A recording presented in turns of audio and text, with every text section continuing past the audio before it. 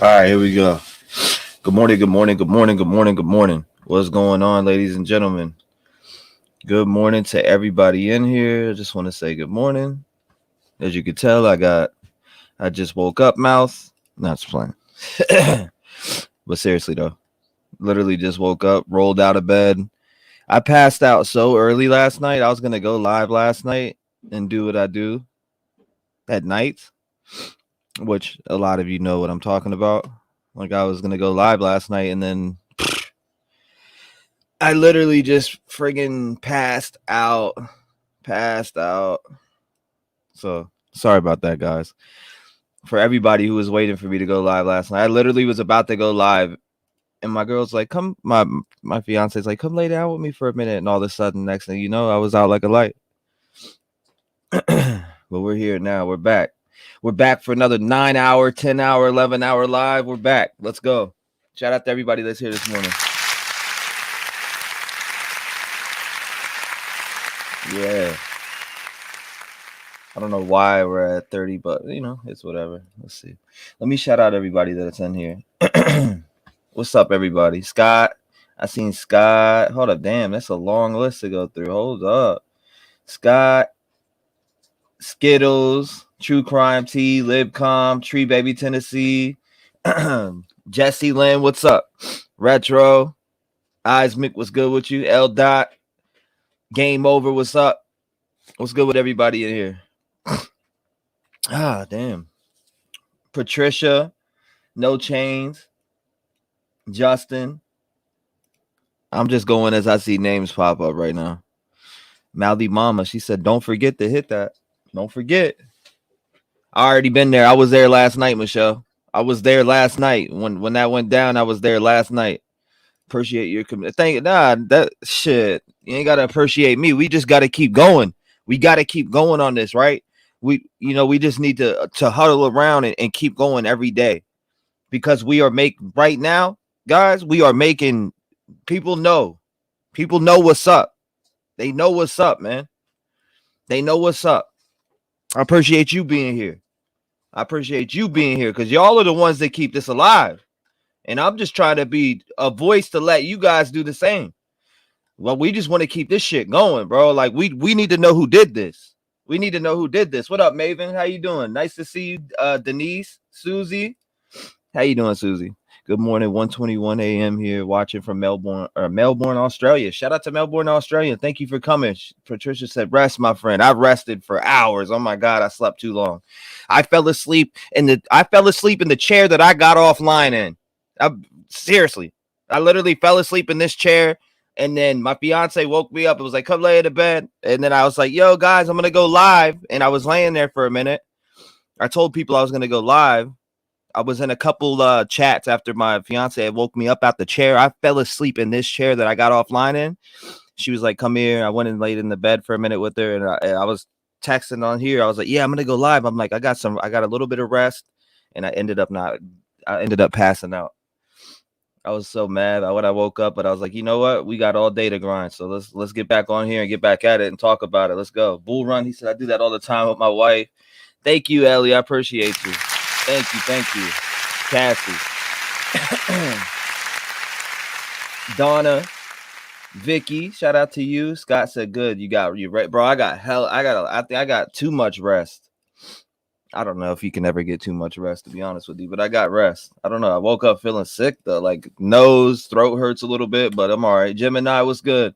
Nicole, what's up? Sherry, what's up? No Chains, I think I already said that. KL, what's up? Jesse Lynn. Man, shout out to everybody that's here this morning. I appreciate you guys being here with me. It's your boy, Texas Troy. Shout out to you, Texas Troy. What's up?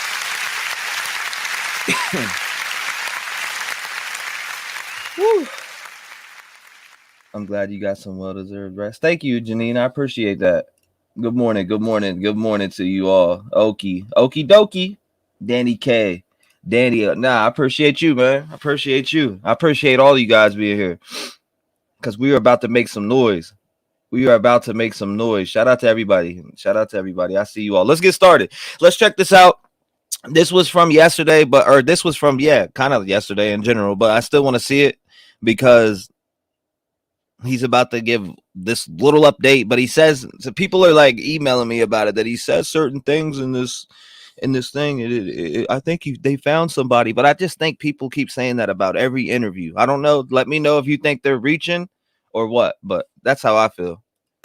We're actually doing pretty good. We've given people time off. We've adjusted. I've seen part so we of always this. have people here working on the case, but we've taken some time to spend with our families. And I know that it's been probably incredibly difficult. Yeah, my nose is stuffed too. Can you tell me a little bit about what officers are handling emotionally with this case? I think all these cases that any law enforcement goes on are emotional, but we've brought in counselors and helped officers work through that, and we brought in peer support teams to also give support, and we'll continue to do that as we need to. But all in all, the officers are doing really well. That's good. That's good. Can we talk a little bit about some of the national attention this case has gotten? Thank you, MC. And specifically kind of the social media aspect and a lot of, I would say, like armchair detectives. Sure. How has that been in trying to do the real police work when you're getting all of that sort of attention? It's new, we're not used to the national attention. That is a fact, Michael. Like, I feel like this dude blew the case in its first 72 hours. I really do feel like that. And you want to try to give him the benefit of the doubt. You just root for the underdog sometimes. Part of me wants to root for the underdog over here and then hope that he can get this right. But it's like the other part of me is like, please send over some, 15-year, 20-year veterans in the homicide that are homicide detectives. Let them come over here and hand them over the case and let them do this, because they'll beat this shit out of somebody. And what I mean by beat this shit out of somebody is they'll go hunt down everybody. So if somebody knows something, they'll get them to cough up off that shit. I promise you that. Thank you, Christy. I appreciate that. Attention quite this big, especially with news crews coming to town and whatnot. But, we brought in a PIO team that's helped us out immensely to deal with just the large amount of requests to do interviews. The online stuff, that's going to happen, right? I mean, that's just the day and age we're in. There's a lot of people who are sending us tips and stuff through that, and we're going to look into all those as well. So some of it's very useful, some of it can be distracting, but we're filtering through that, and we're managing that, and the investigators are using the information that's good to continue on with that. Yeah. Do you mind if we move that mic down a little bit? That's fine. LibCom, for some reason, I'm with you on that because they are waiting for lab results. So I do think it might be around that time also. As I know, I read a long thing when I woke up. When she woke me up out of this chair last night, I got right back into things, and I was looking at something on my phone before I fell asleep, and it was about them waiting, or actually it was a video, and then I read the article, but they're waiting for lab results. So they're definitely waiting. They're like sitting right by that fucking thing waiting for lab results, but I wonder why they haven't pushed it through faster. I don't know. This is urgent. You need that shit right now. Okay. You said it's been kind of distracting. I'm sure that as you're trying to parse I don't want to say there's good tips. Was it really Jack D? Because I'm sure you're running them all out, but as you're trying to parse through all that information, you said it can be distracting, and it's probably a lot of extra work. Yeah, we've had over 17,000 tips come in, and we have a team across the nation that's looking at those and pulling stuff that's good, but we want people to continue to even any tip that there is, even if they don't think it's a valuable tip, we want those because we'll determine whether they're valuable to us, and people may not think that they're valuable, but we still want that stuff to come into us so that we can look at it and decide if it fits our case or not. Yeah.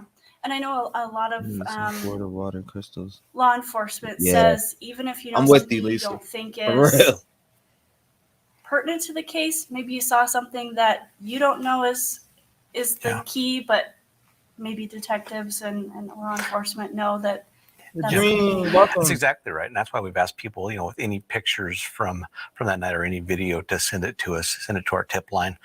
We'll determine whether that's valuable or not. And we have, like I said, a team. Do you think he's speaking on that little corner club photo that we talked about all day yesterday? It's like, dude, I think that shit was a distraction. Team that's looking at all that and bringing things together so that we can paint that picture. And I know we have a defamation lawsuit going on, and that's probably kind of beyond the scope of what you guys are focused on. But it kind of highlights the national attention of the case and kind of just the, I guess, messiness of the case and what's going on. Can you talk a little bit more about that? And I just learned about that this morning on the news, and I read it in the paper over the weekend. That has to do with the university and the professor, and we're focused on this homicide right now. So that's what we're going to continue to focus on. Mm-hmm. Thank you, Robbie. How do you stay focused on the facts of the case with all of that extra stuff going on? Well, I think it's part of what we do. It's, we're trained to investigate things and we're fact finders. That's what an investigation does. It puts all the pieces together so that we can paint the picture so that when an arrest is made and it goes to trial, that we can lay that all out for a jury to be able to see the facts and see how we got from point A to point B. Mm-hmm. The property owners of that unit that the students were in, have you spoken with them? Are they cooperating with law enforcement? We have spoken with them and they are cooperating. Okay. As we're thinking about winter break coming to an end and students coming back, do you have a message for those students who are returning? I think I stated in an earlier interview, we want the students to come back. We're going to do everything we can to provide a safe environment, but that really is a family decision. That's a decision that those students and the families need to make, but we're going to do everything in our power to continue to provide safety. I'm just going to change my shot here a little bit. And as I do that, I'll ask you, are there still patrols? Are there still extra patrols around the university? And I think how he's long nervous. Going to be in place? That don't mean so we always have patrols going on campus. It's an area that our patrol team, first of all, is up there, as well as some campus officers. But I do believe there's going to be some additional state troopers in the area after the break and stuff. And as well, we've reached out to Lake Tahoe County to provide some extra patrols, just so that people were more seen and they can, feel a little bit more comfortable, hopefully. Yeah. And I know that you said you've gotten about 17,000 tips. Have those helped lead the case in a new direction? Have they helped kind of divert? All right, so for everybody who comes in here and tells me to check out new body cam footage released by Xana, I've watched all of it. If a lot of you were there last night, I was there. So if you guys were in there watching that, you've seen me comment where the body cam footage was released, which was on Truth and Transparency. It was 9/2. It was September 2nd. And she had all the body cams laid out. Shout out to Truth and Transparency, by the way. She had all of the body cam footage from 9/2, which was September 2nd, which has nothing to do with the murder, but in general, it's pretty good to find out. You get a good look at and you hear the victim, which it honestly was sad to me when I watched it. It was just sad to me because I just feel like, you know what I mean? There's no killer in that video in general, and in my opinion. And we just get a good look at the victim, the house, and how Xana presented herself. She was stuttering, she was drunk. I feel like she was drunk or impaired a little bit, maybe a little bit of both, smoke weed, whatever. That's what you do when you're in college, right? But in general, when I watched that footage, that's what I got from it. And somebody is making complaints on those kids over there off of that the people that live right there someone's complaining a lot. I'll just say that somebody's fucking complaining their ass off, and that's all they do is they're miserable and complaining. You need to look at them. That's probably where I'd start after I, bear down on all the boyfriends. I'd go right after, who can call the police all the time. You know what I mean? We'd be checking that out. That's what we'd be doing. We'd be checking out who called the cops that many times on those kids in that little spot right there. That's who we'd be checking out. Allegedly. Right? Oh, man, I missed a lot of comments. I'm missing a lot of comments over here. Shout out to Stevie. Thank you, Stevie. I appreciate you. But I'm just saying in general, like I seen it. I've watched it. And I just want to tell you what I think about it. I don't think it has much, like, we're not seeing anybody in there that could be suspect, right? Besides, I mean, they go to the back. He puts the flashlight on the kids in the back, tells them turn the music down, etc., right? I seen it. I watched it all. Let's see. Chief has been spouting how his department is in charge. I certainly hope not. This guy needs permission from Andy to put his bullet in his gun. Damn. Susan is just, she's not playing. Oh, my God. He is doing fine, in my opinion. Yeah, he's trying to hold down the integrity of the case. He has a lot. I'll give this to Chief Fry, right? I'll give it to him. He's under a lot of pressure right now. And this dude, I don't think he's ever had this much pressure on him before. And if pressure could burst pipes, it speaks to his language right now. In my opinion. He's trying to hold that down. I hope everybody has a blessed day. Thank you. Thank you. I appreciate that, Gina. He sent everyone home day one.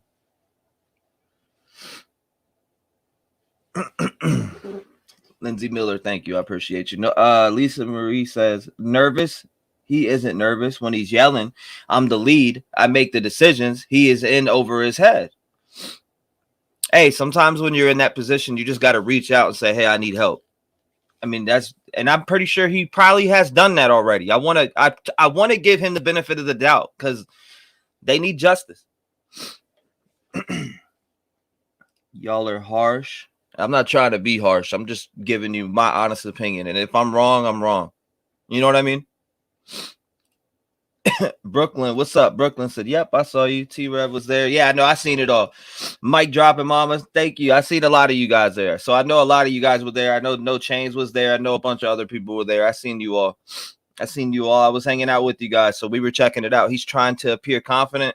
I try to go over all these things so I don't have much to watch in the morning so we can get into the calling part of this podcast because y'all already know that's what it is. I drank my coffee in the morning, get revved up, and we start with the phone calls and we get rolling in on everything that everybody's seen. We talk about it, right?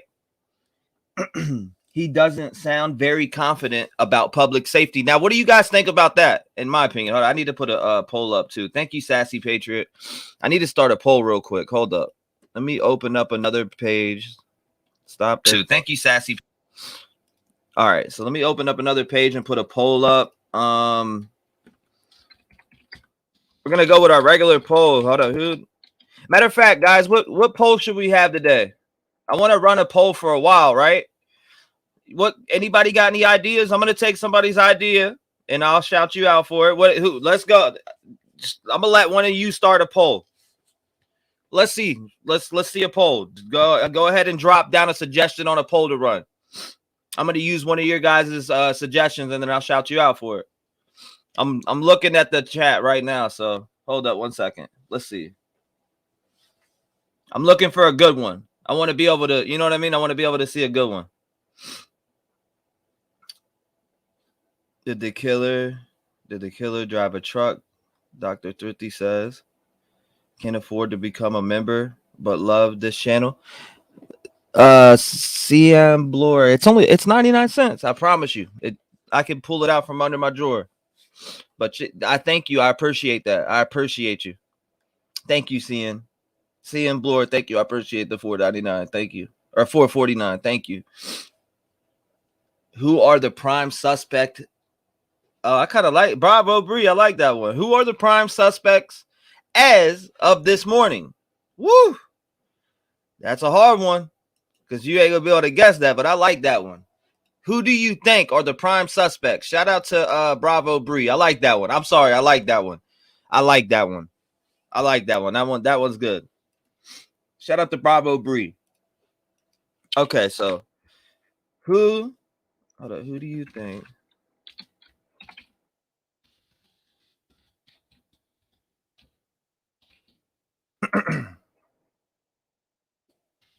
do you think are the prime suspects as of this morning? Yeah, there we go. Okay, allegedly. Right, we're gonna put allegedly in there because we always do. Everything is allegedly on my channel, right? So Jack D, allegedly. Jack. So I'm just putting regular names up there that we all spew out, right? Allegedly. Let's see. Jack. This is somebody I don't even think we've seen, to be honest with you. Right? I'm just being honest with you. I'll play this while I'm making it too. You guys are I don't know why I didn't finish playing So, this. like I said, we're taking the facts that we know, we're taking all tips that we know, and we're putting those pieces of the puzzle together and painting that picture. And as we continue to investigate, we'll update as soon as we can. But we're moving forward on this investigation, and we're not going to stop until we get a conclusion. Allegedly. And I know that you can't give us everything, but do you have evidence that can prove the case when and if you do find a suspect? Like I said, that's part of the investigation, and I know people are frustrated with us holding that so tight. But when we can provide any updated information, we Right? will. I can guarantee you that. I'm sure you Can will. you kind of explain to people who may We're not waiting. understand or may have that frustration of Might find it why before aren't they you. telling us more, why you hold back some information? Well, you always hold back information on any case that you work, but one this Of course. big, you hold back because you want to have an unbiased jury pool. And it's not just about today. It's about, You heard that, right? in a year from now or whenever we make an arrest and go to trial. We want to have that pool of people who can look at the case and not have all the facts to that to make the decision Right, there we go. to find this person guilty. What's up, Keister? I just got back to the screen. What's the timeline on DNA or Thank you, lab okie dokie. results? That's a good question. That has everything to do with the lab and how long they take to do what they do. And we don't want to rush that, right? We want to ensure that we're taking our time to get all that right. So we're just waiting for them. It's kind of a we have to be patient. I know We you would did love to not have just all ask that that. information immediately, but like I've told people, real life and the movies are a little bit different. And the movies at the end of the hour they have all that information. We don't get that quite that fast, but we're going to be patient for that. Yeah, the CSI effect, right? Yes. Everybody's thinking that it's so quick, and Frat boy. it's definitely Legend. not that. And I understand if you can't tell me, but is there DNA in this case? Like I said, I can't answer that question, but we've collected a lot of evidence and we're looking into every aspect of it. And I know there's been Holly, funding from what's the up, governor Holly? to aid in the Good investigation. to see you, so girl. how is that money being used? That's still ongoing, and that's actually at a level a little bit of me. I just present the numbers to our city supervisor and to the mayor, and then they work with the governor to determine that. So, and I'm still familiarizing myself with all of the aspects of this, but when did that funding come in? So that was probably 3 weeks ago, 4 weeks ago, maybe even when I think Colonel Wills announced that there would be some money made available. So we're just working through the processes of, where it goes and how it's used. Mm-hmm. Has this case changed any policies within the Moscow Police Department or changed the way that you go about investigating? It is not. We've always been very quick to secure scenes. We've always been very quick to call in ISP, and we've always been very quick to call in our federal partners, FBI, ATF, depending on the type of the case of who we need the specialty from. So I know there's a lot of confusion out there that we're a small department, but we do utilize our resources and we utilize them very well. Yeah. See, okay. So what I get from what he just said right there is we utilize our resources and we utilize them very well. So that means those people that you see walking into that house, those people that you see going in there with the boxes and all that shit, Yeah, they're utilizing them FBI resources, in my opinion. I think they are going to utilize them in you got to. I mean, how long have you been there? Somebody said something about him 2 years, but I've seen something more on him where he's been what, police for over 8. But that's from what I've seen. Information out to people and the media. I know there was some criticism at the beginning about how okay. quickly Is it inaccurate was what it's coming out, and the idea that there was not an ongoing threat to the public. Thank you, Jenna. And then people were concerned that there was not a suspect under arrest, and that. So I take responsibility for information not getting out as fast as possible. I probably should have been much quicker on that, but to be honest with you, on that question that you just asked, Trev, do you suppose that the roommates are in protective custody because they did see something? I don't think they're in protective custody. I don't. If they were in protective custody because they seen something, right? The whole public they would warn. They would let everybody know. They would tell everybody that, hey, there is a killer out there on the loose. They have not once, they've only came forward. First, they said the community was safe. Then secondly, they came out and was like, oh, there's still somebody on the loose. So in general, I feel like they have a scope on who they think it is, to be honest with you. That's just my opinion, because why would you come out and tell the community, first of all, they're safe? That part right there, I think they gave too much. They gave too much, and now they're trying to take it all back and clean up shit. But now they done gave the killer a tip off, in my opinion. Who comes out and tells the community they're safe? Please let me know that. Please let me know who comes out and tells the community they're safe after 4 people are killed, and then you got 2 people who allegedly, which we don't know, it's all rumored that they lawyered up, right? It's rumored that they lawyered up right now, in my opinion. It's still rumor till proven. That was a nervous response. Steffi said he's asking for patience, seems confident. I think they know. There's a lot of comments that confirm like what I'm feeling, but that doesn't mean I'm right. Where is David? Hold up. They will definitely make a Lifetime movie out of this one. Michael says serial killer kid. Her dad's post about being 241 pounds of beef seems strange too. Where was that at? Welcome, Cian. I appreciate you. Welcome to the Red Game family. What's up, Holly? Shout out to all the Hollies in here. I see we got more than one. Shout out to all of you. Maldy Mama said, is Adam in protective custody? Why is he not at work now? I think he split. Like, I don't know. It's a good question. We could talk about it today. I'll tell you that much. Jojo, I woke up this morning feeling sicker than I did yesterday, which is weird. But hey, in the beginning of these, we're a small department, so everybody's working on this case, and to me to be included. But we realized pretty quickly that we needed to get information out. That's why we called in the PIO team, and they've helped us get information, and I think we've been much better at that since that time. Some of the information early on, you don't, like I said, you don't release a ton. I wish I would have been. I had a press conference earlier, but like I said, I take responsibility for that.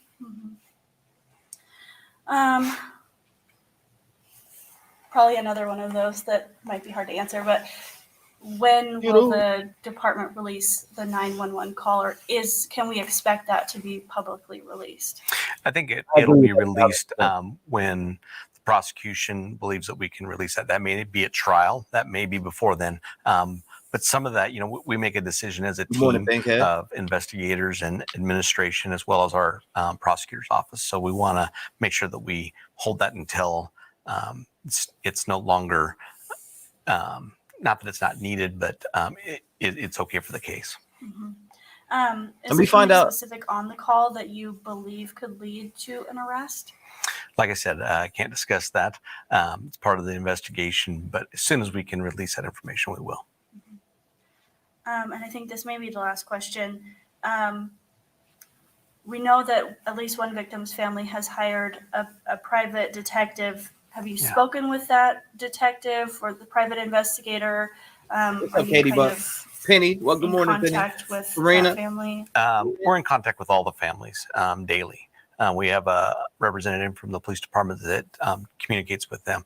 So you heard that, right, guys? You heard that. So we listened. We heard somebody's family hired a private investigator, which we know who that is, right?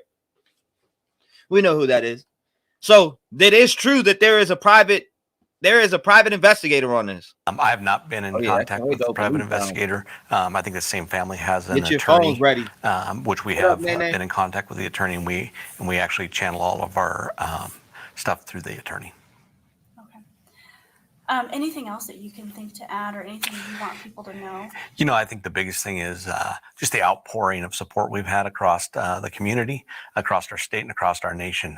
We've received multiple emails, food, all cards, you name it. People have reached out to us and thanked us for the hard work, and we'll continue to work hard. We're going to work until, like I said, we get a completion of this case.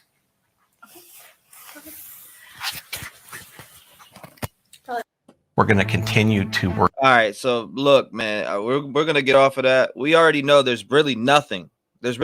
Right? So let's go ahead. I made a little reel for our podcast this morning. It's a little 18-minute reel with a bunch of stuff in it. I'm just going to let it play on repeat. What we're going to get to these phone calls, because honestly, like I said, there's a lot of telling stuff in front of us, guys. There's a lot of telling stuff in front of us. First, they came out, said the community was safe. Then they got backlash. Then they retract. Then they changed a bunch of their statements. In the first 48, they fucked up this case. They gave the killer room to fucking clean up his mistakes and get away, in my opinion.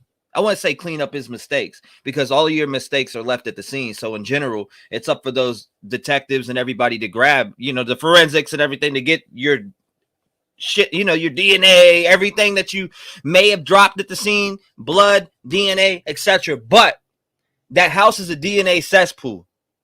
Straight up. That's what that house is. It's a DNA cesspool. It's where kids partied all the time. They got drunk there. There's tons of people coming in and out. It's just the way it is. She said, who lawyered up? They're saying that a lot of people say that the roommates, Bethany and Dylan, lawyered up. But to me, that's hearsay until I see otherwise, right?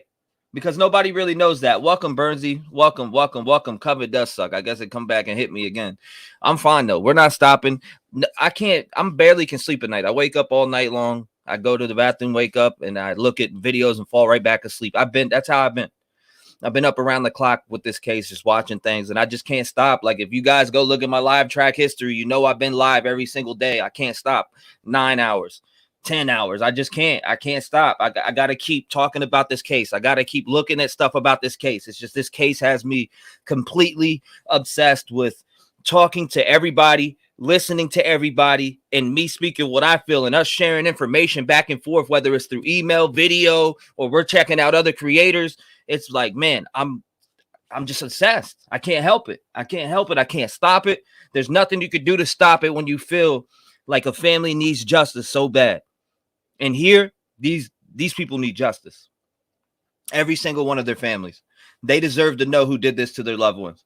Zard said, release the Corner Club video. Absolutely. I agree. All right, so we're about to open up the phone lines. Let you guys know, 219-885-9693. I'm about to take it off. Do not disturb in 1 second. I did want to shout out everybody. Thank you, A-Lady. I appreciate you. Thank you, Miss Dog Lover, saying the community is safe because they know and are watching them, or they are just trying to keep the people calm and lying to the community like they did with Delphi. Richard Allen was living amongst them. That's a good point. Thank you for making a good point. I mean, that's a very good point. It's all fluff. They all know who did it. They just don't have enough to battle 9 rich families. I'm with the frat theory, allegedly. MNFB said that. Thank you for the 5, by the way. Thank you for the $8.99. Where's that from? UK. Shout out to Miss Dog Lover. I think the Miss Dog Lover is in the UK. Not even a person of interest. Exactly. That's another thing. So it's like, I don't know. I don't know what to think about it. Yes, Janksy, I've seen it. I was in there last night with everybody watching it. I was in there watching that. I was in there with everyone watching that video. But let's go ahead and get to it. Thank you, Anna. Thank you, everybody who's showing love this morning. I appreciate it. Debbie said, he can't say a lot to hurt the case. He can't trust us. We talk too much. LOL. Yeah, we do talk a lot. And that's a fact. Y'all, I do not like this cop, says Darlene. Starla says, lots of college kids in wrestling take steroids, which disrupt mood. People, they do take steroids. Everyone go look at Hidden True Crime Channel, Ian Harsh interview. He's live. He lives right across from the scene and fit the profile. That's it, y'all. We've watched that video a while ago. Lisa, we've watched that. I think we watched that video the first day it dropped, sweetie. Thank you for letting us know, though. But we definitely seen that video. If you haven't seen it, I'd be surprised. There's a lot of us that have seen it. Trust me, we've watched it all. If you go back and watch my lives, which you probably won't make it through a 9-hour live, but we've watched anything that you can think of. We pretty much watched it. I guarantee it. 90% of my community, of the Rev Gang family, I guarantee we watch 90% of everything that's out there besides videos that maybe dropped today or something that's hidden in the algorithm. Good morning, Colleen. Good morning.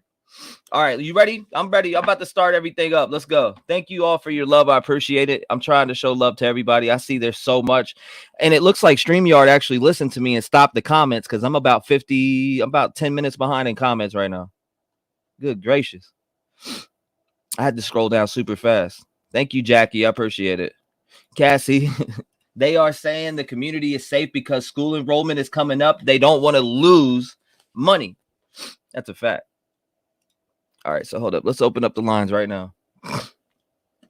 This morning, I think I'm going to change. All right, hold up. Before we start, how long do you think we guys should run the clock today?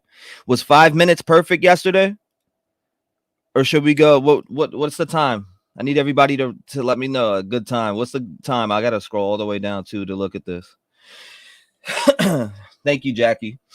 What's the time? What's the time? What's the time? Time limit for callers, please.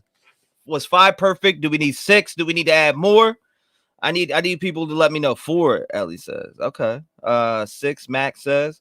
Liz says 6. Miss Dog Lover says 5. 5 minutes is perfect. 5 minutes. 5 minutes. 7, 5, 6, 6, 6, 6. I don't know. I hate 6. I just hate the number 6. I see 6. Oh my God, man. I don't know, like that 6 shit going across the screen, man. 6. I see right now in favor for 6s. Right now I see a favor in 6s. Let's see. 5, 6, 3, 5 through 7. 7 is lucky. 5, 4, 1 hour. Good gracious, that's a troll one. 7, 5, 4, 7, 5. I see 5. I don't know. I'm seeing 5s take over right now.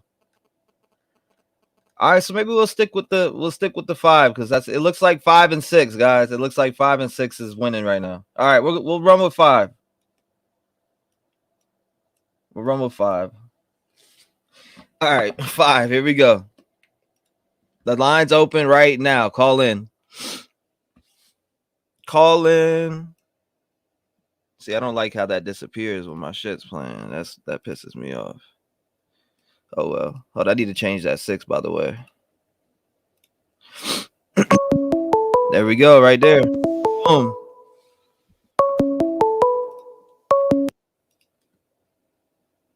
Call from Lisa. Lisa, you're live. What is going on? Good morning. Good morning. Good morning. You got through first. What? You ready? I'm gonna give you 5 minutes. The floor is yours. Let's go. Let's do this. Okay. Oh my God. My alarm went off. You're good to go. I got 5 minutes. I got to talk. Okay, here we go. So when you're dealing with like crime of passion and domestic violence and things of that nature, a majority, if it's not about insurance, right? It's not about money and it's a crime of passion. Majority of those people that are doing it, they show some signs of something. Even OJ got into the truck and went driving for hours, went Yes, to the ma'am. grave. We've got Lacey Peterson's a wacko ex-husband.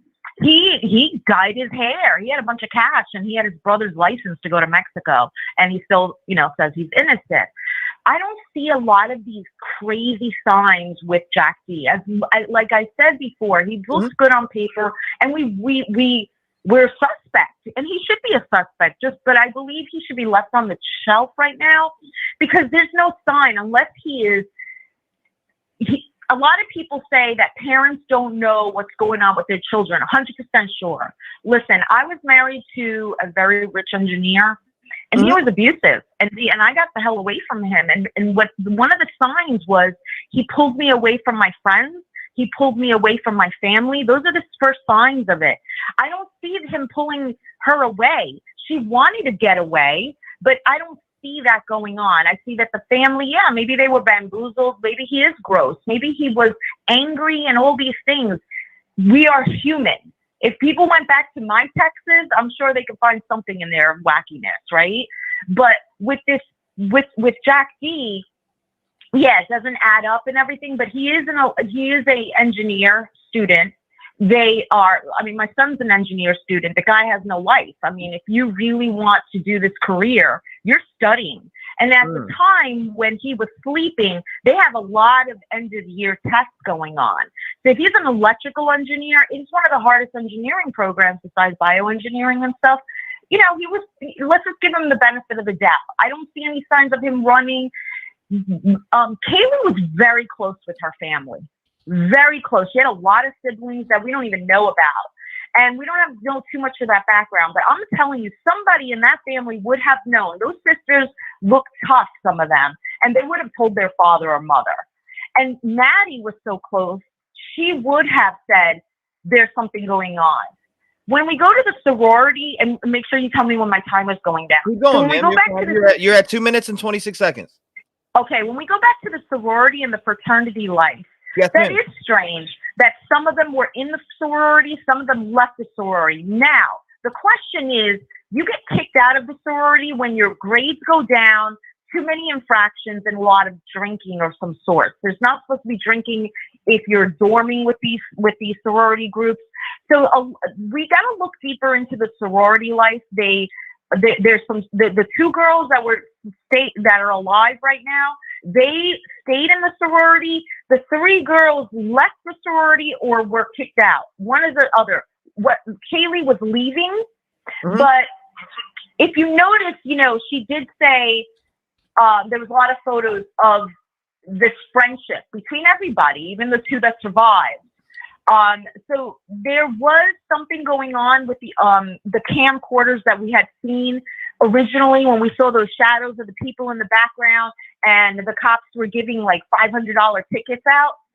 In there was one guy the cop said he's undercover. He's got no clothes on, like no uniform on. Why are you undercover on a campus like this? Right. And he says to him, the guy says, I'm sorry I ran. There is a creepy situation going on in the fraternity, and there's a guy who's messing around with us, so I got scared. That's what he said to him. And I think we got to go back and focus a little bit more on this creepy ass Bones and Thugs fraternity and sorority thing. That's just my opinion, just to give Jack a rest, because, at the end of the day, we don't know. And, we don't want to push someone over the edge, and we also don't want to ruin his life. And believe me, when they find the killer, it'll be fine. But this is a lot of residue that's going to be left over. And I think we're just got to focus a little bit more on this sorority and fraternity. And that's just my opinion. Well, I appreciate you for sharing it. So you think all eyes should be on Sigma? I think we should just focus a little bit, get off a little Jack a little bit, because we are getting so crazy on it. And what this is, not only do cold cases happen because of the police work, but because of us. We get tired of it. We move on. We don't have the the social media really attracting it anymore. Circle. I'm going to be very honest, and I've kept from cursing because I had COVID fever the other day. I cursed too much online when I was talking to you, but it's like a circle jerk. It's like a circle jerk. I appreciate you sharing, Lisa. Thank you. I appreciate you sharing. I gotta go. Right. It's 5. Thank you for sharing that. You got it out super fast, and you were on it. You were on point, and you got your point out. If you think of anything else, you can call back. I will. All right, bye. Thank you so much. Shout out to her. She got straight to the point with it. I mean, what do you guys think about what she said? Because she really thinks that we should focus on the fraternities in general. I get what she's saying. 219-885-9693. What do you think? What's your opinion? Let's hear it. Get your theory out, guys. Come on, here we go. Beauty Bungalow. Beauty Bungalow. You're live. What's going on? Hi, T-REV. I'm fairly new to your channel, but I'm a loyal follower. Yes, ma'am. I'm getting really creepy vibes from, I believe his name is Hunter, the guy that's been on the cam, the body cam videos. Yes, ma'am. The cops have gotten. It's the really tall guy that they got in the video. The one I'm thinking of is the one where Maddie, I believe, is it Maddie? She comes outside from the sliding glass door, and the cop is warning her, telling her that if they come back, they'll give her a $300 to $400 ticket. If they continue, if they have to come back, and the guy gets up and goes back inside. Yes, ma'am. There's something about that guy. Like, I don't know if it's because I'm a female. I feel like he feels like he has some kind of ownership over her. There's just something about him. I get the heebie-jeebies. And he's been in several videos. And I mean, you can say his name, allegedly. I think it's Hunter. So you think Hunter? Like, you think Ethan's brother? Is it Ethan's brother? Allegedly. Hunter is Ethan's brother. 100%. He's like 6'5". He's like 6'5", and he has dark blonde hair. He's like 6'5", has dark blonde hair. There's a lot of 6'5" out there. The cops come up, and she comes out the sliding glass door in like the bottom floor. Okay. Yeah, you're talking about. Yeah, that's Ethan. That's Ethan's brother. I had no idea. Or no, you're talking. Actually, Brooklyn says you're saying Hunter Johnson. Yeah. Allegedly. And I'm gonna put it out like that. Zip tie guy. Yes. Allegedly, and he's in several other videos. So he knows the house. Now I know he's in there. I was like, hold up. Let me say the name. Hunter Johnson. Yeah. Okay. Allegedly. Yes. Everything I say is allegedly. So what's weird that stands out to him to you in general? Just the way he's always there. He acts like it's his house. He has to know the place. And the way he acts like he's her man. Like, I put myself in her shoes. And he acts like he's her husband almost. Does that make sense? Like, when I put myself in her shoes and the way he comes out the door, like he owns the place, like he owns her. I don't know. It's the vibe I get. I can't shake it. You can't shake it whatsoever. No. I feel like other females know exactly what I'm talking about. I see some people that say, I don't know, this was caused from a parent's fuck up retaliation, Brian says, allegedly. His whole vibe is weird, Matthew says. It's definitely sex jealousy, allegedly. Something like that. It had to be some kind of jealous rage. 100, Aaron, girl, the other Aaron, one of them, Hunter is Ethan's brother, just not that Hunter. There's two Hunters. Okay.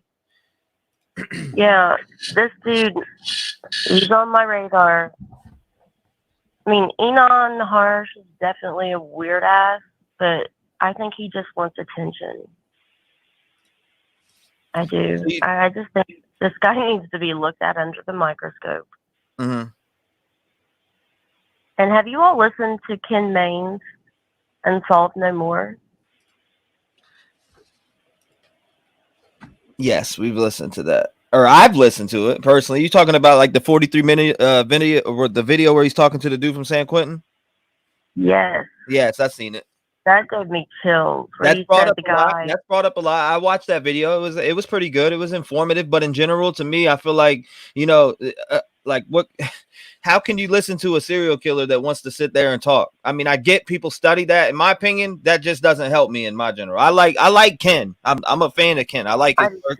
I do. But in general, for me, when I look at it and I'm viewing it as a viewer, I'm thinking in my head, I can't trust this motherfucking serial killer that's telling me this shit. I'm thinking that You know what I'm too, saying? but at the same time, I'm wondering. But that's just me though, and I respect Ken's work.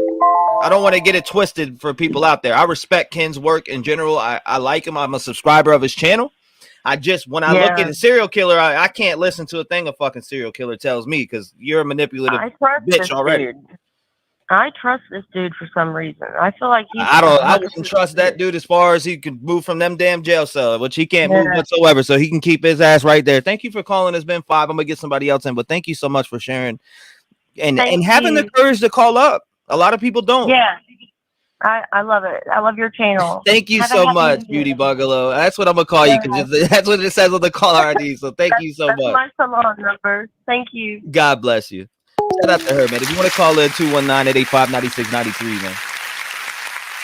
That's just my opinion. I can't go off of no damn serial killer, what they're gonna tell me, man. I'm not listening to no serial killer. If a serial killer tells you to sit down right now and you know, if you 50 miles an hour, you'll get, you know, nothing the serial killer tells me. I'm sorry. I can't. Call from Melty Mama.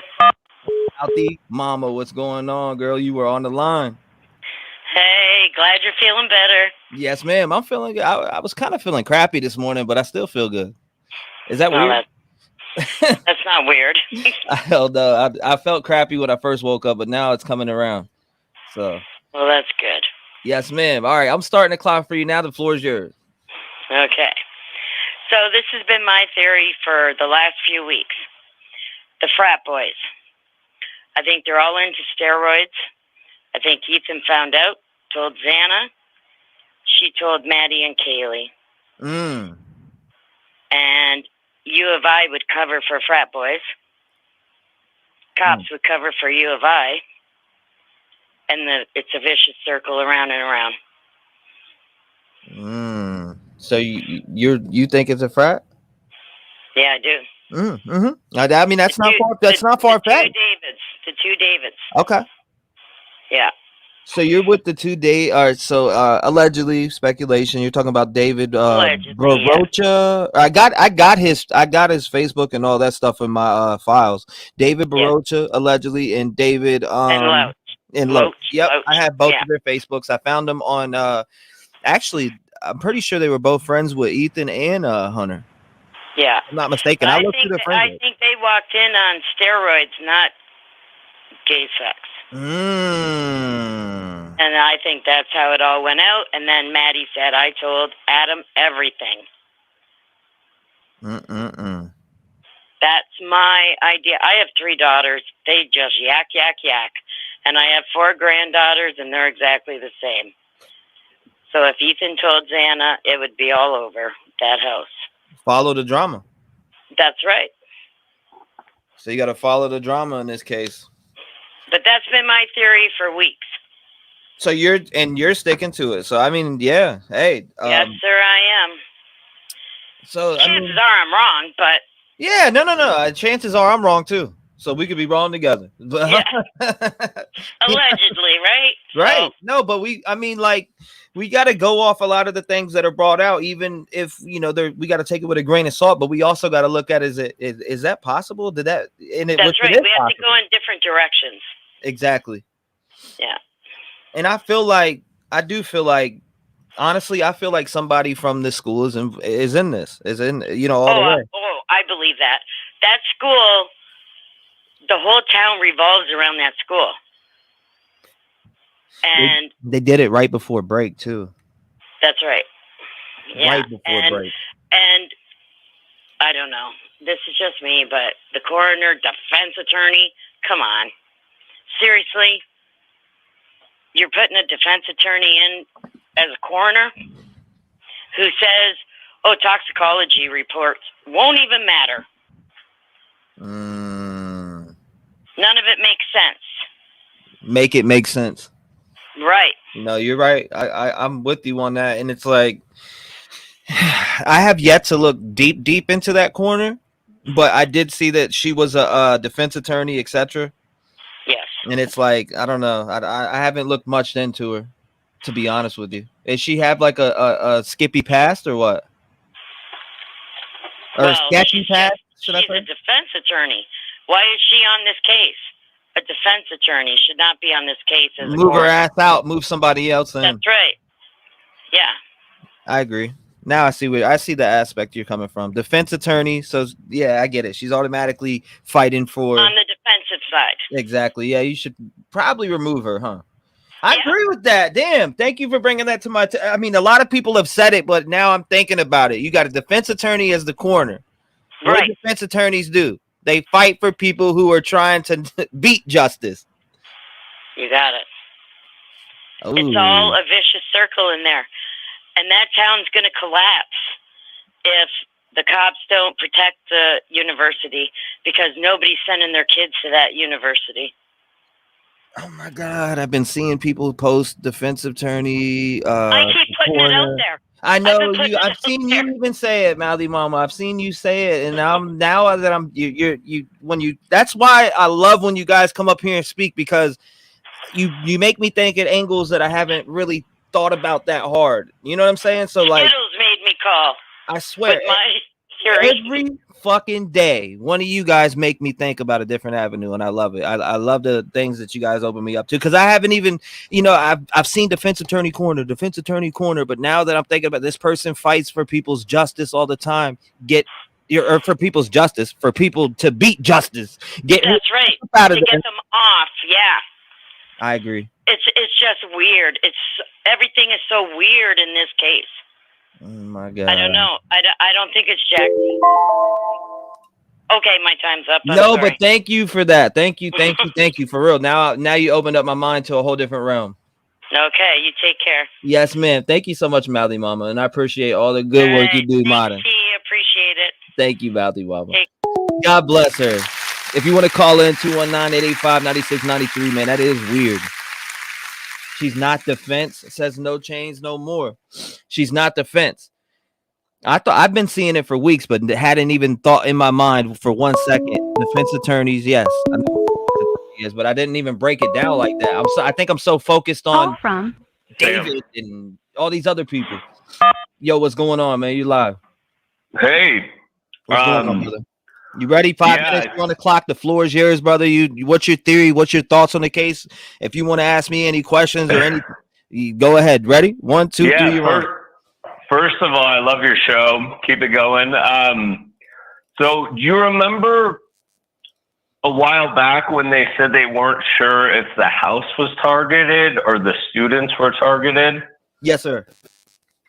So that I was so confused when they said that. And then when that body cam video came out of like all the partying they were doing and all the noise complaints that were happening, that really clicked with me when I went back to think about when they were like the house might have been targeted. So my theory is that it's not someone super close in their circle because they probably would have been caught already, but it is someone that's familiar with the house. So I think it's somebody that kind of lived near there and kind of was pissed off about like all the partying they were doing and maybe like, was jealous, maybe was attracted to the girls and then maybe was, familiar with the area, obviously familiar with the house and, maybe has moved away since and like has been kind of thinking about this and maybe was watching their social media and then just saw an opportunity and took it. and is not like super close because, you know, but is familiar with the area, obviously, maybe was a student and is just, you know, knew the area, knew the home, and is like now is just kind of a ghost because nobody is, you know, planned this out, you know, struck very quietly and quickly. And that's just kind of my thought. But it really kind of clicked when I saw all that body cam footage of, you know, the partying and the noise complaints and stuff like that. So that's just my 2 cents. I don't know if anybody, you know, because it just seems like it's somebody that was close, but not super close. Because I feel like if, you know, it was any of the Jacks or anything like that, they would obviously, you know, it would have been done by now. So that's just what I think. Yeah, you feel like it'd have been an open and shut case if it was any of the Jacks or anybody close, allegedly, right? Yeah, well, right. I mean, it would have been like it's somebody that's close but not super close. So, and I saw that partying, and it just makes sense that maybe somebody was kind of, you know, it ticked them off, right? I'll tell you something I learned. Something that I learned here from watching the stuff that Truth and Transparency has put out is I've learned this, that the girls, that Maddie went to the corner club a decent amount of times. That's what I've learned. Yeah. So, yeah, somebody preying on the girls from the corner club is not out of the realm of possibilities. I do want to put that out there, and I know you know we weren't really speaking on that, but I want to throw that out there. Yeah. Yeah, it's just somebody that's close but not super close.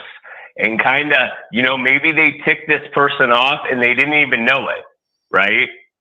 They got this person angry, but they had no clue this person was mad at them. Yes, sir. Right? Maybe it was a silent rejection, right? Like you know, maybe he tried to hit on one of the girls and it was just that, and he was really pissed off, and he knew of the house, he knew of the people in there, he didn't like the party, he wasn't part of the crew, obviously, and he just struck. And that's it. And he's gone, and he's a ghost now. And it's going to be very difficult, in my opinion, to find that type of person because it's just a situation where they're just close enough. So just my thought. But love your show, man. Great points, brother. Great points. I appreciate you having the courage to call up, man. You still got, let's see, you still got 1 minute if you want to. Yeah, that's all I got. I just want people to ponder that. I'm just kind of annoyed that everybody's trying to harp on the Jacks and stuff still. It's the police, and it's like everybody, you know, allegedly, everybody has the right to their own opinion, which is great. I think that's awesome. But the police are not that stupid. Like the police, right? They're keeping quiet. They haven't really experienced this. We get that. But they're not that dumb. They're looking at all the people super close, because it seems like that type of crime, but it's not someone super close. It's somebody that's just, like I said, they're just close enough to know the area, to know the house, to know the people in the house. But now they're ghosts. They're chasing a ghost, and it's sad, man. It's sad. I feel for those. I mean, obviously, I've never experienced anything like this, nor has many people, and I feel for the. It's just a very tragic loss. I hope they can find some peace with it, and I hope, you know, they can move forward with their lives. But Absolutely, it's just the way it happened. That's so, you know, it's one thing if you lose a child or any family member, like a car accident or something like that, which is still tragic. No, most definitely. But it's an accident, right? This is very, very difficult thing, and I can never imagine having to deal with something like that with somebody, my family or friends. So much love for the families. No doubt. Much love for the families. I you know, much peace for everybody. So I hope to God they find the person. So yes, sir. Absolutely. Take care. Thank you, brother. Keep up the good work. You know, keep it going. We should keep this alive as long as we can so they find the perp. But take care. Happy holidays. Yeah. Much peace and love, man. Most definitely, brother. Thank you for calling up and having the courage to speak. And thank you for the great points that you made on the show. A lot of people loved your points. I was reading comments and checking out, you know, what they thought about it. You said it, and you made some great points. Thank you, boss. Yeah. And we might, you know, and you're just saying, keep, you know, maybe change your focus up a little bit, because you know, they're writing public eye as it is and detective eye as it is. So Yeah, You know what I mean. for sure. Yeah. God bless you, Take brother. care, man. Happy holidays. Yeah. Happy New Year. Take care. Happy New Year to you too, brother. Shout out to him. If you want to call in, it's 219-885-9693, man. That was a great call. Great call. Great call. He made a great point. He was keeping it real. I agree. 100%. If you want to call in, 219-885-9693, call up. Let's go. Says, how was your... No, that's good.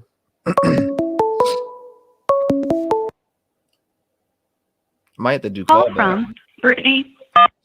Brittany, what's going on? You're live. You ready? I'm going to put 5 minutes on the clock. The floor is yours. All right, let's do this. Yes, so ma'am. my theory is that the cops keep saying that they're working on a case, but they don't release any information. But what if it's because the person that did it is somebody close to the police? Like maybe it's somebody's son and they want to get them out of it. Mm-hmm. And like they're taking their time because they're trying to get whoever did this close to them. Like maybe they work for the cops. Maybe it's a cop's son.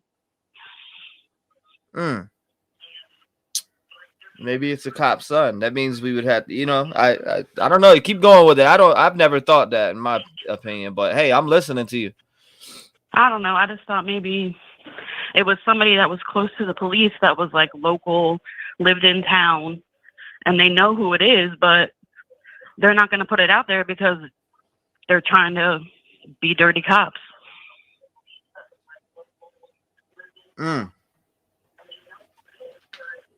I personally don't know the cop's family, so I can't say, but is that a possibility? Absolutely.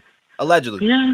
Is it a possibility? Yeah, any of that is possible, to be honest with you, because we don't know these police officers, etc. We don't know who their family members are. So, I mean, I don't know. Is it a possibility? Yes, but do I think that's highly likely? In my opinion, I respectfully disagree, but I appreciate you coming up and speaking your opinion. You can still speak it. You got... Oh, no, that's all I got. What's the next one on? Thank you so much for calling, and I appreciate you. And thank you for sharing what you feel. God bless you. She probably feels like, damn, that, you know, I feel fucked up. Hey, you know how many people call me daily and tell me that they think a police officer has done this? You'd be surprised. People do call up with theories like that. And you know what? I respect them. Because I've seen in cases before. Yes, I've seen in cases before where a police officer has done this. Not this specifically, but something, but it has killed somebody. Call from John. Allegedly.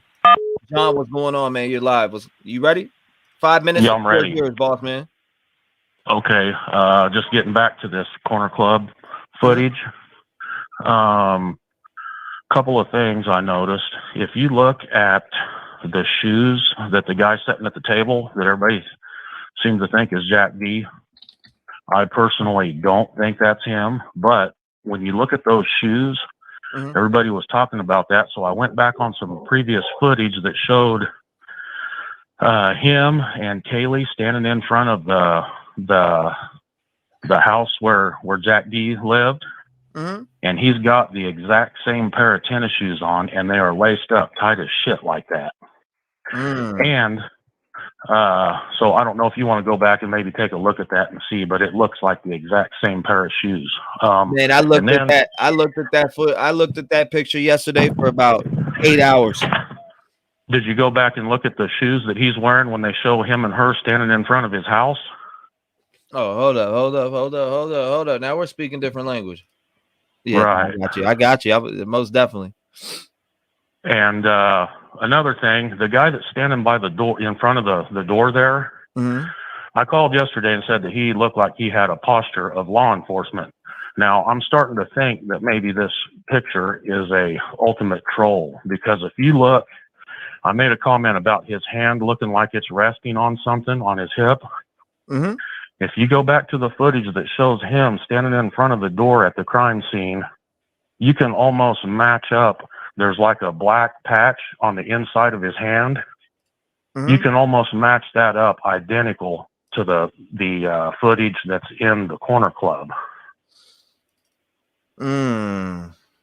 So, and I don't know, you know, I don't buy a lot into that, because his posture looks exactly the same as he was standing in front of the crime scene. And those patches in his hands look exactly the same.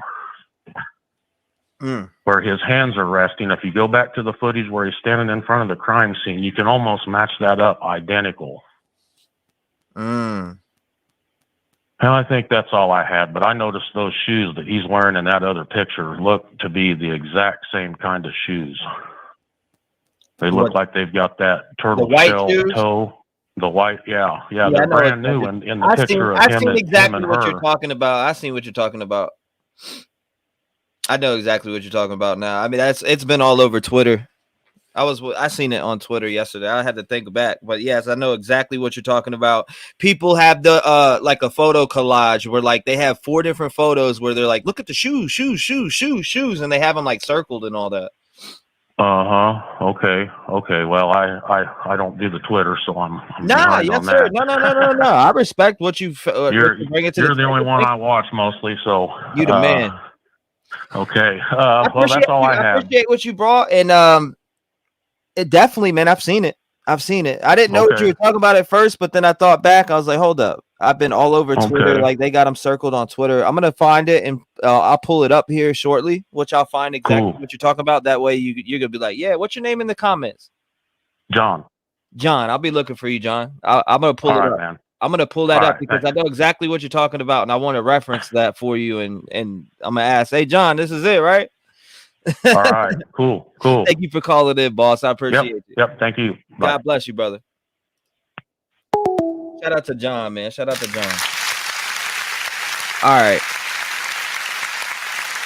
So, somebody. All right, hold on. Where did I just literally seen this person? They wanted me to call them. Say, call me back, please. Call me back, please. Okay, here you go. You want me to call you back? This just came from Katie Bug. I don't Katie Bug put this up, but is this fake or is this real? I don't even know what I'm looking at right now. I literally just downloaded it because she emailed it to me, and I don't even know what it is right now. I'm about to look at it in 1 second.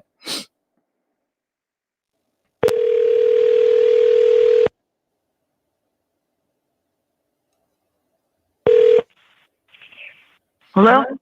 Josie Weaver, what's up? T-REV, what's up? I've been trying for weeks to call you. I know. I seen your email yesterday, and I was like, she really thinks I'm ignoring her? Like, oh, my God. No, I'm not. Yeah, I think you got that wrong, man. What? What is I think you thought I was calling you a maniac. I'm not calling you a maniac. I told you I've been trying to call you like a maniac. I'm so sorry. I twisted your words up. I'm sorry. But I thought I just read it as I seen it. That's why I called you. So the 5 minutes is your time to speak. So let's go. All right. Number one, that photo in the club, that's fake. That's fake. That's what I believe. Yes, ma'am. Anyway, if it's somebody close, it's obviously JD. But I'm not leaning towards that. If you look at the house, you see an open plan. Even with the shades down in the back of the house, you could see right through there with the shades down. So an SK could easily be looking into there. And, it's so easy for an SK to go in there and do his thing and nobody would know about it. That's what I'm leaning towards. What do you think about the new stupid picture of Corner Club footage that they're dropping? I think it's that's fake. I think it's a distraction. Period. Yeah, kind of like the white car. Mm-hmm. Like nothing. We haven't heard nothing about the white car. Yeah, I think that's fake. That's totally fake. Listen, I'd like to ask you to read my email that I sent you on Christmas. Mm-hmm. It relates to something that happened in your chat. That spooked me out, man. It freaked me out. Really? And, hold up. There's so many emails in here. Hold on. I'm going to have to find yours. Let me see. Okay. It's something that happened in chat. Yeah. I posted something in your chat, and 10 minutes later, I received an email from this. I won't say the name right now, but it freaked me out. Oh, I see. I'm reading it right now. Yeah. I'm reading what you So- posted. That is, I'm reading it right now as we speak. Yeah. So, you know, give me your input. You want me to read it out loud? All right. Why not? Go ahead. Okay. So she wrote to me. She says, I was on your chat. I was in your chat room about a week and a half ago. I made a comment saying, I think this is the work of a SK. About 10 minutes later, I received an email from a guy named Jason B. I'll leave it at that. Saying, brilliant. I tried looking him up, but I couldn't get any information at all. I got a weird feeling, stopped commenting. Have you ever heard of this guy? And if not, should I have such a weird feeling? The email he sent me had the comment that I had made on chat attached to it. Should I report it? Absolutely. Or am I just paranoid? Please let me know. Or let me know. Thank you. You're the boss, Trev. Yes, I do think you should report that. That is absolutely friggin' weird. How did this guy? It is. How did this guy do that to you and use your chat? Wow, that's weird. I know. It's weird. It's weird. It's weird. Yeah, in the email I got, it said that brilliant in capital letters, and it had like a picture, an attachment of the comment that I had left in your chat room. How did And you I get your looked. email from chat is what I want to know. I have no idea, but it spooked me out. So I looked him up, and I couldn't find really any information on him. So I figured maybe you know him, and you know. I don't. Before I go and report it, I wanted to make sure that, you know, maybe it's not somebody just having a laugh at me or whatever. No, ma'am, I do not know who that is. I don't give nobody's emails out to nobody. Everything that anybody sends in to me is confidential unless you ask me to read it or look at it, etc. Or, you know what I mean? Your email is, when you send your email to me, that doesn't leave me. So in general, yeah, that's weird that this person that you're naming, Jason, and I'll leave it at Jason B, saying brilliant and all the stuff that he said to you or whatever he said to you, that's weird. I was spooked. I was really spooked. Anyways, I don't want to use up too much of your time. You're doing a great job, and stay warm out there. Yes, ma'am. Thank you so much. And don't ever think I'm ignoring you, because I'm not. The chat yesterday was moving like 1,000,000 miles an hour, so it was hard for me to see things yesterday. I saw that. I just, you know, after that email I just sent you, I was really spooked, and I was like, please read this, because I want to know what to do, you know. And well, I think if I would screenshot that email and send it in. You know what I mean? The thing is, it left. I can't even get it no more. I mean, whoever did this is brilliant, like the comment said. So I'll look for it and I'll try to find it. But you're telling me I should definitely report it. Yeah, absolutely. I would report something like that. That's weird as shit. Okay, I will. Thank you. Yes, ma'am. Thank you so much. I appreciate you. You said, how do I pronounce it? Josie?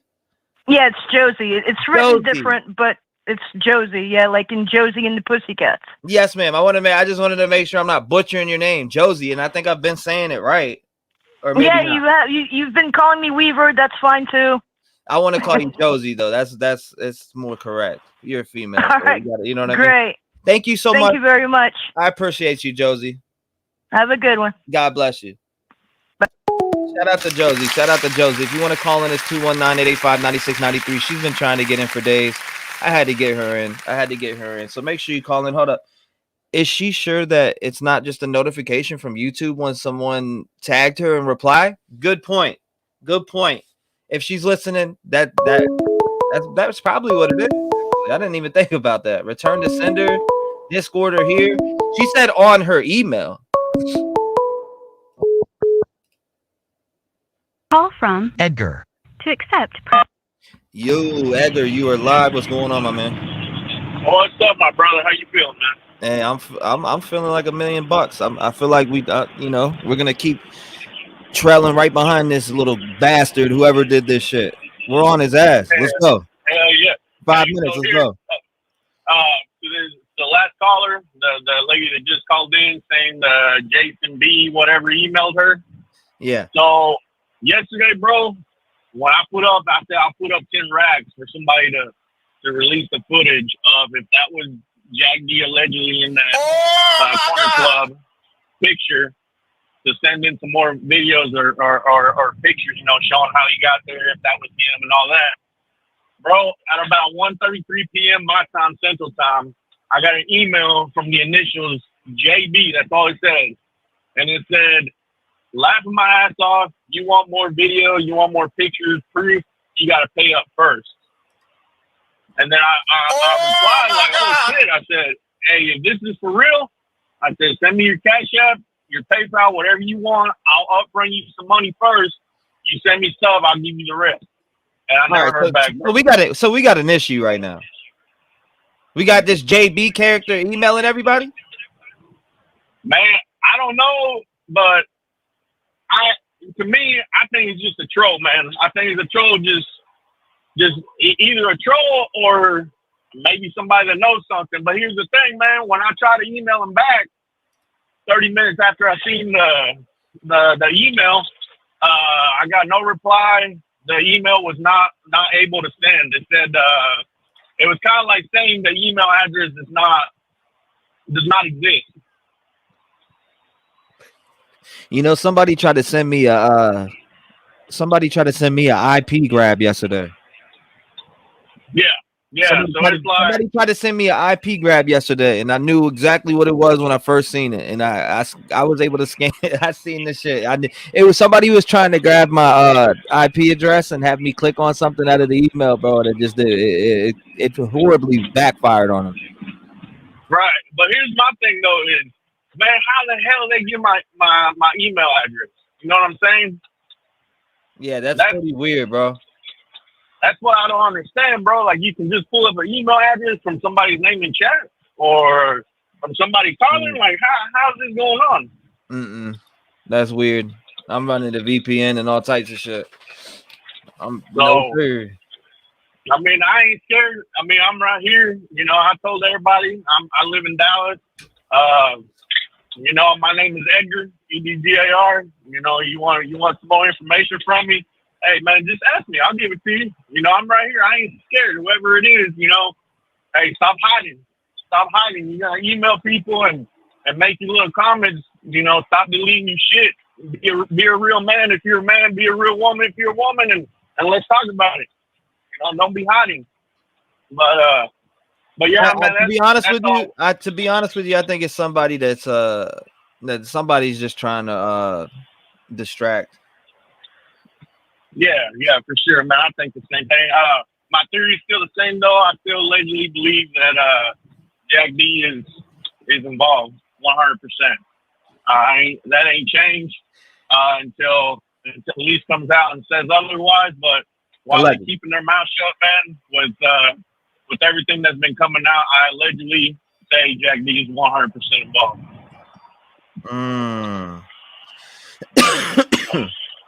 And you just there's nothing new that came out that says otherwise, man. Everything that's been coming out, about 95% of everything that came out is pointing directly back to Jack D. And then I got one more thing, man, before I get off here. This is relevant to this case, but for anybody in chat, hey, listen, I lost too many friends this year, family members, to mental health. I just want to let everybody know here, man, if you're suffering from mental health, call me up, reach out to me. I'll talk to you. You know, I know you guys are all over the country. Hey, I don't mind doing a FaceTime. I don't mind doing a phone chat, even text message, email, whatever you want. You need somebody to talk to. Hey, I love everybody in this chat, man. I love everybody. I care about everybody. If anybody needs anything, man, whether it's a warm place to stay, you ain't got no water, you got no electricity, you ain't got nothing to eat, hit me up. I'm right here. My doors are open. My family welcomes everybody. Edgar, that's why I built Rev Gang Family, for exactly what you just said, brother. You know, that's it. I'm not trying to be this get popularity or fame off of this, or me saying this or anything like that. Hey, I mean it 100%. No, Edgar, you're speaking exactly why I made the Rev Gang Family community. You're speaking the heart of what you're just taking everything out from under my breath and speaking it out into the air right now. That's it, man. Yeah, hey. Literally, bro. I And know I swear to God, and anybody who has known me for years, my OGs that know me for years, and what I mean by OGs is just my people that were there from the start of anything, of me building anything. They can back up what you just spoke is exactly what I've been breathing in the air. Yeah. I mean, I got plans, man, for me to get back to my community this 2023, not just for Christmas, not just for Thanksgiving, but throughout the whole year, man. And I just want to let everybody know, deep down in my heart, man, I really want to help anybody who needs help, whether it's me talking to somebody, me listening to somebody, whatever you need. Hey, I promise you, my doors are wide open. You're welcome to my house anytime. You're welcome to call me anytime, email me, whatever you need to do. Hey, I'm here for everybody. And I know nobody knows me, and I don't know nobody. And this might come out, sound kind of weird to a lot of people with how the world is so fucked up these days. But hey, I mean it. I mean it from the bottom of my heart. I'm here for anybody that needs it. But that's all I had to say, man. Well, I appreciate you, brother. I appreciate you calling in, and you literally, I don't know, like, it's like God maybe, I don't know why, but you just literally spoke what I've been breathing in the air and telling, I tell people why I built the community and why I do what I do. Thank you. I appreciate you, Edgar. God bless you, man. Hey, no problem, man. God bless We you, definitely man, gonna catch a game. For sure, man. Hell yeah, I'm still working on that, bro. Believe me, I'm still working on it. Yes, sir. Edgar, I'm gonna talk to you later, brother. God bless you. All right, man. All right, you too, bro. Later. Shout out to him, man. Shout out to Edgar. I appreciate that. If you want to call in 219-885-9693, let's keep our boots on this. Let's keep our boots on the trail of this killer. Who is the killer? Is it a SK? Is it a fraternity? Is it somebody in a frat? Did somebody follow the girls home from the corner club? What is your theory? What is your thoughts? I know what I think. I want to know what you think. What have you seen that I haven't? Call from Jessica. Jessica, you live? What's going on, Jessica? You ready? What's up, Rez? What's up? 5 I'm minutes. ready. You on the We clock? can Let's start go. it. Get it. I know y'all be like, dang, she calling every day. She need to find something to do. No, there's y'all, nothing I wrong am with that. obsessed with this case. There's nothing wrong with that. Okay, because I'm obsessed with this case. I want it solved. It's just deplorable. Excuse me. So, like, every day, like, I'm waking up, I just be like, man, I hope it's a break. I hope they've arrested somebody.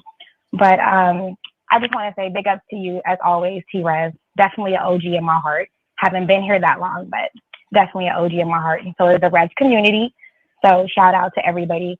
But I was looking at something last night, Rez, about on Ikamel's channel. Mm-hmm. And he was talking about the Star magazine.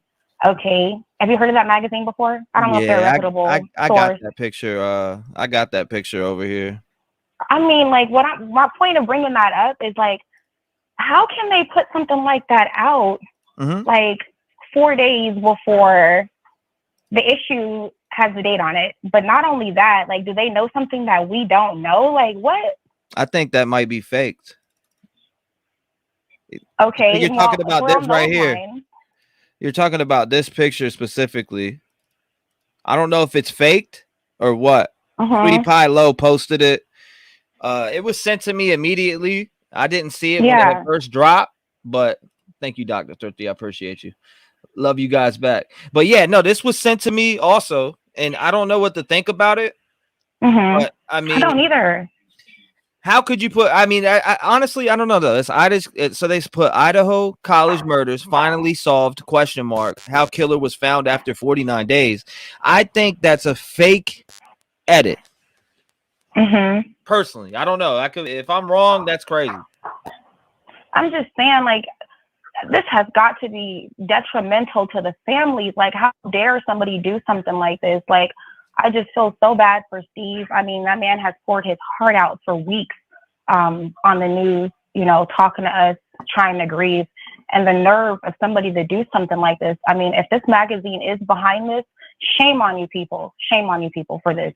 And not only that, focus on it because it's fake. I 1,000% with my heart believe that's fake. It's something for clicks. It's something that is, and I'm not saying that's what Ikamel did. I'm just saying in general. No.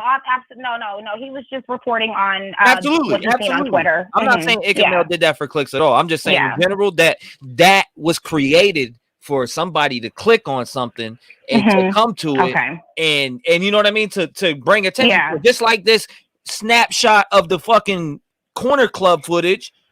You know what I'm saying? That just like the same thing with that. Completely sus. It's like more breadcrumbs. I mean, I just wish this case would get solved already.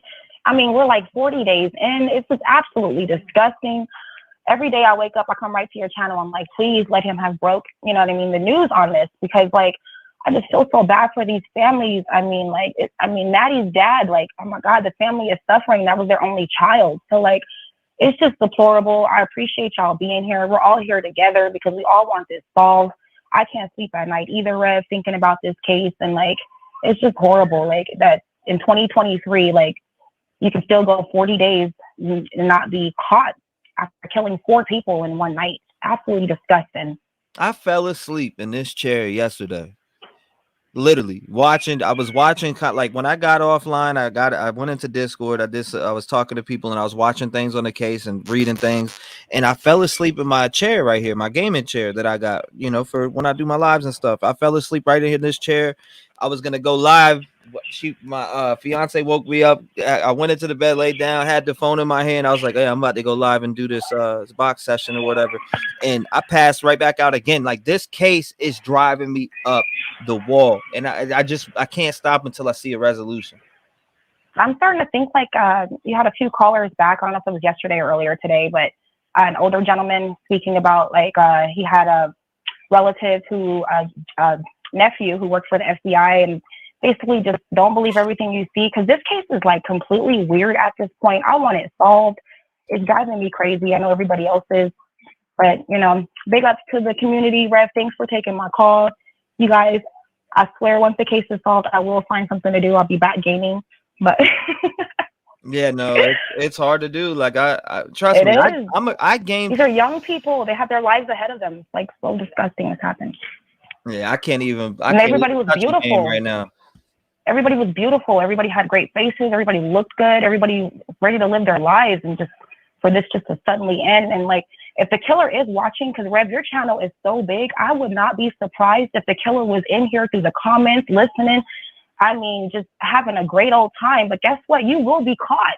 All things done in the dark will come to the light. Absolutely. You bastard. Exactly. But thank you, Rev, and the community. Exactly, Jessica. You guys have a great day. Thank you, Jessica. Bye-bye. I appreciate you. God bless you. Thank you. Shout out to Jessica, man. 219-885-9693. All truth will come to the light. All truth will come to the light. And she's right. We seen it with Delphi, 6 years. How old was I when Delphi happened? It was in my 20s. Going into 27, 26. And we seen it go to the light. Today is the day. Is today the day? Call from Jeff H. Jeff, what is going on, my brother? Hey, Trev, how you doing? Hey, I think I gotta hire you for my video guy, man. Hey, man, that would be awesome. That would be awesome. Let's go. I got a friend Jeff, of mine on the who, like line. I said, he's a rapper just like you. Reminds me of you. A lot of you. We worked together on a couple things. So yeah, let's talk about that. Let's get together and do some big things. We'll talk after this. But what do you got to say? 5 minutes. I'm putting you on the clock, Jeff. Let's go. All right, I won't even need that. But one thing before I forget, don't give my contact information to Detective John, because I'm still not sure what photo he was talking about that looked like people were saying it looked like blood from Dylan's room or something. But if he's got that photo or can point me in the direction of that photo, I'll take a look at it. But one thing I keep thinking about is like how dark the house must have been when the murders happened. And I picture that it was just pitch dark. Everybody's asleep. And what I can't help but imagine is a scenario where the killer has a headlamp on. I'm not the only one who said this, isn't like an original idea or anything, but that he's got a headlamp on. He can see everything he's doing. He can see exactly what he's stabbing. But the people, can you imagine like being woken up from sleep to a bright headlight, basically pointing at you? Your eyes haven't adjusted to it yet. You got no time to see anything or, defend yourself. And if he's only got to do 2 people at a time, he's got to do the 3rd floor and then the 2nd floor or vice versa. Sometimes I ponder on whether he climbed up and went into the 3rd floor window. If the window was open, maybe just slid it open, and if the bed was next to the window, he might not have even had to like he could have started stabbing while his body was still outside. Just reach in, start stabbing, jump in, finish it, and go down to the second floor, do that, and then head right on out the door. But I think if also the thing that got me thinking is if he's got a headlamp, he might also be packing a like an ultraviolet or black light, where that helps you see blood stains, and he might have been able to use that to check himself, to check the floor, to wipe up anything that might have been left from him. So those were things that I keep returning back to thinking about that kind of a thing of like how does one person, if it's one person, how does one person with a knife take out 4 people? And then I just think to myself, it's like, well, if they were blinded, maybe it becomes more possible. And I just, it kind of wakes me up at night sometimes. I just imagine, what if I'm laying here asleep and all of a sudden there's somebody with a bright light? And what if it's somebody that they do know and they got a bright light on? It's it's college. Somebody with a bright light. It's like, hey man, it's like, oh, I recognize you. I mean, what would I do if I was a T-REV? Hey, what are you doing here? What's up with the light? Right. And then, the element of surprise is with them, and I'm helpless. And by the time I figure out what the heck is going on, it's too late. So I watched last night. I watched Truth and Transparency's. She dropped body cam footage from September 2nd, and I mean, what I learned from that is that people like whoever in that area like to complain on them kids a lot.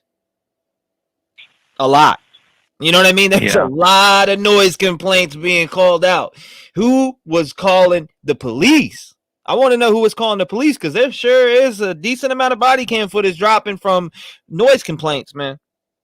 Are you saying that neighbor mad? But could somebody who's going to kill over some noise, especially when breaks coming up? You got to release. You ever seen Fear Thy Neighbor, Jeff? Is what? You ever seen the show Fear Thy Neighbor? No. Maybe I'll have to check that out. Watch a couple episodes of Fear Thy Neighbor, and you'll understand exactly what I'm talking about. Yeah. That's the thing that bothers me too, is that we got to look at all aspects, and that's an aspect that could be somebody needs to check into, which I'm sure maybe the detectives, I would hope they've already checked into it. Right. Yeah, and hopefully, I'm sure they're monitoring your show, because a lot of great tips are coming in from your callers and from yourself. So I'm sure they're listening and getting tips. But if they didn't get the tip to like check in with the person who's making these noise complaints, also too, if the person who did the noise complaints is also the killer and thought, well, nobody follows these cases unless there's a lot of video.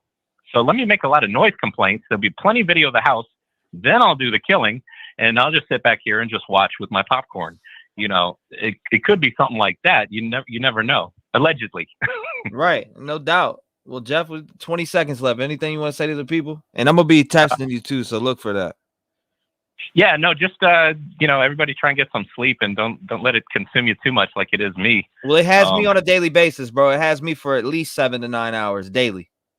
I can imagine. I see the length of your live streams, and I'm like, man, he's going for a record or something. Nah, no records, man. I'll tell you, no records. Nah, we want justice, and I'm not stopping till I see justice play out in this one. And it's the same with Delphi. I didn't stop following that case till justice came, and today was the day, and that day came. So you know what I mean? I'm gonna keep rocking with this. Today is the day, and I'm gonna stay with that mentality, man. We gotta stay with that mentality. We gotta keep going. Crime better watch out.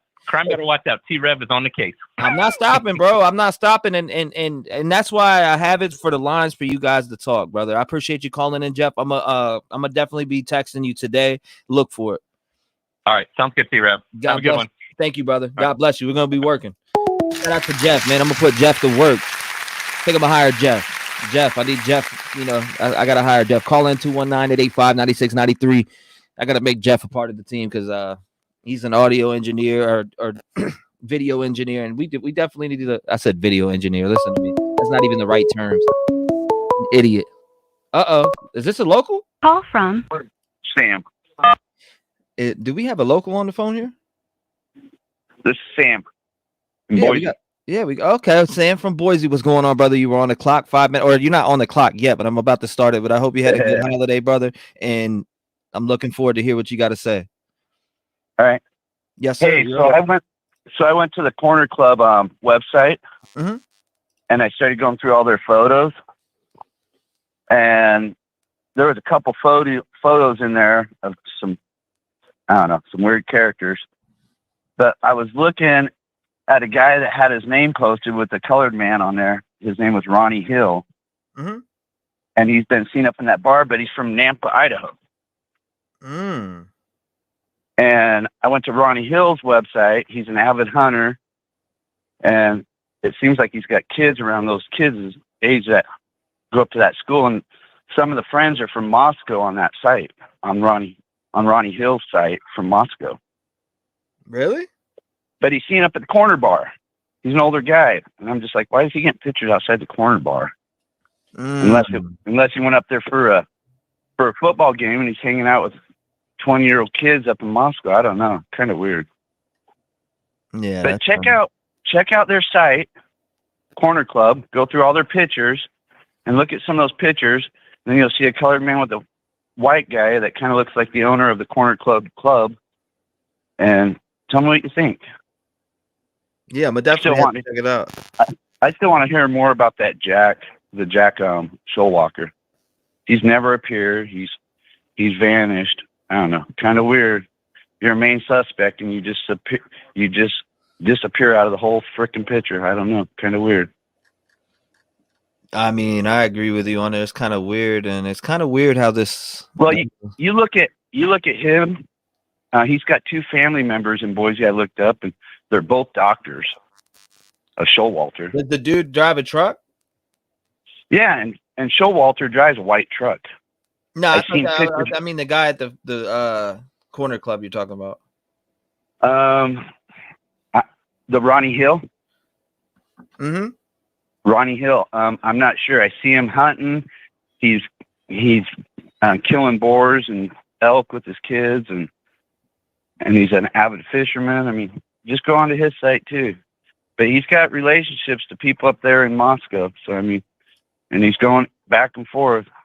I don't know, kind of a weird scenario why he's just out of the blue. He's got a picture up there in Moscow. You will definitely have to check that out, man. Can you email me? Just email me the deets on it, and I definitely want to check it out. All right, I'll have to have my wife do that or something. I'm shitty. They do all my wife and my daughter do all my books, all my paperwork, all my accounting, all my text messages. My daughter runs with me every weekend and does my bids for my tree service. I mean, that's awesome, brother. That's awesome. I'm glad you got a family business, man. That's what I like, things like that, man. That's awesome. Yep, I got a family business, and my daughter's 19. She just got married to a military guy, and my son just got back a year ago from Afghanistan. But for sure, I don't know. I'm as interested in this case as everybody else, man. I got gals that work at a coffee shop that's not too far from my house off of 5 Mile Lake Hazel. And there was a gal up there that went to school with Susanna. So I'm just like, man, every morning I talk to her when I get a coffee every morning at 6:30, 7 o'clock. And she's like, that's just weird. Savannah's a really good woman. I don't know anybody that ever hurt her or Ethan, because Ethan and Savannah were her friends. This gal up at the coffee shop, this Hispanic gal that I know here in Boise. So how would you say, have you been down to Moscow since this crime has happened? To be honest, I haven't been to Moscow since my brother went to Moscow, Idaho back in Dr. 50 said it. Ask him his hunch, Rev. His hunch? Yep. What hunch?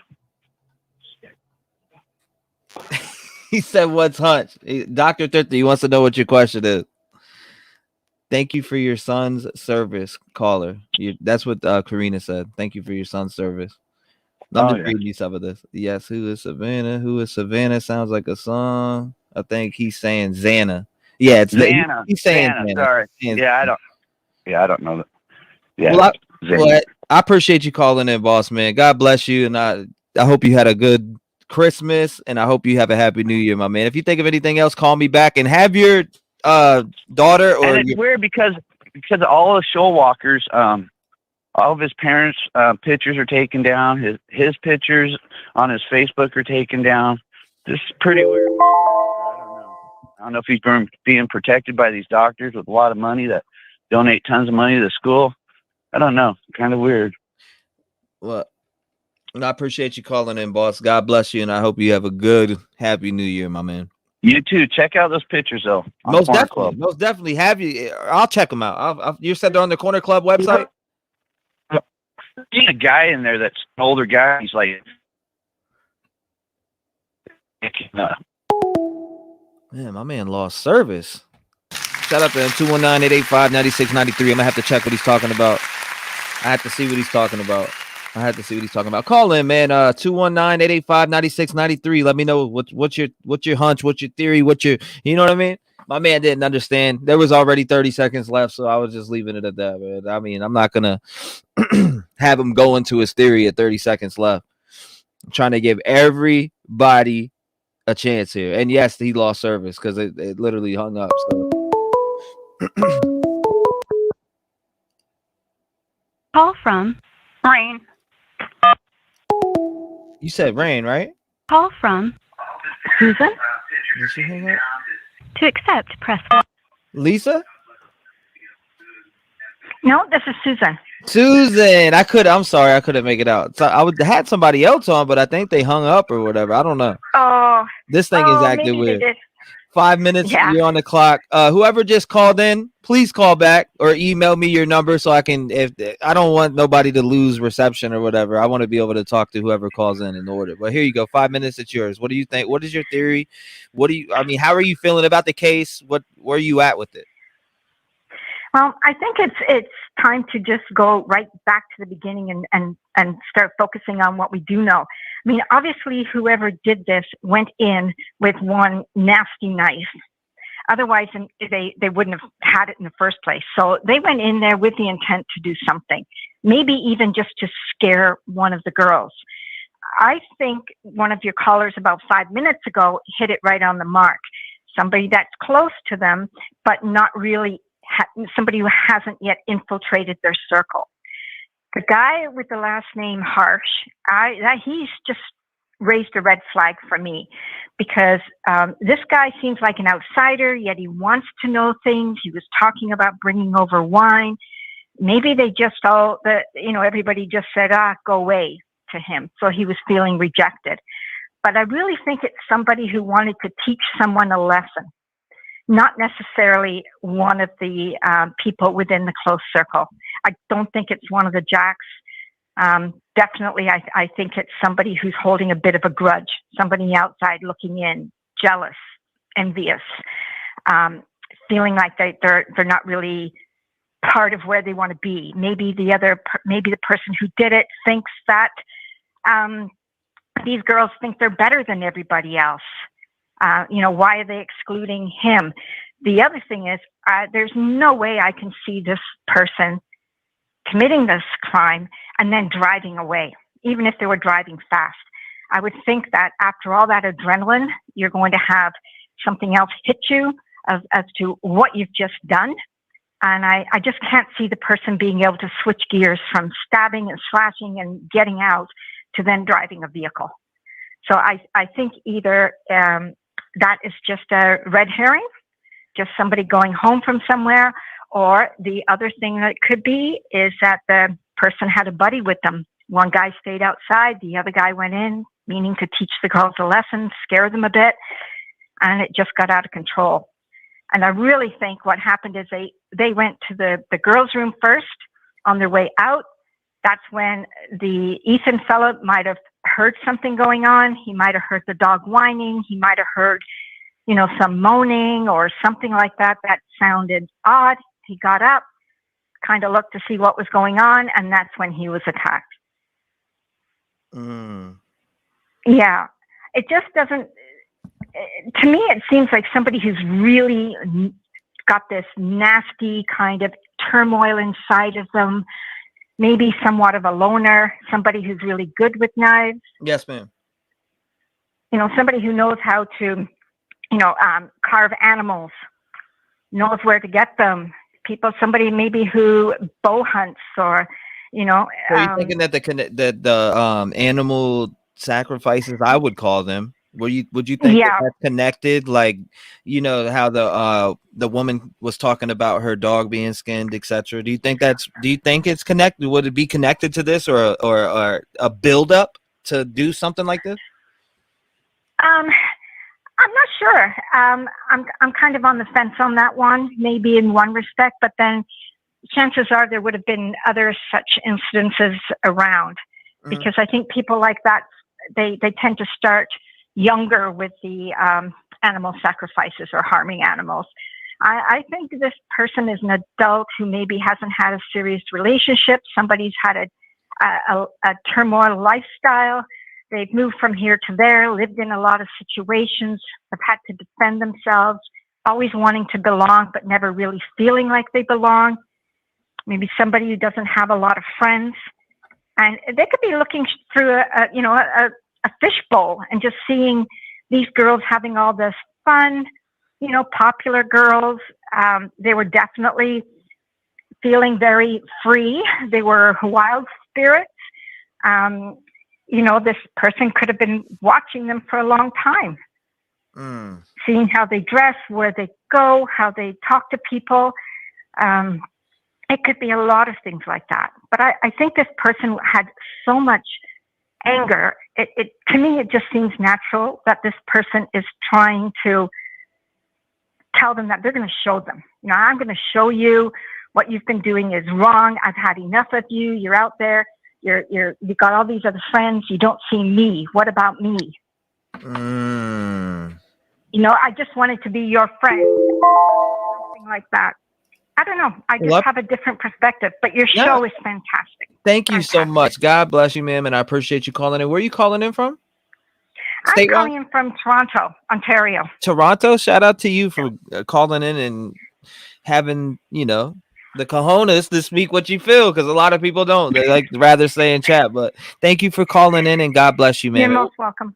Thank you, man. You take care. You too. Thank you so much. Shout out to her. I mean, I get exactly what she's saying. She thinks it's an anger buildup, and yeah, you're not seeing me. I get it. What's your theory? What's your opinion? What's your thoughts? 219-885-9693. Let's get up out the comments and call the line. Speak what you feel. Take the floor for 5 minutes. Let the people hear what you think. Who do you think had done this? Allegedly, all speculation. If you have not heard it from law enforcement, it is not true. Just understand that.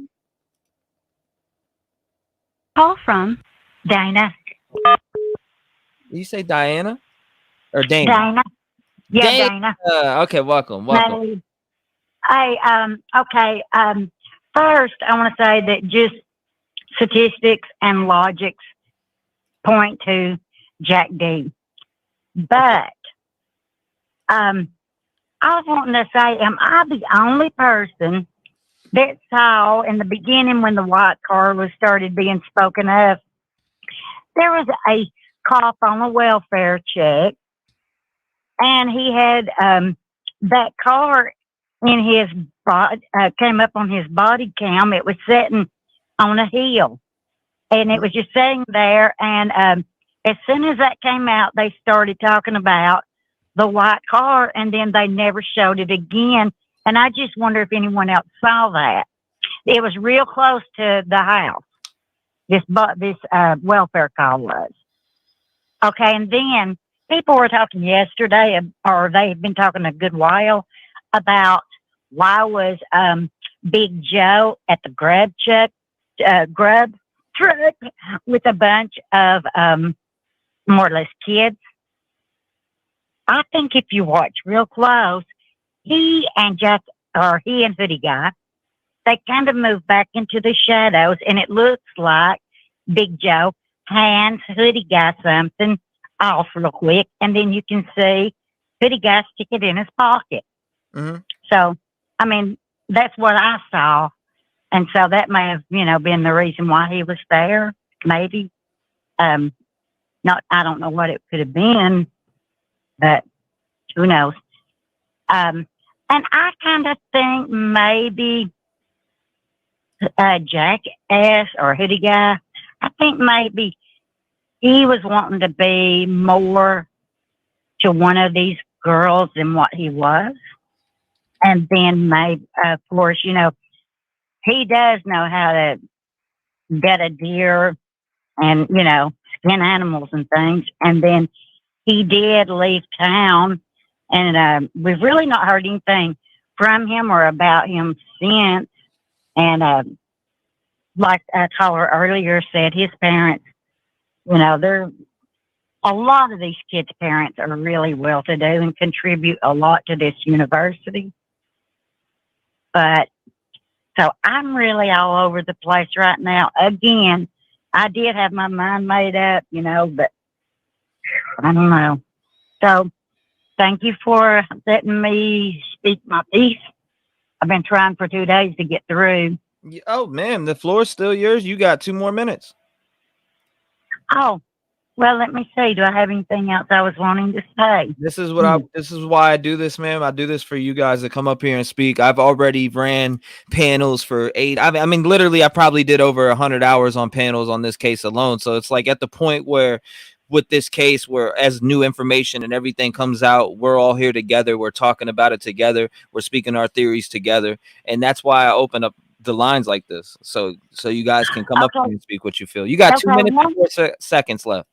Okay, one thing a lot of people may not realize is that the last person, okay, out of all the people that was living in that house at the time this happened, the last one to move in was actually Kaylee.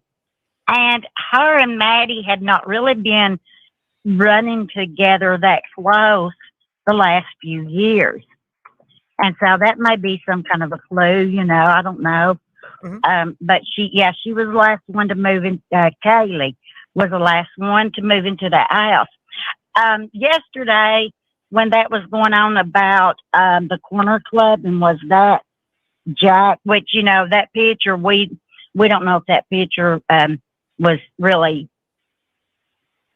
photoshopped or, you know what, but all you got to do to spot Jack D is look at his eyes.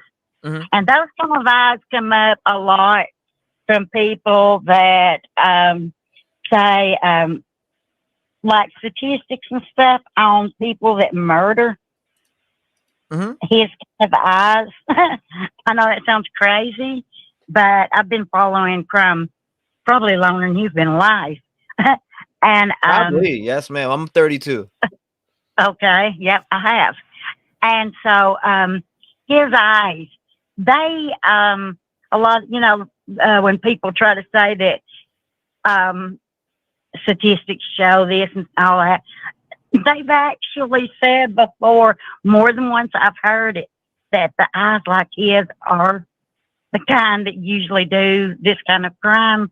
I know that's just crazy though, but I just hope and pray that this doesn't turn out like the last few cases that we've been following on YouTube, because, you know, that would be bad.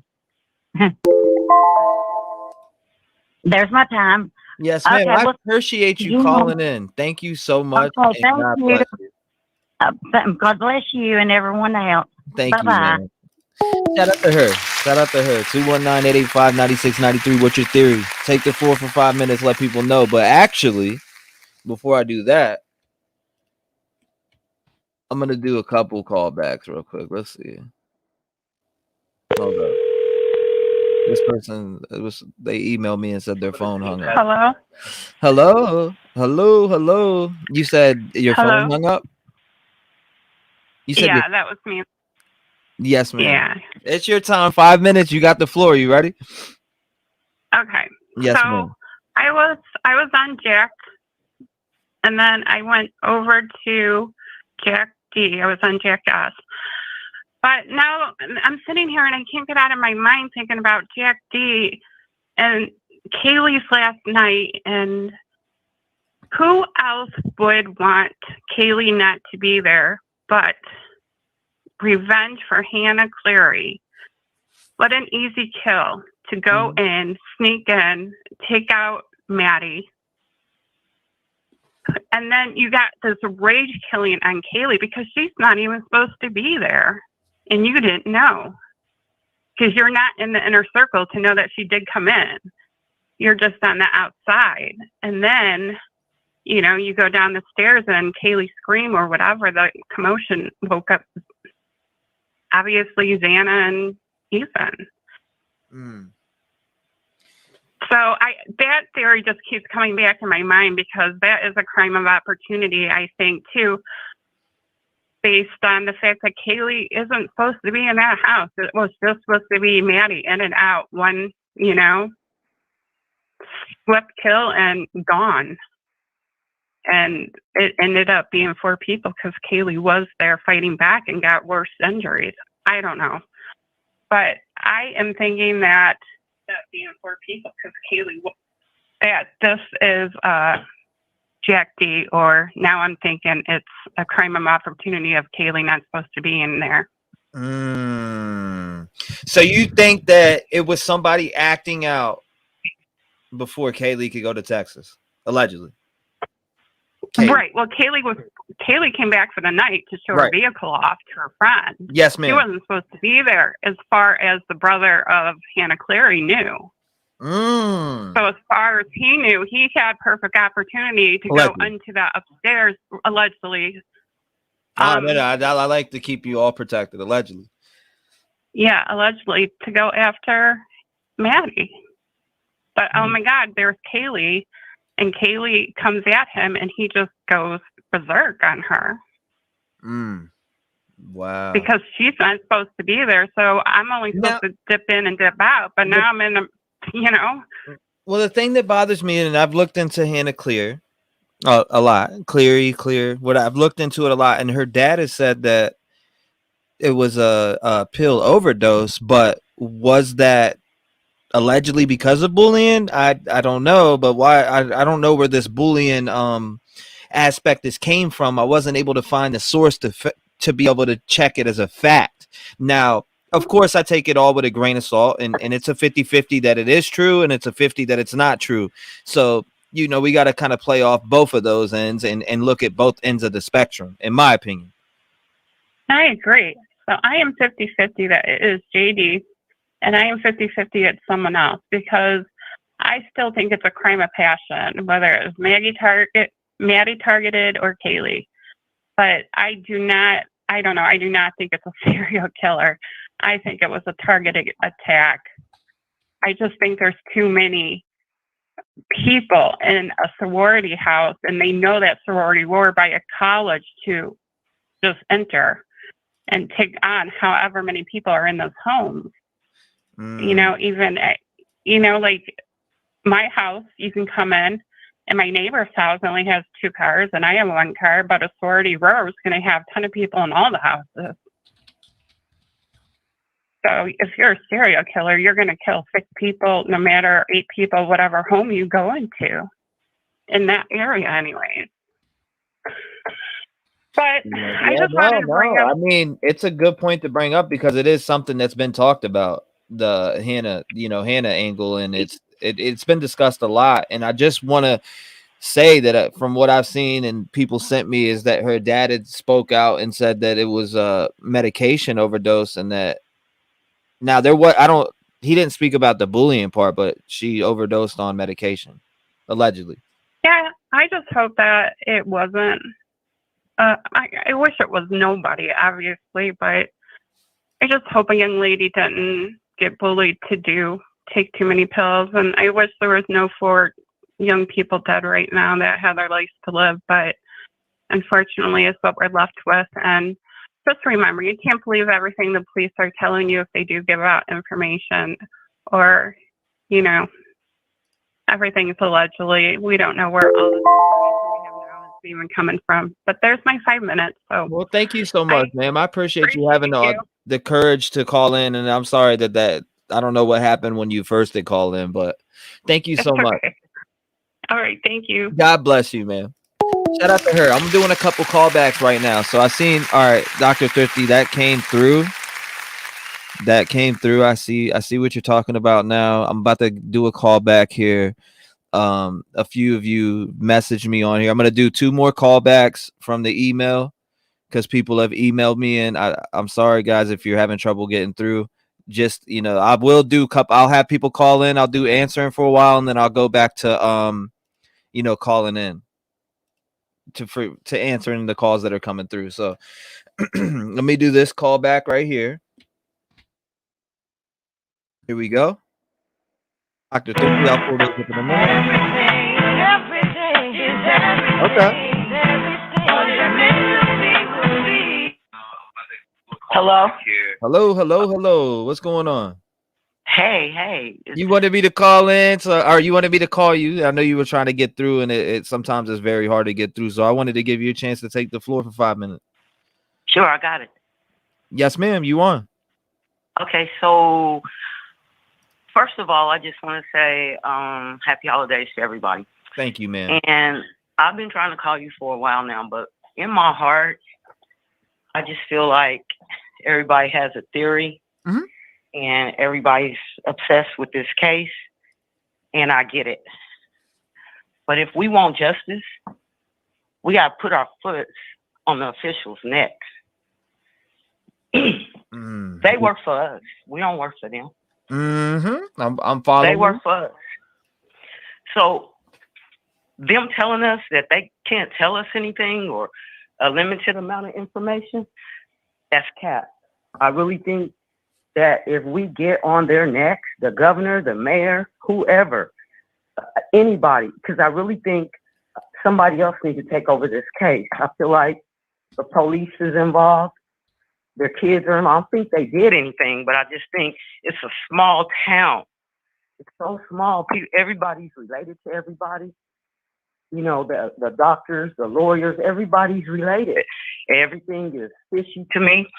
And me, as a Black person in the community, I don't mean to say race or anything. No. You this is your right to speak whatever you feel. We don't play no games. When one of ours get hurt or something happen like this, we go to the officials. And we have our theories or whatever. We go straight to the officials. We march. We do all that. Hold on one second. I want you to be heard all the way because you're like it's going in and out on you, and I want your voice to be heard because I feel like you're speaking some real facts in the air, and it's like cutting in and out on you, and I want your voice to be heard, man.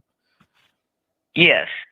Okay, I just want to make sure because it was cutting in and out, like maybe you was walking or something, and it was the mic was like it was something was blocking the mic. I want your voice to be heard. My hand. Oh, you good, man. I just wanted to make sure that you're heard. I want to make sure you're heard. Okay. So thank you for that. So, from my heart, I just really feel like we're not putting enough pressure on these people. And they know it. They're sitting back and they know it. Regardless whether they know what they know, we don't care about that. We want you to come out. You need to do press conferences. Whether you tell us yay or nay, we don't care. So that way we'll know which way else to go. Because we pay their checks. Our taxpayer money, they work for us. And if we feel like they're not working right, let's start a petition or something. Let's get on their neck. It's not enough being done. We as people, we this concerned, let's show them how concerned we really are. Because I see bloggers calling Houston every day. The mayor, the governor. You know why? Because they feel like Takeoff death is a cover-up. So that's what they're doing. That police department is corrupt. There's a lot of them corrupt. Memphis, a lot of them like this. Same situation, just not triple, quadruple murders. So I just feel like if we put our foot on their neck, they ain't got no choice. Because I really feel like if it was one of us, we'd be marching. They'd be mad at us, tired of us. You know what I'm saying? Because we don't play like that. And I have respect for everybody's opinion. My opinion, my theory is the frat boys. Yes, Reason being, it's the frat boys and Jack D, because I feel like they all in cahoots together on a lot of stuff, not just the murder. Them kids is corrupt. They doing all kind of stuff because they privileged. This was an all-black college. No, it wouldn't be going down like this. Why? Because everybody would be in the streets, on the ground, Keep preaching. on the phones, talking about what you say. Keep So preaching. that's why I feel like we need to, as a community, boy, you got a lot of community. You got so many people in there. They can get on it. They can start a petition, get this thing going. Let's go. No, you right. I do need to start that. You right. You right. You're making Start some a very petition. good We points. got a complaint. Our complaint is y'all ain't doing enough. You ain't saying enough. We ain't seen enough. It ain't enough. If you go back and look at all the other murders that have occurred like this, you have seen all kind of people coming out for press conferences, doing all kind of stuff.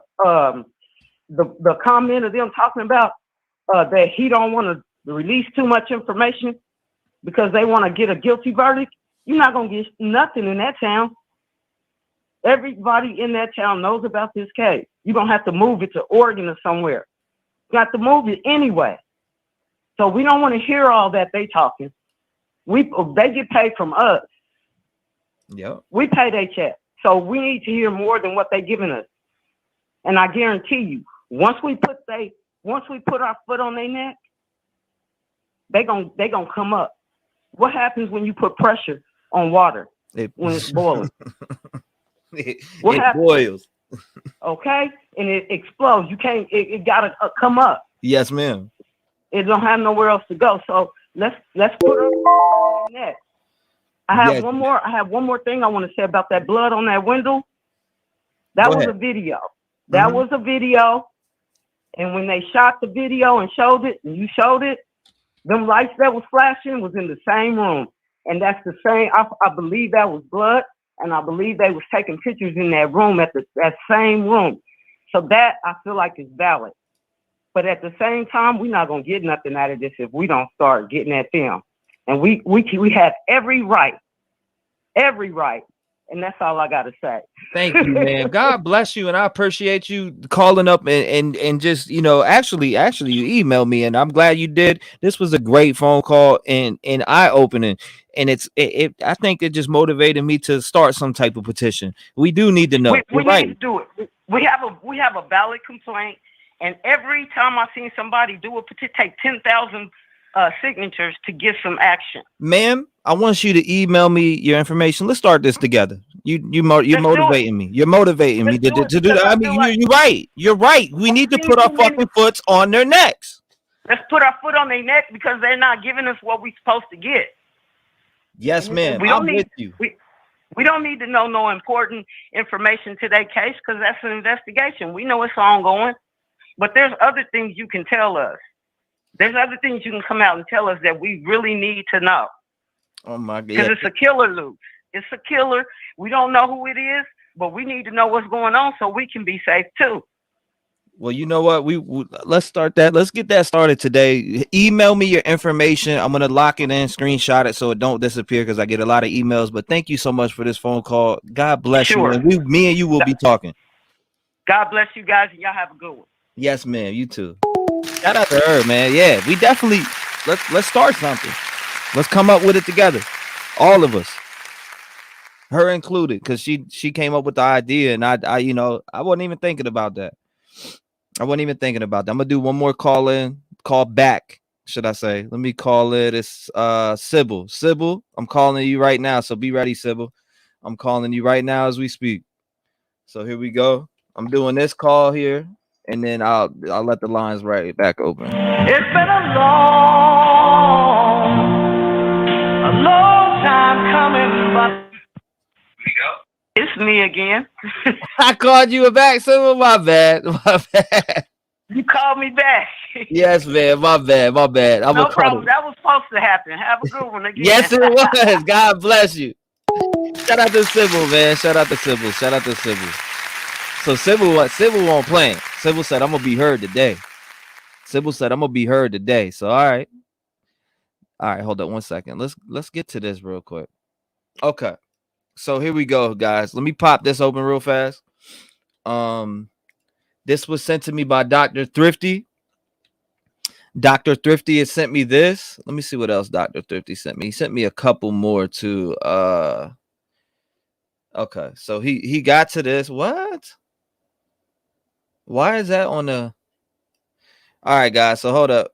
Let's exit that real quick and go to here. Right. So this is the Corner Club photos. I'm guessing this is what he sent me real fast. So I'm gonna check into this and then we're gonna open up the lines. Let's see. I don't know what I'm looking at here, but this is what you sent. Recent news updates. Few months, law enforcement has new video surveillance from a different bar that even law enforcement has obtained inside and outside video coverage. You're gonna get a bunch of things that are tagged in here because of all that, but I don't know what I'm. He didn't put what to look at. 5 Corner Club, Moscow, Idaho search results. I mean, this is what we get. This is what I got when I clicked on what you sent, Dr. Thrifty. Let me see what Dr. Thrifty's talking about. Now she's got fire, jealous of a ringtone game. T-REV is starting to act like me. Mega True says, let's see. I don't know what I'm looking at when I look at this. But as soon as I click on it, this is what I get. So I'm looking at, I mean, I see a bunch of tagged pictures. All right, we're going to have to get back to that because I have no idea and I can't find his comments. So call in. Make sure you call in 219-885-9693. You should be able to get through right now. The lines are open. The lines are open. I did my callbacks. Let's go. 219-885-9693. What's your theory? What do you feel? Where do we sit at with this case? And definitely need to get a petition drawn up. I need to Google that right Call now. from New Block. New Block, what's going on, my brother? You're live. 5 Hey, what's minutes. up? The floor is yours, my brother. Yeah, so T-REV, we've got 52 cold cases, 52 murders unsolved in the state of Idaho. And I'm going to read this off for you. So this happened between the 80s, 90s, and 2000s. Angie Dodge, 18, stabbed to death in her apartment. Bruce and Lynn Peoples, a married couple, stabbed to death in their own home. 14-year-old Regina Krieger, stabbed to death. Linda Smith, 14, killed. Phyllis Ward, 74, stabbed to death, then later was set on fire along with her house. Amber Hopes, 20, her body was found. Cassandra Eager, killed, also was 54 years old. So, dude, this is horrible, man. I mean, I think, dude, I really think it's an SK, man.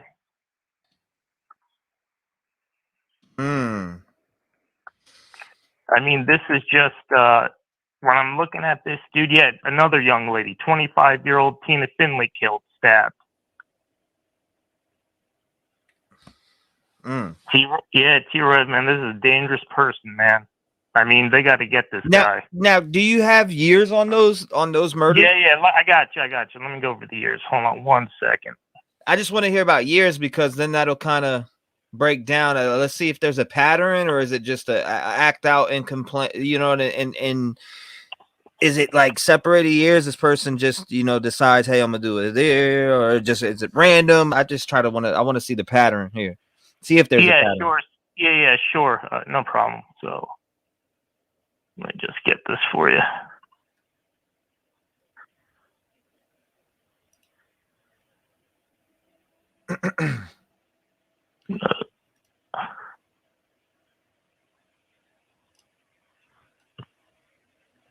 All right, sorry, T-REV. No, you're good. You're good. So yeah, Bruce 54, Lynn 47 were found killed in their Idaho home. They were tortured, strangled, April 2nd, 1994. So 1994. Okay. Regina Krieger on February 28th, 1995. A large amount of blood was found at the scene. She was stabbed to death. Her body was later found in a river nearby. This one is from 81, 14-year-old Linda Smith. She was killed on June 14th, 81. She was dismembered and her body was, this is so sick to say, was spread out throughout the town. Phyllis Ward, 74, beaten to death, stabbed, and her house was set on fire along with her on July 23rd, 2012.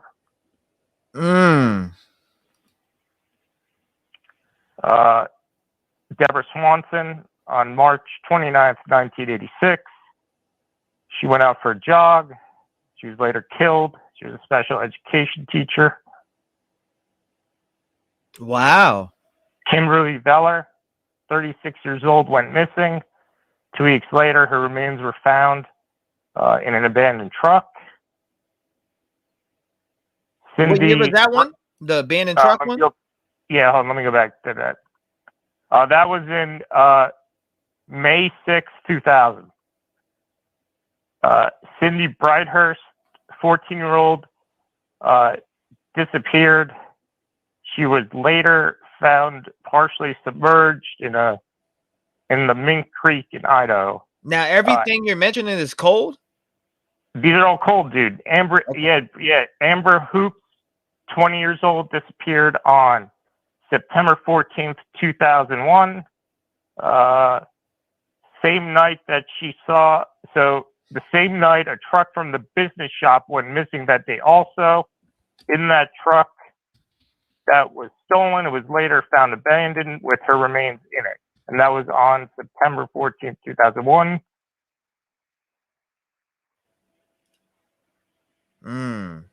Tina Finley, 25 years old, March 8th, 1988. Can you send me that list? Yeah, I got you, man. I'll send you everything. This is all send me that list, please. Dude, and the other one too is real quick. Eldridge, 21, went missing from her apartment on Holbrook Street in Idaho Falls. Her remains were later found April 2010. This was on August 20th, 2007. Dude, there's even more, man, but I'll send this to you. It's a real quick link. Yeah, you just gotta go. Please send it. You gotta please send me the list. Yeah, you just gotta go. It's in like a picture slide. So I'm gonna send you the website. It's from the Idaho News. But yeah, dude, T-REV, there's 53 unsolved murders, dude. And what I just read to you were stabbings and other killings. I really think this guy's got to be caught. I think this guy's I know what you're talking about right now. I know exactly what you're talking about. I think I'm looking at the site right now myself. Yeah. So I don't know if you got Zachary Brewer, you got Tanya Teskey, you got Jane. There's a Jane Doe. You got John Barrett.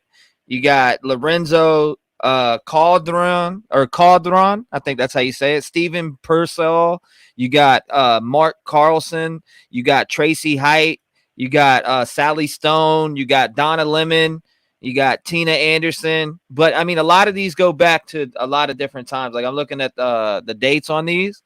Like a lot are in 1987, 96, 79. Dude, listen, man, I totally get that. I totally understand. But I would always tell people, look at BTK and his time frame for the killings. No, most definitely. No, I'm not taking none of that out of consideration. I'm looking more in the time frame between the 90s all the way up to now. Yeah, because the most recent one that was, where's this girl, dude? This is so horrible to even look at. This girl, Stephanie Eldridge, man, that's one I would look into. She was 21 years old, August 20th, 2007. Her remains were found in a remote area in Idaho Falls, but also like the bizarre stabbings. But yeah, dude, I don't know, man. I appreciate you calling in, brother. Send me if you can send me in the list. I got it right here, though. I mean, I got a big list of them right here. But I appreciate you bringing that to my attention, brother. God bless you. You too, man. Take care. You too. Shout out to him, man. 219-885-9693. I was just looking at all the unsolved murders just now on the same thing that he was looking at. Crazy. Green Dynasty. Call from Green Dynasty. What's up, Green Dynasty? You're live. What's going on? 5 minutes. You ready? Yeah, I'm ready. Let's go. There's a couple of things that I always say I'm going to talk about when I call in, and I don't. Mm-hmm. First thing I want to say is I saw this morning and late last night, Kaylee's sister came out and commented on the corner club thing. Mm-hmm. It is Kaylee and it is Maddie. She will not speculate on the pick of who they're talking to. So she seems to confirm that they know about that. Mm-hmm. And second thing is everybody keeps bringing up Hannah. And her father came out early on and asked people not to involve her. It was an over-the-counter accident, OD. The coroner has come out, okay? And Maddie, he said Maddie did not bully her. And he just lost his daughter. It is his first Christmas, his first holidays. It has not been that long for him. And he came out a few times, and people just don't care. And, you know, like I said before, I've lost a child. It is horrible that you have to reach out to a victim's family after they tell you she has nothing to do with this. And how would you feel if your child accidentally OD'd and people want to say she killed herself? How do you think that makes you feel as a parent? To say your daughter killed herself. It's bad enough your child dies. I just think that's like, everybody has an opinion. We're all speculating. I just think sometimes that's just crossing the line. When someone's parent comes out and asks you not to do that. You know, she didn't die with these kids. You know, it's a far reach to him. And I just think it's sad. So I just have to say my piece on that. Like, let her rest in peace. Let the father do it. Don't keep telling him his daughter committed suicide, that she was bullied, lived this terrible life. It's awful. But that's just my opinion. But it's also his. And I just think he should be respected. And I just thought it was interesting that Olivia jumped right out there and commented on this picture like the family commented on the Adam, you know, what did you tell Adam? Mm-hmm. So evidently she wasn't shocked over the corner club picture because she came right out and commented on it and verified it. Right. So I just wish they'd show the video now. Remember how we got the still picture and then we got the video? I'd like to get the video now that we got the still picture. Right. And, you know, that was basically the thing that was bothering me. I just got up, started having coffee, started joining in on you. I don't usually call in till later. Mm-hmm. But that kind of thing's just been bothering me a lot lately. And I went back and watched no clip on this dog. You know something they came out and said about the third time they brought up this dog? They came out and said the dog was found in a room, locked in a room. Okay? But they will not verify where it was during the crime. So in other words, somebody asked them more or less to comment on whether it was in their room, came out of their room, got locked in another room. They don't know where the dog was during the crime, but it didn't appear to have any blood or anything on it. Now, do you think that's crazy? Absolutely. Why would they say that after? They seem to walk. But I mean, back I went to the, like, I've went on to the, I know, have you went to the Facebook page and read about Murphy? No, I don't have, I haven't been on the Facebook. I'll be honest. I The get a lot Moscow, of stuff. I'm just saying, like the Moscow PD, they updated. Oh when yeah, I went to it, they said I that. read their pressers. I read their pressers. But Mhm. which one are you on? Well, for some reason, on the Moscow police actual official Facebook, they put out like they put out like a little press about the just Murphy alone because so many questions were coming in. Right. So it, you know, they stated like everything that had to do with the crime, like in there, that he was no part of the crime scene whatsoever. Now, I don't understand why they just put out like a simple, not a simple. It was actually pretty. You know how they do long the press video? about him. You know how they do the video pressers? Mm-hmm. That's the one they said about we don't know where he was during the crime scene on one of those video pressers. That's what I was re-listening to. You know how I tell you I go back and re-listen? Sometimes you miss stuff. And even Detective John always says, go back and listen, you know? And that's why I said, I keep going back and listening. And there are a lot of little things I missed. And that was one of the craziest ones. It was like, what did you just say? And I played it back and I was like, he really did just say that. You didn't know where the dog was during the crime. Anyway, that's my time. I'll try back later when I'm more awake and got something. Just that was on my mind because I always forget to say it, and I make notes and I don't read them. But anyway, I will be listening and chatting and talking to y'all later. Well, thank you Thanks so much, and God bless you. You too. Thanks. Bye. Thank you. Bye-bye. All right, people. I see a comment like this go, I'm behind, but why didn't you call out the guy saying colored man? Come on, Rev, it's 2022. Come on, bro. So now I'm supposed to tell people how to talk? It's not like he came out and completely said, if he came out and completely said something like the N-word or some shit, I'd have hung up on that dude and told him to go fuck himself.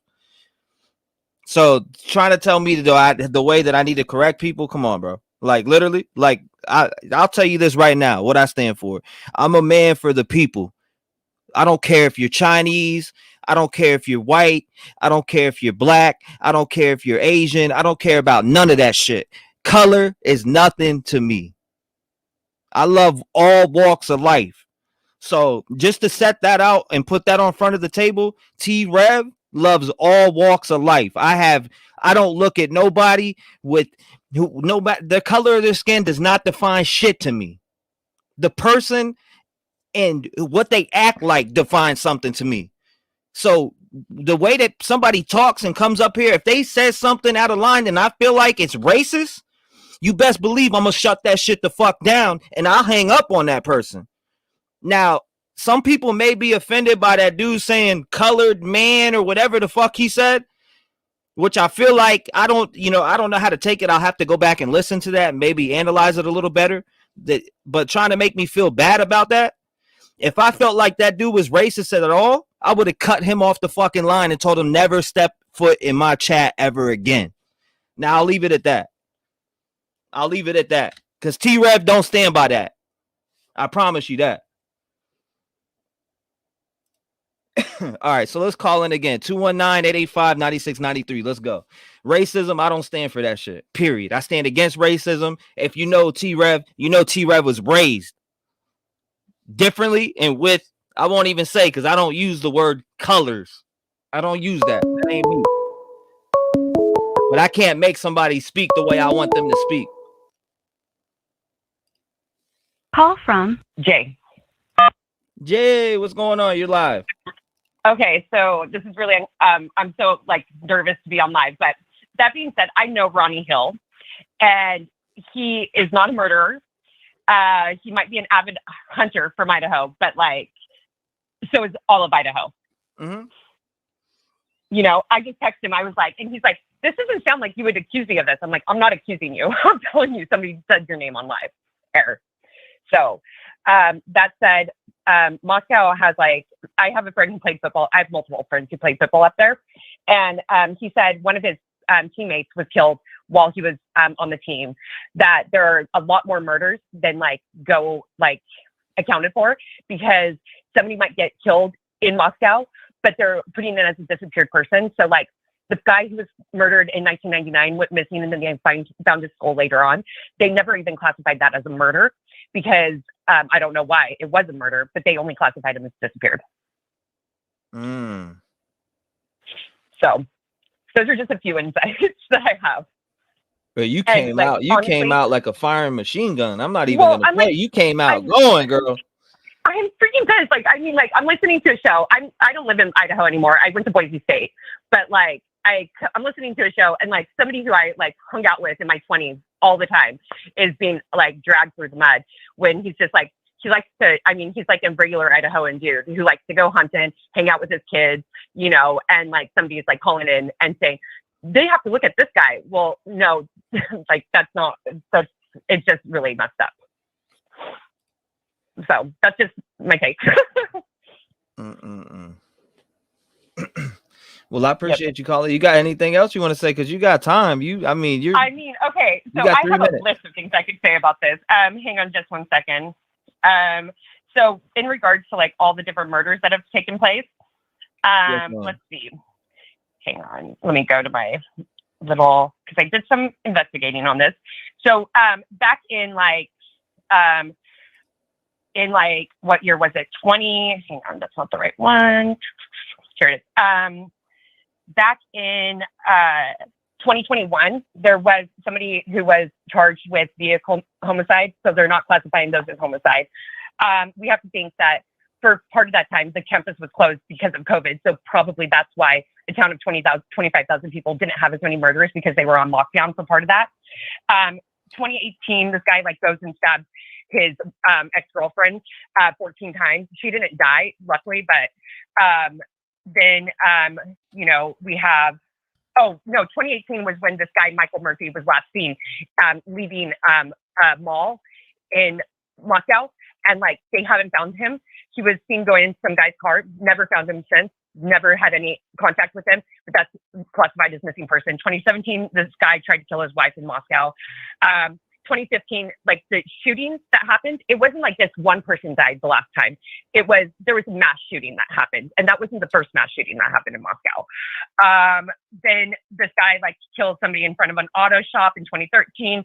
In 2011, there's a murder-suicide. 2010, the husband kills this woman that was last seen in Moscow before her death, and so they didn't classify that one as actually a murder in Moscow because for some reason they didn't find your body there. 2009, somebody killed the pregnant wife. There was another vehicle homicide in 2008. There was somebody found in Moscow that was from elsewhere, so they classified that as somewhere else.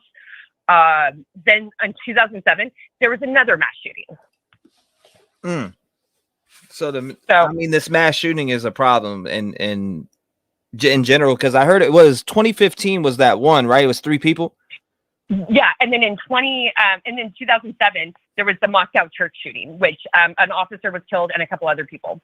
I think 4 people were killed during that one. And you said that, hold on, what year was that one? 2007. Whoa, so 2007, then you had the one in 2015, which they got the guy, etc. But I mean, wow. Yeah, and then in 2007, a U of I football player was also, I think it was the 2007 one that a U of I football player was also shot. Then in 2001, somebody else was shot that went to, then you also have that professor who killed his girlfriend, right? Or the U of I student. Like the one that's the cold case about the 1999 guy, that's pretty sad. He's like this, I think he was a gay guy who like was at a party in Moscow and then like just disappeared, and like they never solved that case. In 1991, I know this is a long time ago, but this guy was found hanging in public, right, from a tree, and they classified that as suicide. But like, what person goes and hangs themselves like that? You know, right. No doubt. Well, I appreciate you calling in and bringing up all that. If you think of anything else, you could call back. It's been 5. I'm gonna give everybody a fair chance. But where are you calling in from today? I live in the Bay Area, but just like, don't like accuse people with like families and kids who have nothing to do with it because you see their picture on the corner club. That's pretty messed up. Right? No, I mean, it's, the poor guy. And like, he's like, nobody would accuse me of that. And I'm like, no, they definitely said your name, Ronnie. So it ain't going to stop. I'll tell you that much. But all we could try to do is, lead people the right direction. I appreciate you calling in, and God bless you. Thank you for calling and having a voice. Yeah. Sorry. Bye. No, God bless you. Shout out to her. 219-885-9693. What's your theory? What's your opinion? What do you think? Call from Laurie. Laurie, what's going on? Hey, T-REV, how are you? I'm great, man. I'm great. I'm glad to hear from you. In the 5 minutes, you got the floor for 5 minutes. Are you ready? I'm ready. I'm okay. ready. I'm putting 5 minutes on it. It's your time. Let's go. Oh, thank you, man. I just love your channel and I love your chat. Everybody's so thoughtful and we all care. And I really you've had some great callers every day, but today in particular, like the guy saying, I'm here for you all. I feel the same way, by the way. I'm here all the time. So if anybody ever needs anything, I got your back. And there's so much I could say about this case. I've been deep diving with everybody every day. And I think what I was struck with, well, first of all, that caller Sybil about the petition, I would love to help with that because I know they're working hard, like respect to law enforcement. But I do think that there is this thing, and I've taught college before, so I know firsthand, and it's why I don't do it anymore. Because there is this whole politics thing on campus because they need to keep the business going. And I'm so upset for these families because I don't think that these video press releases are cool. I know they have a lot of work to do. I get that. But the families themselves, like, you know, Steve, I always say it wrong, Goncalves. Goncalves. I think I hear Right, a lot of people say Goncalves or Goncalves. Like, thank you. I've been trying to say it right, and I'm a little nervous because I haven't called in yet. But I just want to say, first of all, respect to him and all the parents. I mean, he's just being a great dad. Like, I mean, these are kids that this happened to. I don't think he's out of line. I would support that man 1,000,000%. And I do think there's a level where the way that they're dealing with the public isn't working. It isn't cool. And I get it that they're busy and they have stuff to do, but that's what communication officers are for. And I don't think it's cool. Even if they don't like how some of the parents are acting, they should be calling them all of them the same every day to talk to them, whether they like them or not or whatever, right? It isn't about all that. And having worked on a campus, this politics thing, I do think that's one reason they're doing it this way. I know they're protecting information. I think we all get that and respect it. But there's just a way to do this that would help things. Because those kids on campus, if I were there, first of all, if I was a student, I wouldn't go back. And if I was a parent, I wouldn't let my kids go back. I just wouldn't, because without knowing for sure who it is, it's not safe. And them acting like let's just business as usual is not going to work, you know? So I just wanted to amen Sybil on that. And I say that with love and respect for the law enforcement and their families. And I'm sure it's hard for them too, right? And I've gone up and down and around the mill. I've pretty much had vacillated between the two jacks, but I'm always open to other things that could be going on. I mean, I've been deep diving it. I think Truth and Transparency and lots of others. They all are, everybody, but her videos about the Greek life, I've always thought from the start there's something to that, especially having been on a campus. Mm-hmm. There's a lot of weird stuff that goes down in the Greek life. No offense to the Greek life, but there is a lot of weirdness that happens. And I thought last night her video was really stunning about how things can happen, right? And we're just in a time in the world where a lot of kids are going through a lot of things and a lot of anger and stuff comes out sideways. So there is something to it, I feel in my gut, whomever it's going to end up being, that possibly could be part of it. And I think I had read that they lawyered up the fraternity early on.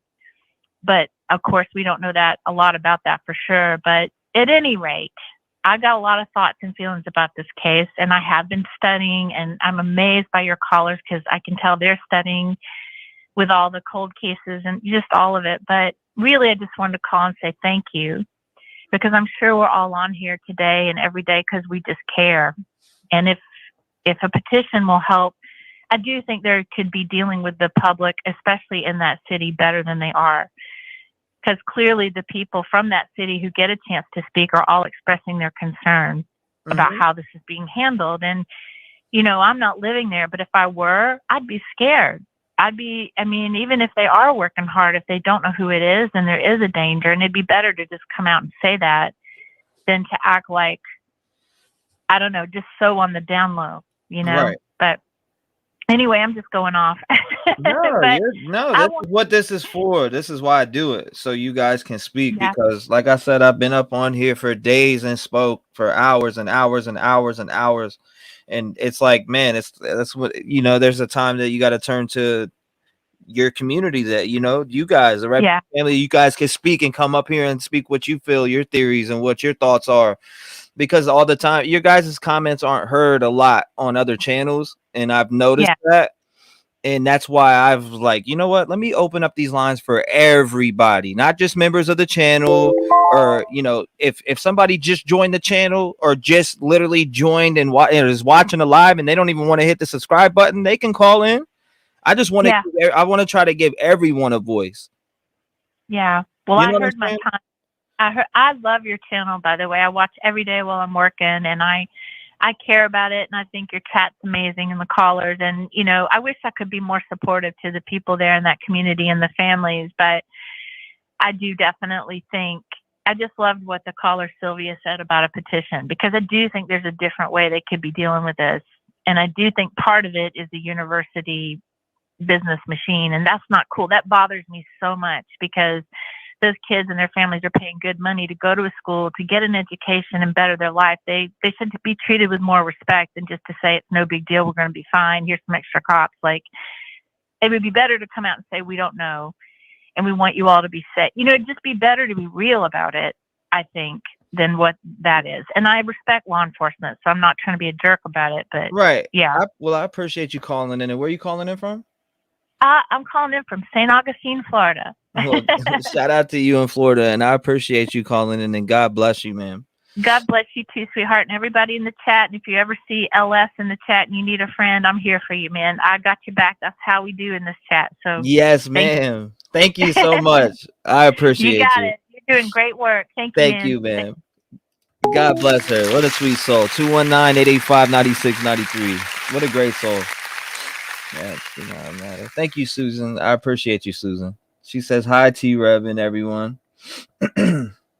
Locals, please call in. We appreciate that. Green Eye said, let's see.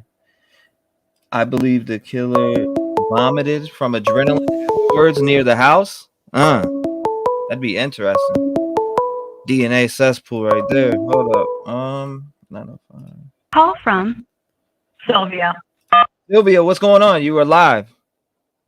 Oh, hi, T-REV. I had a question. You had a caller yesterday, an FBI guy. I guess his nephew was FBI related, and I fell asleep like you when he mentioned something about the night before. Was there a call, a 911 call, like a complaint call from Kaylee? Is that what he said? Hold up. You said, all right, repeat that again. I don't want to answer that wrong.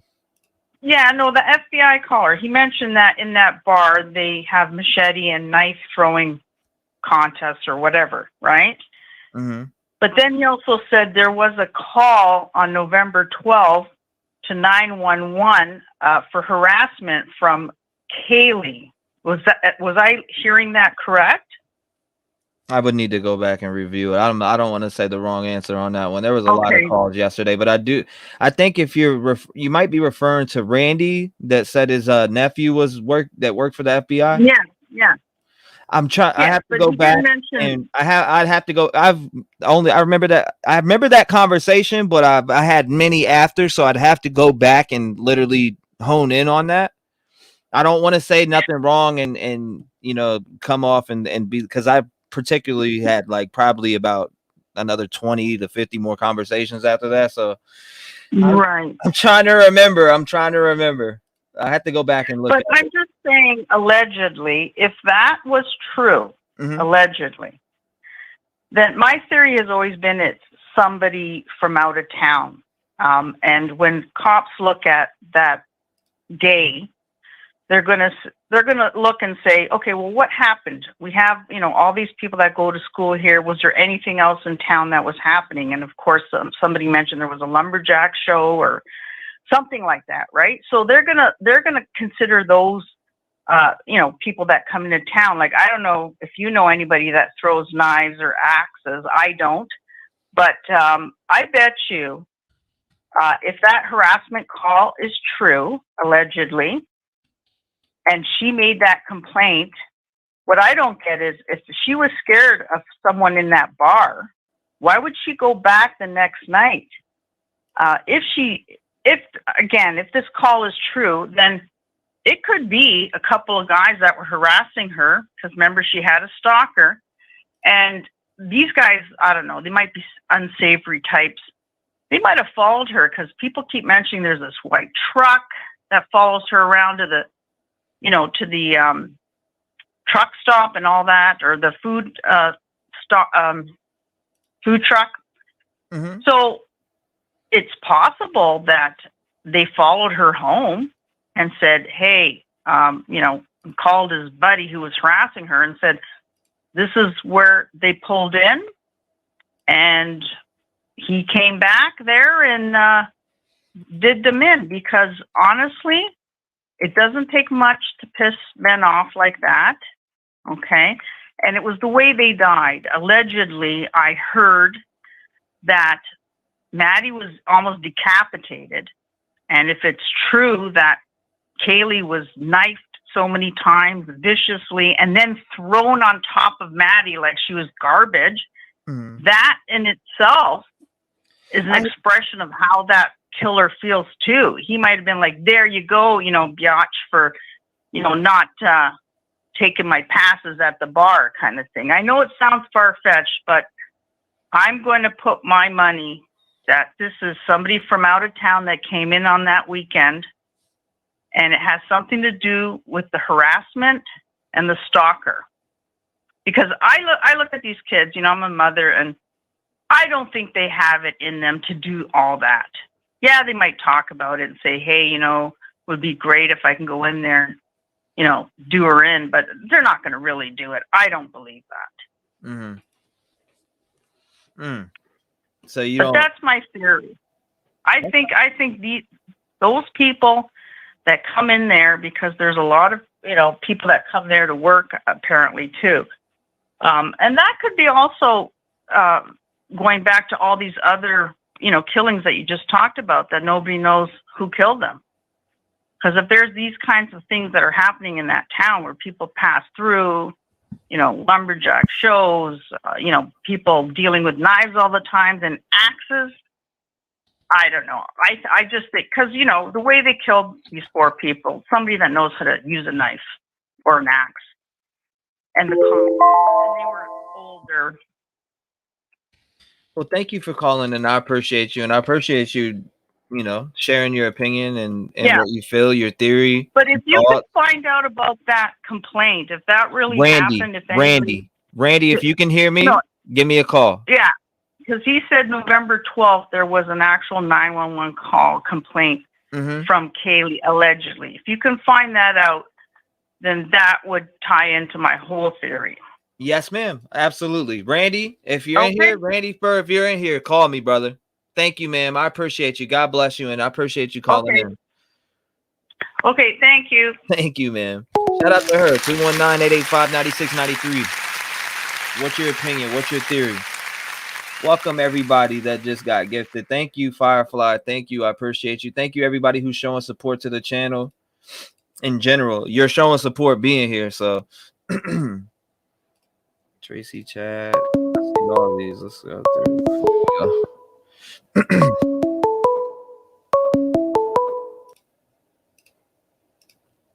Call from Joe. Yo, what's going on, man?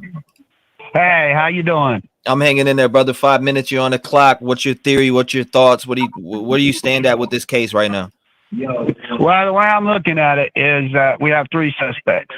Okay. You got JD, you got JJ, and allegedly, and then Eon. No one seems to talk about Eon, but if you watch the way he injects himself into the case, now he's in there, he's doing an autobiography, he's talked about missing people in his life, maybe even him next. So now you look at that, and then you go back and look at some of the stuff that was said on his Facebook that my wife looked at. And there was a person on there that I'm not going to name, but they went to one of their comments on another comment that they had, personal, and it talks about a aunt passing away, getting stabbed to death in Washington. Okay, which is where he's considered to be from, or lived at once. Yes, sir. And the description of the vehicle, it kind of ties in with the same thing here. They didn't ever really find it. Now, I don't know if this case got solved, but it's you know, it's all ties in. Now, he's good with the knife. Okay. Now you see him again the same night that the girls are there, unless this video footage I've been seeing is wrong. He's known to be at the food cart that same night getting food with another girl. Okay. I find that all kind of funny. Now, once he knows other things, like not even a day or two after, he's like, they don't have no suspects, they don't have any kind of evidence and all this. Right, real close to the cops have really not even talked about it. Why are they not bringing this guy up? What do you think about him? Man, My mind's everywhere with this case. Right, but they did not say, out of those 3 people that I just named, they did not say that he was not a suspect. But the other 2, they have. They've cleared them real quick. Like, that's suspicious to me. They cleared a lot of these people quickly. I mean, you got within the first week. You know what I'm saying? They've had who cleared? They had JD. They had right. JS. JJ. They had all these people. All the you just add all the J's. They cleared pretty much all of them. The roommates. Right. The private Uber / Uber driver. They cleared. Right. You know, all these people. And the thing that bothers me about the food truck footage when they say, "Oh, guys seen on the food truck footage cleared," there's like friggin' 25 guys in that video. If you watch the whole video with the whole there. If you look though, he's got a shawl type of hoodie on. And his face is shown. Yes, sir. It looks just like Eon to me. Now could be wrong. Allegedly, dude, I've watched that over and over and over and over and over and over again, and I honestly don't think that's Enon. I'd be willing to. Yeah, I don't think it's him. Okay. But a lot of people seem to think it is, and then some think it's not. I'm one of those that think it's not him. Okay, I just listen to him up to the window and talk. It don't sound like him. I haven't been able to hear that part. Yeah, run it to that part where he talks. You'll find it. Go through that footage. It's on Twitch. It's on Grub Truckers. Go to the video. Okay. It's about 4 hours. Go into the later hours, like around 3 hours and 20 minutes, and start from there, and you'll hear him talk. Okay. So, I mean, you kind of kicked him out of the way, or you think he might have something to do with it? I just think he's inserting himself, but I could be wrong. I think he's inserting himself, and he has absolutely nothing to do with this. But then again, in general, everybody's a suspect until somebody's arrested. You know, that is in that area, in my opinion. Yeah, I just find it clear they've cleared the rest of them, and not him. Let's just I'll use this for an example. Just look at BG, Bridge Guy. You know what I'm saying? Right. Look at Bridge Guy. Yeah, now I live not less than 12 miles from where that happened. Okay. And I'm right there. I'm an hour away. I'm an hour away from right. There. You're not far from me. I'm in Brookston. Yes, sir. I know where you're at. All right, so I'm not far from all that. I have, kids that went to school around here, all that. So I mean, we went over that back and forth, but that's to get off the. You got to still back to the case we were talking about. You still have these animals also. Absolutely. Now let's say we're going to say that is that something to subside somebody from killing somebody? Is kind of like a drug. I get a small dose of this. It's not against the law. Basically, no one's going to really look at it until I go ahead and do it again. You see what I'm saying? Or is it someone just starting out? In either one of those manners, it looks like So, well, I appreciate you calling in, brother. It's been 5. I'm gonna give everybody else a chance today too. Yeah, I mean, I give them a chance every day. But God bless you, brother. Where are you calling in? God from? bless, man. Yeah, Brookston, Indiana. Brookston, Indiana. And what's your name in chat, brother? Joe. Joe. Yeah. I appreciate you calling in. I appreciate you throwing your thoughts in here into the pile of all these thoughts that we gather together every single day. And I appreciate you being a part of the live and keeping, these 4 victims in your memory every day, because I mean, it's a super tragic thing. There's 4 families that are going through heartbreak right now, and they need justice. Yes, they do. I agree. You have a great one, buddy. Hope you had a good Christmas. Man, thank you, brother. God bless you. Stay safe. Happy New Year. Let's keep pounding the pavement. Right on. And this is our way of doing it. The airway. Yeah, man. I mean, we got it. Somebody's got to do it. Yes, sir. Figure it out. I mean, it's driving me crazy waiting just to see if they're going to make an arrest the next day when I get up. And then I'm watching you, Yes, you at least give us a chance to talk. And I think that's great to hear everybody's opinions. Absolutely. Yes, sir. And I'm going to keep doing that. God bless you, man. Thank you. Stay safe for that new year and stay warm, man. And shovel that snow off the sidewalk because I had to do it too. You too, brother. Have a good one, man. Thank you, brother.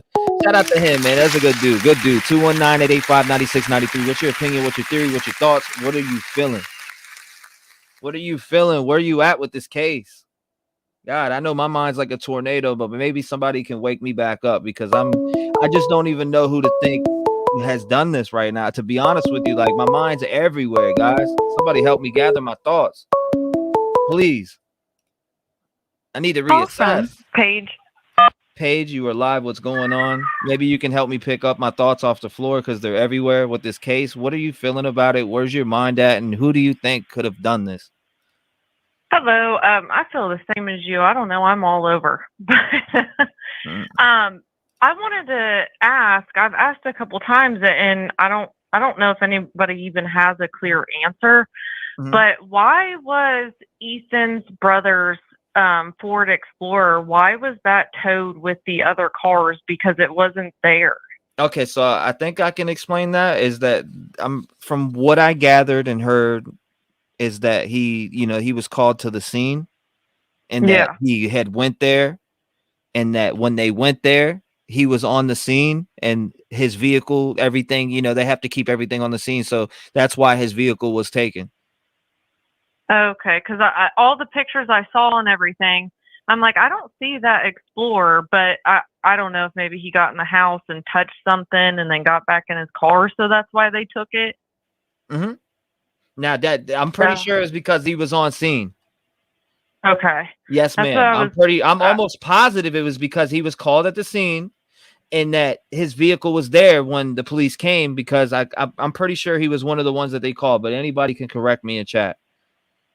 Okay, because I wasn't sure about that. I've asked a couple times and I never got a clear answer. Which I heard that he had came there. I just didn't know if who else drove there? Did they not keep their car either? It was just kind of weird to me. I didn't know if he was the only one that showed up in a car and everybody else walked. Yes, ma'am. I have no idea. I couldn't. We only get what law enforcement tells us. So, right. You know what I mean? And then we got to go based off a gathered of shit crumble rumors. Right. Where you never know who the fuck is telling the truth and who's not. So exactly. That's another thing that bothers me. Right.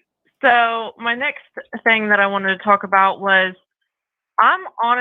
there's so much focus on Maddie and Kaylee, but I'm wondering more if it had something to do with Ethan specifically, because Kaylee wasn't even supposed to be there that night, and that also could be a reason why it happened that night if she was the target, But if someone was stalking her and paying attention to her stuff, they would know that she was getting ready to move. She was going to be out of state, and she had already started moving stuff out.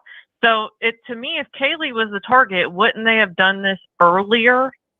Right. So it makes me think maybe it was Ethan or Maddie, because you got to think, if you're going into a house and you know that Ethan's not a small guy, so he's in the house if you watched and you see his Jeep.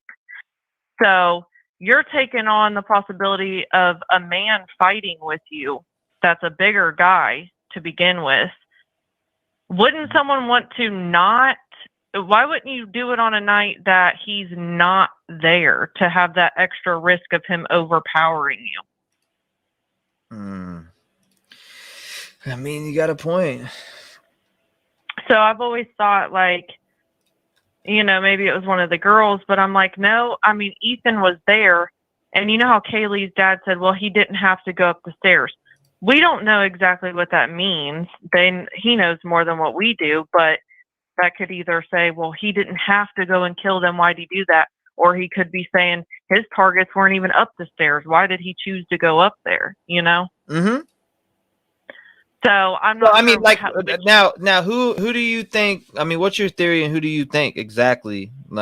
Where's your mind at right now with who you think, or who are you honed in on, or who do you think police are honed in on? I think if it's Ethan, which that's what I'm kind of going towards. To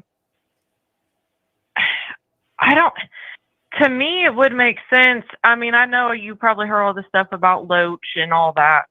Oh, absolutely. Which to me, that makes sense. Honestly, and supposedly Maddie was in on it. She said some stuff. Kaylee wasn't in on it, whatever.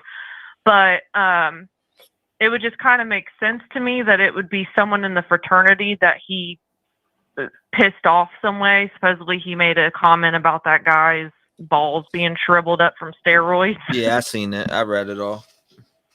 So to me, that would make sense as far as if it was Ethan. Mm-hmm. Because that if you got a feud going on and you finally make a comment like that, that's enough to send somebody over the edge. A typical man, anyway. Mm-hmm. Well, I appreciate you calling in. It's been 5. I don't mean to cut you off. Maybe I have to change the time limits at some point, but I do appreciate you calling in and having the audacity to call in, because a lot of people don't and some people do. And but I open these lines so you guys can speak, and I appreciate you doing that. Yes, thank you for that. And I like hearing all the callers, so I'll keep watching. Thank you. Have a good day. Thank you so much. God bless you, man. Shout out to her. 219-885-9693. Call in. Hold up. I forgot about something, which I'm forgetting about all the time. Let's see. Randy, what's up? Everybody was talking about Randy. Call in. Where's Randy at? Randy, what's up, Randy? Where we at, man? Email me your number. Call from D. D, what's going on? You said D, right? That's right. I don't want to give my full name. You don't have to give your full name. Hell no. That's not required here. We just want to hear your voice. That's it. Well, thank you so much for taking my call. And I absolutely love your channel. And I love hearing everybody's thoughts on this case. Yes, ma'am. So I have to say, I was laughing earlier, the fear thy neighbor reference. Yes. I literally was telling my friend that, because I'm from the area. I grew up in a small town the same size, about an hour and a half from Moscow. Mm. And I was thinking about what the neighbors have to go through once these, body cams come out. I mean, I'd be pretty upset if I was a neighbor, but I'm not. I don't think that's the reason, although it could be. You'd be pretty upset if you were the neighbor, because now when this body cam footage comes out, it's putting you in a light, because that's where it's taking my mind. Which neighbor's calling the police? Why are you calling? Well, and did you hear did you hear who called the last time from Truth and Transparency? It was actually Madison Moy, who was a fellow sister, and then they went back to a news article from November where they interviewed her specifically. And I didn't realize this, but Xana and Maddie Mogan actually left the sorority, and she's still in it. So it's kind of interesting that the two girls that lived at the bottom of the stairs are both still Pi Phis, but Xana and Maddie are no longer. I thought that was interesting. Yes, ma'am. It is. It's definitely interesting. But I'm going to tell you what I think happened. Yes, so ma'am. I was in the Greek system a long time ago. Okay. At a different school in Oregon, and I'm from the area. So in towns like this and in small schools like this, everybody knows everybody and everybody knows everything. Mm-hmm. So what I suggest is pay attention to the chief, the way he's talking. I don't know if you watched this the other day, but he said, "I don't know where he is." What that tells me is I think that the Davids allegedly are involved. One of them's from Atlanta. One of them's from Boise.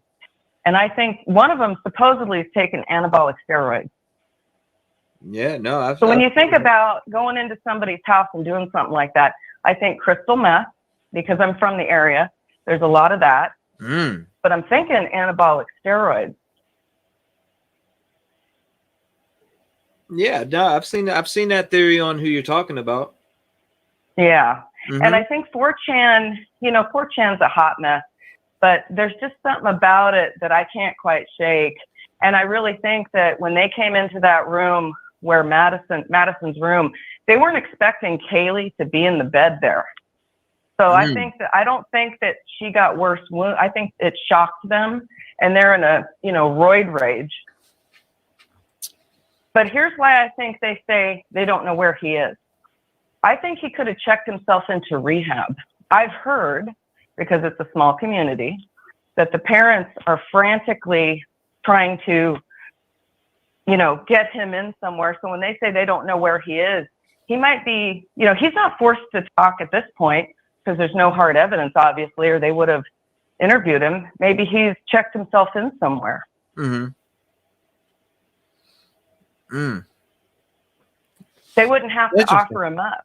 That'd be pretty interesting if he is checked in somewhere. I mean, yeah, because they got to build a case that he's mentally ill, he's an addict. I mean, that's a death penalty state there. Oh yeah, for sure. And it's, I mean, a crime like this definitely falls under it. Well, and the fact that his mom allegedly drives that Elantra, you know, they put it out on the news trying to lure him to speak to it, because if you respond and they know that one of your family members has that car and nobody's speaking up, that's why I think they waited so late to announce it, because they couldn't get him to talk. So they put that out there, and if they don't respond to that, it just sort of helps build their case.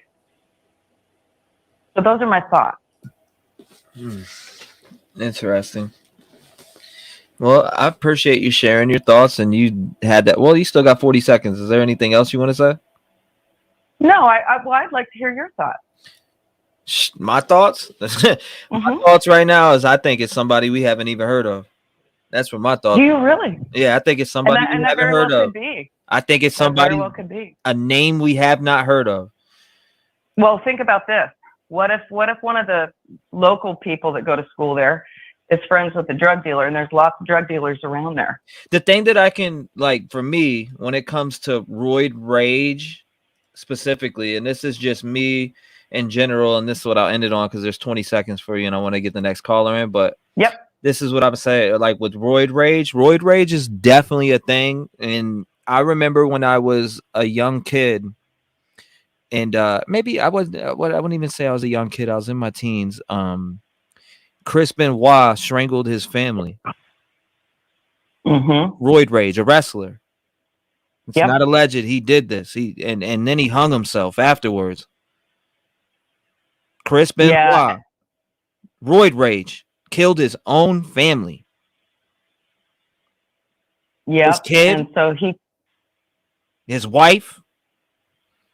So I mean, it's not, you know, roid rage. That theory is not out the realm of possibility. You get what I'm saying? Because if they're going to murder, nobody's going to benefit from life insurance. I mean, kids do shitty things to kids, but the anabolic steroid sort of rumor, just to me, there's just there's a thread there. I just feel like there's a thread there. So thank you for your time, and I love all your callers today. Thank you for all that you do. Yes, ma'am. Thank you so much, and I appreciate you calling in and having a voice. God bless you, man. You too. Bye-bye. Thank you. Shout out to her for calling in and sharing her thoughts on this. Thank you. 219-885-9693. Call in. I know a lot of you guys know about that. Let's see. With steroids, your emotions are all over. My uncle had a problem with steroids. So I mean, I trust me. I've seen some little bit pieces of it. I wouldn't around my uncle a little bit, but I've never seen him like rage out or nothing. But I've heard about stories from it from my dad. Call from Debbie. Debbie, you're on the line. What's going on? And you ended the call, so now we got to go to the next one. 219-885-9693. Call in. I feel bad. I don't think she meant to hang up. But if you want to call in, what's your theory? What's your thoughts? What do you feel? Where's your mind at? I'm completely my mind is fucked with this case. Excuse my language for a lot of the older folks, and I do have respect for you, and I'm sorry. You know, but I do cuss a little bit here and there, but I'm not out here, you know, stretching the F-bomb every you know, other or every sentence, every other Call word. from Sarah. You said Sarah? Yes. Sarah, you're on the line. 5 minutes. The floor is yours. What's your thoughts? What are you thinking right now? What's your theory? Where you at with this case? Yeah, awesome. Yeah, so hi, I'm like super nervous. I've never actually called in. It's okay. But you don't gotta be nervous. Yeah. But yeah, I can't, so I mean, that's easier said than done. For sure. But yeah, if I just start talking, it'll get easier. Yes, So ma'am. but yeah, I kinda have a theory about so like I think with the like caller Sybil earlier talking about like cops and like not being necessarily, I don't know, like easy to work with, and they don't always seem like it's like they're working with us, I guess. And so having them like, sorry, let me just like, so they want to like keep the narrative, and like they want to be able to be the only ones that are like presenting one story. So then it's gonna be easier like to try them. And I think the fact that like they're already thinking about that definitely means that they have someone like in mind. And I don't want to like, I know this is all kind of rumors, I guess I've heard, but like I did see and kind of like look through like some pictures with Jack S. And like I don't know if any of it's confirmed, but like definitely, you know, like allegedly alert or whatever. But like it sounded like he had maybe been kicked out of like one of the frats, and it was because he was being like creepy. Which I feel like maybe people got mixed up thinking he got kicked out of the bar that night. I don't know. That's what it's, like I don't know what, but anyways, and like he I think maybe also was a neighbor that lived in that building with the law student and the chef. That's not confirmed either, but that would like make sense that he would be like one of the people calling for noise complaints, especially if he's like salty after getting kicked out of like a frat. And then if you look into his like social media stuff, it looks like he comes from like a good, well-to-do family. So like probably a little bit of like the like affluent like syndrome that they talk about or whatever. Or no, affluenza, I think was a thing that someone got off on, like that like he went like AWOL to like Mexico for a while, but then got caught after he had like, this is like a separate story, so I'm gonna refocus back on the Idaho stuff. But like it would make sense that he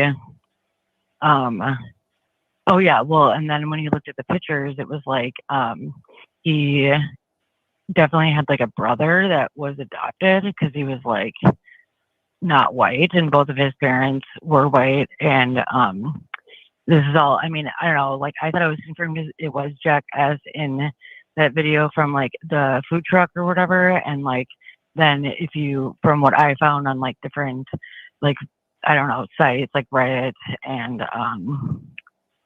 yeah, I guess just the YouTube information, like finding out that he, and like comments on YouTube and stuff too, like that like maybe he might be adopted, which I was thinking, you know, if they do have some of DNA stuff, like it would make sense that it would take a while to be able to do one of those genealogy things. Like if he's lawyered up and he's not letting them have his DNA, then like they don't have any right to it, you know? And like, so anyways, yeah. And like, I think it would make sense that it, like, if he hasn't given it up, it would make it a lot harder for them to get it if he's adopted, or like to find a connection with his family that way. But that's all like allegedly. So that's my theory. And like, also with the picture from the bar or whatever, like, I think, so it's interesting because if you look at the press release from the like thing that they just released, like the Moscow Police Department, I think yesterday, like released a police report, just statement, and there was like 5 different points on it. It was like super like peculiar kind of the way that they stated it. They were like, anything that's like officially given from us, like we can verify. Anything else we can't verify. But like if you oh yeah, and if you ask us, like we can't confirm that things aren't going to be messed with, and we're not going to comment about whether or not something was messed with, like after it's out. And it's kind of like, well, why not? And I think that they were the ones that, I think right now they're waiting. They want to like get as much information to like confront him and try to hopefully get a confession out of him, I think right now. And I think he's not talking. So they're just trying to get like as much information about him as possible so that they can just basically be like, you're like, there's no way that you can talk yourself out of this. But if you have a really good lawyer, there's theories out there that like are saying, oh, this person did it, this other person did it, this other person did it. It makes it a lot harder for that like person to like, you know, get found guilty sometimes if they have really good lawyers. So Anyways, those are my thoughts. But oh yeah, my like final thought, like with that picture that was released, I feel like the police like maybe change the date and time because they want to like, I think the reason why they released that picture is because they wanted to like really get down the timeline better so people could send them information more accurate to like what they were looking for, like in the background in streets with cars and stuff. So anyway, thanks for taking my call. Sorry, I like talking. No, thank you. I appreciate you calling in and you got through that nervousness, and I'm glad you were able to get through the nervousness and anxiety and speak what was on your mind. Thank you so much for calling. I appreciate you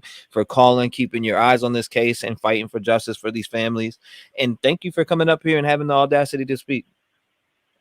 Yeah, for sure. Thanks for having me. Peace and love. Yes, ma'am. God bless you. Shout out to her, man. Shout out to her. She was very nervous and she got through it. 219-885-9693. Don't feel nervous. Get up here and speak. She got through it. If she can get through it, you can. If she can get through it, you can. I thought she was a great caller. I see a lot of people that were, saying something. I get it, man. Some people are different. Not everybody talks the same way, Thanks for being brave enough to call in. I appreciate that. Let's see. Call from Trish. Trish, what's going on? You are live. I'm setting the clock 5 minutes, and the time is yours. The floor is yours. Okay, I'm new to watching you, and I think you're amazing. I live here in Florida. I do like true crimes. I stumbled on something about a week or two ago. You probably already know about this. It's YouTube. It was a lady called, it was Plunder. Mm-hmm. I liked it because it was just the facts, and I wanted to bring something up because I kind of racked my brain with this. I called all the theories, and again, you're amazing what you do there. And you're very well spoken, and you handle everybody really great. I won't keep complimenting you, but you're great. Thank you, ma'am. I made my husband start watching you too. We were like, wow, okay. Turn Christmas movies off to watching the other day, wrapping gifts. Okay, so she had something on. This is what my thoughts are. I have college-age kids. I think they're very comfortable where they lived. I think there's something weird going on in that area. And when I say that, like, you can live in the nicest place, but still have strange things going on. She had a video on Plunder that it was, I want to say probably about 6 months ago. It was a girl that called in. She had been on a trip. Real quick, I'll try to say this as quickly as I can. She left her luggage in the car. She was in Boise. I don't know if you saw this or not. It was a police body cam footage. So it wasn't alleged, it was actual footage. The police came and she said she left her car unlocked because she was comfortable. It was one street over. I think it was the Taylor Street. And she went inside because it was late. The next morning, her roommate said, hey, your luggage was out in the middle of the street. And she goes, what? She goes, well, okay, maybe I accidentally left it. I was so tired when I got in for my trip. She carried her TV in but left the luggage in the car. So she came, the roommate brought the luggage in. She opened the luggage up. All the contents of her car were in there, like speeding tickets, I would just want to before you keep going, I just want to ask you, do you watch Grizzly True Crime? Do I watch what? Grizzly True Crime? No, I don't. I would suggest I'm just suggesting that you go check her out because she same thing. You like facts, right? Yeah, I like facts. Grizzly is off the chain, and I'm not taking anything away from Plunder whatsoever because Plunder is great too. But did you see the one I'm talking about with this situation? Okay. I know what you're talking about. So, and the person put the underpants in their cup holder, and it looked. The cop was like, "Well, the police officer was like, I think they're just going to steal the car." It just seems like somebody's in that neighborhood creeping around, watching people. I don't think it's. I mean, this is just allegedly my own thought. I think it's somebody there, like. I've lived alone in the past when I was younger, and you have pest control men come in, and I'm not saying everybody's like that, but you just never know. I know we had something down here in Florida where it was a maintenance man at an apartment complex. Knew the person, but didn't really know them. I think you're going to find out it's somebody around there that's been watching. I think there's creepy things that go on in that area like that. It just seems off. That event right there was off. They didn't steal the car. They just rifled through her things like they wanted to. I don't know. Did you have any thoughts on that? Or like, you guys have already been there with this whole, what I'm saying. Yeah, we've watched everything out there. I'm getting caught up. No, you're gonna get caught up. And that's why I've been saying this whole stream, my thoughts are on the floor. Help me pick them up, please, because they're everywhere, like I'm questioning everything. Yeah, you know how you end up, like, not always, but you'll hear things like, we had something in Orlando and they actually passed a law here on it about people that come in your apartments or rental properties that they have to have background checks because it was a person who just came in to like put a filter in her place. I think you're going to find out, and I could be wrong, that it's somebody that like, not acquaintance that they knew them friendly, but it was like just somebody that lived in the neighborhood or somebody that had been there to fix the air conditioner or something. I don't know. I just think there was somebody watching and creepy. And like the police officer said, it had to happen between the evening. He goes, what goes on here between the evening and like early morning? And I'm like, yeah, it seems like somebody's watching these people that live in this neighborhood or women. And that's what I think they expected the person who did this. It was all going to be women that day. That's my thought. I don't think they expected the guy to be there. And again, just my thoughts.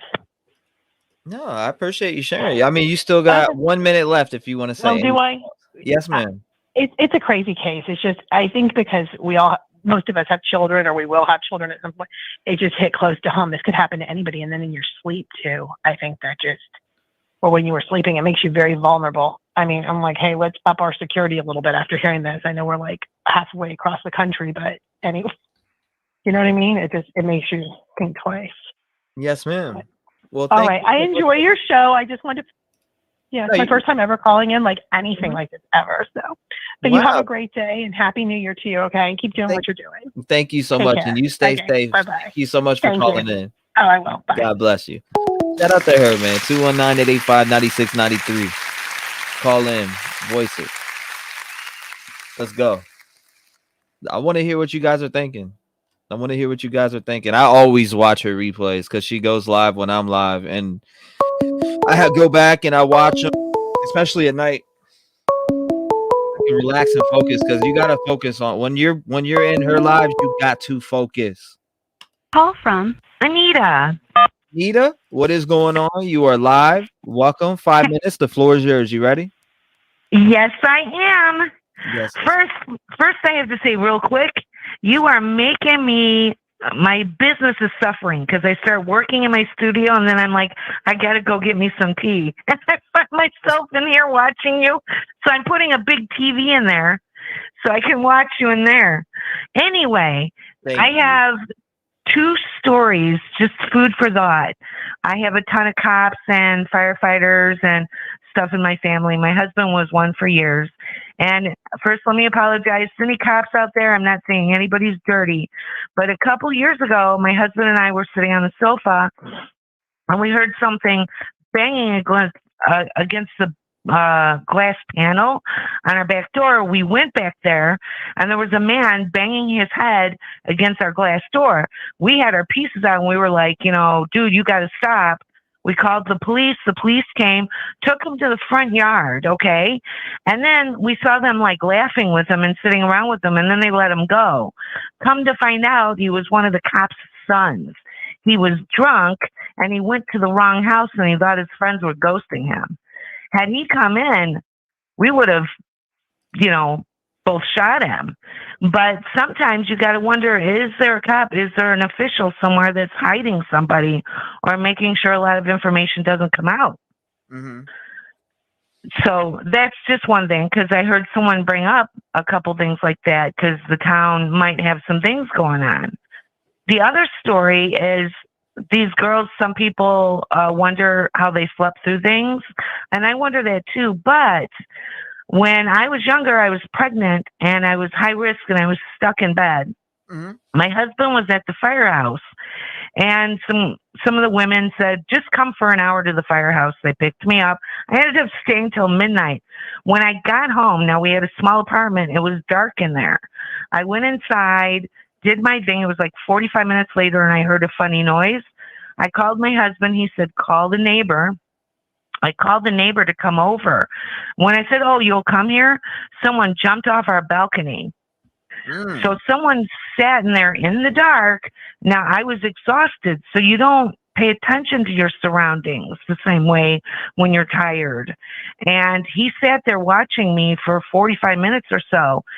So he was there so long, he smoked a whole pack of cigarettes and stuff. Damn. But, yeah, I just wanted people to think, a little bit about how tired you are and how you don't pay attention to everything around you when it's dark. Because back in our apartment, it was dark. They know that the guy came up the balcony. Nobody saw him. You don't see someone climbing up a balcony because it was pitch black.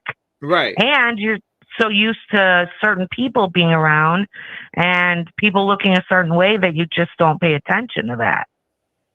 But it was just a little food for thought I thought I'd bring up because I have to find a reason to call you every day. But no, really, those two situations. Well, I'm screwing your whole studio up. Well, I mean, could it be somebody who's holding back information because there's someone important in the area that's related to them? I mean, that's not unheard of. No, it's not unheard of. We just can't know the know the unknown, but yeah, I just wanted to blow people away and give them more to think about. I mean, I'm lost, but I really think this is somebody we haven't heard of yet. Yeah, I was with you with the John D or a creeper, and I'm starting to go more on the side of somebody that they may have seen sometimes, and they thought, ooh, that guy's such a creeper. Mm-hmm. And then he kind of hung around there a lot, maybe walking by a lot, That too. That kind of thing. Who knows? Who knows? But the more they're not saying anything to us, the more suspicious it is that it's someone they already know about. So you think they're That's what I feel. Somebody right now? Yeah, I think I think what they're doing now is, like I said before, is they're looking for evidence. I think they have it narrowed down. Seriously. I know just the way that they came out from the beginning and was like, oh, well, you don't have to worry about the community safe. And then they go back on that. It's just, it all starts there with me. And that's where I feel like, okay, you got to be honed in on somebody or have a good idea of who did this to come out and make a broad statement like that. Right. Is my time up? Yes, ma'am. Okay. I'll let you go because I don't want to screw anybody out of their time. No, you have an awesome day, though. You're amazing. If you want to call back, you can. Just, make sure you get some tea in your life. Okay. Yes, ma'am. Take care. Thank you so much. Bye-bye. God bless you. 219-885-9693. What's your theory? What's your thoughts? The number's on the screen right now. I'll leave it at the screen. It's 219-885-9693. Control the floor for 5 minutes. Run it. Speak what you feel. Because I'm all over the place. I feel like it's somebody, but I like listening to everybody. Call from the other Aaron. The other Aaron, you are on the line. You're live. You got 5 minutes to run the floor. Are you ready? I'm ready to spill some tea, T. Thank you. Thank you, the other Aaron. Let's go. Okay. Every day I wake up with a new outlook on this thing. And if they killed 4 people, which they did, they're considered a serial killer, correct? Say again? If you kill more than 3 people, 4 is a mass killing. 4. When I, not to throw it off on serial killers, but I lived 15 miles away from Jeffrey Dahmer when he lived in Ohio. And I was at that concert that Stephen Hicks was supposed to be at that day. That has nothing to do with anything, but I don't think the guy is weird looking. I think he totally fits in, blends in as much as he can because he's there. And so, And then I did write down when they're walking around the corner after leaving the bar, you can hear pretty guys say, they're going to get you for that. Now, I don't know if it's right when they turn or after Kelly goes, what did you say to them? But he does say that. And I do think he's in plain sight. I think the cops are, we do have some really great policemen out there, but then you have some really, really dirty cops.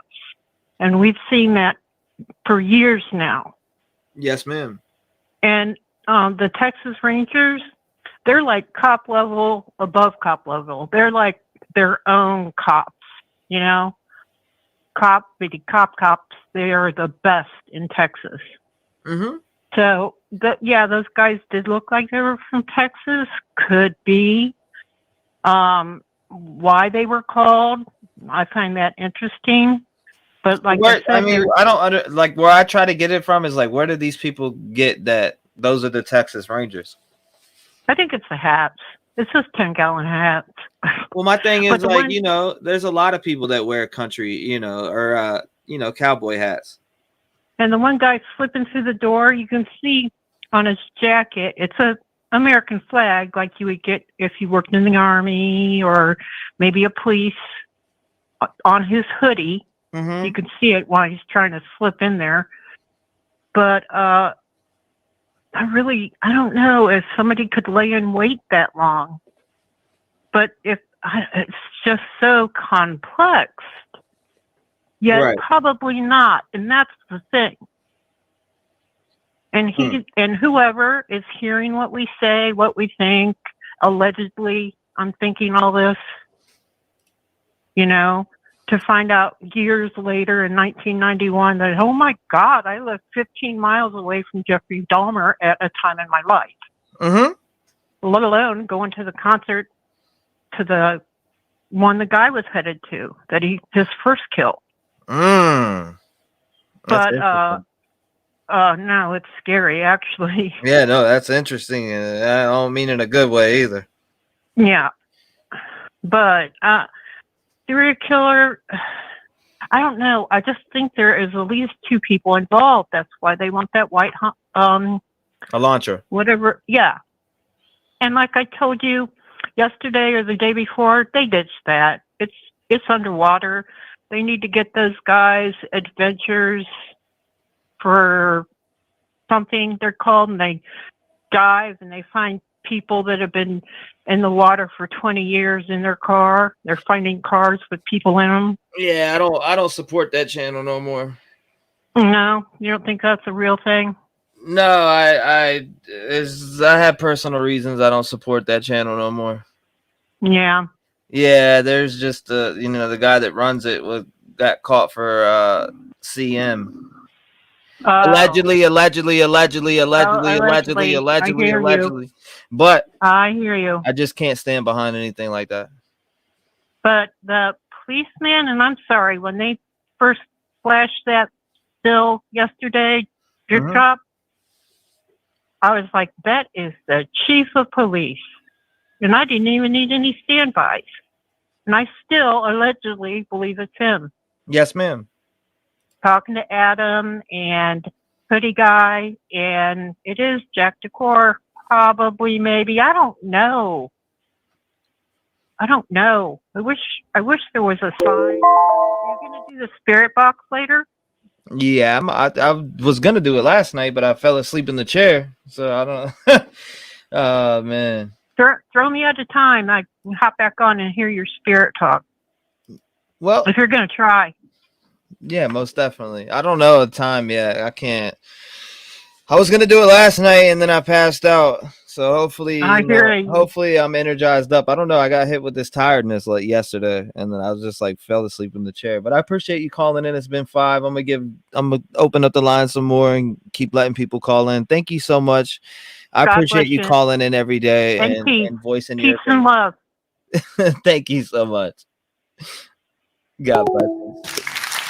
God bless her. 219-885-9693. What is your feeling? Where you at with this case?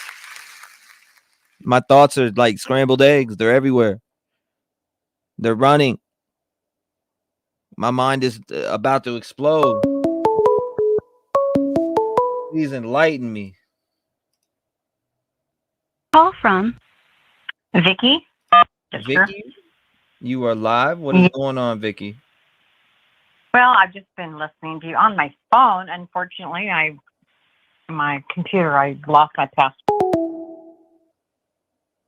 Well, that was a quick one. I didn't even get to start the clock for her. Anyways, if you want to call in 219-885-9693. I'm sorry about that, Vicky, but the lines are open, guys. If you want to try to get through, you can get through. Hopefully you can get through. We'll see. Vicky, call back if you hear this. All right, here we go. Call from Vicky. Is this Vicky? It is. I don't know what happened. I have no idea. Well, I'm glad you got right back through. That was on point. I am too. I mean, and I wasn't just listening to you today. I listen to you just about every day you're on. So. Well, thank you so much. I'm gonna start 5 minutes now. The time's yours. All right, thank you. Well, I've been thinking about the 911 call, and they did mention that earlier this morning. The chief guy, you know, and I think whatever happened, there was more than one person on the phone. Obviously, there was a roommate who saw something, or roommates, and/or friends or people, and they're not going to release that 911 call because there's probably some possible theories voiced by the roommates. Maybe they knew of some, you know, discord that was going on with the roommates that were killed. So there probably were some opinions expressed that they just are thinking, oh my God, we can't have this out there. They're looking into all that. I mean, that just makes sense. Plus, two lower roommates early on, lawyered up. I mean, duh, you'd have to. So they can't really say anything to y'all. And I know Jack DeCore and his family lawyered up, like within the first 24 hours. So doesn't that, even if they suspect some of these people, if you've lawyered up, can't your lawyer, if they're preventing you from saying anything, don't they just are going to have the forensics to do anything? Right. I mean, I don't know if I'm making sense. So what do you? All right. Let's go. Ask me a question. I'll fill you in. Ask me a question. Yeah. What is there anything that you may not be enlightened on that I can maybe try to, you know, answer the best of my ability?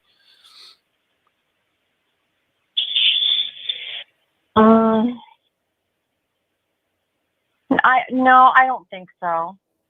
I do know that the bar owner has said that one of the bar owners said that is him in the picture. Okay. There's three. I think there's three or four. I think there's three bar owners. Yes, ma'am. Yeah.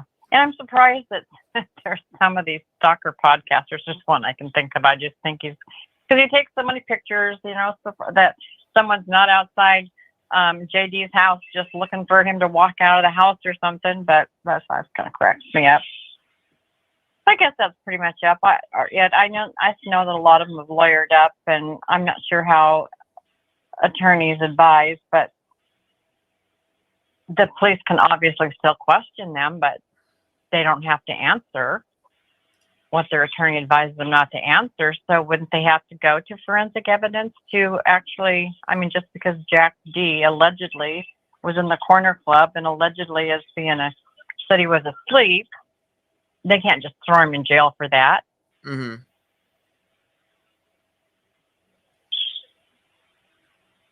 I don't know. I'm feeling that. Oh my God! I mean, you know, I enjoyed it over Christmas because there was kind of a break from all this, and get back into it. Your mind was a little refreshed, and now I'm kind of getting like crazy again. So. Yeah, no, I mean it's because you know, you get bits and pieces and drops and everything. You know, you get this little shitty corner club picture, and it's just a bunch of bullshit. Yeah, and people know stuff. They're just not allowed to say. It's a fucking breadcrumb. And that is not, that's El Chapo in that footage. That ain't Jack D. You don't think so? Fuck no. I don't think that's Jack D. Absolutely not. Absolutely not. I do not think that's Jack D. I don't care how many face recognitions. I don't care if fucking Armstrong rode off the moon right now and landed on the house and said, that's Jack D. That is not Jack D. Doesn't look like him. I mean, that guy that's sitting in that chair resembles a man of his late 30s to maybe 60. That is not JD. I don't care if they say the shoes. I don't care if they want to say the hat. I don't care what they say. I, with my whole heart, spirit, mind, body, did not think that's JD. I don't give a what no one says, but I respect their opinion. I respect it all the way to the moon. But I don't think it's JD. Well, I'm not saying I think it was or it wasn't. I'm just saying allegedly people have said that's him. But no, I was reading chat. because somebody was like, get your Oprah suit ready, T. Prove it's Jack D 100%, and I'll get the Oprah suit. Well, I just feel like this photo, people are just intentionally leaking stuff, and it just stirs us all up. I don't know. I've stirred you up. There goes the time limit. It's okay. You haven't. It's okay. You didn't stir me up. I love the phone call. Thank you so much. God bless you. You too. Bye-bye. Thank you, ma'am. Shout out to her. I feel like she didn't really get to talk, you know. But 219-885-9693. If she wants to call back, she can call back, get another 5. Everybody can call back. There is no set times on how many you can call. There's no tokens to this community. There's none of that. You can call in as many times as you want, and you can get 5 minutes many times as you want. If you get through, you get those 5 minutes, period. Simple as that. Call from Kim. What's up, Kim? You in Pittsburgh? What's up? I am in Pittsburgh. Shout out to you in Pittsburgh. I know that area code because that's where my great grandmother was when she just passed away, and she lived there her whole life. So she's from Allegheny County. So I know. Oh, okay. I'm from Allegheny County too. Oh wow! Shout out to you. All right, so 5 minutes. The floor is yours. Let's go. Where are you at with the case? What do you think? What's your thoughts? I have absolutely no idea. But what I want to know is, and I've been listening to you and a lot of others, Yes, nobody has said these 2 surviving roommates. Where were they? Did they have people in the house? Mm-hmm. Because we've seen on other body cameras that they obviously leave people in the house to party by themselves. Mm-hmm. Where were these other 2 roommates that night? We know where Madison and we know where Kaylee was. We know where Ethan was. We know where Xana was. But where were these 2 other roommates? And who were they with? Right. Did they bring anybody home? Did they think that they left and maybe went upstairs and hid?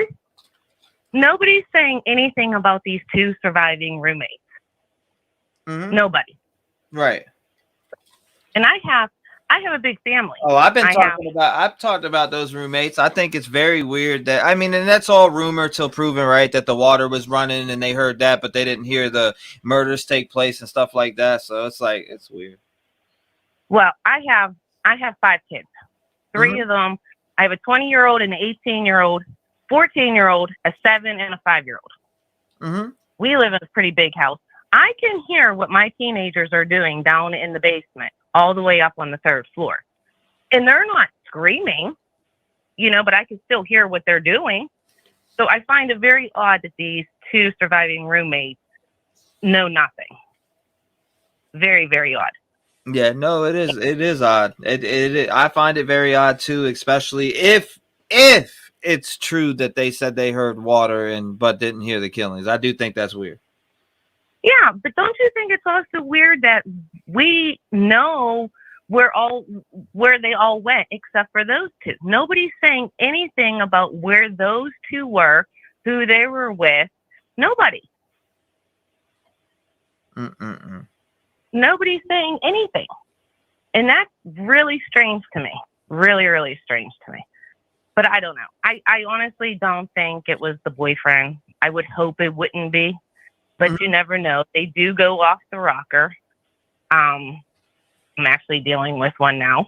Well, I mean, like for me, I'm off the JD train. I don't think JD has anything to do with this. Allegedly.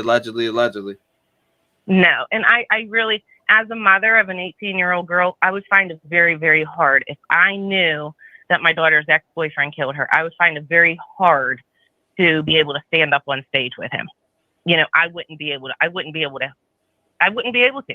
think this is what I do think about people who are on that JD train, and I'm going to pause the time while I'm speaking because I want you to have your time. But this is what and for people that are on the JD train, it's like, I think that the parents unfollowed him and everybody mostly in the family had unfollowed him because of the derogatory comments that were made by him on their daughter's page. Like, I'm gonna wipe myself off with a rag. I need a rag. You know what I mean? Like just the nasty stuff that was put out into the light. I think that's why they unfollowed him. And you know, I did thank him for a while allegedly, and it's like I feel like really it would be open and shut with him. But then again, there's other things that, a police investigation does take time. Sometimes they don't just nab the killer within the first 48. It doesn't always happen that way. Could it play out and be different than what I'm saying? Absolutely, 1,000%. It could be where everybody is thinking, but for me, I'm thinking it's somebody we haven't heard of. No, I think so too. It's just a shame. It's a shame what these families are going through, and I do feel for them because I have an 18-year-old girl right now whose ex-boyfriend is, they've been broken up for a month, and he just won't leave it alone. And I know he has guns, and I even called the cops. I'm like, what do you do nowadays in this situation? I don't want to get him in trouble, what I mean? But yet I don't want my daughter to end up dead, You just don't know. You just don't know nowadays. But I really don't think it's. But one more quick thing. Mm-hmm. Okay, so allegedly there was blood seeping out of the outside of the house, right? Mm-hmm. Would that blood not seep into the downstairs where those two roommates were? Would you know what I mean? If the blood is draining out and he's dead upstairs, they're both bleeding upstairs. As bad, you know what I mean? Like if it was that bad that the blood's going outside, seeping outside, would that blood not seep down into the floorboards and down into those walls? That they woke up and be like, oh, there's nothing here. There has to be. There has to be blood. You know what I mean? That they can't just go, oh, well, he wasn't waking up. He's still, he's unconscious. Let me go up and knock on the door or whatever. No, they saw something. And I just find it odd that there's no blood trails outside. So whatever took place inside only.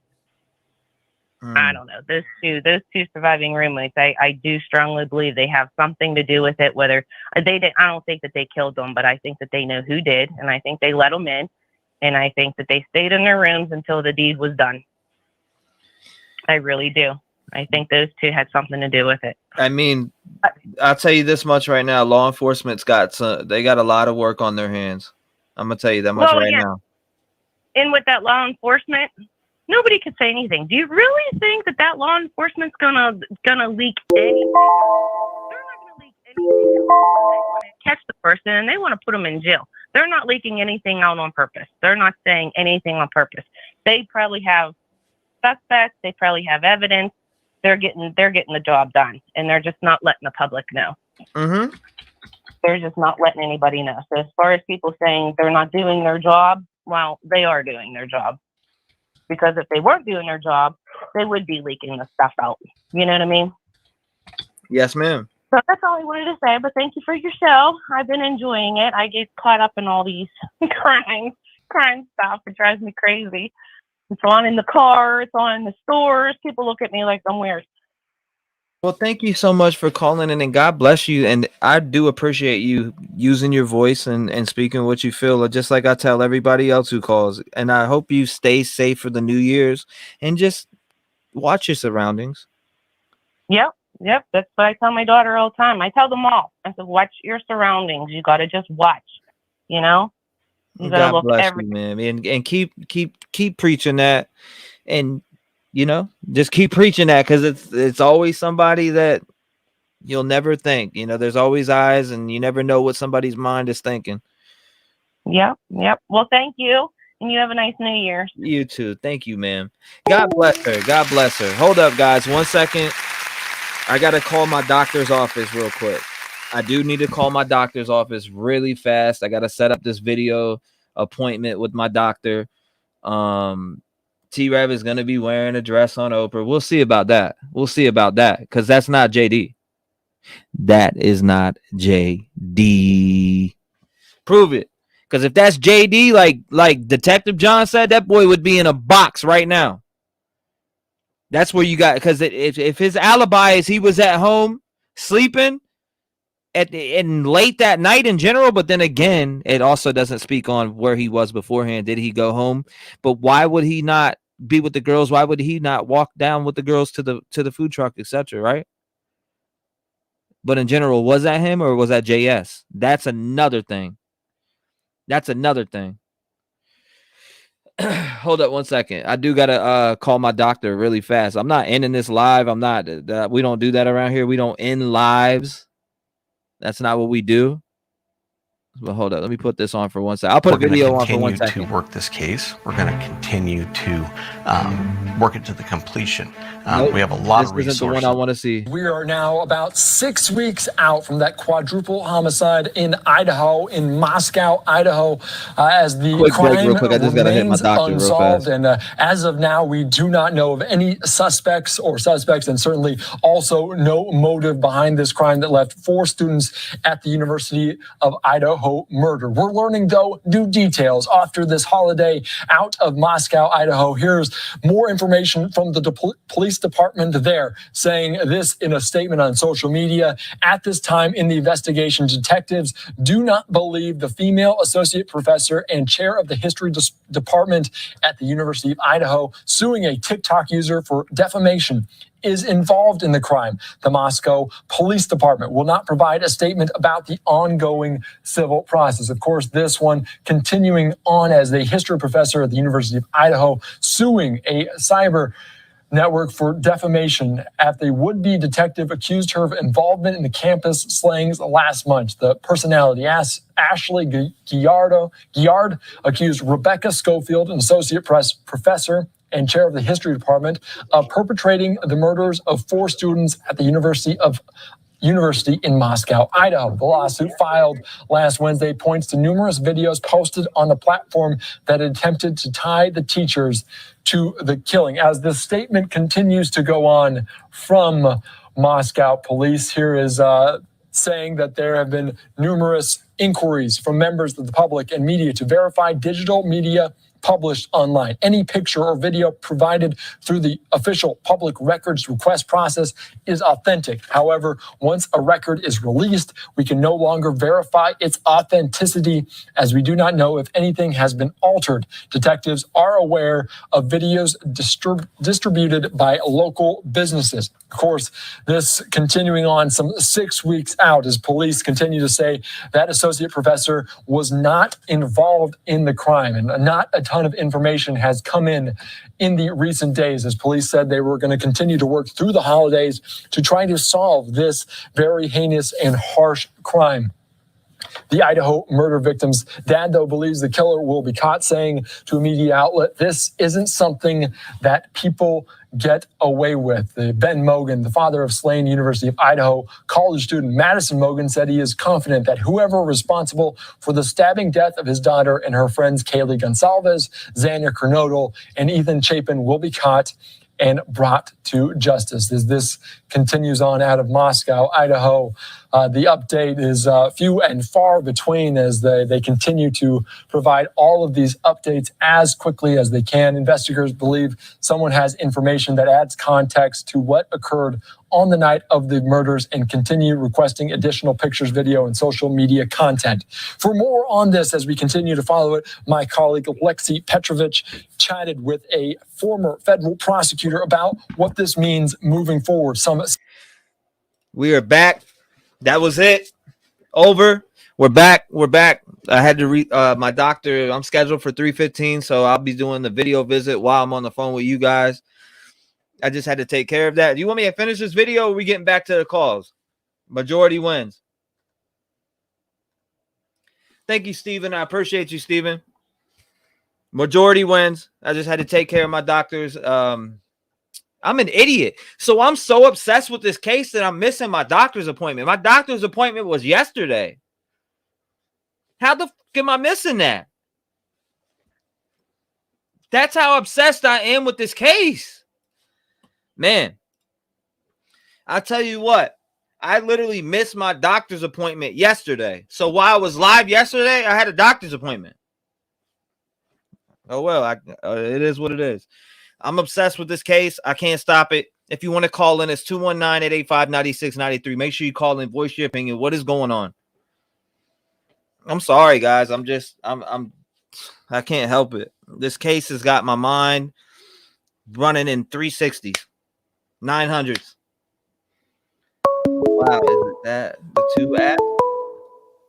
Josie Weaver stuff? All right, here we go. Call from Ronnie. 814. Hold up. Is that Cameron County? No, Pennsylvania. I know Crawford County. I know 814, man. My grandmother was in Cameron County, Pennsylvania, Driftwood. Oh, okay. Well, yeah, I'm like an hour and a half from Pittsburgh. Okay. Shout out to you. Hey, Lake Park, Erie. Oh, yeah. I know exactly what you're talking about. Anyway. 5 minutes, you're on the clock, brother. You run the floor. This is your time. Speak your theory. Speak your thoughts. What's on your mind? Let's go. All right. I'm glad I got through it, and I appreciate what you're doing. But, hey, what I'm saying is loose lips sink ships. Nobody's going to be able to keep their mouth shut about all this. They're going to get offered deals. They're going to get scared and start telling, but there's way more than one person involved. It's like a domino effect with the cops was out there with the kids drinking, and then the people going by. That was all put up. I think allegedly, I think they was all part of it. It's a conspiracy through all that, and I don't want to say who I think did it, but I think that it was somebody real close. That the dog sitting deal where they were supposed to babysit the dog. The dog was in a room by itself. That was all set up to let them do what they wanted to do to the people. Mm-hmm. What do you think about that? I thought you were talking. I think it's all weird. It is all weird. It's all weird, dude. And you know as well as I do, the cops are allowed to lie to you anytime it's to conduct their investigation. So they're putting all this shit out there just to get people talking, what they're doing. Right. And it's working. You know, and I mean, I think that you run a tight ship there, and I agree with a lot of things you're doing, but I think there's a lot more to this, that there's more people involved in it, and that, you know, helping. Why would that dog, if the girls get home, Kaylee, why would they leave that dog in a room by itself? Right. You know? But anyway, well, I don't know. You got some thoughts on it. What do you think? I just said no. Man, my mind is everywhere with it. Now, you mean, what is my theory? Yeah, no, I mean, I know your theory because I've heard it, but I mean, you think about the you know, that stop it. You know, oh yeah. I mean, like, dude, listen, man, if they would stop it, like that stop it thing that we heard on that body cam footage, it's like, man, if that was real, or I'm not saying it's actually real. I'm not saying it's not real. Right. It's not fake. You get what I'm saying? But I'm saying in general is if that was from that house, you wouldn't hear it like that because I agree with inside the walls. Right. You get what I'm saying? So it wouldn't be like, in case you got a window wide open and it's just like hitting the perfect range in the air. Like, I honestly don't think that stop it was from that house. I personally don't believe that. But could I be wrong? Where I was going with it was where all the cops was called to the noise in that field there across from the house. So I just thought that was all deployed to keep people away from the house. To keep the cops away from that. I don't know. That's just what I think. Oh shit! I see exactly what you're saying. So you're thinking, hey, that, you know, this was you know, like a diversion type deal thing. Diversion. Right. Yeah. Yep. Oh, I'm catching. I'm seeing exactly what you're saying. That's what I think. You know, but I mean, it's just whatever it is. I don't know. It's the same what happened, and I've never been into a case as much as this. You know, stuff's happened on your side. A couple of friends get killed by a coins I knew that had a body shop, and never would have dreamed he'd have killed, you know, a girl I went to school with, and I'm sorry to hear that, and a good friend of mine, you know. So, but this year was really got me wondering. It's a lot to do with some inside stuff, and the cops are lying to everybody. I'm sorry to hear that, sir. Don't you think? Yeah, they lie to you anytime they feel it's necessary to conduct their investigation. They got a good idea, I think, who it is.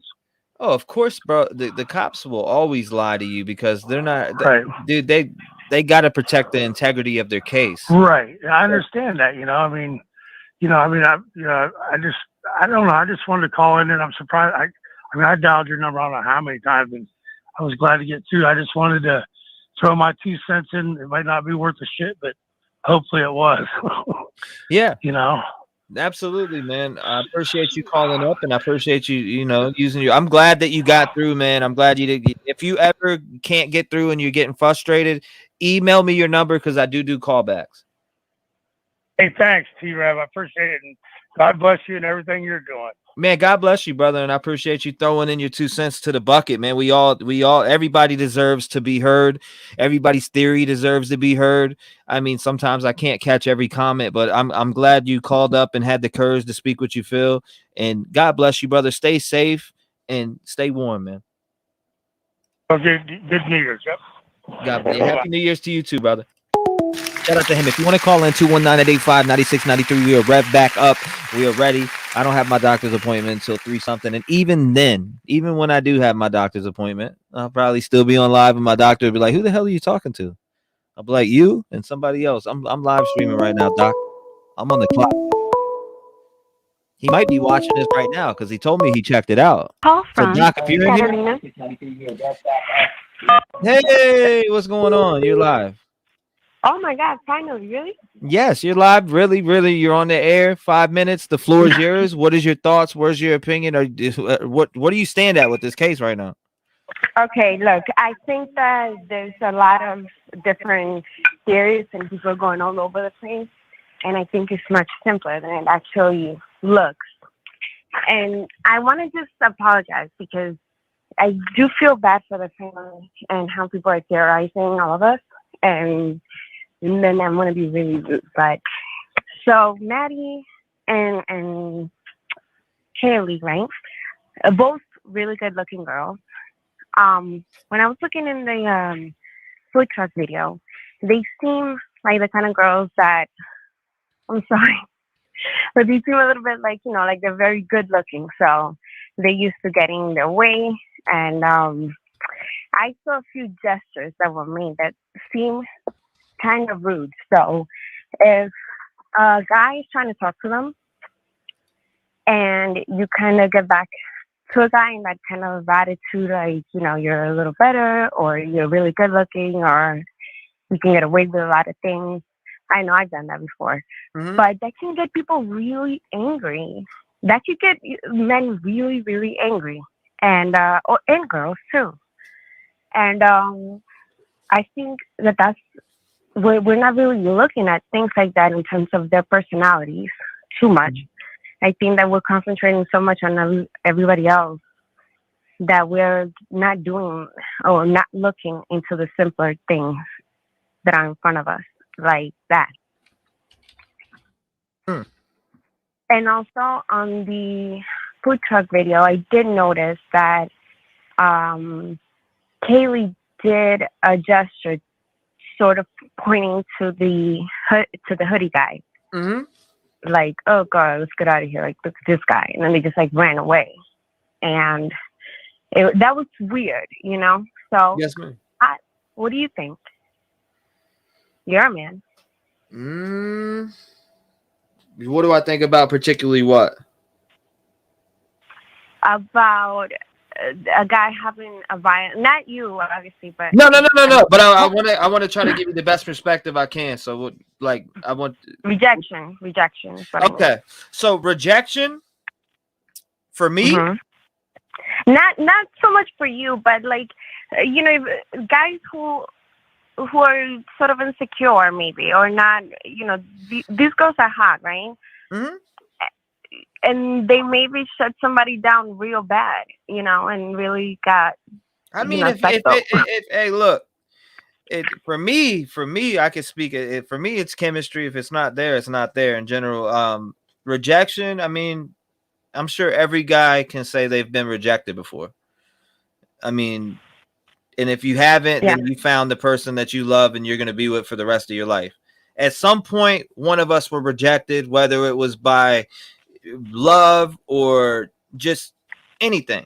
It could be any way, but no, in general, for me, I'm just gonna, I'll move on. But for somebody who's got a psychopathic mind, sometimes people vision themselves being with somebody and they're not even really with the person. Right. You get what I'm saying? So when they talk to the person and they're not feeling like, oh, they don't love me back, like I love them, and in their head they think they're with this person, that can drive you crazy. And then that can also, I mean, if you're somebody who's really truly unstable, even if you just meet that person right then and there, that would really be like, oh my God, like, whoever the hoodie guy is, he seemed to be a little bit upset when they left. I don't know if he's involved or not. I don't know. Because I don't think that the person that's involved is, we actually met that person. But, you know, like, I think that them being, you know, giggly girls, cute girls, hot girls, they shut down people hard before. And like I said, I've seen a few videos where they seem to be a little more entitled. And I feel bad saying that because I don't know them or anything like that. But you know what I mean? At that age, you know that you have your whole life ahead of you, or you think you do. You're not really thinking of people's feelings like that. Yes. You're thinking more of like leveling up, really. And I kind of noticed that with Kaylee in particular, that she's definitely different than when she was 2 years ago. And you ended that on a perfect note. Thank you so much for calling. You ended it right at the 5-minute mark. Thank you for calling in, and thank you for, you know, having the courage to call in. God bless you, and stay safe this new year. And I'm hoping that I'm hoping there's an arrest before the new year, but I mean, I know that they got to keep conducting this investigation, and I know I'm hopeful that they'll get the right call. Shout out to her for calling in. 219-885-9693, man. Make sure you call in, voice your opinion, what's your theory, what's your thoughts, where your mind at. Let's hear it. Let's hear it. Where you at with it? Where you at with it? Let's hear it, guys.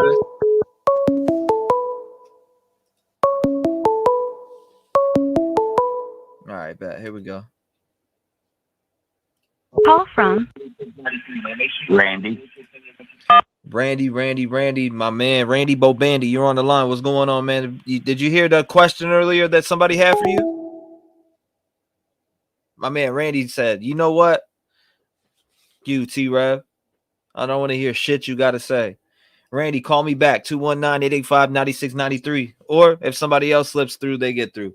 I think that was Randy, though. That was the Randy we wanted to talk to. Maybe we need to call him back, huh? That was Randy right there. Hold up. Randy, what's going on, my brother?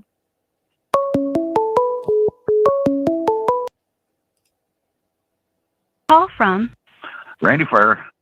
Randy, what's going on, my boy? Hey, how you doing, Trev? I don't know what happened there.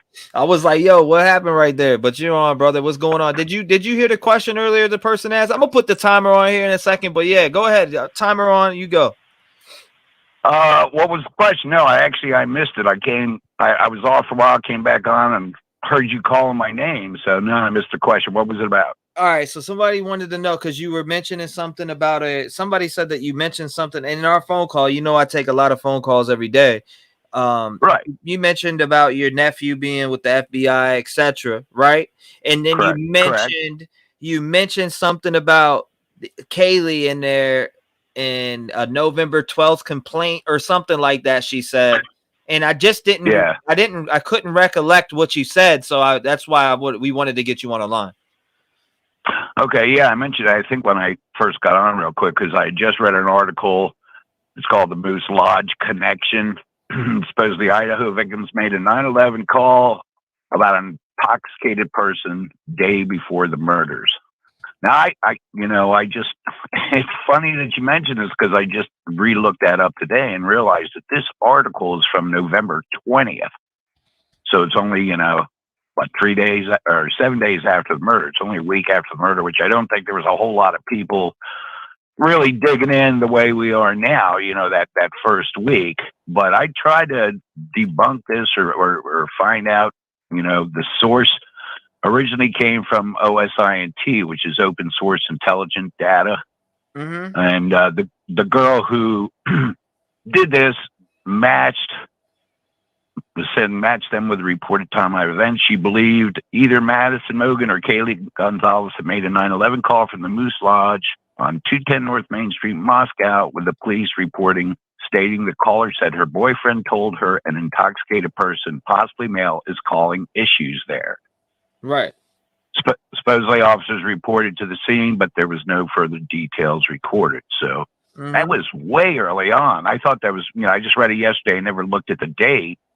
But that seems very strange to me, and I've heard absolutely nothing about that, positive or negative, pro or con, So, yeah, that's what that was all about. Anyway, anything else I could do to try to help? Yeah, I'm here they for were you all the time. that was a question that a caller had earlier, and they, I didn't want to. I was like, man, I had so many phone calls after that. And you know what I'm saying? I was like, oh, I couldn't recollect everything that you said, and I didn't want to misquote you. You know what I mean? Right. No problem. Hey, listen, I do want to say something.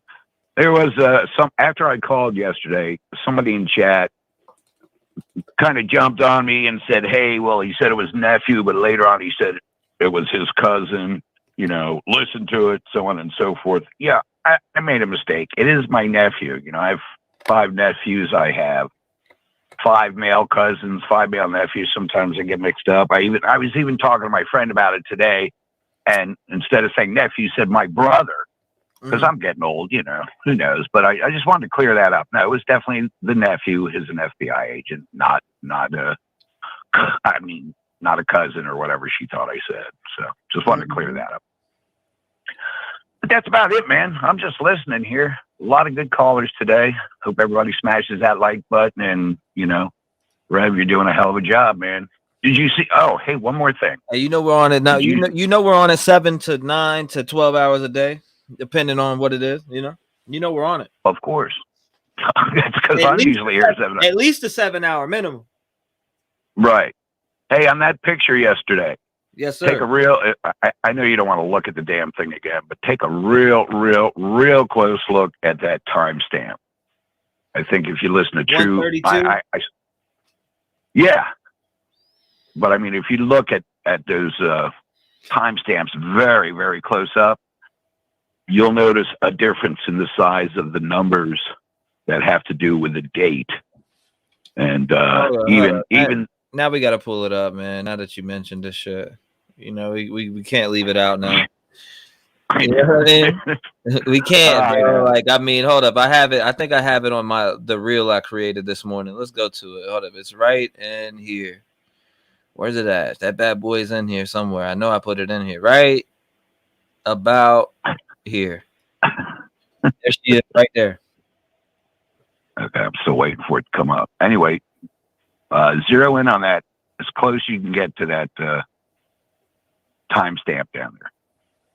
Man, zoom in. We looked at this bad boy. We looked at this bad boy right here yesterday for like friggin' 7-8 hours, man. I know, but if you really get in, I'm talking seriously close, you will see a difference in the size of the zeros, the size of the 3 and the 13. And, if there's a timestamp, they're always the same size. Not to mention the diagonal lines look squiggly as if they were drawn in. It's very strange, but it tells me that the picture may be real, but the timestamp is definitely fake. So hold on, it just wouldn't be that way. You're talking about this timestamp right here. Yep. Yeah, no doubt. No doubt. Well, I appreciate you calling in and clearing that up. I'm looking at it now. Yeah, I can see a little bit. Look at it. The three is bigger than the 1. Okay, and the lines are different, but the 2 zeros are bigger than the 2s that are around it, or even the 1. It's very strange. Yeah, but I think that makes it fake. All right, give somebody else a chance, man. All right, my brother. I appreciate you calling in. God bless you, man. I'll be watching all the time, T. My man, take it easy. Shout out to him. If you want to call in 219-885-9693, make sure you call in. Lines are wide open right now. 219-885-9693. Wow, it sure does, says Karina. Thank you, caller. She's right, or he's right. My bad. I called him a she. My bad. T-REV. Let's see it. All right, here we go. Call from Scott. Scott, what's going on, man? What's the word? Man, how you doing, man? I'm hanging in there, brother. 5 minutes. The floor is yours, my man.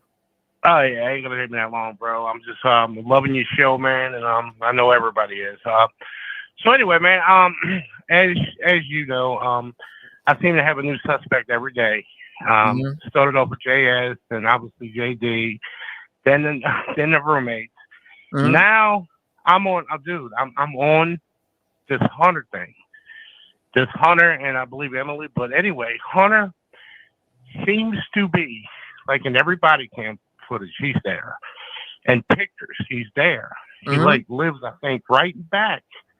And I believe Emily does. He's Emily's boyfriend. I don't know that, but I just speaking of Hunter himself, with the zip ties and all that, he seems very strange. When he did the speech, he started talking about Ethan owed him $4, and I just thought it was very odd. The man's dead.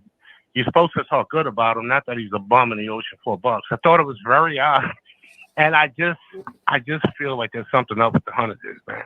He just seems to be popping up a lot. And basically, that's all I got to say, bro. I love your station, and I love that you give everybody a chance to speak. Yeah, no doubt, man. That's what it's about. It's about you and everybody. You know what I mean? I appreciate you calling in, brother. You said you ain't got nothing else to say? Nah, man, I'm not going to keep you on, man. I'm telling you, it's like a new suspect every day. I do believe that was absolutely JD in that pic. Disagree with you on that, but I don't know if it's real. I don't know if it's real. I will say this. Kaylee's feet in that photo, they do look like they're floating a little bit, like it's Photoshopped. And Detective John brought that up. I don't agree with everything he says. I make some comments every now and then, but I do like the guy. But he did make that comment. And I looked at it, and it does look like her feet are elevated above the ground. Like it's not right. If you take a look at it, it's very weird. Yeah, but other than that, I'm on the Hunter kick right now. There's something up with you, boy. But this is all allegedly. But anyway, God bless you, bro. God bless you, brother. You take it easy, my man.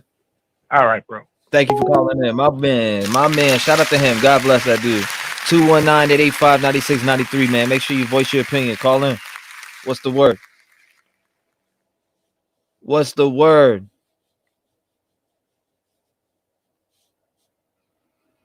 Let's hear it. 8 hours pick trick. 8 hours pick trick. Caller, no gag order. Yeah.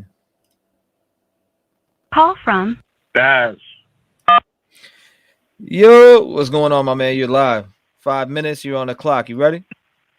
What's up, T-REV? What's going on, my man?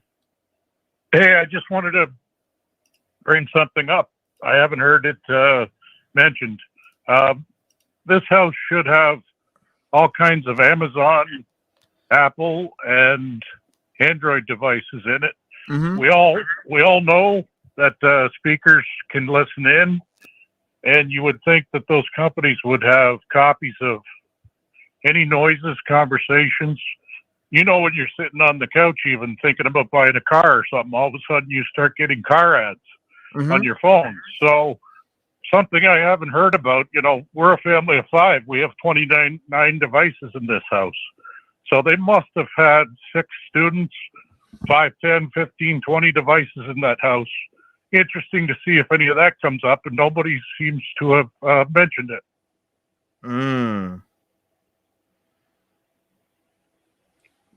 So some kind of listening devices that are passive, right? Right. Would have captured something going on. I mean, yeah. I mean, what do you mean, like Alexa or shit like that? That's right. Alexa, speakers, phones, TVs have them built in. They say that your TV camera and speakers are on. Hence why you get all these cross devices sending you information when you're thinking or talking about a subject in your house. All of a sudden something pops up on your phone. You're like, geez, I was just talking about that, right? It's not a coincidence. So you would think something may come up on those devices. Maybe the police are checking into those as well.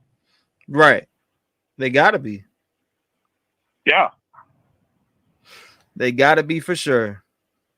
That's it, brother. Cheers. Keep on going. Now they definitely got listening devices. They got all with our phones these days, they have all that shit. Like, and that's another good thing that you brought up. But if it was that easy, don't you think they would have that already? I don't know. Good question. If they have to subpoena 4 or 5 different manufacturers or data centers, I don't know. Good question. I feel like they would need that. They would, you know what I'm saying? Like they would definitely need that. Yeah. Cheers.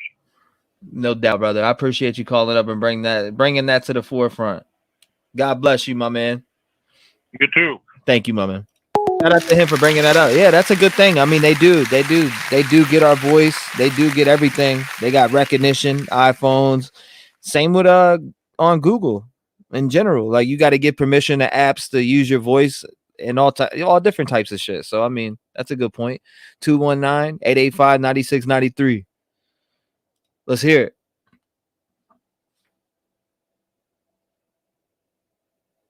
T-REV, shout out to Alexa. Ain't no doubt. Shout out to Alexa. Where's Alexa? Call from Danny. Danny, what's going on, my man? You're live. Yo, T-REV. How you doing, bro? I'm good, brother. How about yourself? Not too bad, brother. Not too bad. You from New York? I thought I heard that. Nah, not from New York. Not from New York, but I've been there. You've been there. All right. All right. Well, I'm calling in from New York, and it's good to talk to you, bro. You've been doing an amazing job. Cannot thank you enough, bro. You've been keeping us entertained and warmed up for now. God, what is it, a month? Jeez. Anyway, listen, I won't take the whole 5 minutes. You can put me on the clock. I just want to say, I know this theory is going to be out of left field, but we got a million of them, right? Yes, sir. Absolutely. What I was thinking, bro, is you see this girl, and pardon me for forgetting her name, the one with the big black overcoat in the bar in the corner club. Was that Maddie or? Yeah, that's Madison. That was Madison. Okay. Yep, that's Madison. Yeah, Logan. so that was Madison Mogan. Okay, thank you, brother. Thanks, T-REV. So listen. So here's what I'm thinking, right?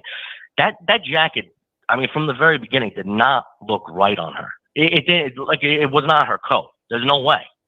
There's no way that was her coat. So my weird theory is, she was in the bar. She took someone's coat. I know this is going to sound nuts. She took someone's coat, and when they were walking back with, what's his face? Jack S.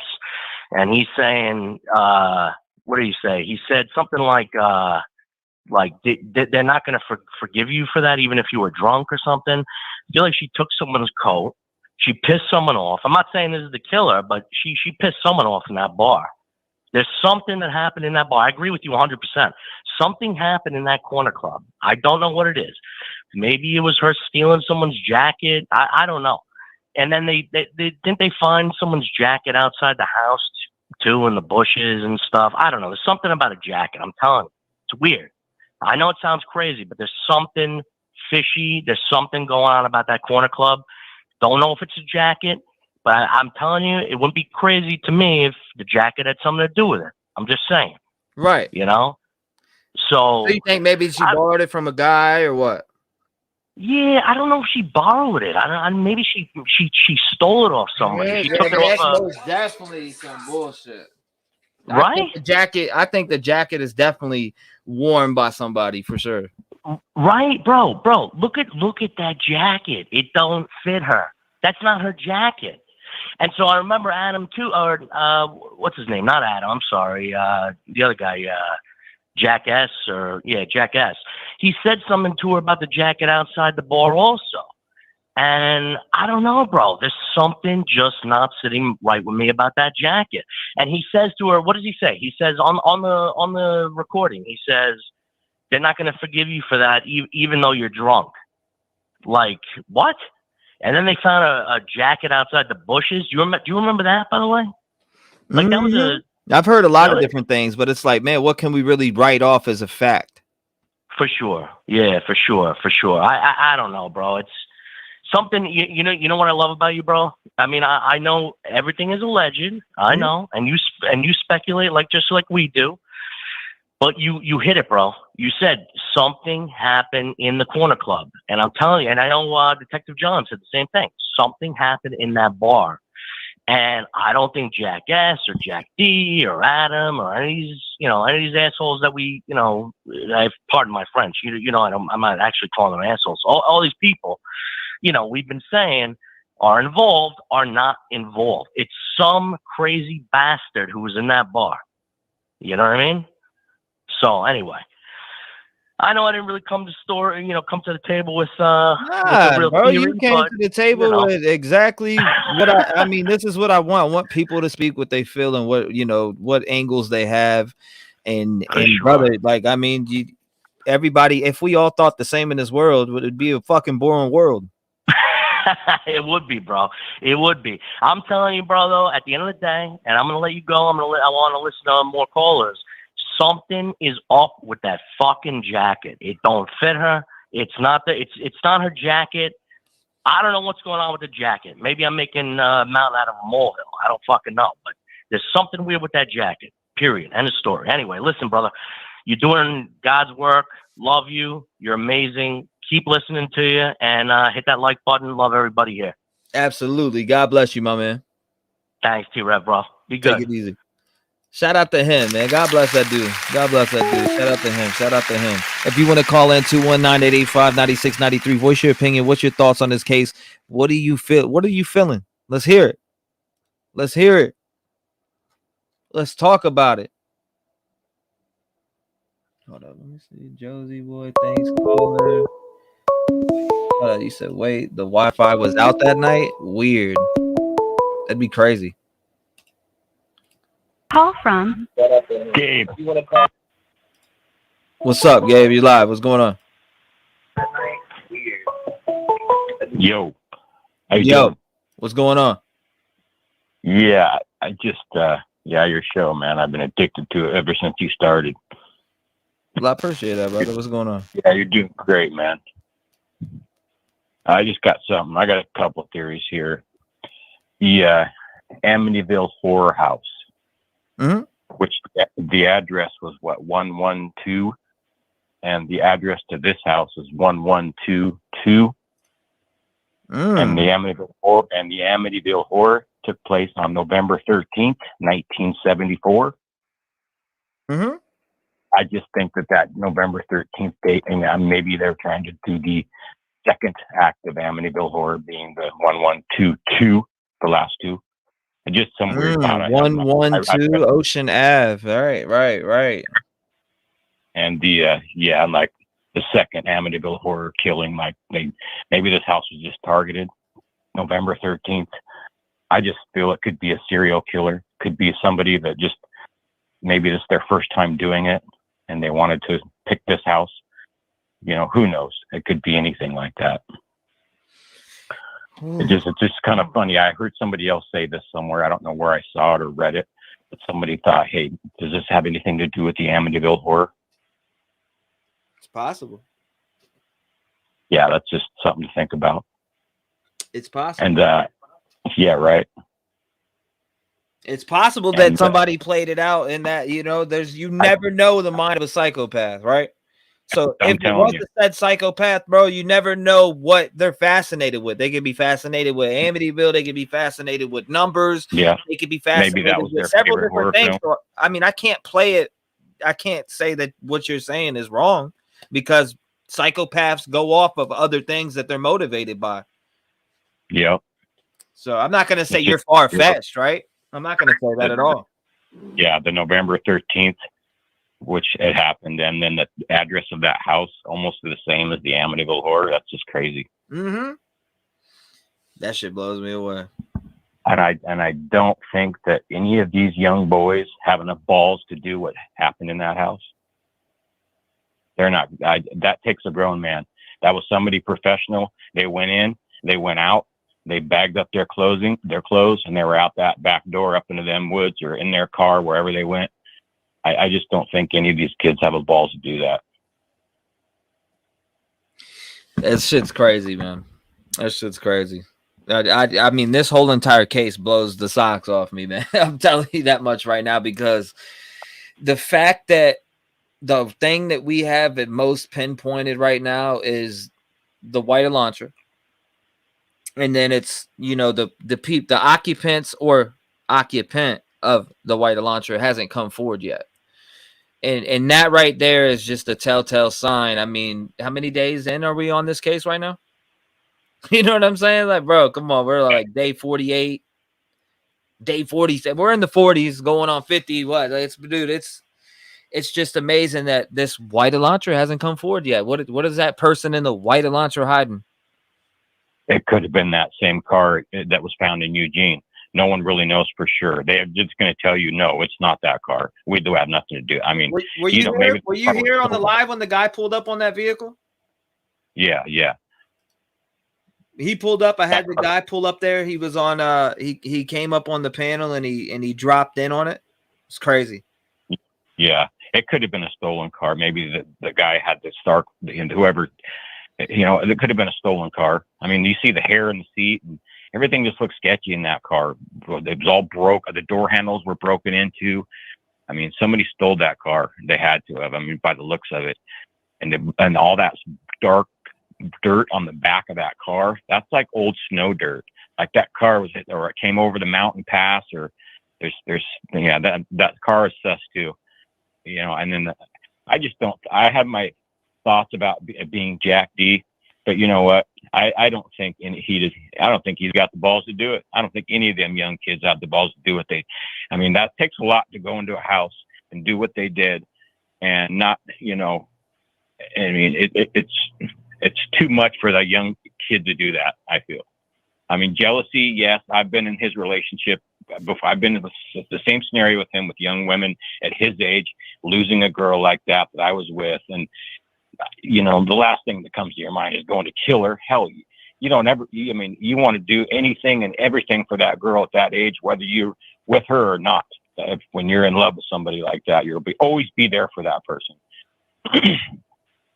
But as far as that goes, my theory now is beginning to think this is just somebody just randomly picked that house, came in, came out. They were professional. They probably had a hazmat, something. They bagged up their stuff and they were out.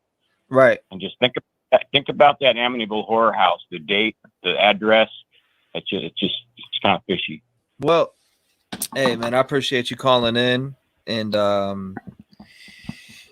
yeah, man, that's a good point you brought up. I appreciate you calling in. I'm gonna get to a few more callers. Phone lines are blowing up right now, but thanks. Hey, good point and good case in point. Like, is this a psychopathic person that did this? Because it's very possible it is, and it's very possible that this person we ain't heard about. Yeah. You know what I'm saying? Yeah, you keep doing your thing. You're great. You're doing great. God bless you, brother. Thank you for being a part of it. I do appreciate you. Go Hawks. Shout out to him, man. Shout out to him. God bless him, man. I got a text from Detective John. Do you guys want to hear what do I need to call up Detective John? Should we phone Detective John? I mean, you guys know we usually have this little thing going on in chat where we phone Detective John and he gives us a little bit of insight on some things. Now, he said that his son is a graphic designer and does and specials in that. He wants to, or he didn't say call him. He did not say call him, but from what he just said, I want to hear what he has to say. I want to hear his explanation on this, what he just texted me. I don't even want to read it. I'd rather him explain it. Maybe we can hold him up for 7 minutes. I'll put him up for 7 minutes and let him tell that part, and then we'll get right back to the calls. I see a majority saying yes. We'll just do it real fast, and then we'll get right back to the calls. I do want to get him on because of what he just texted me. So let's see. Let's see what he's got. Huh. That was weird.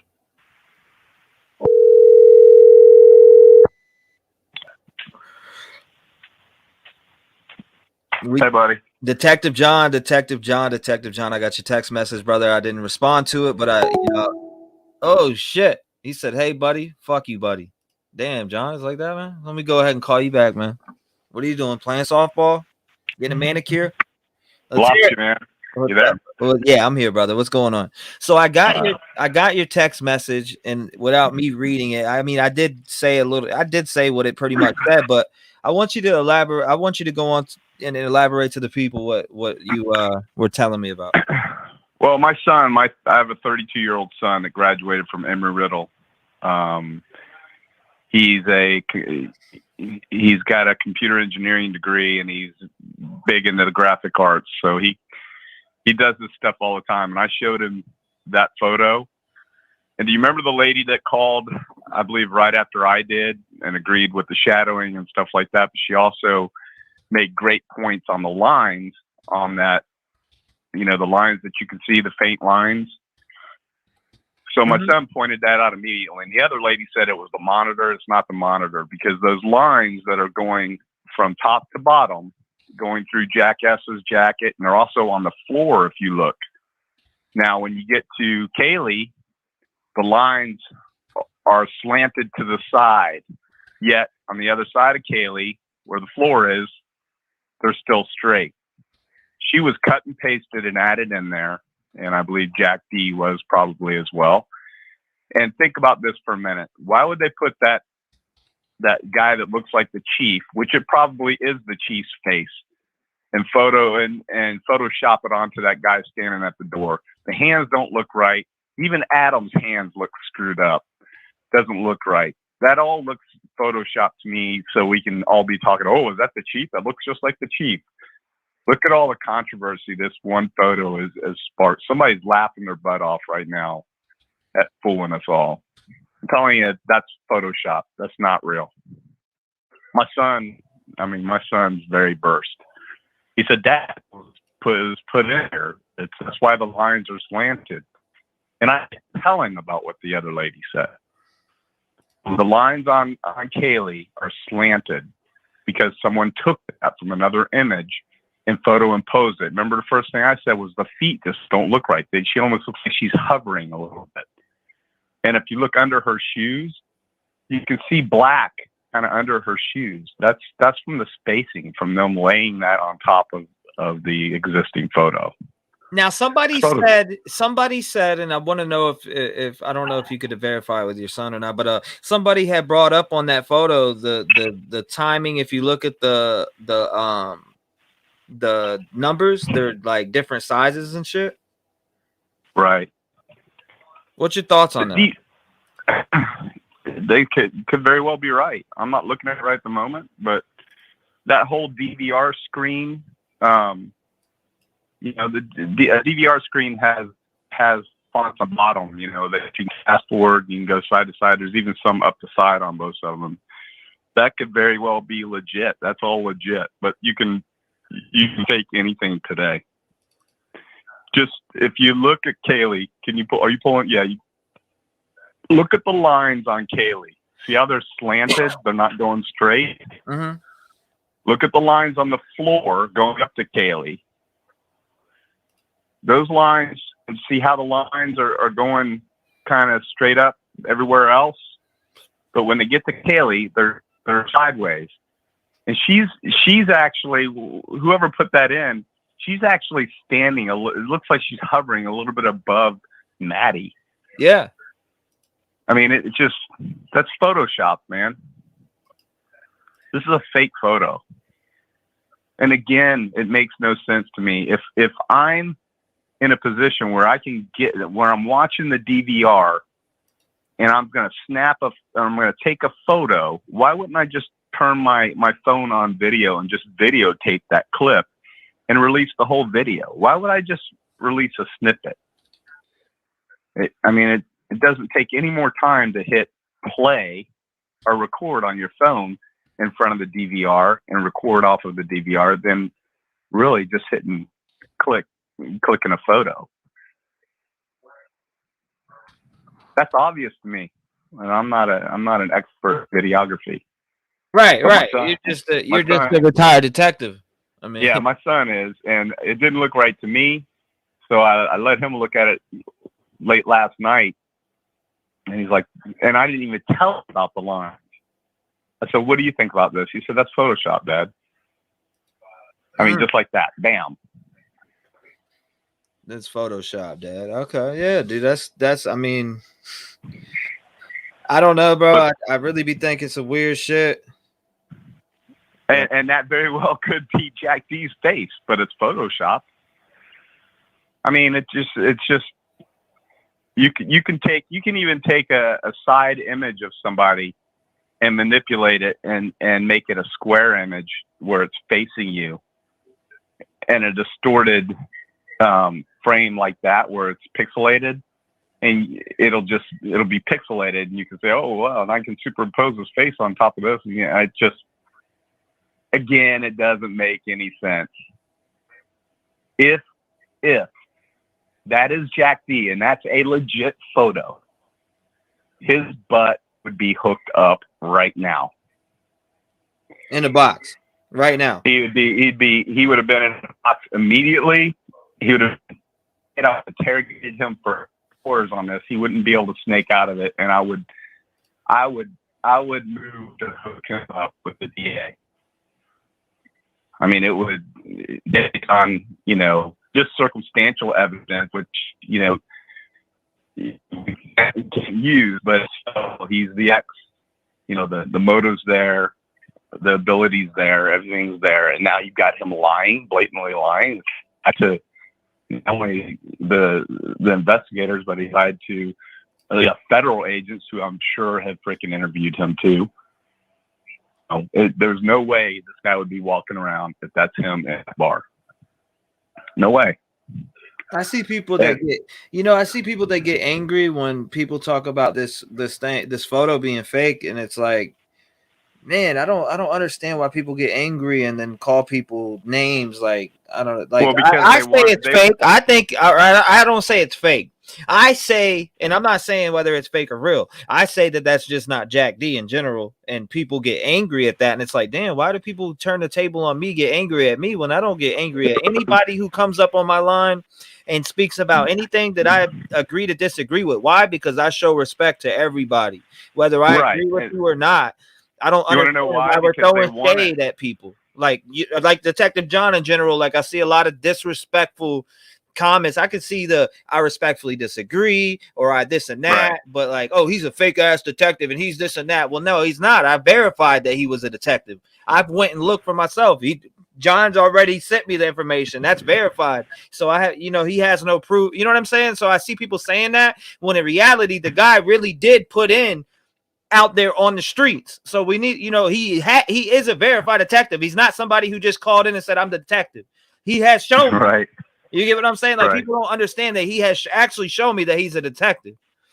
So I'm a retired detective. Rephrase. That would make no sense. I mean, I'm not saying my name. I mean, if I was an egomaniac and that all mattered, I'd be saying my name. I'm not saying my name. No one needs to know who I am. I'm just giving the perspective of years of investigative techniques and the schools that I've been through. I've been to FBI, interview interrogation courses. I've been, I know, I'm an expert in interview and interrogation. I've been deemed that in court of law. I've been deemed an expert in narcotics. I've been deemed an expert in many things. It's just from experience, but I'm telling you right now. I want people to understand, like, that just because somebody was a detective or something doesn't mean they're right. And you're not even saying that you're right about everything that you're saying. You're just giving your opinion, and that's great to have somebody's opinion, especially that's been law enforcement. I'm only basing what I am saying is I'm only basing my on what I know. And from what I know and what we all know, Jack D has the motive. He has the ability. People think he doesn't have the ability. That guy was ranked #1 in tennis. He hits overhand, smashing forehands and backhands, and he's a badass. That kid's an athlete. You don't have to be Hercules to wield a knife. You know, he's cardiovascularly could do this very easily. He's tall. He's long. You know, those are tiny girls. The only person that would give him a problem is you know, the boyfriend in there that was asleep. So, and he's a big boy. But you know what? It only takes one, you know, one jab of that nut to get that guy to start bleeding out, and he's not going to last long.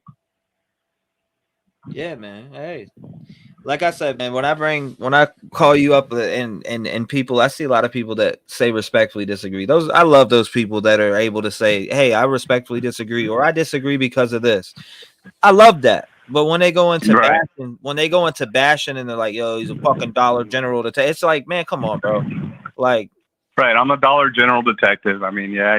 I mean, no, it's but you know, you get what I'm saying. you've got Brian Enton, who I'm telling you right now, in my opinion, was watching this show, and then the very next day, our theory that we talked about, he actually went up there and said almost verbatim what we were talking about. That theory of the lot in the back where he lay in wait, and he came down and went inside and probably was inside waiting on them. And that was his escape route. The guy didn't go out the front door. I'm telling you right now, he did not go out the front door. I don't know where I've yet to hear any confirmation that door was actually left open. That's all been innuendo and rumor. Right. I've never heard that from any of the detectives, anybody being interviewed. And in fact, they're going in and out of that door like crazy. It's unlikely that he went out the front door. I believe he went out the back sliders, and he went up that hill in the back and had his car parked up there. That's where the white Elantra was. You can actually see it, the headlights on the body footage, which if you look at the windows of the building, you look at the headlights, there's a car that's leaving during that time above that building that's leaving that lot, and the white Elantra drives by. So that's where the white Elantra is coming into play. They know that the suspect is in that car. They probably got a ring camera around there as well, with better footage. But I'm telling you right now, that's where that car comes from. And also, I don't know if you watched the latest, which I'm sure you have. They interviewed the chief again. He was much more humble and not so cocky. But he said, "We arrest this guy for the suspect." And say suspects, they've got somebody in mind. He said, in a year from now, when it goes to trial, and we have to arrest this guy. I don't want to say verbatim what he said, but something to that effect. He did not allude to two or more people. It was one person. They've got their eye on somebody. They're waiting on DNA. Even said that. We're waiting on DNA. That was last night. Yeah, I seen that, bro. I was wondering. Now, I wanted to ask you that. Now that I got you on the line, there's some insight, and this is from somebody who's worked the department. What is that? Now they're waiting on lab results. What lab results are they waiting on? Well, the crime lab results is what he's talking about. So there are multiple things they're waiting on. They're waiting on, you know, every one of these victims has a blood type. You know, and that's how, I think we talked about this before. That's how they're going to determine. It's unlikely that they all have the same blood type. Want to be A, want to be AB, want to be O, and that's how they're going to start with the contamination of the victims. They're going to know who was stabbed first, because there's not going to be contamination unless he's flailing a knife back and forth to those two on the bed, which could very well be so. There is contamination, but Kaylee was she sustained different injuries. I'm wondering, and this is me speculating, yes, she was stabbed, but the different injuries that they're talking about, could that have been that he sliced her carotids, her throat? You know, he may have sliced her throat, and he may not have sliced everybody else's throat. That would be something that I would suspect would happen. But, you know, again, I'm speculating, but you know, the chief, every interview, he gives these little hints that I catch which, you know, he said when we arrest this guy or the suspect, he never said suspects. I'm telling you, you've got a lot more, and they're very tight-lipped for obvious reasons. Again, this has to go before a grand jury. Grand jury is going to have to, you know, indict whoever they have. So they got to have good evidence. It's not as easy as it used to be. You know, we're in a very litigious world today, and people want hard evidence. A lot of these want hard evidence. You know, they don't want to be subject to any kind of mistrial or appeal or anything like that. They want a slam dunk case. So if they do have a guy in mind, they have a prime suspect. He's under surveillance. They're watching him, and they're waiting for the DNA. If there is DNA, you know, there's DNA, but whether they found it or not, I don't believe this guy's cut himself. I don't believe any of that. It's very easy to wield a knife like that without, you know, your hand's not going to slide down the blade. And he's probably dressed in winter attire, and he got in and out of there without leaving much DNA. Probably no blood DNA. So they're waiting on those blood lab results to come across. So that's what they're waiting for. They're waiting for also, I guess that would be to see if they can get to see who got killed first, etc. That you think that is that what they're referring to also? Or do you think they know that already? I think they already know that. Okay. But you know, you still need confirmation, and the best way to know who was killed first, and we talked about it before, is if Kaylee was killed first and Maddie woke up or something of that nature, then, you know, Kaylee's not going to have any cross contamination of Maddie's blood. Now, when if he killed the two girls first and he went downstairs and killed Ethan, he's going to have both of their blood in his wounds coming from that knife. Because I can assure you, this guy's not wiping the knife off every time he kills somebody. In fact, he probably didn't, you know, he came down those stairs with a dripping bloody knife and encountered Ethan. I think that was just by chance. I don't believe that he went there to kill 4 people. Nobody goes into a house with a knife. To kill 4 people, but he had to take out whoever seen him.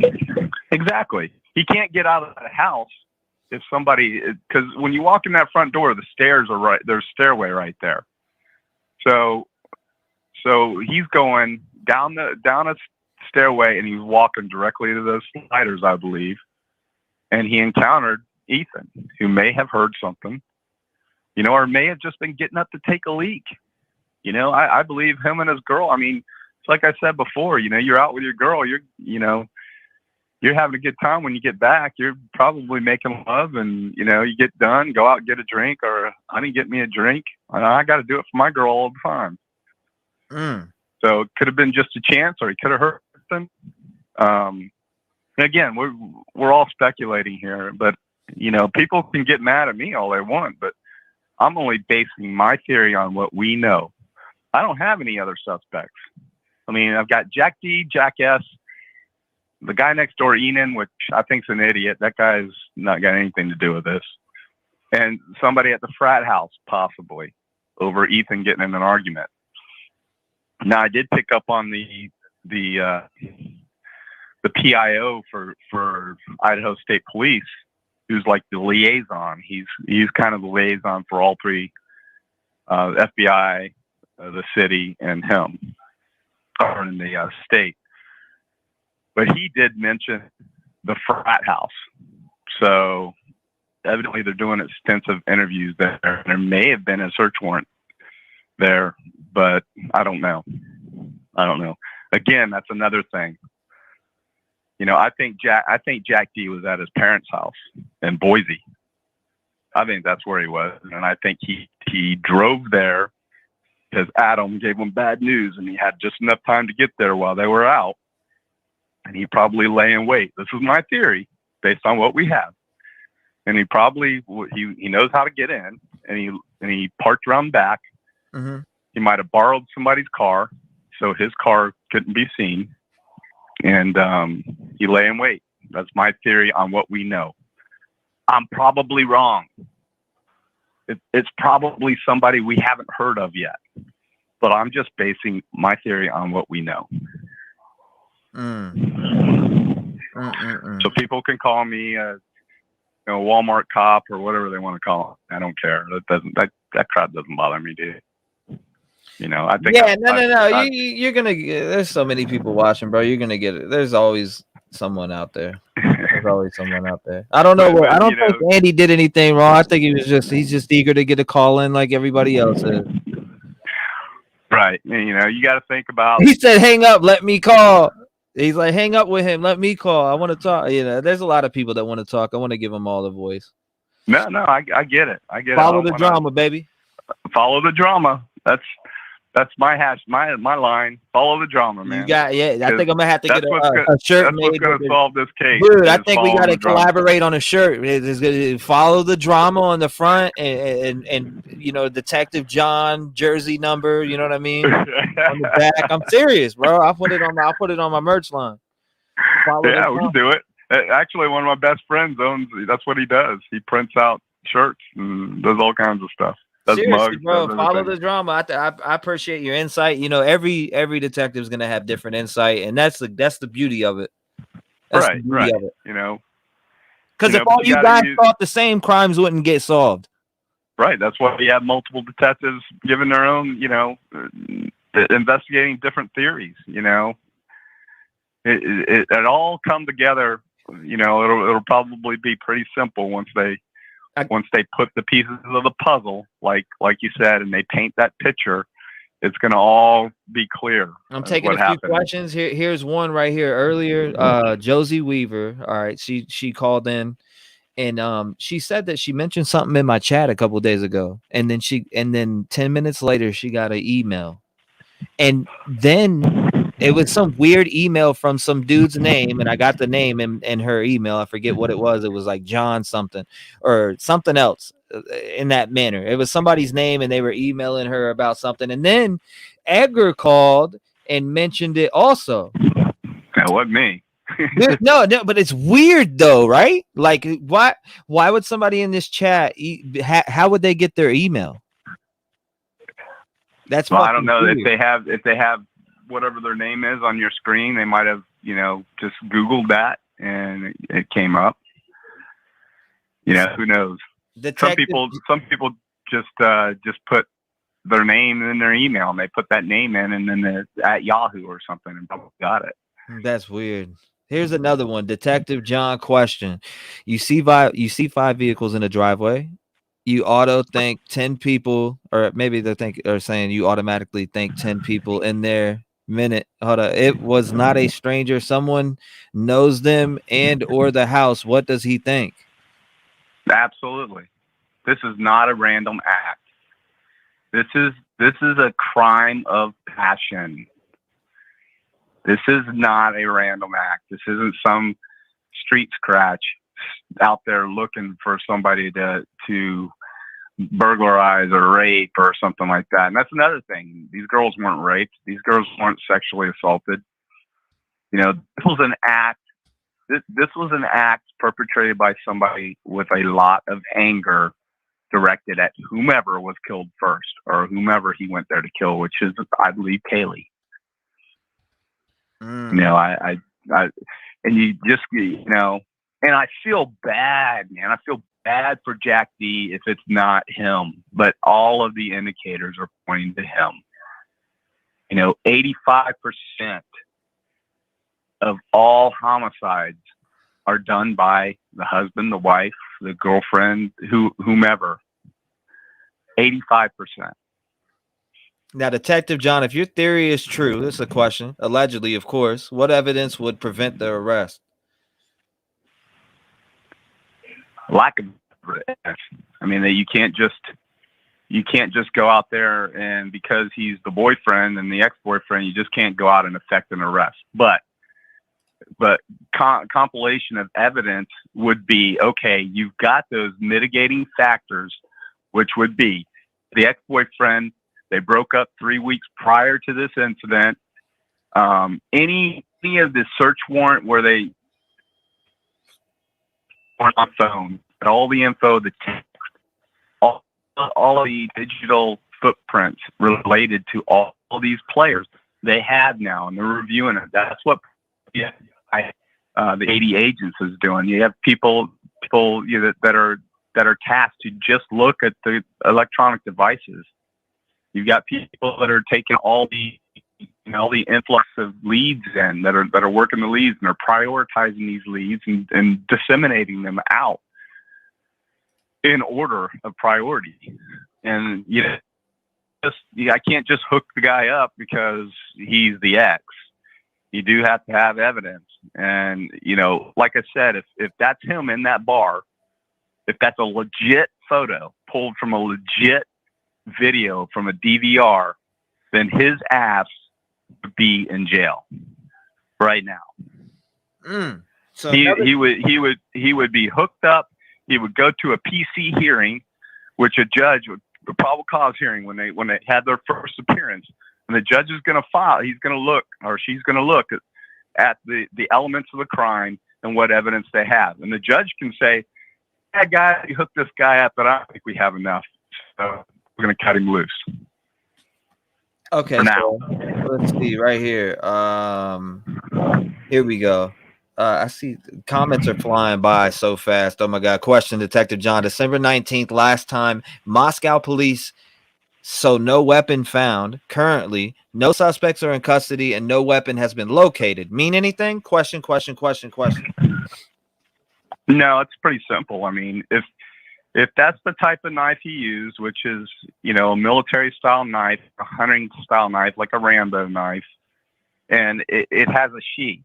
So, if he used it, he probably just put it back in the sheath. He's probably not carrying that knife outside the sheath. He's probably got it on his belt or shoved down in his pants, and he took it with him. Not everybody gets rid of the murder weapon. That's all movie stuff. He's hauled butt. He might have gotten rid of it later, but I don't believe he got rid of it anywhere near that house. And did you see, there's a video too that I caught the other night. They were actually photographing and measuring skid marks. Did you see that? Where was that at? Where'd you see that at?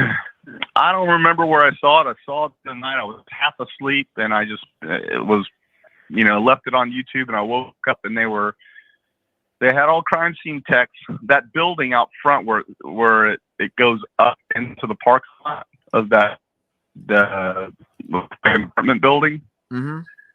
But there's burn marks and skid marks going up, like somebody peeled out right there recently, and they were measuring that. They were, they had techs out there doing that. If you Google it, you might be able to find it. I don't know. All right, so but you could actually measure the diameter of those tires, the diameter of the width of the front. If it's a front wheel drive, front and right wheels, and see if that matches up with an Elantra as well. That would be very easy to do. Okay. But there's all kinds of things. I mean, people can hate on me all they want, but fuck the haters, bro. Here's another question for you.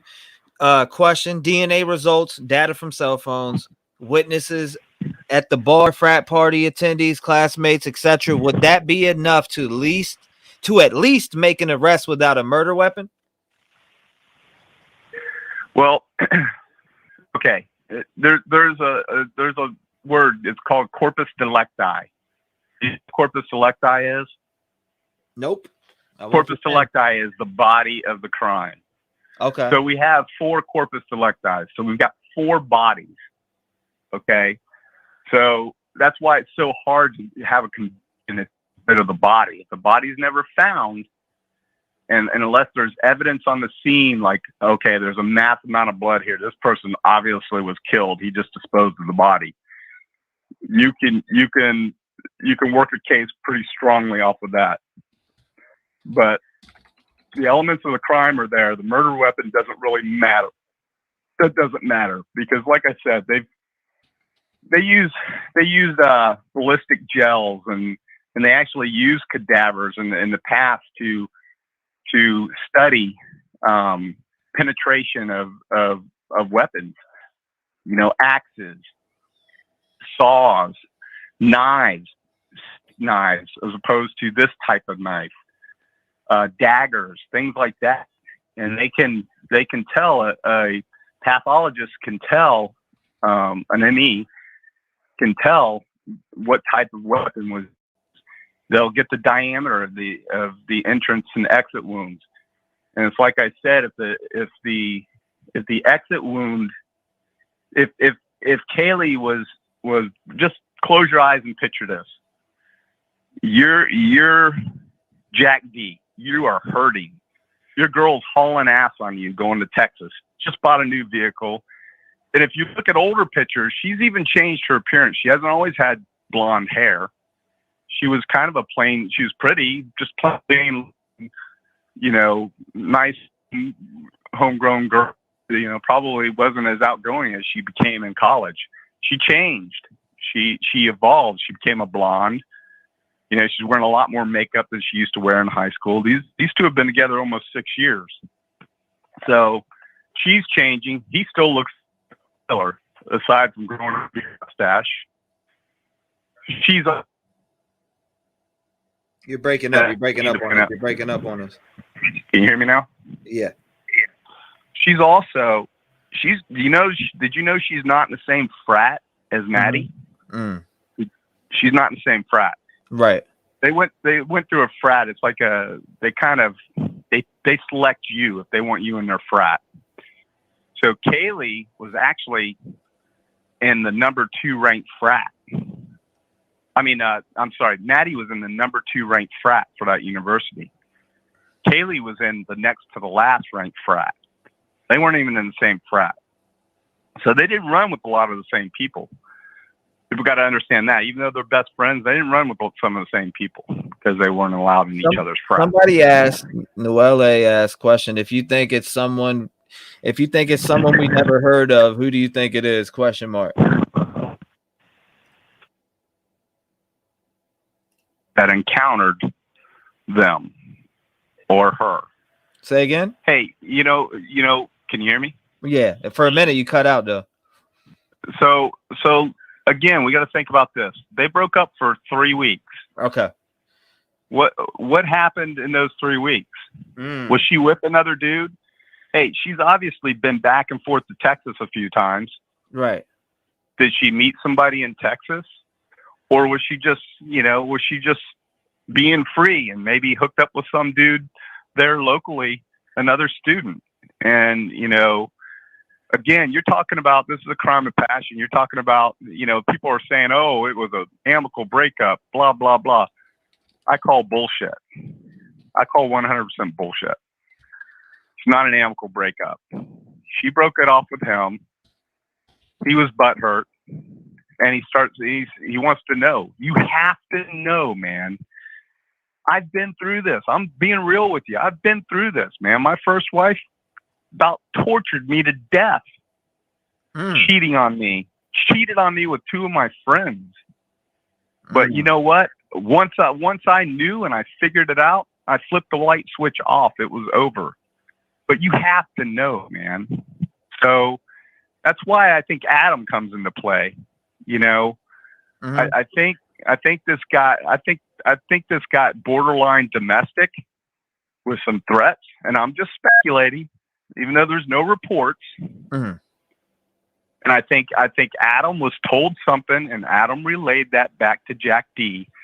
Jack D was in Boise, which is what, a 40-minute drive. Right. So Jack D was at Boise, and Jack D is like, you know what? I'm going to go and I'm going to see if she shows up with some dude. I'm going to lay in wait. I'm going to be in a closet. I'm going to be somewhere where I can watch, and I'm going to catch her red-handed. Right. And I'm going to leave my cell phone in Boise so I can create an alibi. So my phone is pinging because I left it on an app or, you know, Facebook or something. And I can say, no, I was laying in bed. I fell asleep, you know, watching, you know, YouTube videos or what have you. And the police are going to verify that. That's why he didn't answer the phone. That's why it appeared like he was ghosting them. Well, really, he didn't have his phone with him. It's my theory.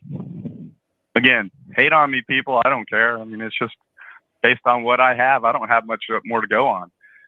Again, it could 100% be somebody else. Could be somebody in the frat. Could be somebody pissed at Ethan or, you know, Xana. You know, there could be validity to that he was in a fight, you know, and he insulted somebody that was on the sauce. That, you know, he called him,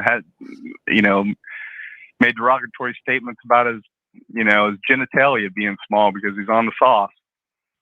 Who knows? You know, Right. There's tons of different avenues we can go down. So there's this one right here. Another one question. Why would Jack be locked up if that him in the photo? His alibi was later in the night. Where is the proof Jack said he was never at the bar that night? I don't know where the proof is. That's what came out initially. That's what the police and the parents said, correct? Her parents said that he said he was asleep. Her mom even said, well, unfortunately, he was sleeping. You know, so how could he be asleep? I mean, yeah, you can go home and go to sleep in an hour. But, you know, from the time, you know, before 2 a.m., they blew his phone up about 10 times. And they texted. I think at the food truck, she was texting him. I think somebody was communicating back with her, it looked like, on the text to me. Because watch her face when she's texting. She pauses and then she texts again. She could have very well been texting with her sister, like her sister said, but her sister didn't say they texted that night. Listen, the information has been released was that he was not seen leaving his house after he returned home. All right, I'm waiting to see. I got 2 more questions for Detective John before we move on. Right on. I got 2 more I want to take in 2. Come on, make them good, guys. 2 more good. Okay, hold up. Mega Truth says, Detective John, some think the perp was already hiding inside the home before the girls got home. If so, does law enforcement ever test for DNA inside closets, etc.? Exactly. Yes, they do. You're gonna. So you have to think like you have to think like you're the perpetrator to be an investigator. It's sad to say, but you got to have a criminal mind to be a good investigator. You got to be able to think like a criminal. You got to be able to relate. You got to be able to put yourself in that position. What would I do if this was my girl, she were cheating on me? I would have to know. So I would, knowing how to get into the house, if it's a code pad or what have you, or I believe that the sliders were left unlocked just because they're comfortable. But hey, I may be wrong. But I would lay in wait in a closet or somewhere else, and absolutely, the first thing they're going to do is they're going to dust it. They're going to dust the inside and the outside of the closet door or doors, whatever they are.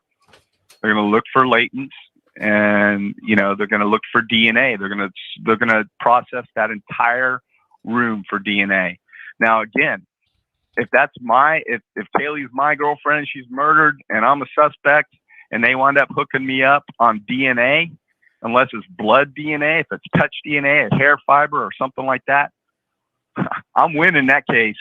We're going to a jury trial, and I'm going to win that case because it would be so easy for an average defense attorney to be able to remove reasonable doubt because I was in there. You know, I slept there. I partied there. In fact, anybody that's a suspect that has been in that house could use that as a defense.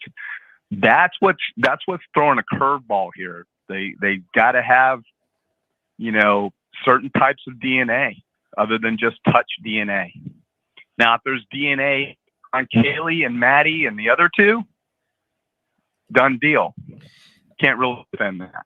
All right, so even if it's touch DNA. Here's another. All right, so we'll take this last question here. Question: can police legally tell people they cannot speak publicly about a case? For example, W. No. Now, what the police can do is they can go, at least here, I don't know, I'm not sure, but Idaho, it should be the same, but The police can petition a judge and have a list of witnesses that are pertinent to the case.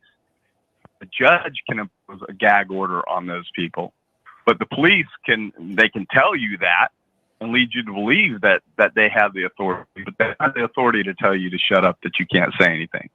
Now, it's like those investigators when they walked out of the house and they didn't talk to people. People are putting too much into this and criticizing the police.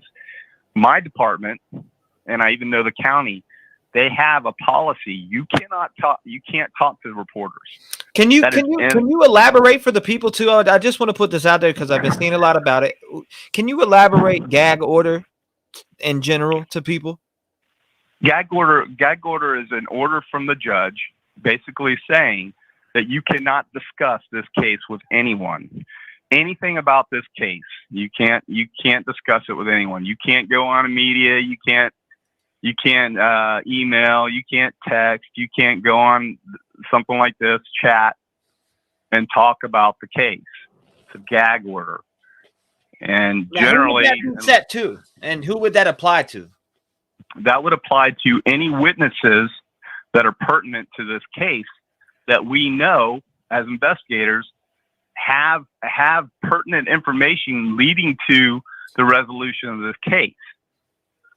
Okay, so that would only apply to certain people, right? That wouldn't apply to everyone. It would apply to certain people, yes. Viable witnesses, people that are going to shed some light onto, the big picture of what happened here, or potential conviction of the perpetrator. So everybody had asked their questions. That was just one that I've seen a lot of people. I keep seeing people talk about gag orders, etc. And you being in law enforcement, I just wanted to get these things out there for the viewers, so they, for some people who don't know what a gag order was, you could elaborate on that, and you did that. It's basically keep your mouth shut order, and if you violate that order, you're in contempt of court, and you can be arrested. You will be arrested. So if I was a witness and I said, Jack D told me, that he was over it, he was just going to kill her himself. He's going to, he was going to wipe everybody out involved. A res gestae statement, and a res gestae. Here's some more legal stuff. Res gestae means a spontaneous admission. So I want to ask, do that. So I want to ask this for like gag order. Could, and this is all speculation, guys. If you haven't heard it from law enforcement, it's not true. Speculation, allegedly. All right. So could it be true that allegedly Dylan and Bethany are under a gag order right now? Could be. 100%. I wanted to put that out. Adam could be under a gag order. So allegedly 100%. Adam could be under a gag order too, allegedly. And it would be very easy. It would be very easy considering the support that MPD has right now with the feds and the state police to petition a court to do that. They have experience in doing that, and they can get it done. Split already ready to go. They just got to fill in the names. Bam. Give it to the judge. Judge says, okay, I agree with all evidence within the department. We don't need stuff getting out. Gag order issued. If you speak of this, you are in violation of this order, and you're in contempt of court, and you will be arrested. Okay, so so if they spoke, I tell you what, if I was one of those witnesses, what's the penalty? What's the exact penalty under that gag order? Like you just said, they'd be arrested if they broke it. Whatever the contempt of court, charge, whatever the penalty phase of a contempt of court is. Have you ever seen somebody break a gag order? What happened to them? I have never seen it. I'm sure you could probably look it up and find someone that has. Violation of gag order results in contempt of court charge. I've never seen it. No. You've never seen it when and what you were dealing with. Okay. No. It kind of, it's kind of like tampering with a witness. You tamper with a witness. You go if you're a suspect, let's say a domestic violence, you have an injunction protection against you, and you're told to stay away. You have a no contact order. That means you can't telephonically contact, you can't text, you can't send a message third party through anybody to your estranged girlfriend or wife. And you do that, you're in contempt of court for doing that, and you're tampering with a witness potentially. So you could be charged with a felony and the violation of the court order. But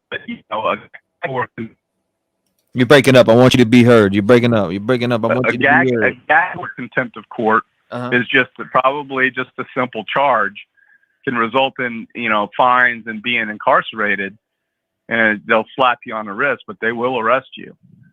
I mean, and I'm sure that's enough to scare someone to keep their mouth shut, and that's why everybody's laying low. Because I'll tell you what, if there was no gag order on some of these people that are suspects, like Jack S., if I was Jack S., I'd be all over saying, "Hey, man, I can do this."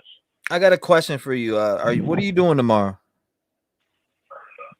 Well, I'll be working most of the day, and I'll be home probably by 4 or 5 o'clock. Today I got home early because I have paperwork to do. But I was gonna say tomorrow night. We can have a little 2-3 hour session. We can go live, and I'll pull you up on panel, and you can answer a lot of these people's questions, and we can talk about the case, etc. But I realize there's a lot of people that have a lot of questions, and you got the knowledge of law enforcement, and maybe you can help people understand certain things on it. Right. Yeah. Now I want to ask you another question before you go. What were you going to say, Detective John? My bad. And that's all I've ever wanted to do. It's like I said, I'm a coach. I love coaching kids. In baseball, basketball, I've coached for years.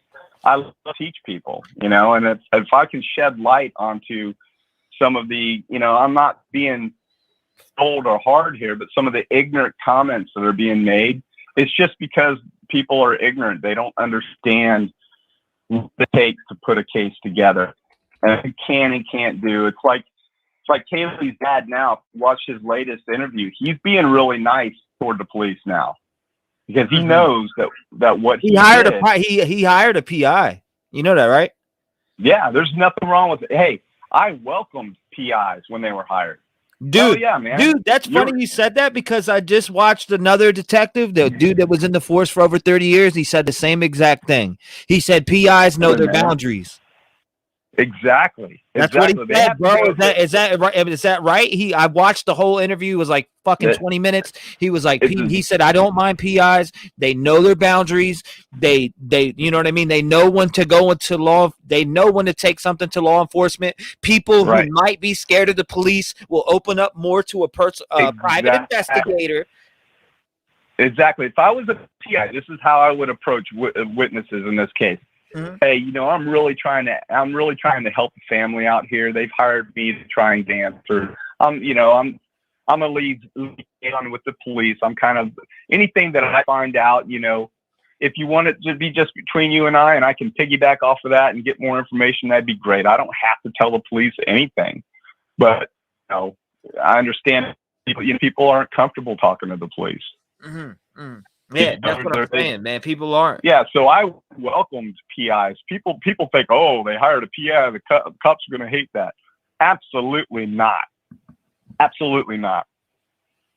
There may be some podunk, egotistical cops that might make sense to it, but that's only because they don't have the communication skills to get the information they need.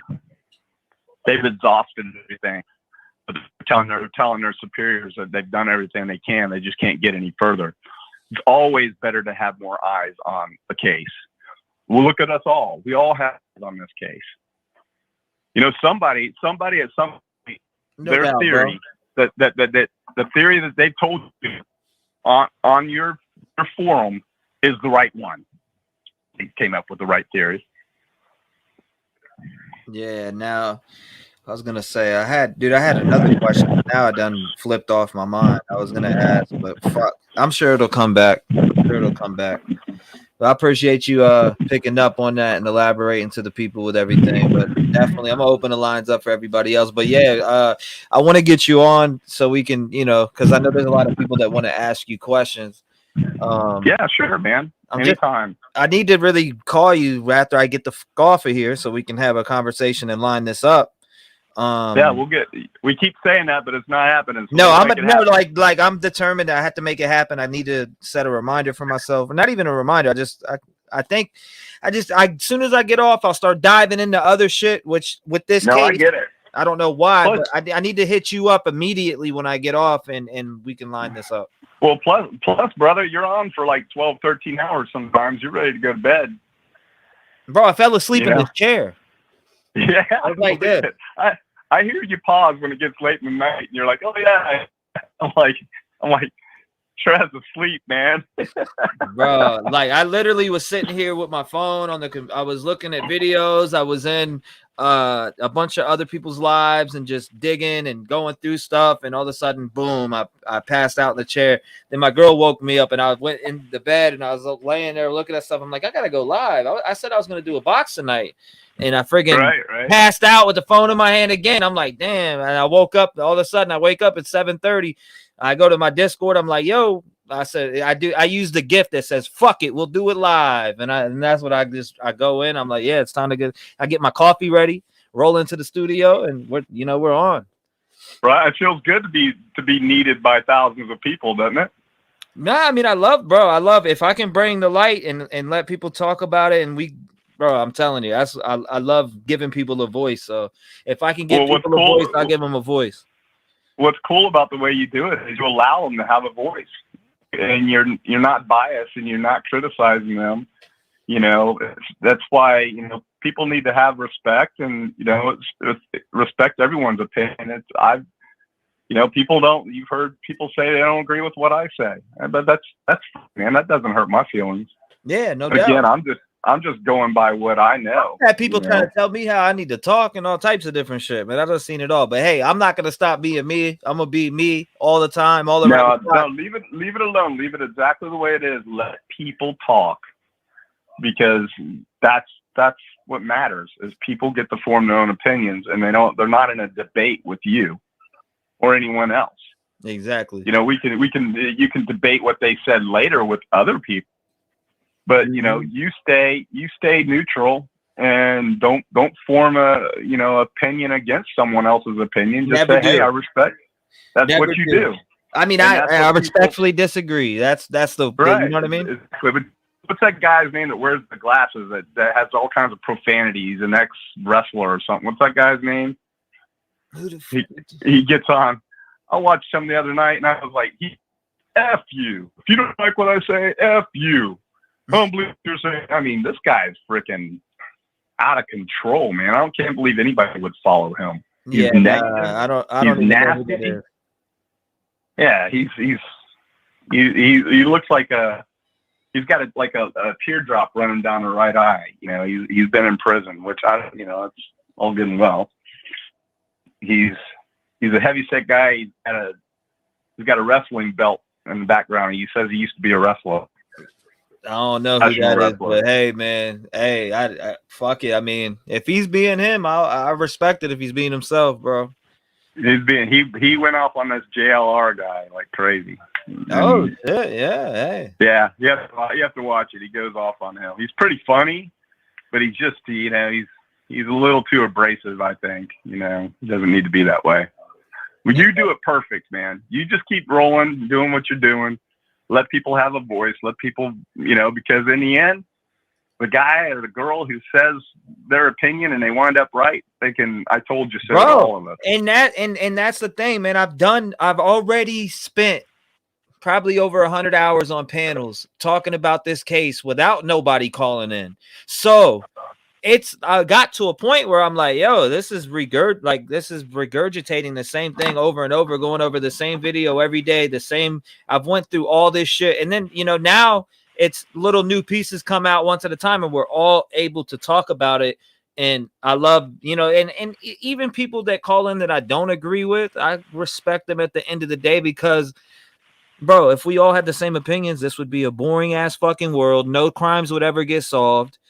Right, right, exactly. You know what I mean?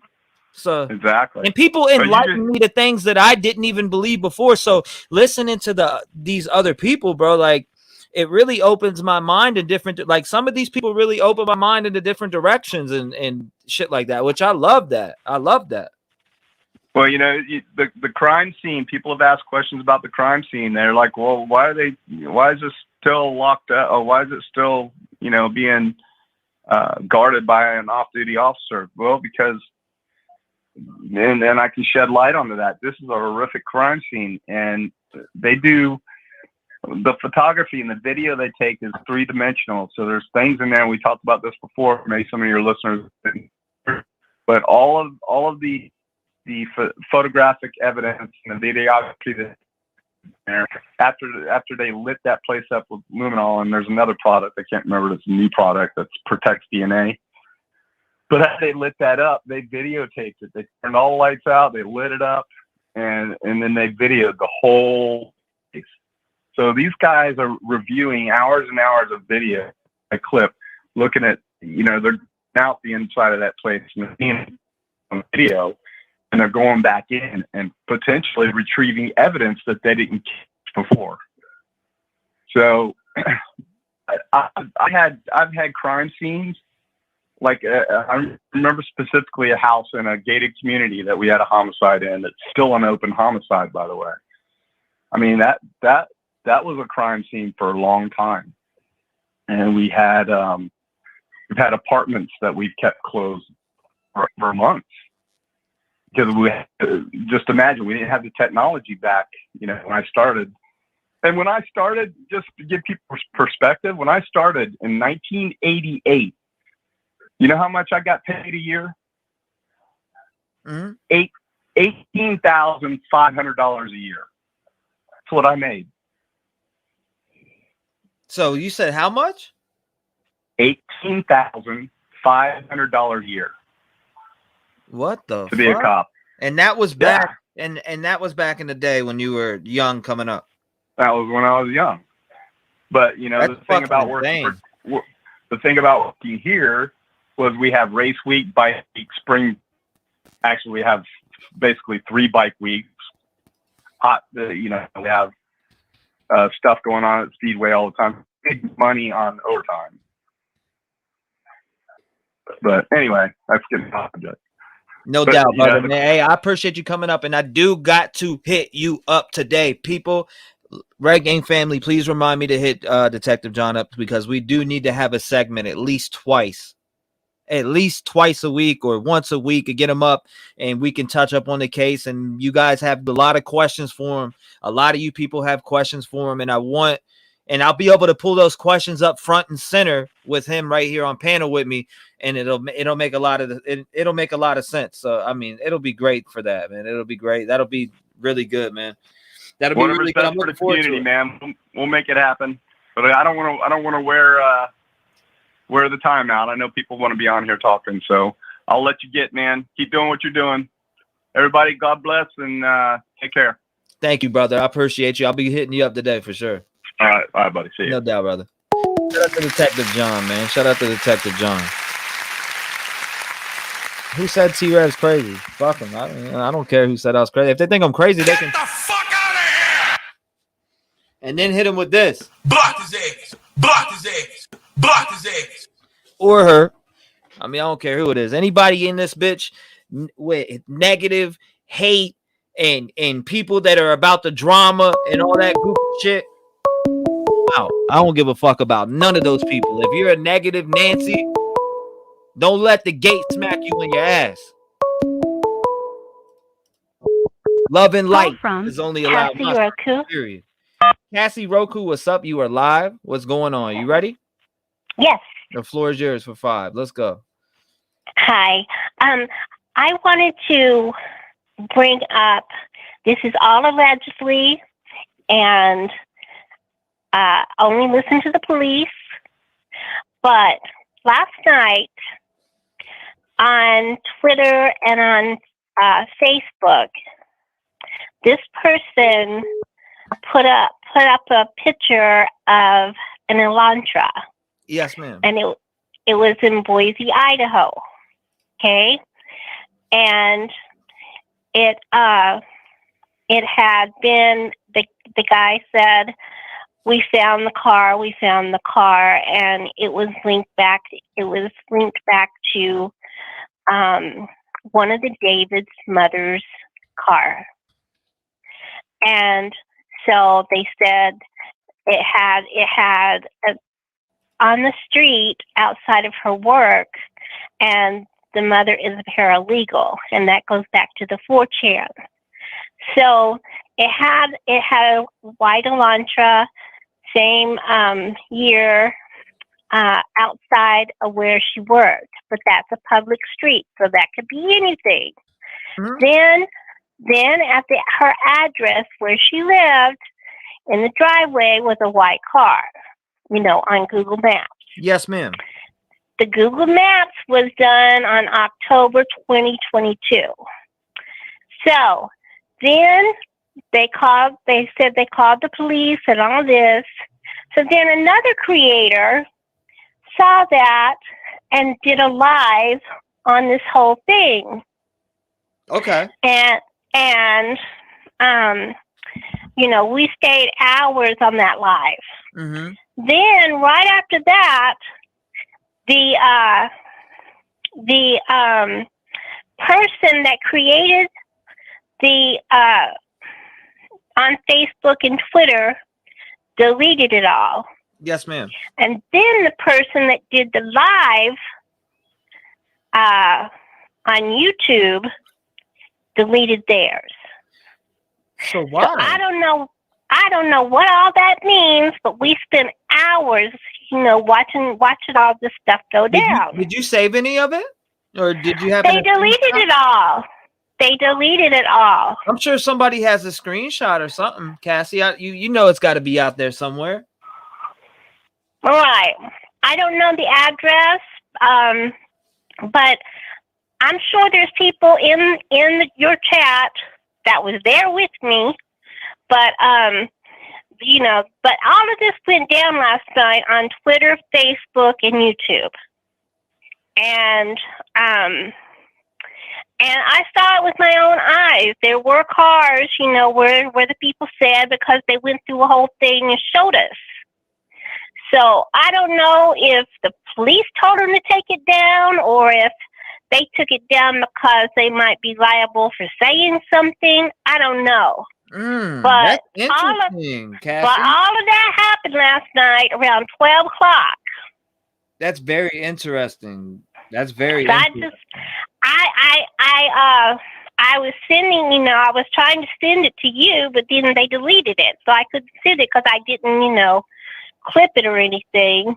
I was just sharing you the link. But yeah, it's all deleted. So I don't know what all that means, but it's just like, well, I'm going to say something just in case, So just keep that in the back of everybody's bonnet. Oh, Dan, they saying it's in my Discord. Then I guess I gotta go look in my Discord. They said they already have it and all that. So, oh wow. Okay, there you go. And it's okay. Then you got it. Well, thank you, Cassie, for bringing that to our attention. I mean, I didn't even hear about that. I woke up and got straight online. Okay, good. Now you can see what you can make of it. Yes, ma'am. I definitely got to check it out. Discord, y'all bring it to the put it on Discord right now, guys. If you could drop it right in the main chat, I'll go look right now. Thank you. All right, good. Thank Okay. you, Cassie. I appreciate you bringing that to my attention. I didn't even hear about that until you just brought it up. All right, good. Okay. Thank you, man. So just remember, it goes back to David B. Okay. Absolutely. And remember in the 4chan it said his mother was the paralegal. Yes, ma'am. Okay, there you go. Okay, bye. Thank you, Cassie. God bless you. Shout out to Cassie. She's a wonderful soul. Shout out to Cassie. Now, hold on. Let me look at here real quick. Hold up. Let's jump to this real quick. Let's see. Where we at, guys? I'm up in here. I'm looking. I'm in main chat right now on Discord. Does anybody have what the lady?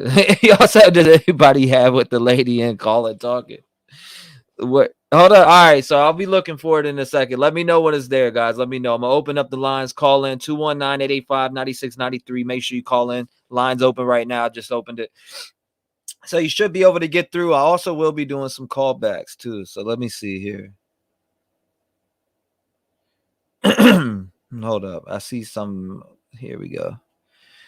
There's one of the. Seeing a lot of comments being deleted that are not disrespectful, and there is no reason to delete them. People getting power happy. It is going to piss people off. Please, mods, don't delete people who don't need to be deleted. Please. Please. Call from Trey. Hey, what's going on, my man? You live. What's going on, brother? Rude motherfucker. Shout out to that man. Hopefully he hugged somebody close to him. You know what I'm saying? Hopefully my guy hugged somebody close to him, man. God bless that guy.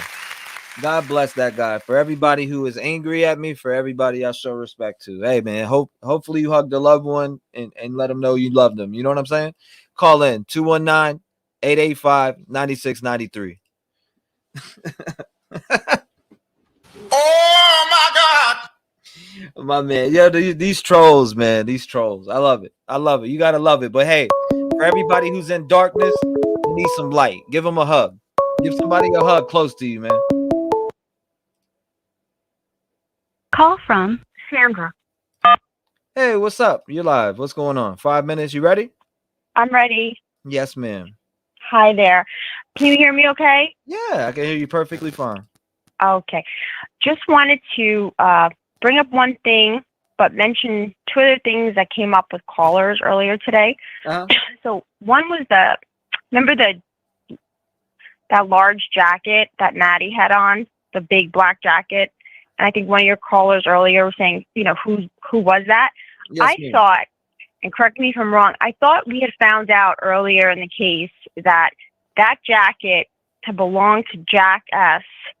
And because, they were together earlier in the night, and he had lent it to her. And how we knew that is that Joe D, the larger guy at the food truck, when he came out early, because he's the one that did some of the first interviews, he had said that Jack S had told him that was his jacket, because when the girls left, he said, one of the things he said to them when they were leaving, said, "Hey, can I at least get my jacket back?" So did that not get cleared up? I thought that was Jack S's jacket. Am I wrong on that? To be honest with you, I've heard of plenty of things about that jacket to where I don't even know what's true and what's real, or what true, fake. I'm just being honest with you. I don't want to mislead you. Okay. And then with Jack D's alibi, I don't know if we ever heard from him or the police what his solid alibi was. I thought they just said he was asleep when the calls came in. Mm-hmm. So the calls started coming in after 2. If he was I think it was 2:30 to 2:50. 2 was the last call. He could have been at that bar with them, gone home with Adam, and then just passed out. So I don't know if we just heard that he was asleep when the calls came in, not necessarily that he was definitely at Boise at his parents' house. So I don't think we ever got from police out of their mouth where his alibi was, just that he was asleep when the calls came in. But the new thing I wanted to tell you, and I don't know if you've covered this already, that white truck, there's a white truck in that video when we see Maddie walking with Jack S. and Kaylee, where she says, "Maddie, what did you tell Adam?" And she says, "I told him everything." Have you seen that white truck? People have said, "Hey, there's a white truck." Yep. Seems like it could be the truck that pulls in and backs out. Yeah, I think it kind of looks like a pickup truck, kind of, right? Yes, ma'am. I seen it. There's a video with this guy. I think he's called Thrifty Dollar or Dollar. Maybe he's not called the Dollar Thrifty. Something Thrifty. Some guy who's on YouTube. Dr. Thrifty. Yeah. Oh, Dr. Thrifty. Yeah, okay. you remember the channel. Good guy. Makes good videos. He made a video yesterday or the day before about that white truck, and that's really interesting. And somebody either had called in or told him details about that truck, where if you just check out that video, he has a really good video on that. And he also played a clip of early on in the investigation where somebody's on Good Morning America or one of these shows talking about the case, and they played a clip live or from the scene, and the white truck is seen in the background. And remember how it's come up? Some people have called, some of these experts, quote unquote, have said the killer would like to return to the scene. So you actually see a white truck that almost looks exactly in the background. So I just wanted to, I don't know if that's been talked about. And the last piece was posted on Twitter, and who knows what's real or not. Right, but right. One of the locals has said, and this would make sense, that Adam that night, he was a bouncer. And if you look at that picture from the corner club, he's seated in a chair that would be more like the bouncer chair, by the door. And that Maddie had gotten a creeper kicked out. So it wasn't Jack S. that was kicked out. So if that picture's real, that means Jack S. was there. Jack with the hoodie food truck guy, he wasn't kicked out. But that another guy was kicked out. And that a local said when they meant, Maddie, what did you tell Adam? It was in reference to this creeper guy who she had gotten kicked out. And that was the person that got kicked out. And then that would make sense that she would tell Adam everything about the creeper. That guy got kicked out. And then in that video where some people says Jack S says, oh, Maddie, they're going to get you for this. It could be that creeper guy. So just wanted to bring that up. I don't know if it was talked about, that there could be this other person who was kicked out that night that knew them somewhat and got really pissed off. I know my time's up, which ties back to what other people have said. Something happened at that bar. That's it. Just wanted to bring up the white truck and the creeper. Well, yes, ma'am. Thank you for coming up. I appreciate you. And a lot of people, like I say, every call, a lot of people don't have the courage to come up or call or anything like that. Well, God bless you. And thank you for sharing what was on your mind. Thank you. Okay. Bye, everybody. God bless you, man. Shout out to her. 219-885-9693. What's your opinion? What's your theory? How do you feel? Where's your heart at? Are you, where are you at with this case? Are you not sleeping like me? I mean, I am sleeping, but I'm not sleeping. I wake up in the middle of the night. When I do wake up at night, I grab my phone and I can't help but look at YouTube. I can't help but hit Google. I can't help but search, is there an arrest in this case? I mean, that's just where I'm at with it. Mind scrambled. Call from 2 Foot Fred. Oh, yeah. 2 Foot Fred. I've been waiting for you to call for about a last week, man. The last time I heard from you, 2 Foot Fred, you are in the building. You are on the line. It's your time to go. Oh, my God. Let's go. I promise I'm not going to call you a rude motherfucker like that. Hey, look, man, that's just the trolls. We ignore the trolls. We only love light around here, man. What? No more. Amen, brother. T-REV used to be into that negativity bullshit, and once I got rid of the negativity, you know what happened? Positivity entered my life, and you know what? I never want to let go of positivity. I will always hold on to it for the rest of my fucking life. Absolutely. My very good friend of mine, they call him Big Kenny, used to come out, get off the bus and say, Fred, have I told you today how much I love you? And as a guy at first, it kind of, I don't want to say it freaked me out because I knew I knew Kenny, but, then it got so I was like, I accepted it and then had gratitude for that comment. Yes, sir. Absolutely. As opposed to feeling, at first kind of, I don't know about this. You know what I mean? Bro, everybody's been waiting for you to call in. They want to know where you're at with your mind, man. They love 2 Foot Fred last time you called, man. They've been waiting for some 2 Foot Fred in their life. You know what I mean? They've been waiting for you. So where's your mind at? Where are you at today with this? I'll tell you what. I'm kind of taking a bit of a shift as far as what my theory is on this case, as far as because I was a pretty profound Jack D person, and I'm not going to say that I still don't think that maybe Jack D has something to do with it, but I don't know that he is necessarily the main driver behind the motive. And I'm really starting to think, honestly, that it might have something to do with Maddie being Maddie's roommate unaliving herself. And forgive me because I know some streams you can say the word, some streams you can't. So it's easier just to say unalive, and then that way I'm not getting anybody in trouble. But I think her name was Hannah Cleve. Yeah, Hannah Clear. Yep. Clear. My bad, Hannah Clear. And she's got a brother that would be about 30 years old right now. That I'm not gonna say that this is all allegedly, also, by the way, but I'm not going to say that he did it. But there's also I have a feeling that we've all kind of, at least from my perception is, and sorry if I'm rambling, but I promise I'll get to my point. We've all kind of looked at these girls, especially as our little sisters, or as our nieces, or the girl next door, and we got to take them down off that pedestal, in my opinion. And it's nature, it's human nature to do what I believe that we've done, what I've done, and I don't mean that in a sexual way by any means. I just mean on kind of a, like I just said, like a daughter figure or a niece or a little sister. And when we take them off that pedestal, I believe that they may not be quite. I mean, none of us know the girls. I mean, maybe a handful in here may have met them or maybe know them, but I think it's fair to say that most of the people hearing this, that are hearing my voice right now, you and I included, didn't know the girls.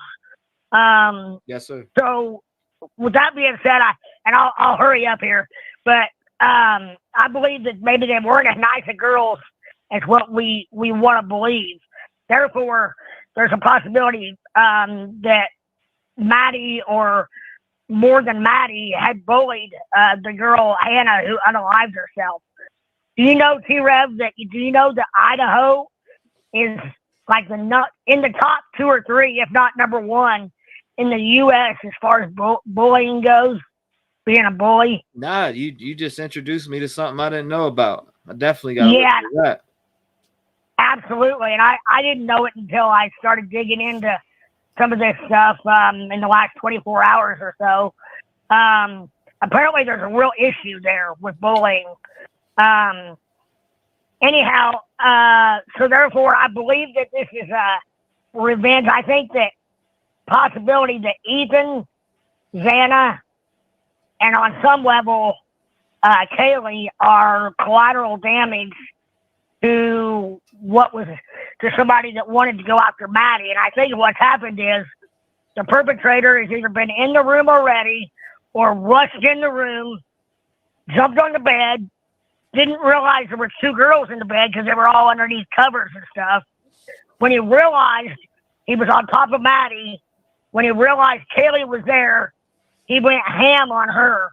That's why she had so many more wounds. He went back and he got Maddie once, and this is hard for me to say this because it's awful to think about. He may have even gotten Maddie once or twice first. Mm-hmm. But if this was the revenge killing, and I think it was, I believe that he wanted Maddie to see Kaylee die. Right. And he wanted her to suffer. And then Ethan got up, heard stuff going on, got up, and then it was all over for him. At that point, it was over for he and Xana, unfortunately. No amount of bullying won. And for anybody out there that knows anybody, I think T-REV, what I'm getting ready to say, but if you're out there and you know of somebody being bullied, you need to stand up to that person. You know what? Only cowards are bullies. Cowards are bullies. Bullies are cowards. You're absolutely right about that. Absolutely. The real person is a person that stands up and says, "Hey, don't talk to my friend that way," or "Hey, if you need to talk, let's talk, but don't talk to them that way." And yes, sir. I'm not trying to cut you off. It's been 5. I got to get a couple more in, but 2 Foot Fred, I've been waiting for you to call, my brother, and I appreciate you calling in. And I know you're calling in from the Indiana, man. Yeah, the freaking Indiana. I appreciate your time. T-REV, love you, brother. Keep doing what you're doing, and I'll talk to you soon. Man, I hope to hear from you soon, and sooner than later, 2 Foot Fred. We love you around here, brother. Amen, brother. Thank you. Appreciate it. Love you guys too. We love you, man. God bless you. Stay safe. God bless you. Thank you. Bye. Thank you. Shout out to 2 Foot Fred, man. Shout out to 2 Foot Fred. Give him a round of applause. Come on, guys. 2 Foot Fred, man. But I challenge anybody that, call in. Go ahead. Do it. I want you to. Call in. 219-885-9693. What's up? What you got? What's your opinion? What's your theory? What's your thoughts? Let's hear it. Call from Chicago. Chicago in the building. What's up? Hi there. How are you doing, T-REV? I'm great, man. How about yourself? I'm doing okay. The floor is yours for 5 minutes. You ready? Yeah, I'm ready. Okay, take it. It's yours. Okay. I first want to just say my heart goes out to the families, and I pray for the souls of these students and, all that kind of stuff and that. Yes, ma'am. And I also wanted to state my opinion as far as the Moscow police, and I heard you earlier a little bit about this. Somebody came on.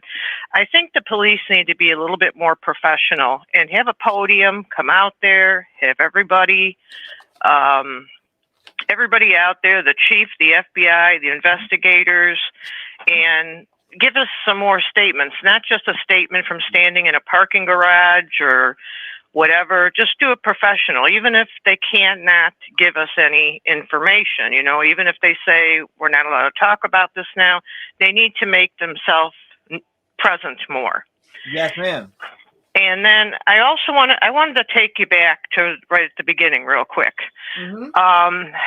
When the first 911 call came in, okay? I don't know who made that call or whatever. Yeah. But I know, those girls they say who that it's like, I guess, whoever made that call was maybe the roommate or whatever. Okay. Right? Allegedly, but we don't know exactly who, but. Exactly. Well, allegedly, if you woke up, if it was me and I woke up and I saw this horrific blood and whatever, I would be calling 911 first, even if one of the girls passed out and was unconscious, and then maybe call the friends and let them stay outside. Do not let them contaminate the scene, because then when they called with unconscious call, of course the police are just going to walk in and they're not going to have shoe boots in, nothing. They're thinking that's just an unconscious person. Right.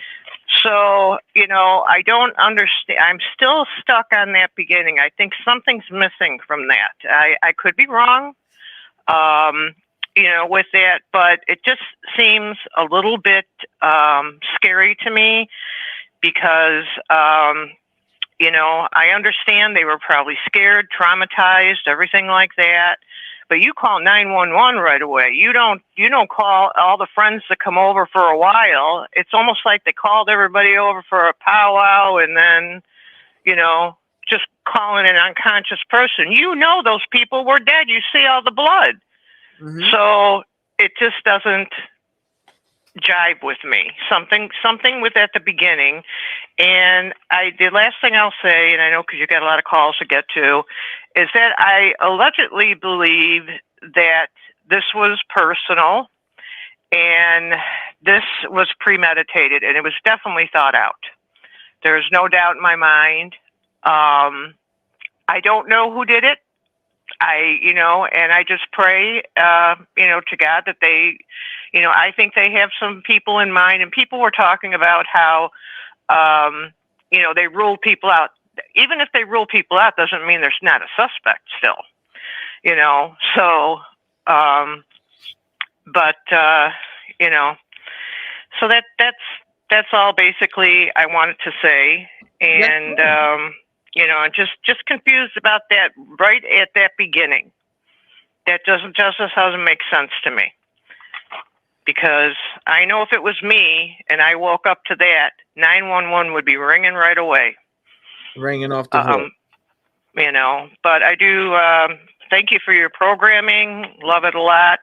And, you know, and God bless you, and God bless those families and those poor kids. I really feel horrible about it. So yeah, me too. Every day. But we're gonna be here every day. We're gonna be here throughout the week. Okay. Weekend. I mean, we're 5 to 7 days a week around here. I mean, in case I'm completely ill and running a fever and I can't get up out of bed, and I'll be here. I mean, I'm like I said, I have I'm on disability, so if I got time to offer for these families, which I do, I got all the time in the world. I'm at home. Yeah. I'm at home. I'm with my pup. I got a service pup. I get up on. I come in here. And this is where I can utilize my voice and help everybody come together, and everybody can speak their theories, etc. Like I just started doing the call-ins, I'd say about a week and a half ago, and it's been one of my favorite things to do because I like discussing with people. I like hearing other people's thoughts, and just to know that there's been this community out there the whole time that loves to speak their mind or just wants to be heard in general. And I can give them the platform for that. It just warms my heart. So in general, to know that we got 3.4K in here right now watching, and everybody wants justice for these families. Right. It's exactly. I mean, that's 3,000 people that are speaking to, that are talking to their family about this case. Everybody is aware. They're looking for this vehicle. They're, you know what I mean? Like, it's just right. It's I know. awesome. I know. Thank you so much for being a part of that, and thank you so much for calling in. And God bless you, man. Okay, you too. Have a great one. Thank you so much. Bye-bye. Bye-bye. Shout out to her, man. 319, or I said 319. 219-885-9693. Call in. Show us the pup. The puppy's right here. Come here, puppy. Come here. Come here, baby. Come on. What you doing? Come up. Come on. Good boy. This pup. Say what's up. You looking the wrong way. What is it? Good boy. Good boy. All right, here we go. Let's get it. Call from Finley. Hey, what's up? You're live. What did you say your name was? Finley. Finley. How you doing, Finley? You're on live. You got 5 minutes. The floor is yours. Where's your thoughts at? What's your theory? Whatever you wanted to discuss, the floor is yours. Okay, first of all, I'd like to put a trigger warning for anyone who's sensitive and gets butthurt about things. I don't know how else to say that, but yes, ma'am. Absolutely. I was diagnosed at 8 years old as a sociopath with narcissistic tendencies and sadomasochistic tendencies. Mm-hmm. So I spent my youth in a youth prison for doing this exact same crime. So I kind of have an insight on it a little bit different. A lot of people like to think women aren't capable of stabbing people, that women aren't capable of doing these sorts of things, and we are. We are just as much likely to be a sociopath as any other man out there. We just hide it better. So my insight on this case is, I don't think the person has any connection to these people. Mm-hmm. By it being a serial killer doesn't mean they had to come in from out of town, or there's nobody who just happened to drive by that house and saw that house. The person who did it lives in the neighborhood. They watched the house. The people that live in that house, I know people like to say, don't blame the victim, but that's nonsense. These people opened themselves up to it. They had no cameras, and I don't mean by their actions, I don't mean like that, like, oh, please kill me. But there are people out there that do those sorts of things, and without having any cameras, in and out at all hours of the night, they had people in and out all days of the week, partying. Anybody who had that kind of mindset, who wanted to kill for the thrill of killing, would easily know, even if they never killed before, even if they never killed any animals, they would know this is the perfect house. 6 girls who are drunk all the time, passed out, you could go in and do it. And if they were watching the house and saw Ethan come in, they would have hit Ethan first and then went for the girls. And you don't have to be strong. I was 8 years old. Can I ask you a question? Yes. All right. Before I'll pause the time for a second. I want to ask you a question. So you said that you've been to prison for something like this? Yes, I spent my youth in Jefferson County Youth Detention Center. It's closed down now, but it was a youth prison. Oh wow. And how long did you and how many years? I went when I was 8. Okay, so you went when you were 8. Wow. Wow. Yeah, I stayed until I matured out. I paid for my crime. I went to law school. I became a lawyer. I worked as a prosecutor, a defense attorney. I sat as a civil court judge, and I retired out. So people can, you can control your demons. The weakness is given into them. So as you get older, you learn to control them, and you can find other avenues to release that. Like I was diagnosed as a sadomasochist, so I got pleasure out of seeing other people in pain. And I think this is the same type of killer. He didn't assault the bodies. He didn't do anything more than needed to be done. He got the pleasure, or she, it very well could be a she. It could be the 2 girls in the house. And they'll never get caught as long as they have lawyers. So anybody that gets when a you lawyer, were 8, you killed somebody? I'm just, and I don't mean for it to sound like that, but it is a question that I would ask. I did. I didn't mean to. To me, Yes, I was young. I was little. Yes, ma'am. 8 years old. I mean, that's very, very young. Right. And I lived in a chaotic environment. It was about taking control and anger, and I wanted to feel joy. I didn't realize you're going to kill them, they'll be gone forever. But people do things. And just as today, there were, I think, 13 girls or 8 13-year-old girls that got arrested they just slammed attack a guy. They blitz attacked him and stabbed him to death. 8 of them in a group. So girls do this. And for some reason, you seen the story with the girls about the Slender Man? Oh yeah, that's right. A long time ago, They killed their friend. They killed their best friend or whatever. Or it was crazy. That's absolutely right. But for some reason, a lot of these crime junkies believe cops say body language. This body language is a made up foo-foo. It's crap. Just like this Delphi case, the ejection striation marks, that's bullshit. It doesn't exist. It's fake. That guy, if that's all they got on that guy, he's walking. But, cops say it's a sloppy crime scene. Well, what sloppy means in legal terms, investigative terms, means an act of impulse. Any serial killer or anyone who wants to kill can read the same books that all you crime junkies are reading. They watch the same shows. They read the same books cops are reading. You got to remember, all this profiler stuff come from Ted Bundy, and then cops talk to other killers. They're only going to tell you what they want you to know. They're not stupid people. You know what I mean? Most of them are manipulative. They'll give you what they think you want, as long as you give them something back in return.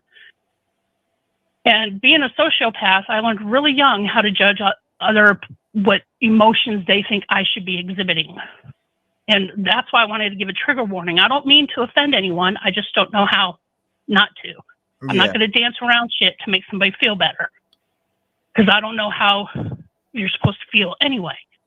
But I just want to say the girls in that house are very capable of doing this. And as long as the people involved in the case have lawyers, it'll never be solved, because the only way they're going to solve this is somebody talking, because they already have the DNA. It only takes 2 or 3 days to get DNA back. And in a case this prolific, this high in the press and in the media, they already got the DNA back. It was rushed. They put it to the top of the pile. and because they'd want to try to get them before they went out on break before the end of the semester. But the person that did this either lived in that house or they're a neighbor, and they can watch within eyesight of the house, and they knew. They're drunk all the time. They're in and out. They got strangers in and out all the time. The dog's not going to bark because it's used to people being over, whether the dog's with her or with the other person. I want to ask you a question before we get off on the call here because the 5 minutes is up. But I do want to ask you a question. And all right, so you doing your time like right from eight to all the way to you, I would guess adult life, right? 21 or 18, whatever one you got out at. But how I want to figure out, like, so when you got out, you were able to become a judge, and they didn't look at that in any way? Well, they do, but it can be expunged, and it goes by, like, I had treatment. I had a lot of years of therapy and education. They provide you with education. You don't stop getting your education. You have therapy 3 or 4 times a week. Plus, there's programs that if you want to volunteer to go into, you can. And these shrinks can deem you rehabilitated. And like I said, when I did it, I didn't realize what I was doing. Mm-hmm. 8 years old. I mean, you're a kid still, in my opinion. All the way. You're a kid. But I didn't, it was an act of anger. It was an act of aggression. It was an act of, like, I wanted to hit him over the head because he pissed me off. And I thought it would be funny. Feel something. But I didn't realize it would do the damage that it did. Okay. I wanted to ask you that because you said you ended up, going through that as a kid and then overcoming that and reaching adulthood. You were able to become a judge and a lawyer, and you know what I mean? Like that's. Oh yeah. Well, you would be surprised. Like, say the coroner in that town. The coroner doesn't even have to have a medical license. All you need is a high school diploma and win an election. And the circuit court judges are the same thing. You win an election. It's not like you don't even have to have a high school diploma to be a lawyer. All you have to do is pass the bar. You don't even have to go to law school. Now, you have to be pretty damn smart to do that, but it can be done. That's why when some people say attorney at law, CC, means they never even went to law school, or Esquire, which the United States doesn't require that as much as other countries. But it differentiates between people who actually went to law school, got a degree, got a diploma, and who just passed the bar or just went out of high school and passed the bar. Well, but like the coroner in that town, like if people are listening for coroners, what coroner has to say, they're crazy. You should wait for the medical examiner because they actually have a medical degree. All a coroner does is tell you, they're dead. You can mess with the crime scene. That's all they do. They don't research the body. They don't do forensics. They don't, test toxicology. Or a coroner just goes to the crime scene, says, they're dead, take notes, and okay, you can remove the bodies. And in a case like this, the coroner probably pronounced them dead, and then the bodies went to a medical examiner. So anything she says, I wouldn't put much stock in. Because 9 times out of 10, coroners don't even have a medical degree. They just won an election. It's interesting. So some states don't do the thorough background checks. It depends. But in other states, certain things you can get expunged. Certain things that you do when you're a child doesn't affect what you're going to do. They might watch you a little more closely. But well, I appreciate you calling in, sharing your story, and God bless you, man. Thank you for coming up and sharing your story. Thanks to everyone else. Keep your doors locked. Absolutely. Thank you so much for calling and stay safe, please. You too. Bye-bye. God bless you. Whoa. Oh, my God. All right, man. If you want to call in 219-885-9693. Go ahead. Do it. I want you to. Call up. What's your thoughts? Hey, I mean, talk about overcoming adversity. That would be the main definition of overcoming adversity right there. Call from Jen. Hey, what's up? My 219 native in the building. What's going on? You ready? 5 minutes. Yes, I am. The floor is yours. Okay, could you pull up the leaked still shot of the corner club that everybody's talking? Mm-hmm. Easily. I have a question, and I'm not sure if I'm going nuts. I just want your opinion on it. When you have it up, zoom on right above Maddie's ponytail. Uh-huh. And I'm not sure if this has been said before. Do y'all see like a man in a face? Keep zooming in right above Yeah, her I see it ponytail. right now. I see it right now. I see exactly what you're talking about right here. Boom. Yeah, Eye, nose, mouth. Yeah. Yeah, I mean, does that look like a face, Jill? Yeah, it looks like a face to me. So would that mean that it's photoshopped? Because I mean, if I was taking a picture of, like, say, the surveillance still shot, my face as a reflection would be a hell of a lot bigger than that. The shirt that the dude's wearing doesn't look like eye. I see 2 eyes, a nose, and a mouth right there. Yeah. Okay, so I'm not going crazy. No, you're not. That's what I see. Okay, and I'm wondering, since you see it too, I see it immediately. I mean, you mentioned it, and I seen it right away. I seen the nose, the 2 eyes, the face. It looks like a friggin' witch, or you know, something that somebody would draw or sketch up, maybe like a horror film type of face. I see it. I see it directly on. But yeah, I do see it right here. Boom, boom, nose, mouth. Let's pull. Looks like he's wearing. Yeah, I mean, I just see a face in here. Yeah. Right here, guys, on this. If you look where I'm circling right now, it's right here. It's right here. Yeah, and I mean, the hoodie or the sweatshirt, hoodie, whatever the guy in white is wearing, it don't look like that's part of his shirt. It looks like it was almost superimposed on the photo. Mm-hmm. So even though the girls are still wearing the same outfits, could that be a superimposed where they put them in that photo from the grub truck video? It's weird. I don't. I mean, no one said anything about that, but that makes me question this whole still shot. I mean, more so than before. I mean, do I know if it's fake or not? I'm not an expert with photos and video and people taking pictures of shit and this and that.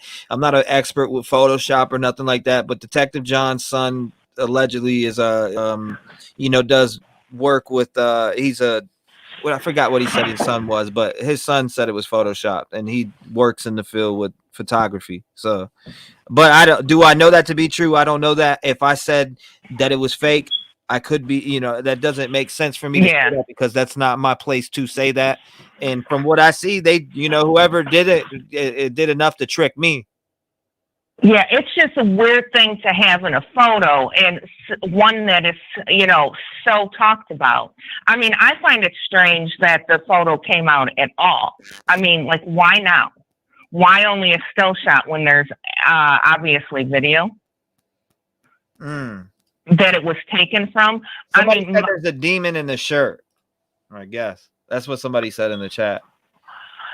I mean, it almost seems to me that the guy in the photo that they're supposed to, I mean, it looks close enough to the ex-boyfriend where it would cause controversy.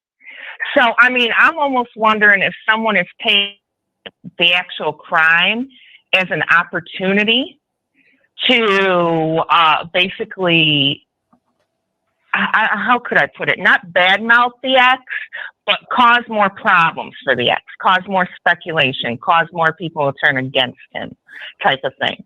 Because, I mean, we've been talking about the ex for a very long time. And now, at this point in time, during the middle of the night, a day and a half ago, this video suddenly, this picture suddenly appears. The 4chan, the Reddit posts that implicate, the ex-boyfriend, stuff like that. It almost seems like someone took the crime and is using it as an opportunity to make the ex's life a living hell, in my opinion. I mean, it's a great question. So, well, I won't keep you. I won't hold up the line. I just wanted to make sure I wouldn't. Nah, you finished that right at the 5. You said that right at the 5-minute mark. Perfect. Thank you for calling in and thank you for bringing it to our attention. I appreciate it. Okay, no problem. Bye. God bless you, man. Thank you. Shout out to her. If you want to call in, it's 219-885-9693. Make sure you call in. Make sure you call in. What's your opinion? What's your thoughts? How do you feel? Where you at with it right now? I've heard a lot of great things today, man. There's been a lot of very good callers today. Looks real to me. I'm in the UK. I was telling a friend of it.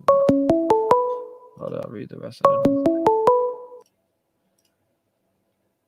Call from Debbie. Debbie, what is going on? Hey, man, I've been trying so hard to get. I think she got so happy that she accidentally hung up. And I feel so bad for her. So we're going to do this.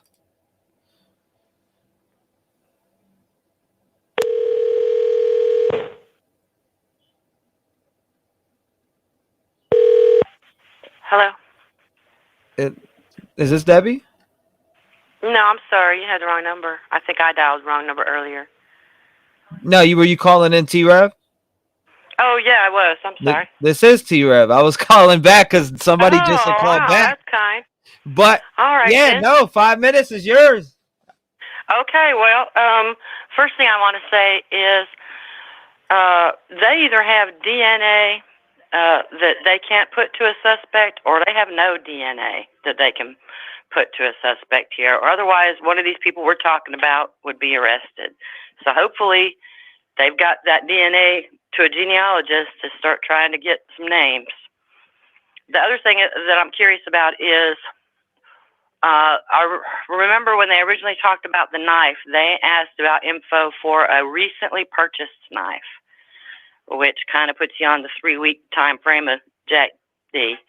And that's kind of all I was looking at. Well, thank you for calling in, or thank you for calling in. I called you back, but yeah, no, definitely. Thank you for calling in. God bless you, man. Right, thank you thanks. so much. All right, bye-bye.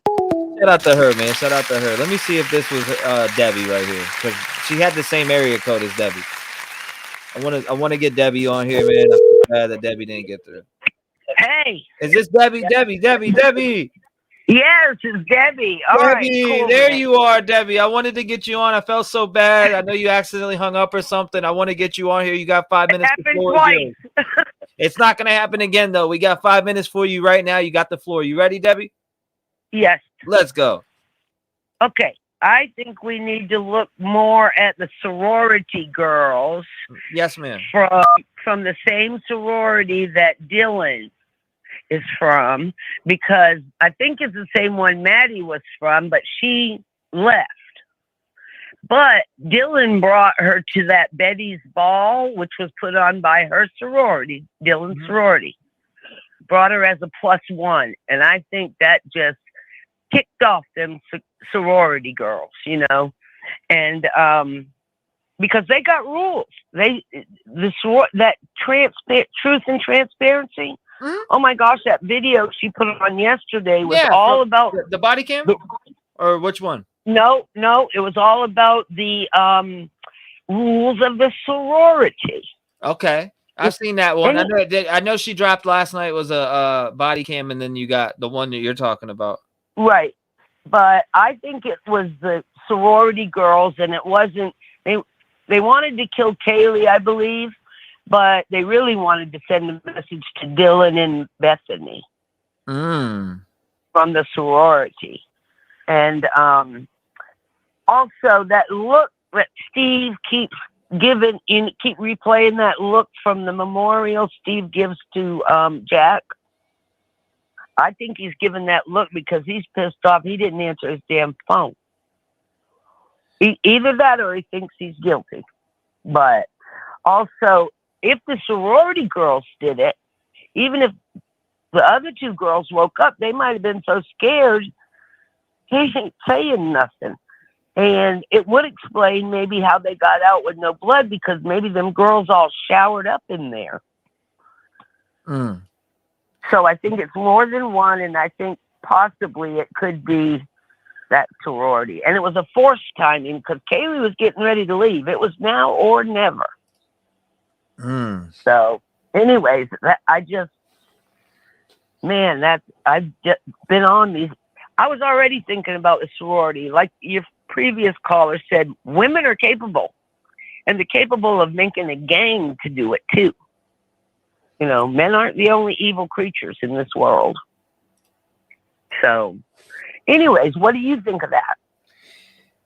Of the it being the sorority and the girls having a vengeance towards the other four, Yes. or maybe two of them. Right. I think they had it out for Kaylee, but it was sending a message to those sorority girls. I'll That's tell you what I think about it. I mean, I don't think it's out the realm of possibilities at all. Like, I mean, it's definitely possible, but do I think that's it? Absolutely not. But I respectfully disagree. But oh wow, that's what you think, and you know what? Yeah. You know what I do? You know what I do think? Right. Which will line up a little bit with what you said. Is I do think, and this is allegedly in speculation. You guys haven't heard it from law enforcement. It's not true, but I do think Dylan and Bethany are both.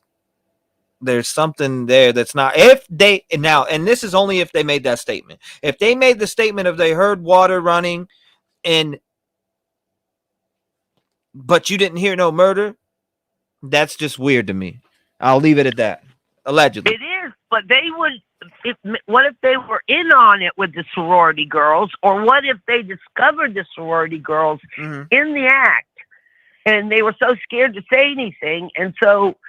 You know, that's just something they brought up off their head, if they really said that about the water.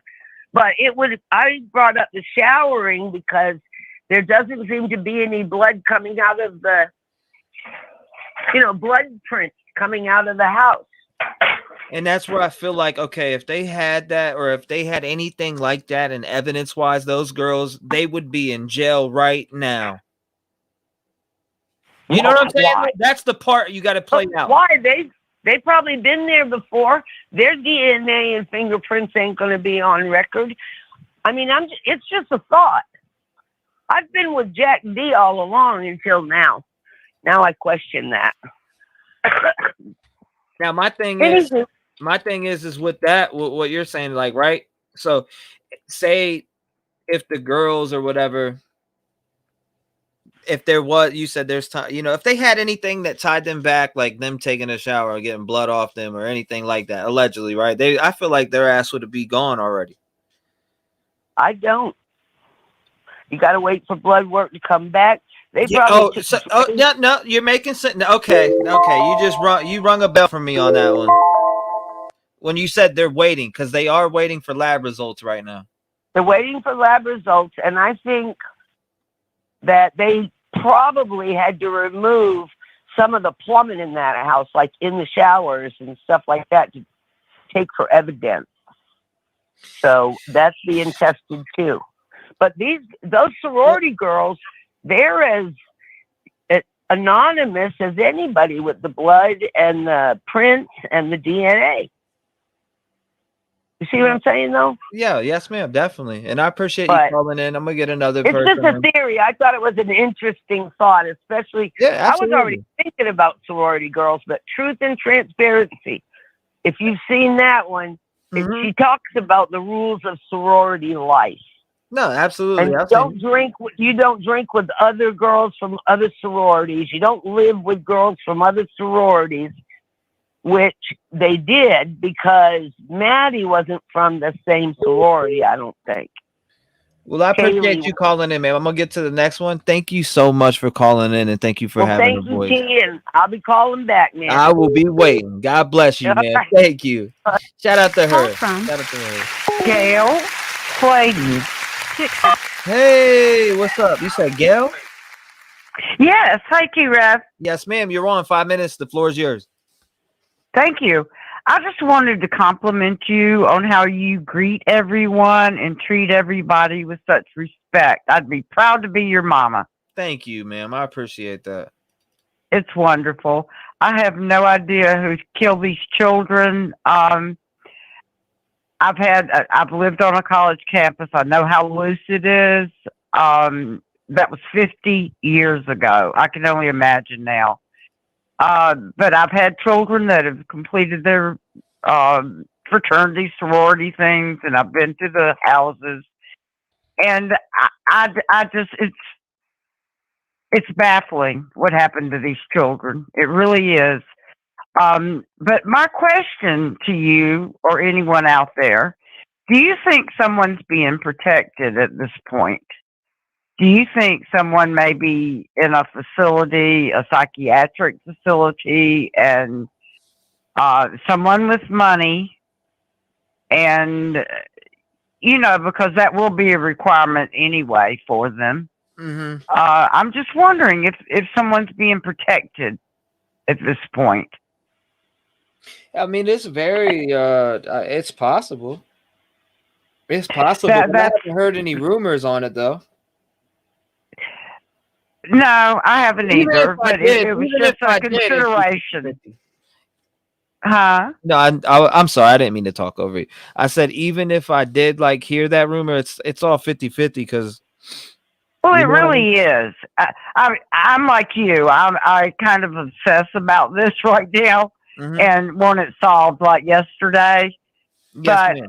it was just speculation in my mind that maybe they do have someone off the street and receiving whatever they need, but they're locked up. That would be I don't know. It's just a thought. No, that is a good. I mean, if you're in And I'm going to be listening to everything. I've been watching you every day. That's a good thought. And baby girl says, if you're in a nut house, you cannot be arrested. Laws.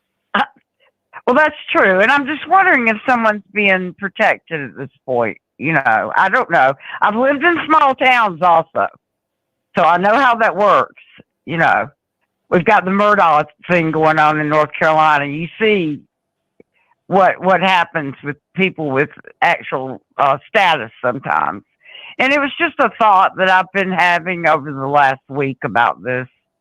But anyway, I'm going to stay tuned, and you keep bringing it. Yes, ma'am. Thank you so much. I appreciate you. God bless you. Yes, sir, T-REV. You keep it going. Thank you. Thank you, ma'am. Thank you for being And I love Detective John. Yeah, we'll definitely get a show on where he answers questions for sure. I got to line that up. I've been saying that, but now I got to actually take action with it. Yes. Thank you. He brings a lot of things to the forefront. He puts it there. He's been there. Yes, ma'am. That's what I'm saying. That's why I like getting insight from somebody that's been on that side. My great grandfather, like I tell everybody all the time. Yeah, he was a homicide detective. So that's right. I remember you saying that the first of the week. But so I was so young. He taught me things. He told me stories when I was, but I was still young and I didn't understand I didn't understand how much it meant until when you get older, you start to learn certain, you learn more and more and more and more and more as you get older. So, well, bless his heart. That was his way of protecting you too, because you bring your children up, to be good people. And sometimes, you do have to tell them not everybody's good. Not everybody's good. Absolutely. And it's a hard thing to tell children. So you had a really sweet grandfather that was protective. Yes, ma'am. Thank you so much. Thank you, T-REV. Thank you. God bless you, ma'am, and you have a great day. Yes, sir. And I'm in Virginia, so we're, I'm talking to everybody about it. I'm born and raised in Virginia, so. Is that right? Yes, I was born and raised. Well, I'm from a little further down. What part? 757 Virginia Beach, Norfolk, the 7 cities. That's where I've got 2 children there. Yes, ma'am. That's where I was raised. One in Yorktown and one in Chesapeake. Yes, ma'am. Chesapeake. I also went to a few schools in Chesapeake. Great Bridge, Hickory. Wow. They've got a new one now, Grassfield. I haven't heard of that one. It's beautiful. It's a beautiful campus for a high school. It looks like a college campus. Oh wow. But anyway, T-Rev, you're a doll. I'd be proud to be your mama. You have the best manners. Well, thank you so much, ma'am. I don't know where I got them from because I damn near raised myself from 13 up. So, but I mean, Wow. you know, You're I a just wanted to beautiful be respectful. soul. Thank you You're so a much. beautiful soul. Thank It you comes so much, out. man. Thank you so Yes, much. I sir. appreciate you. God bless you. God bless you. Shout out to her. She's a beautiful soul. Beautiful soul. Beautiful soul. Hold up. Let me see if they sent me this link yet. No, they didn't send it to me yet for the doctor's appointment. 219-885-9693. Great call. Great call. Great call. Thank you, CR. I seen that. Thank you, T-REV, for all you. Thank you. I appreciate you. Edgar. Call from Edgar. Edgar, what's going on, man? You back up on the line. 5 minutes. The floor is yours, brother. Let's go. What's up? What's up? Hey, man. So, man, you know, I know it said at the beginning that I believe Bethany had something to do with it. Dylan, allegedly. Mm-hmm. But man, now I don't know, man. Like this case is so messed up, and with LE not wanting to release, hardly any details on anything that has to do with this case. Man, I really don't think that Dylan or Bethany had anything to do with this. I believe that allegedly it was still Jack C. I want to say that Jack S. was still involved somehow, but I don't think that Adam, Bethany, or Dylan had anything to do with it. And the reason why is because why is the police only saying that Adam, out of all these alleged suspects, why is Adam the only one that they have mentioned that's cooperating with the authorities? You know what I'm saying? And then that video where it shows Kaylee, Maddie, and Jack S. walking when he says they're going to get you for this. I mean, he could be referring to the girls, but man, I don't believe that they had anything to do with it. So you know what I mean? You don't think they had nothing to do with it at all? No, I don't think they had nothing to do with it at all, man. I mean, if I was going to say one of the two girls had something to do with it, I would say more Dylan than Bethany, allegedly, in my opinion. But like I've been saying, man, everything that keeps coming out, these little clues here and there, everything keeps pointing back to Jack D. But the main thing is, I wish that all these alleged suspects would just come out and say something. Just stand up for yourself, even if you say, hey, I got a lawyer or whatever. Like, man, just come out and say something. Not saying anything, not coming out and just standing up for yourself if you truly are innocent, man. That right there just says a lot. You know what I mean? Yeah. No, absolutely. But yeah, man, I still believe that Jack D allegedly is the main suspect, in my opinion. I don't think this is anything that had to do with no fraternity, none of the girls, nothing like that. But So, that's weird. That's weird. I just see. I was reading a comment on in chat. Somebody said T-REV JLR said he knows for a fact, allegedly, Hunter Johnson and his girlfriend are on police radar. Yeah, I mean, bro, they've been saying that about everybody though that's alleged suspect. Mm-hmm. You know what I'm saying? Police said, "Oh, Jack S. is cleared," which means what? Probably no longer on their radar. Correct? The ex-boyfriend cleared. Probably no longer on the radar. The two roommates cleared. Probably no longer on the radar. The private driver, same thing. So it's like, what can you believe at this point? What do you want to believe at this point? You know what I'm saying? They come out next week and have somebody in handcuffs that is completely different than the people that we've been talking about. Man, I tell you what, 47% of you guys out of 3,429 votes think JD allegedly. I'm sticking to that, man. I'm sticking to that myself. Because like I said, everything that keeps coming out, these little pictures, videos, little clues here and there, man. Everything just keeps pointing back to him.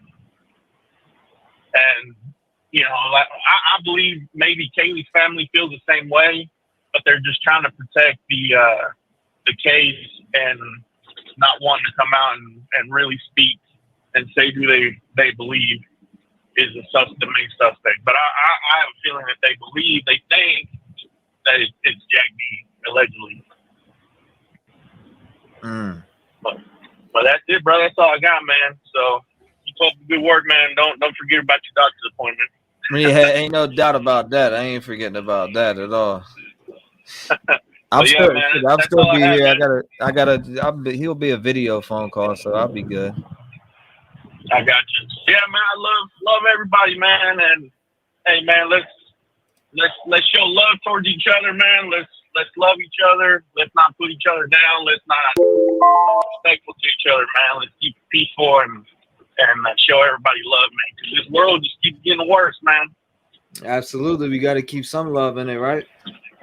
Oh yeah, man. Love 100% of the time, baby. Well, I appreciate you, my boy. God bless you, and I'll be talking to you in a little bit, my man. All right, man. Take it All easy, right, bro. later, Edgar. Shout out to Edgar, man. Shout out to Edgar.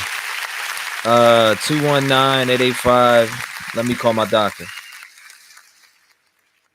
Hold on, so we need to call my doctor real quick. Let me call my doctor. 1 second.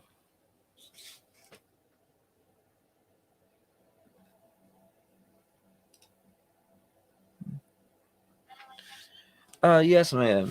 This is Austin. I was calling to see if are you guys sending me a link or yeah, you could text the link right now. Yes, ma'am. Thank you so much.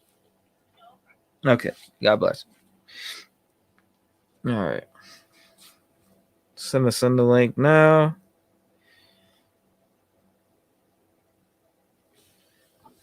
All right, there's that. So I'm still here. I'm not stopping.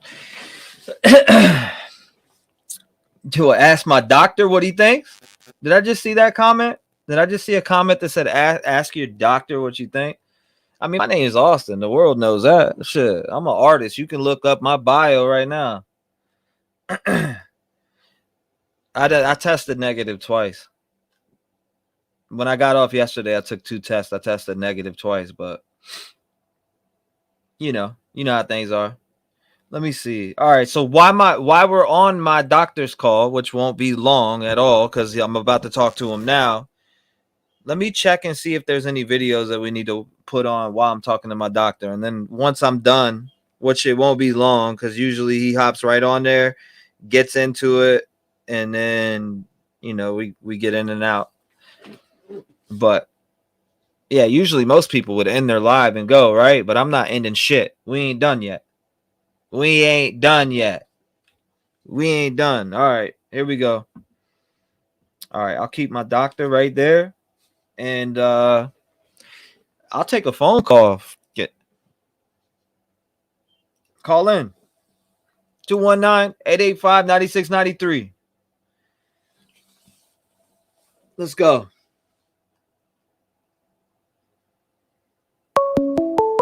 All right, here we go. Burlington. Call from Burlington Little League. To accept, press 1. Burlington Little League. What's going on? You are live. 5 minutes. You ready?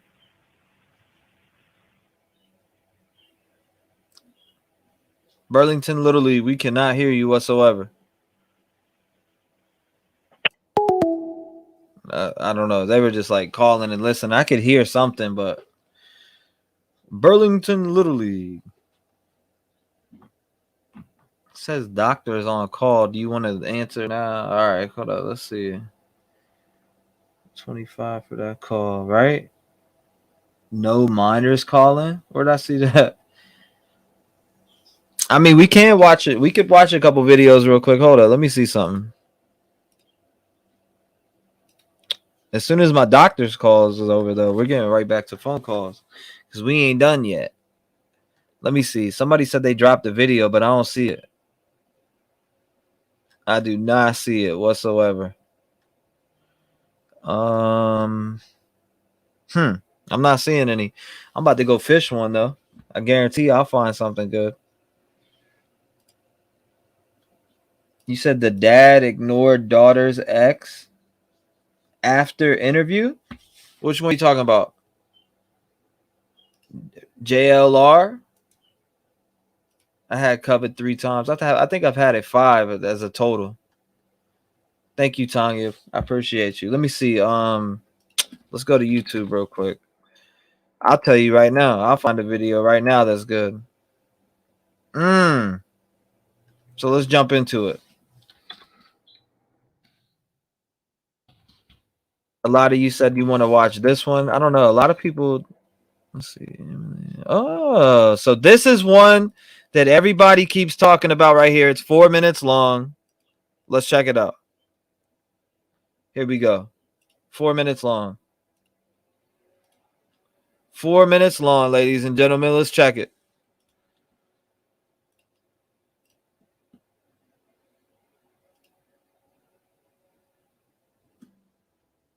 Why is there no sound? Am I bugging? Oh my God! Okay, I thought I was tripping. I had to hit a button real quick to see.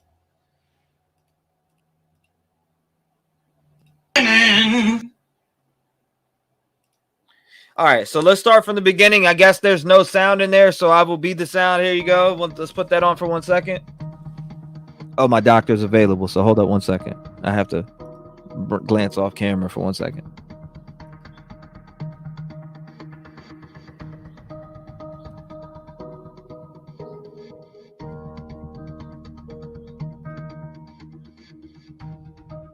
Thank you, Mouthy Mama. Says my doctor's available now. We'll see.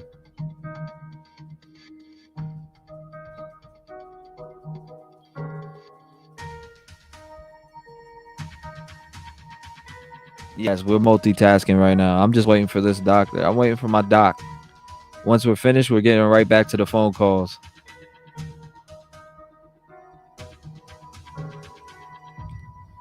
Email me numbers. First number on top. I'll give a call back as soon as I enter back. Thank you, Miss Dog Lover. Sorry, I know you're really busy, but could you read my previous super chat? This one, let me see.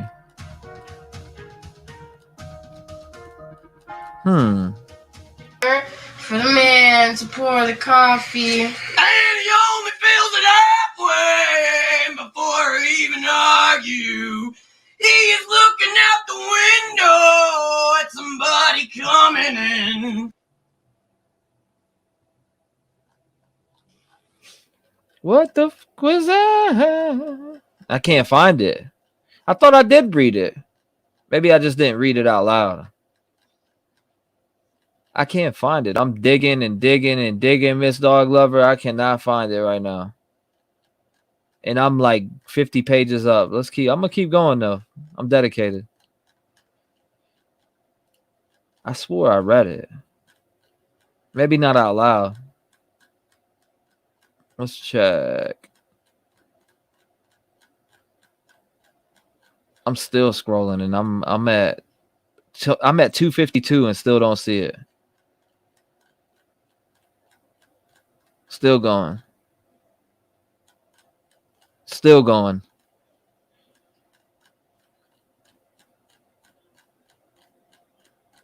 Still going.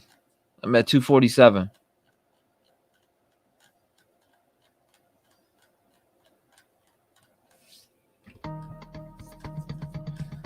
Damn, I'm at 244. I still can't find it. Okay. Boom. I'm in the UK. I was telling a friend about this and was surprised that she knew about it. First thing she said to me is how beautiful they were. We agreed that jealousy plays a major part in this. Yeah, I remember reading. I remember reading that to myself. I don't know if I read it out loud, but thank you, Miss Dog Lover. I appreciate it. I found it. I went all the way back up. That day was all the way back in the back. I found it though. Thank you, Miss Dog Lover.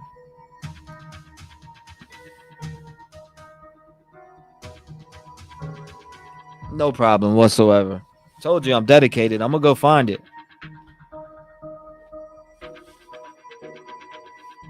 Thank you, David. I appreciate you, brother. I'm getting back to the phone calls right now, guys. I'm waiting on my doctor to come on. It says he's available. I'm just waiting for him to pop on, and we're gonna run our little assessment, and then I'll be right back to the phone calls. So I'm looking for another video to line up with this one. This is interesting, but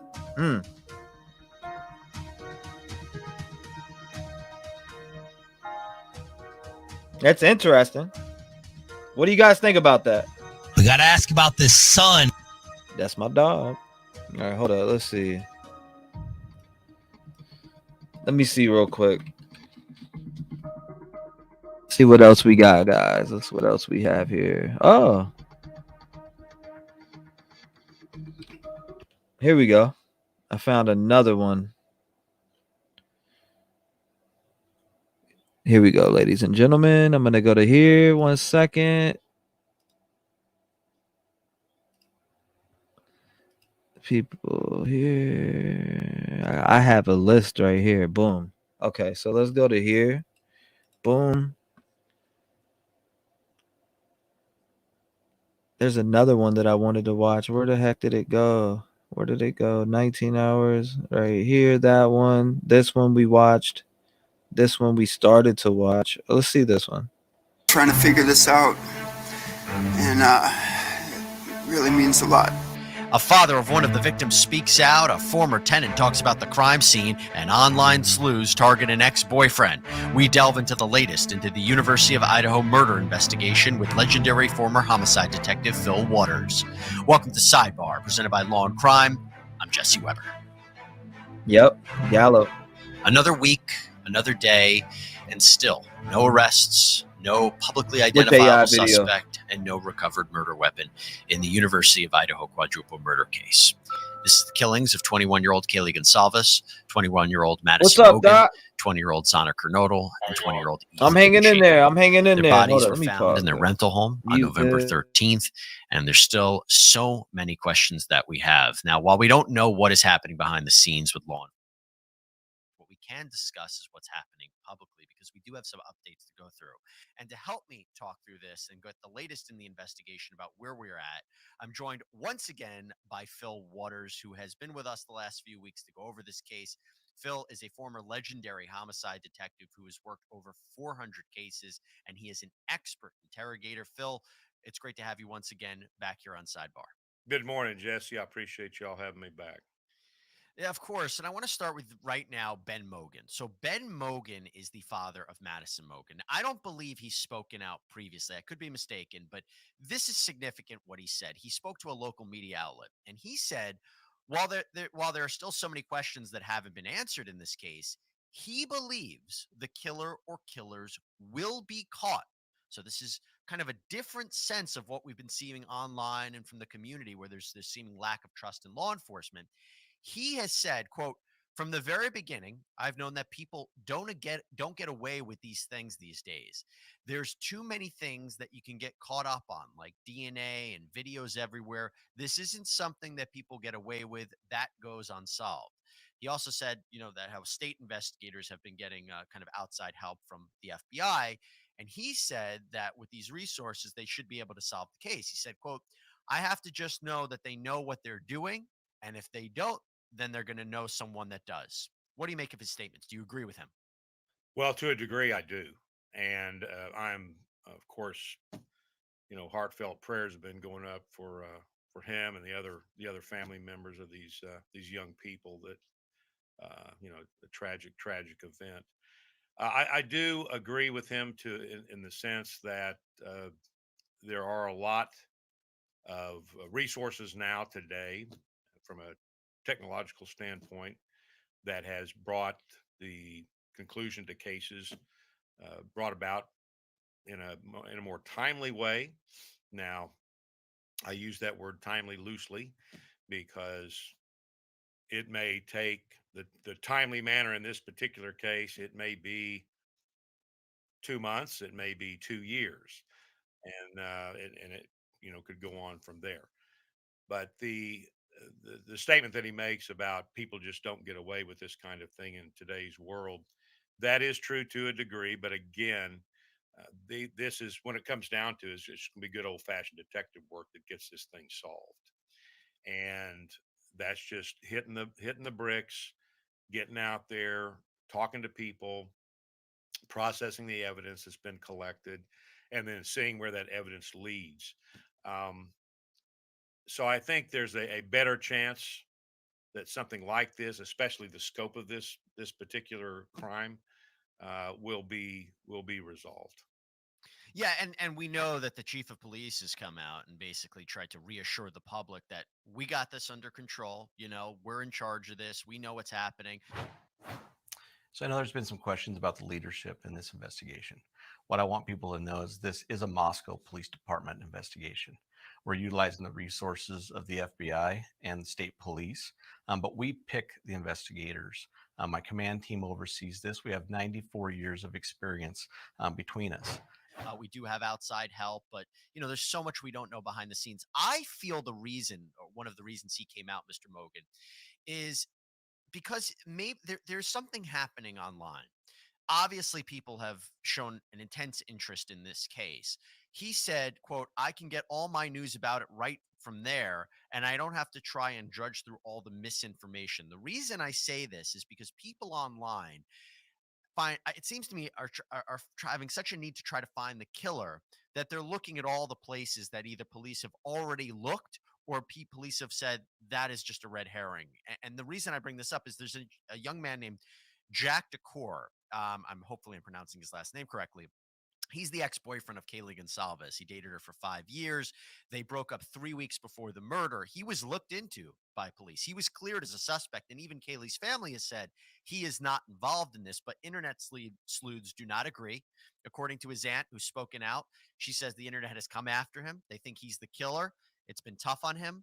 So it seems to me Mr. Mogan coming out and saying, leave it to the police, is a way to kind of, you know, temper the flames that we're seeing online. And We're back like cooked crab. Pressure on police right now to solve this quickly so that the wrong people aren't targeted. Well, I don't think there's any more pressure on law enforcement than what is already there and what is already self-imposed. Look, I know that when I worked cases in Houston, especially when it was a multiple fatality case like this one, and you have to go to the family and speak to them about this, and you have to have empathy, you have to have compassion for those folks in the discussion of the scene itself, because you want to be honest with the family about what is going on, and I think that's what's happening here. I don't think the chief, the optics of this thing when it first got started, horrible, only because this was so out of the realm of what the chief had experienced in his career, and especially in this community. But now it would appear to me that they have this communication better on track.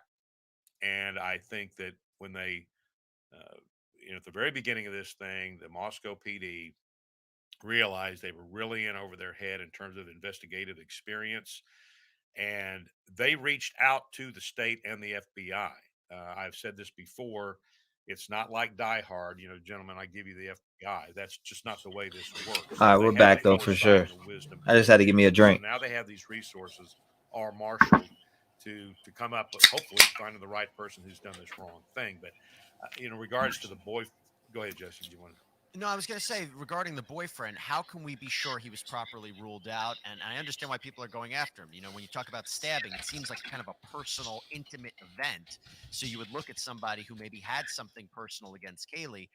How can we quiet any of the, the online speculation against the boyfriend? Can we trust law enforcement? They properly ruled him out. Well, that's just going to have to happen. But the problem is with what has happened with the boyfriend and this online stuff. This is the bad part about the online generated theories and so forth and so on regarding anything for that matter. But in this particular case, oh, my bad, guys. I dropped the volume on it. I'm a D word, a D head. T, I think you're right. I did drop it on there. My bad, guys. My bad. You can't hear it. That's my fault. We'll get back to the calls. If you want to see that video, it's on Law and Crime. I watched it last night. Let's get back to the calls because that's what we're here for, right? We haven't heard any of the video. Damn, I'm an idiot. Why don't you just hit me with the?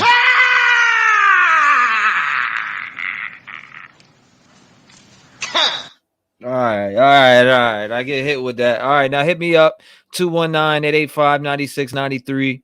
I will be checking my email too because I did say I would call back. First number I just clicked on, so I will be calling you. I won't say who the name is, but I do have it clicked on. Make sure you hit it though. 219-885-9693. Matter of fact, all right. Take this one. We'll take this. Call from Terry. To accept, press 1. To send a voicemail, press 2. Hello? T. What's going on? How are you? It's your family from Jersey. What's going on, family from Jersey? What's going on? 5 minutes. You ready? Yes. T. Andover? Yes, of course. Yes. Okay. You're on. 5 minutes. Let's go. All right. Remember my very first call to you was about that white pickup truck by the food truck. Mm-hmm. So that video, I was trying to call you all day yesterday. I couldn't get through. I know I'm a day late, but anyway, it's still bothering me. I'm still stuck on that truck. When they put that video up yesterday, when the poor girls were in the bar and they were walking around the corner with Adam. Yes, ma'am. That truck drove by there too. The same exact truck. Mm-hmm. And I don't know if you caught that, but that same truck came cruising by real slow again. Mm-hmm. And then if you go back to when I first called you, what was that? Oh my God, a week and a half ago? They're standing at the food truck, and here comes that same truck again going really slow and hesitated to turn the corner like I told you the very first time I called you. There's something with that truck. I don't know why I'm stuck on that truck.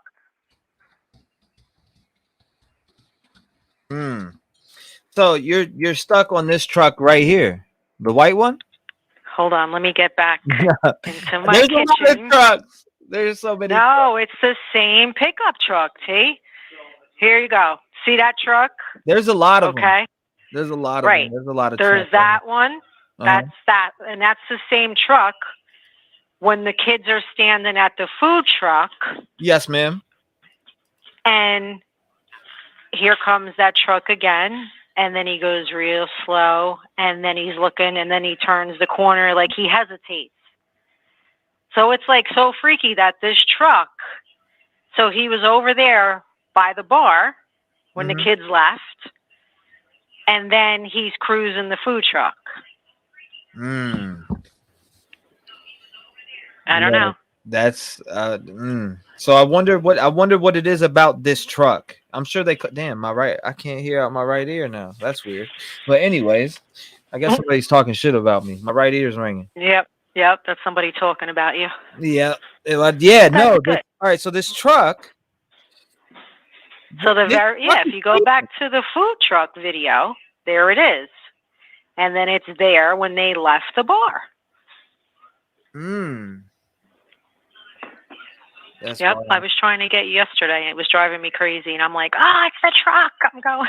And somebody did point it out. You see the white truck. And I'm like, please say that you saw it at the food truck. But nobody said that. And you seen it through the glass? No. When the girls they have already ordered their food. Mm-hmm. And they moved closer to the end of the truck. Yeah, they're hanging moved, out, yeah. standing there, Uh-huh. and they're waiting for their food. And then here comes that truck. I don't know if you remember. I know you get 10,000 calls a day, but that was my first phone call to you. And I said, there's something about that pickup truck that he hesitates, like he's cruising real slow. And then same thing there in that video. Is it somebody from the bar that left to follow? That's my thing.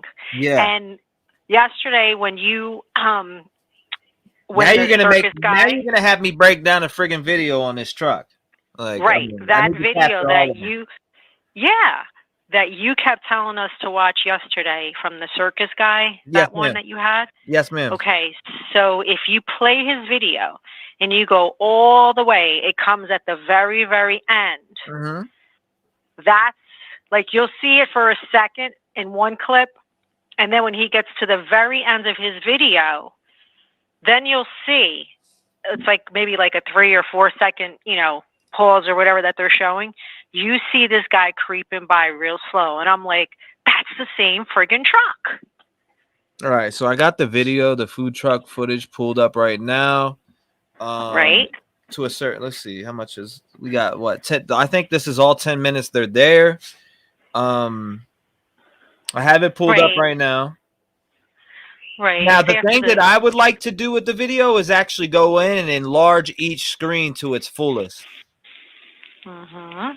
That's what I think I want to do that, because if you go and enlarge each screen to its fullest, right, everybody will be able to watch, the 4. I think I'll break it down and upload it to my channel, all 4 screens. Okay. That way everybody can get a look at that. Yep. It's already after they've ordered their food. The poor things are standing there. And you'll see them creep by. And then you got to go back to your, the circus video guy or whatever. The very end, you'll see it for 1 second. And then at the end, you'll see it rolling by real slow again.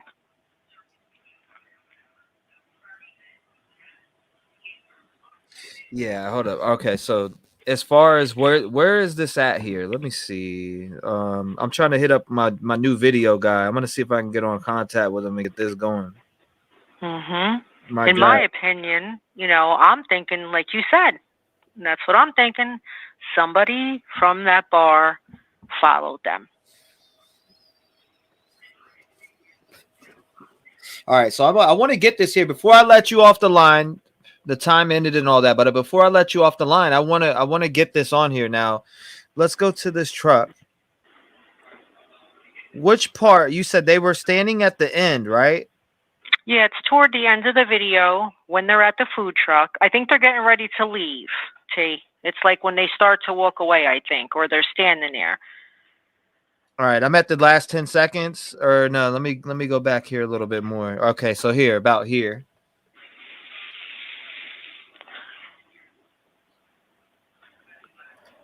All right, so we're right here. Okay. Here we go.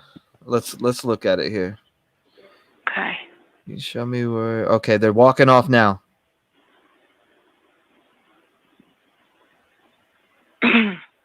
They're walking off right now as we speak. Okay.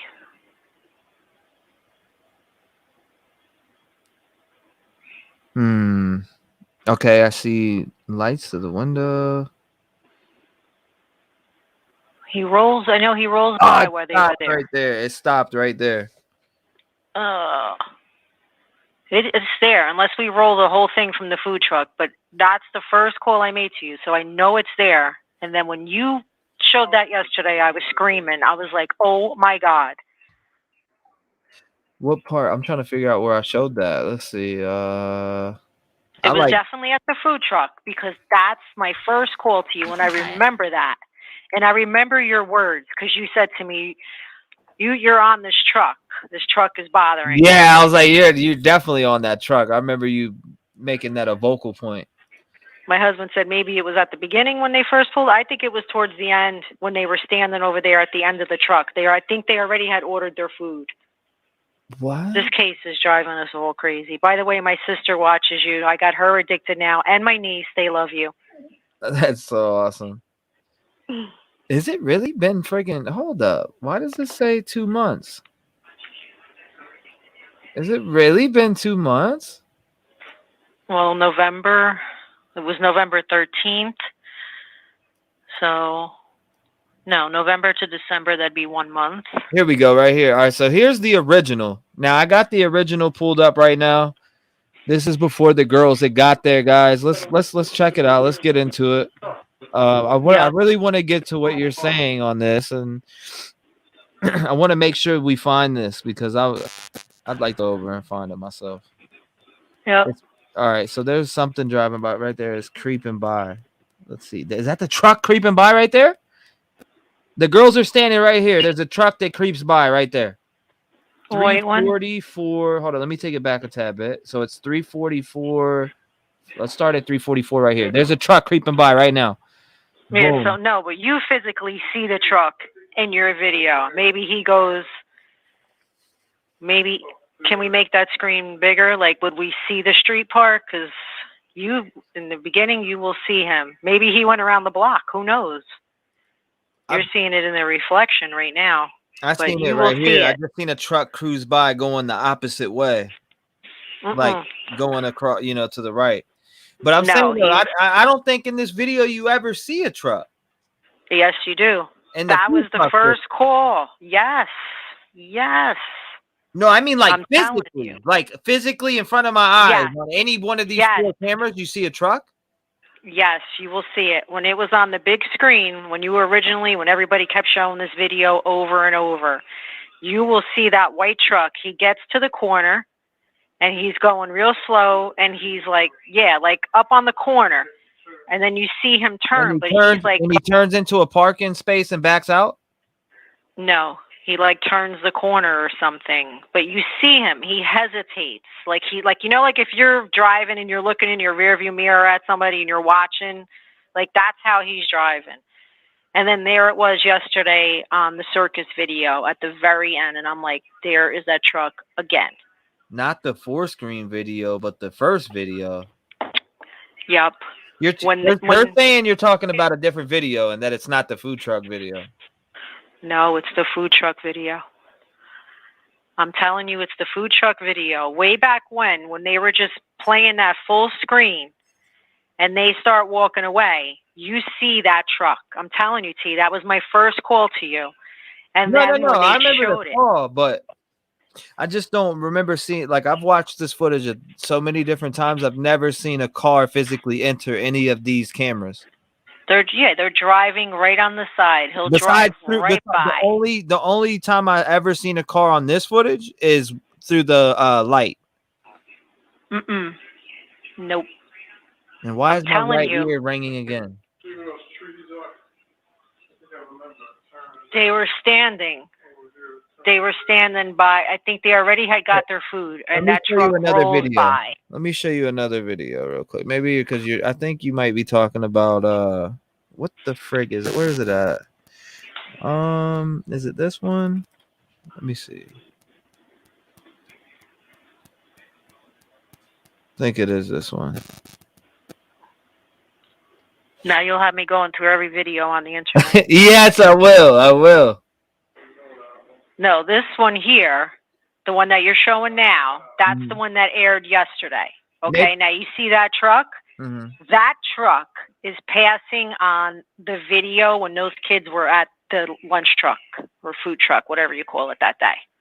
That truck rolls by. It's just in that food truck video I've watched 1,000 times. I've just never seen a vehicle in it. Oh, So yeah, I'm getting confused about the food truck part. That's all. Somebody's saying, all right, so I'm looking at comments here. They're saying other sidewalk video. Which sidewalk video? When that truck goes by, from the original video from way back when, the kids are standing, waiting for their food, and then they start to walk away. Like they're standing there. They might have just been standing at that time. And then like seconds later, they start walking and the truck is like rolling by. I can't remember if they were like standing at the edge of the truck or they were getting ready to leave, but that truck went by. And like I said, I remember that specifically because that's why I called you the very first time. So I've had this video and you've seen it. The one that you're talking about specifically. The original one, yes. Then yesterday, when you put up, you were like, guys, go watch the circus video. And then you were playing it. And then I even went back to that guy's page and I watched it. And when my husband came home, I'm like, look at this video. I go, look what rolls by at the end. And he's like, holy shit, you're right. So it was on. So you tell that video was on Crime Circus's channel. Yeah, that was yesterday. So That it was was the one. his newest video. Right. And that's when the little girls, when you were just showing it, they were walking from the bar. That's when they were leaving the bar. That truck was rolling around. We're going to it right now. Good evening, ladies and gentlemen, and welcome to Crime Circus. My name's Drip Drop, and I'm your host as always. We have breaking news. A new image has recently surfaced on the internet from the security camera at the Corner Club. All right, so hold up. What part of the video was it in on this one? At the very end. I want to go right. I want to get to it because I want to find that part that you're talking about. I don't want to let you off the phone until I find it now, because now you got me going crazy. Yeah, because that was the one that you just played when they were walking, but that's when they were leaving the bar. Right here. There's another one on this one this is at the end. Right. This is the very end. This is the one from yesterday. Now they're walking to the food truck. Okay? And you're going to see him come by. There it is. Now, the video that you're trying to find is from weeks ago when they were all standing at the food truck. You will see that truck go by. And I know I'm not crazy because my husband remembers it too, because he was like, holy shit, you're right. Nah, so my thing is, though, is where you said that he showed it on his last video? No. This video that you just showed that was on the circus guy, this was the one you told us to watch yesterday. Yeah. That video footage, am I not mistaken, that's when they were leaving the bar. Am I correct? That's the footage I just played on the other one. Exactly. Okay. Now, this is the one when the kids are leaving the bar. They haven't even got to the food truck yet. But weeks ago, when you had up the food truck video, when the kids were standing there, you will see that truck go by. So he was there when they were leaving the bar. And then how far is it from the bar to the food truck? So he cruised over to the food truck while they were there, or he was following and watching them. I'm sure somebody like in the police department had to catch this.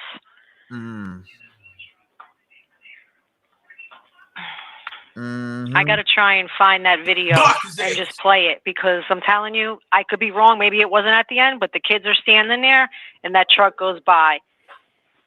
My husband says maybe it's at the beginning, but I remember them being towards the end of the truck after they already had their food, when they were like playing on their cell phones.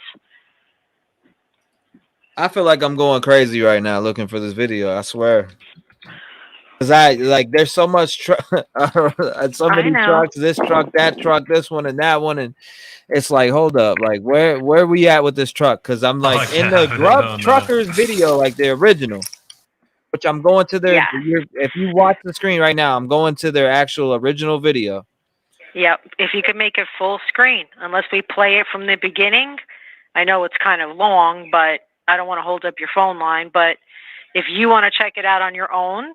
Nah, I want to find what you're talking about with this truck. Somebody said go to Dr. Thrifty's channel, but I'm gonna have to go check it out because I need to find. I don't remember a vehicle, and I've watched this footage, and I feel like I'm crazy now because I've watched this particular footage right here. It's over.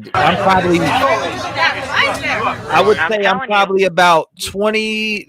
I'm about 600 of these views on here or more. Way back when you had full screen of this, you see him go by and then he turns, but he's cruising really slow.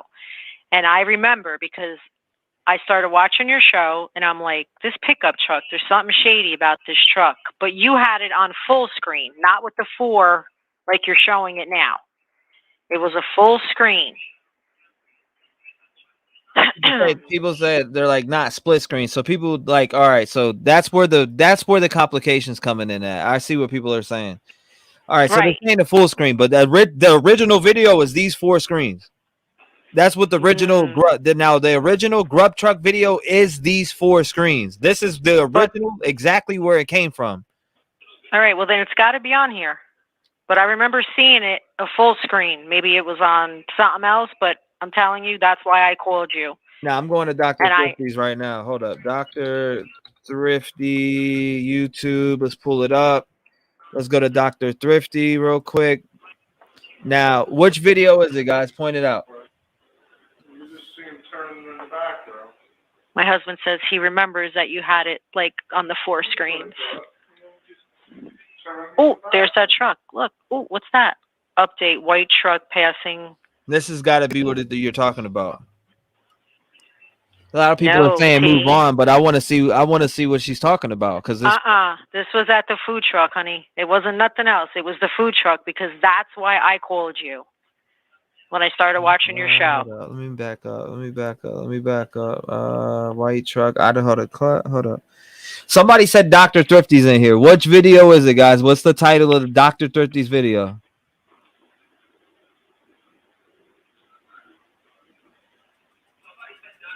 She's talking about the left-hand corner screen, the top left-hand corner screen. Oh my God! See, that's not the food truck. That's the food truck. It's in the food truck. It's not the food truck. I see, like, oh my God, comments are going left and right. Yep, it was in the food truck video. I'm telling you. I'll go back to I got to figure out the days that I called you, the first day that I called you, and I swear to God, I'll watch that whole thing and I'll find it. They said keep looking at this video that I just had on. The one that I just had on. They said keep looking at it. It's on here. Which one? The food truck video? Yeah. That's what it's on. Not anything else but the food truck video. He goes by. No, not that video that you have up now. I see what they're talking. They're saying look at this, but he's gonna go. Maybe he goes over the one at the food truck. Let me see if he does. I don't see any of him going over it. Let me see. Wait, right there. Oh, yeah, no, that's when they're coming from the bar. That's right. No, but when they're standing at the food truck, it goes by. I'm telling you. I'll have to find it. I'll have to go back on T's videos. This was like, oh, my God. When did I first talk to you? Like 2 weeks ago, probably? Maybe more? Yeah, I'm just trying to figure out what's going on.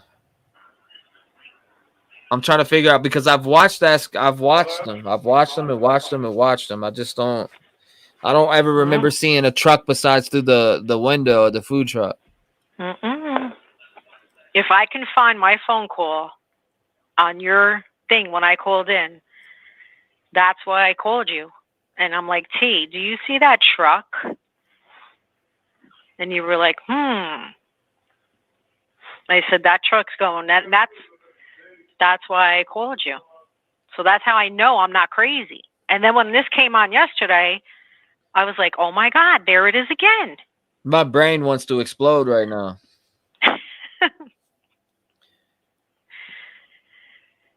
Everybody said go to this video, but so far I have not seen anything in here. No, it's there. I'm going to go back. I swear to God, I'm going to go through those videos. Yeah, go back, find it, and then let me know. All right, I don't know why we can't find it. Like I don't. And then I seen some people in there say like, yeah, oh, I know what she's talking about. It's in the top left one. But I'm just not. Somebody needs to send me a clip of it or something. Okie doke. I'm gonna try and find it. It'll take me a while, but I'll send it. All right, we love you. Thank you.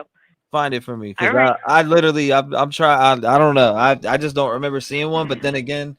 Oh, I remember her. She called about a picture of Jack on the house with white truck. Email it. Okay, coffee time.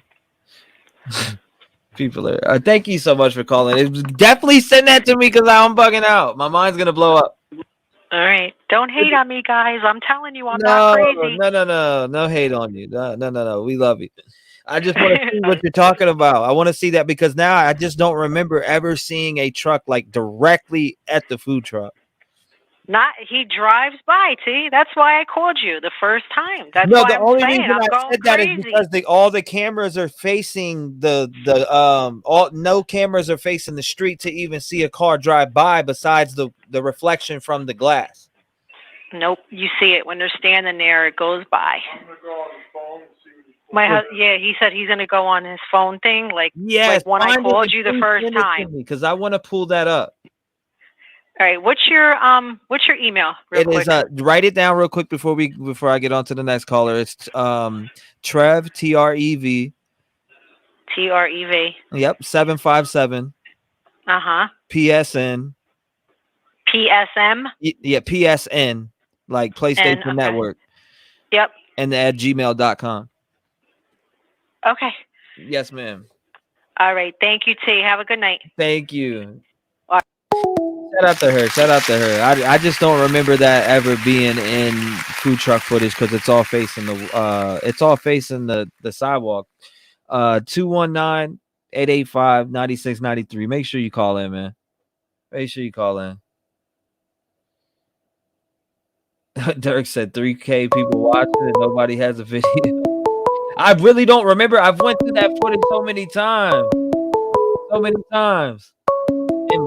block his ass. Get him out of here. Fuck him. Anybody being disrespectful, get him out. What's going on, Christy? Welcome. Hey, T-REV, how are you? I'm great. Thank you, Shelly. I appreciate it. I'm great. How about yourself? I'm awesome. So, am I live? Yes, you're live as can be.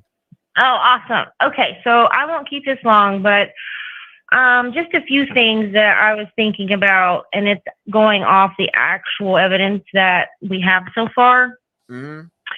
And that is, and something that always stood out to me was Kaylee's mom had said in an interview on one of the news stations that, you know, she was really defending Jack D, and she said that, you know, Kaylee broke up with him a few weeks ago and she had to give him a break. That kind of stood out to me that she used that terminology. She said she had to give him a break. I'm not sure what that meant. And then if you look at the fact that Kaylee was leaving, she just bought this car, she had this new life she was starting. That stands out to me as a motive. The way that the murders happened, I hate to even say it, but it seemed like someone who was very angry, someone who was seeking some sort of revenge, because it didn't seem as though it could have been someone that just broke in and killed these 4 people. I feel like there was a target. The other ones must have seen the person, so they had to be killed.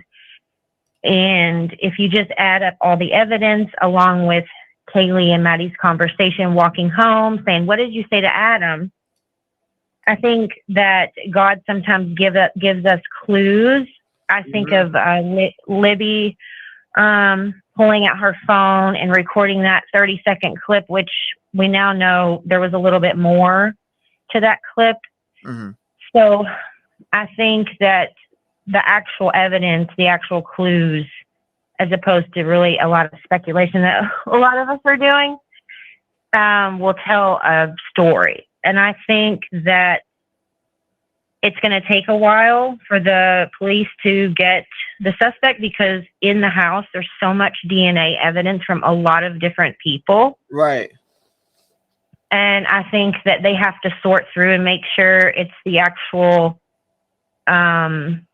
the one who committed the crime, as opposed to all these kids that were in and out of there constantly, you know? Right. So, yeah.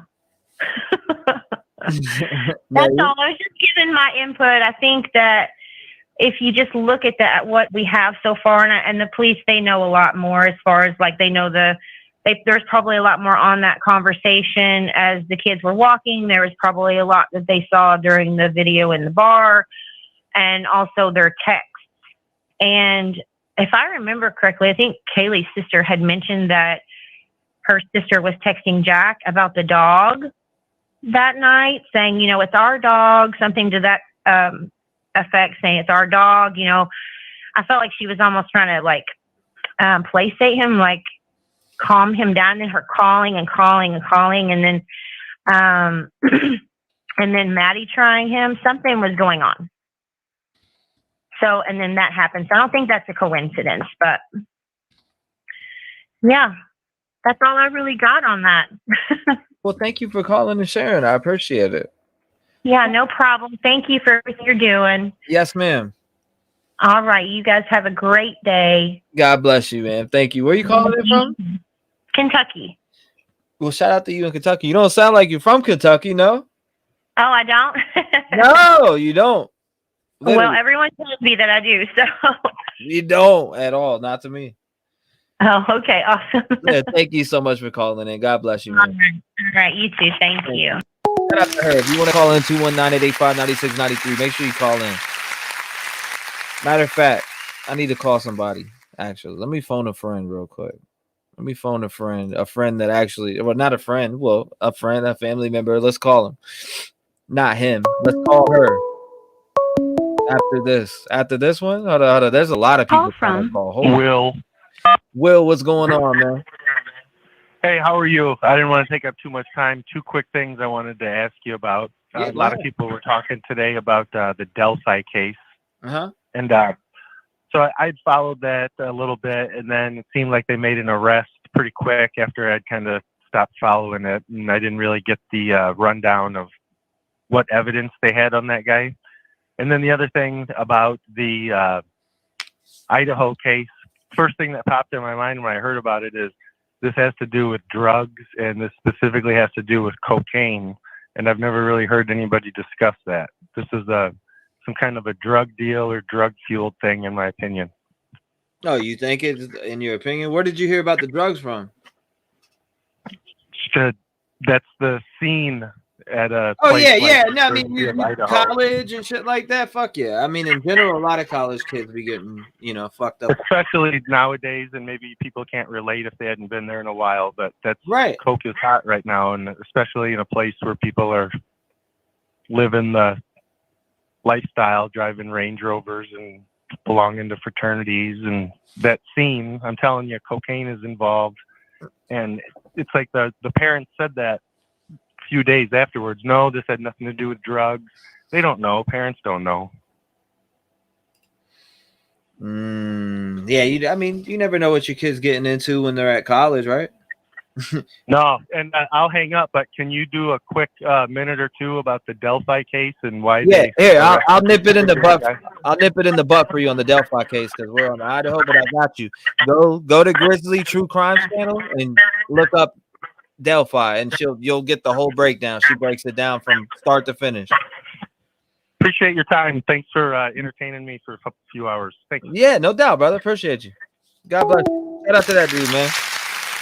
Go to Grizzly for that real quick and check that out. She broke that whole entire thing down on Bridge Guy perfectly. I gotta phone her because she emailed me.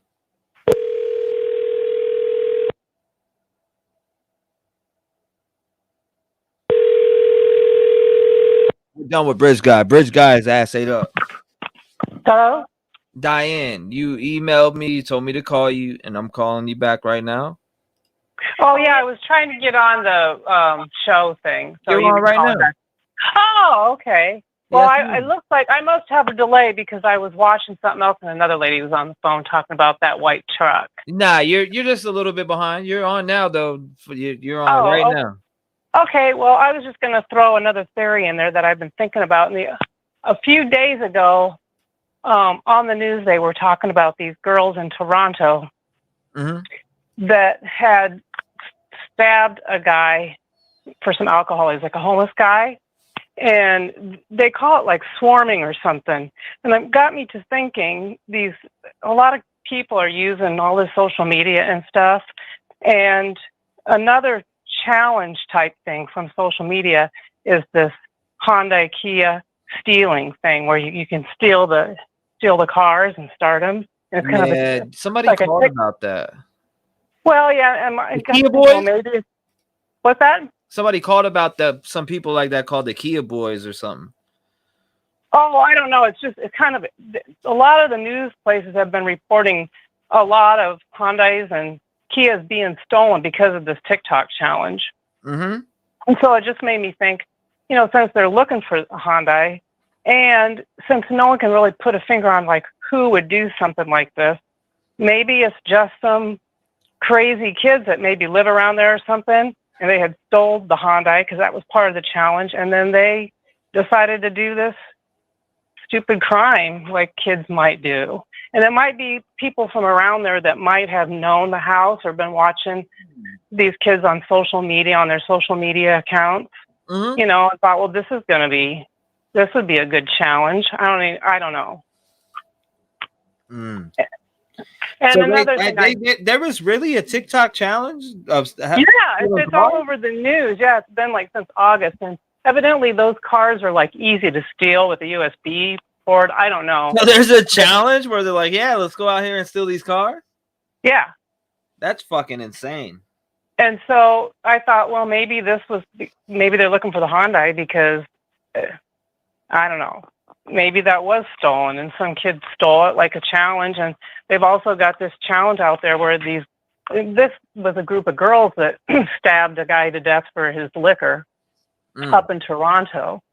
And they kind of get together, they get on social media and then they get together and go commit crimes. And it's just young kids. Like these girls were like 14 years old. Yeah, that's wild as shit. And so, I mean, that's just another thing. I'm wondering if, they're kind of looking into... Let's do a TikTok challenge and go out here and steal some kids. Yeah.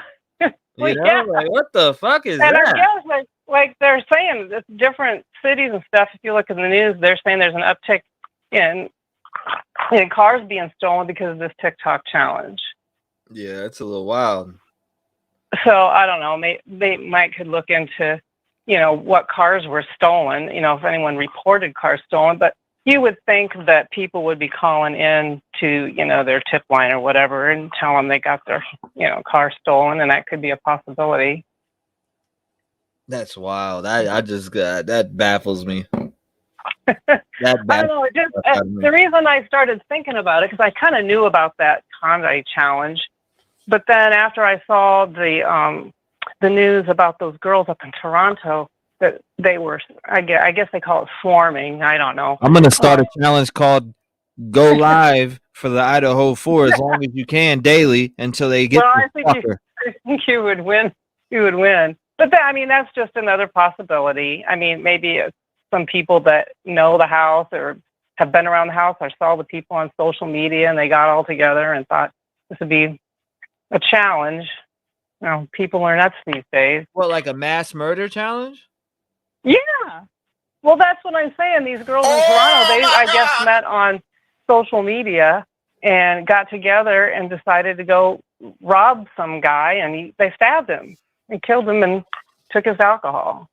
And they were young. They were like 14, or I want to say around 14 years old or something, in that age group. That'd be pretty fucking insane. I'll tell you that much.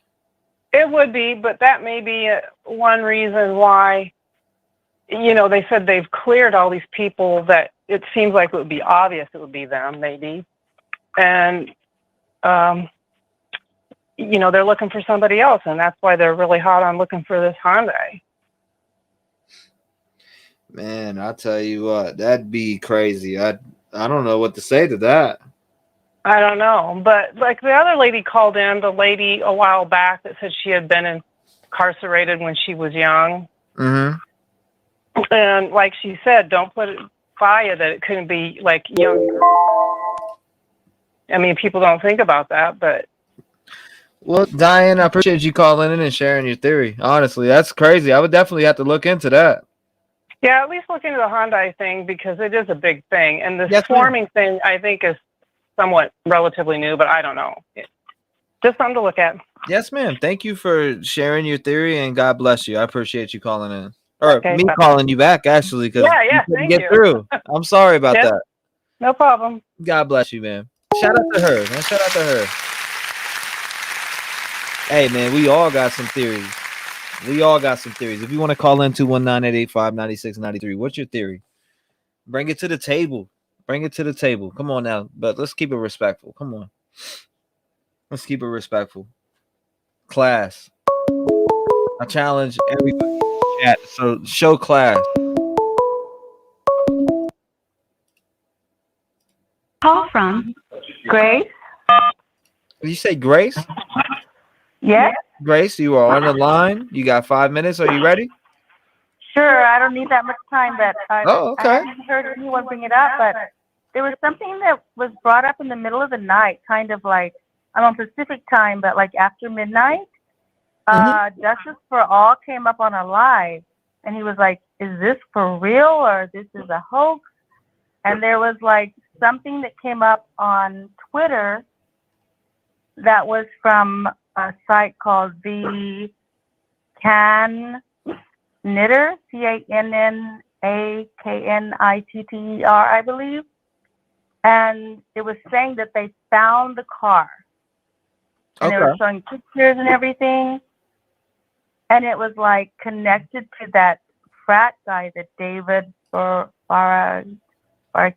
I'm not sure how to pronounce his name, but it was connected to him and his mother. And they were insinuating that the mother had told the FBI or something like that. And they were showing pictures of it. And they were saying, like, this is the car, and connecting the FBI to the Twitter. And then immediately, he was like, Justin was talking for like 10 minutes, Mm-hmm. and his live got cut, like mid-sentence. And then the Twitter got cut mid-sentence. And I just thought, like, oh my God, did like FBI cut them off or something? Like, I don't know, they were all talking about it, and like it was a big deal, and then it was like gone. And the only thing I saw that this morning when I woke up was like on Michelle After Dark. She kind of commented on it, but she was saying like she only saw like the cover of the Twitter. She couldn't see like all the feed that they had revealed that night. Mm-hmm. And Justin has never come out this morning and said why he cut it off or anything. So I thought that was I super think maybe curious. they found out it was fake, Maybe, or but that's wasn't just it in that. general. I think that's what it would be. In my opinion, they found out very fast it wasn't. That wasn't it. So Maybe. that's what I'm But I was hearing just, from what I'm seeing in Discord. oh, okay. I haven't seen any discourse. I was just curious because no one had mentioned it. It seemed very curious. Yeah, no doubt. I'm seeing about it being I was seeing about it being not real. Or not that it wasn't real, but nothing, nothing with this case in general. Yeah. It's just odd to be cut like mid-sentence and like a lie. You're talking about it's from you seen it on Twitter, like the Cannon Knitter? Yeah, that one, and then Justice for All was live with it. Yeah. And he was cut mid-sentence. Like mid-sentence, his feed was cut. Yeah, I got it right here. I got what you're talking about sitting right in front of me. Yeah. I'm gonna pull it up on screen and you can confirm. Let me see it. Let's put a lot.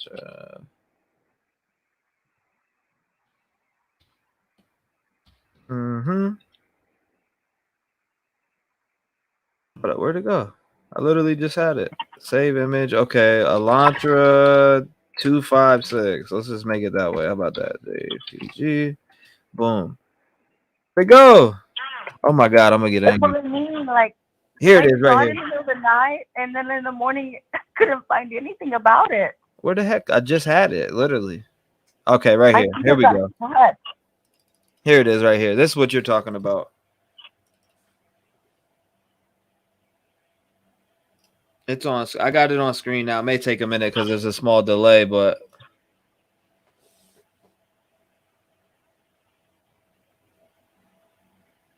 yeah, this supposedly it was misinformation. Really?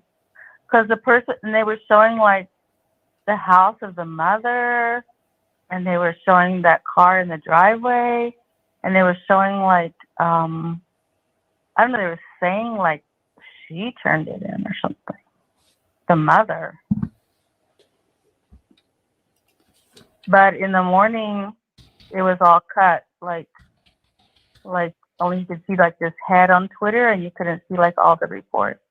And then the Justice for All thing was cut and put private.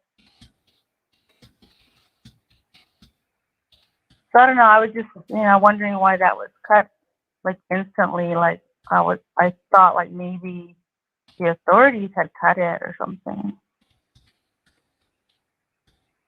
Mm.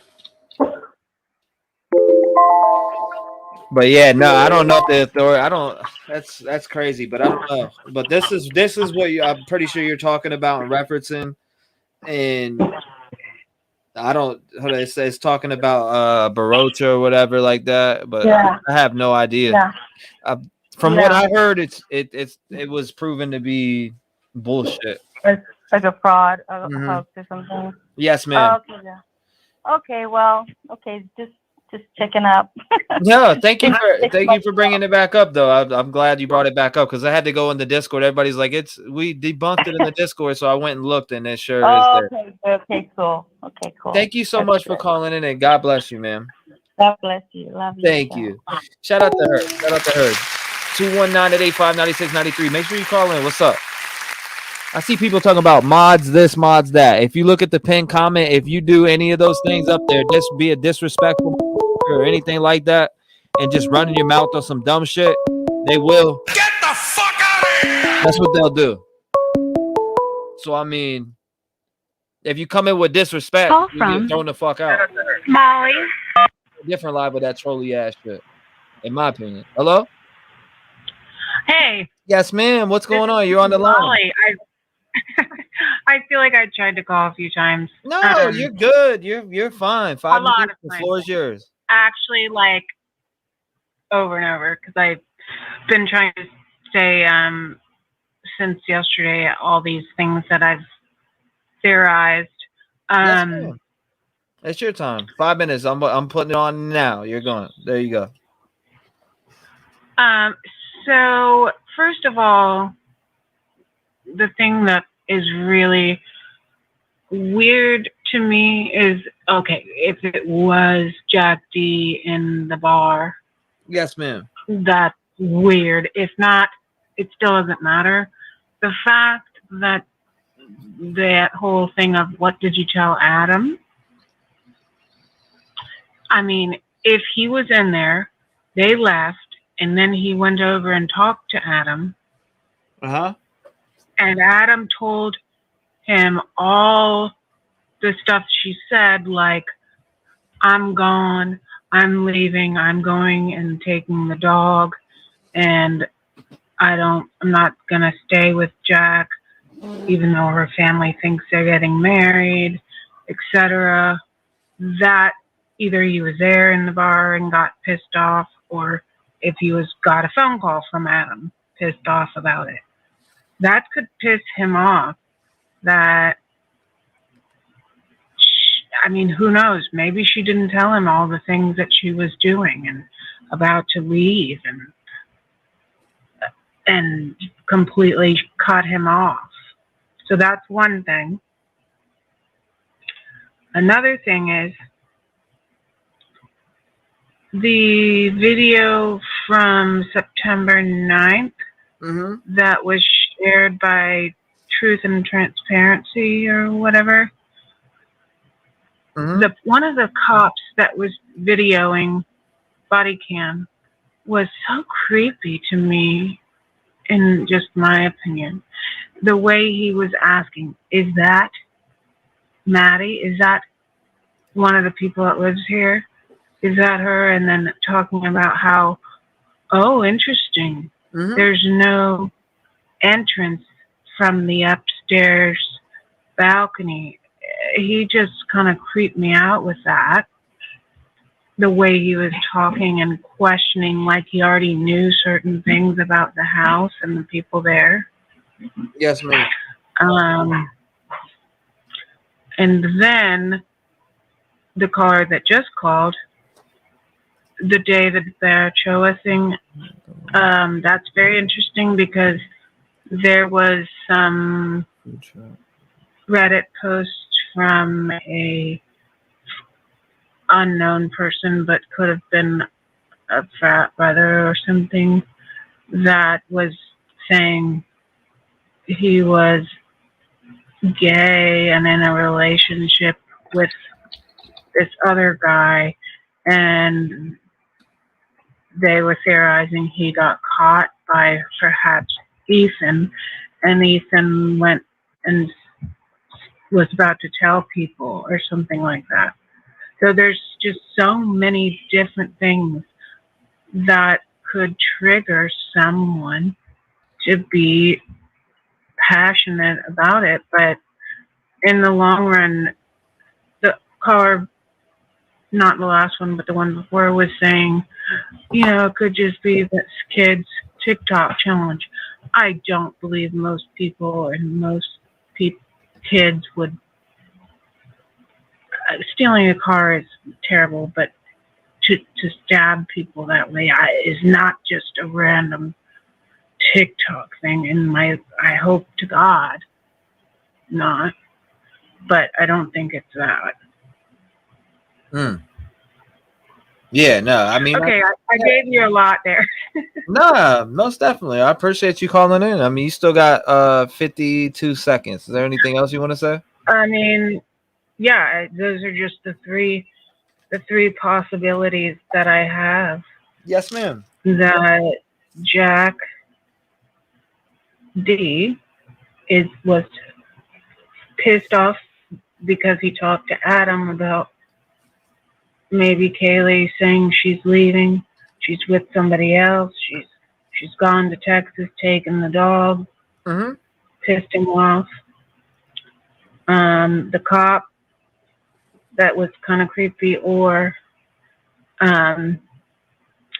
David, because of something going on with Ethan and getting caught in some sort of sex act or something.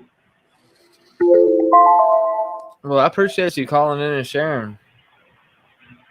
God bless you and thank you for sharing. I do appreciate it. I mean, there's a lot of different things with that. I mean, you can go several different ways with this whole entire case. I'm blown away with all the theories that I've heard today from everybody in just the last couple weeks that I've had the lines open.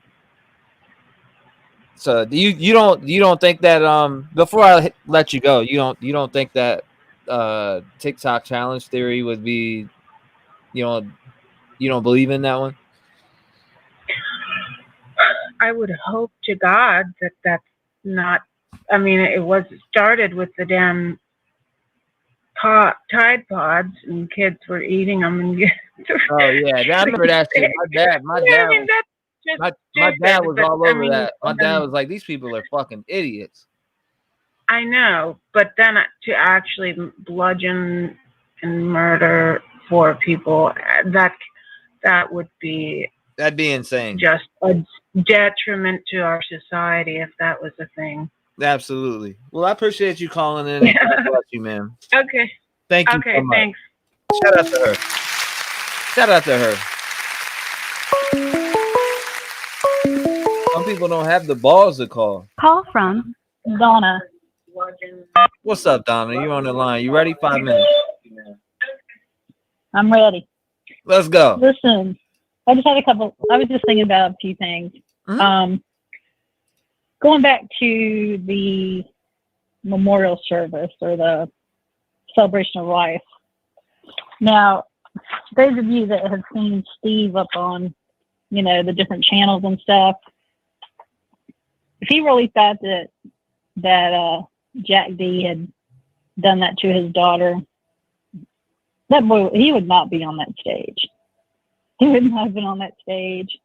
And the thing is, by now the DNA's come back.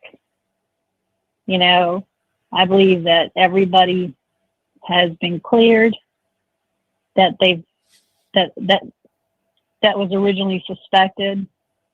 And, because some of them voluntarily did it, I'm sure some of them been called in to give their DNA. And also, I think that the crime scene itself, I've said this from the beginning, whoever got killed first, their wounds would have their DNA only, unless the killer cut themselves in the process. Mm-hmm. It would their wounds would be their blood. The next person would have the first person's blood and then their blood in their wounds, and so on and so forth.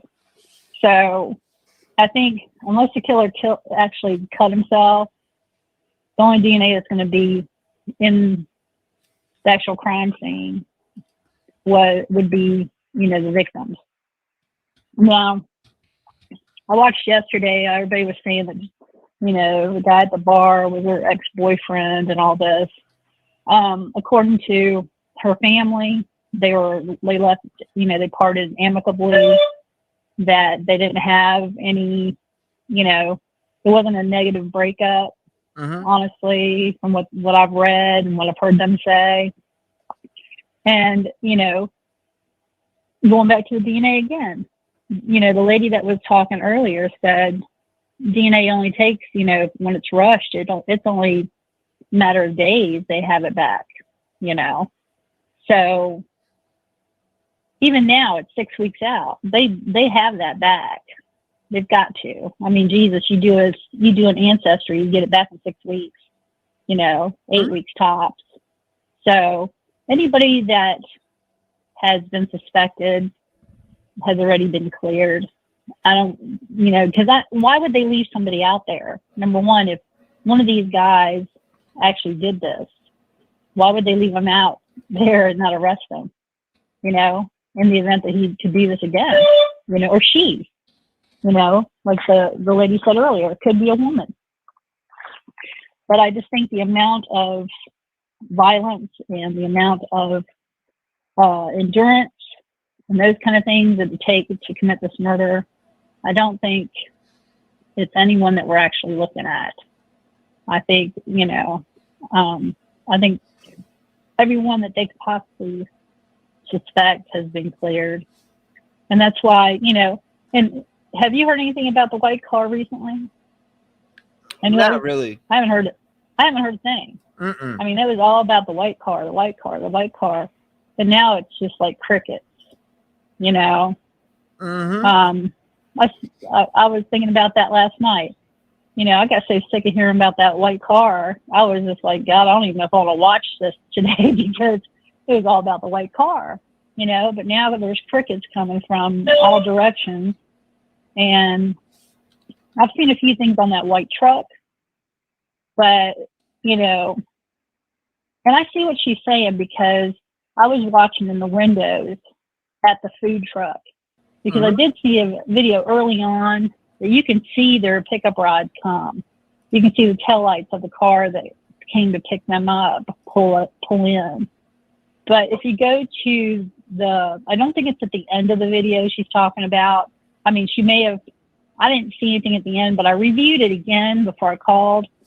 In the very beginning, when they first got to the truck, because remember, that white truck was at the club when they were walking. It passed them and it slowed down, and then it pulled into like a parking space and supposedly backed up. I haven't seen a backup video, but as soon as you passed by them, you slowed down real quick.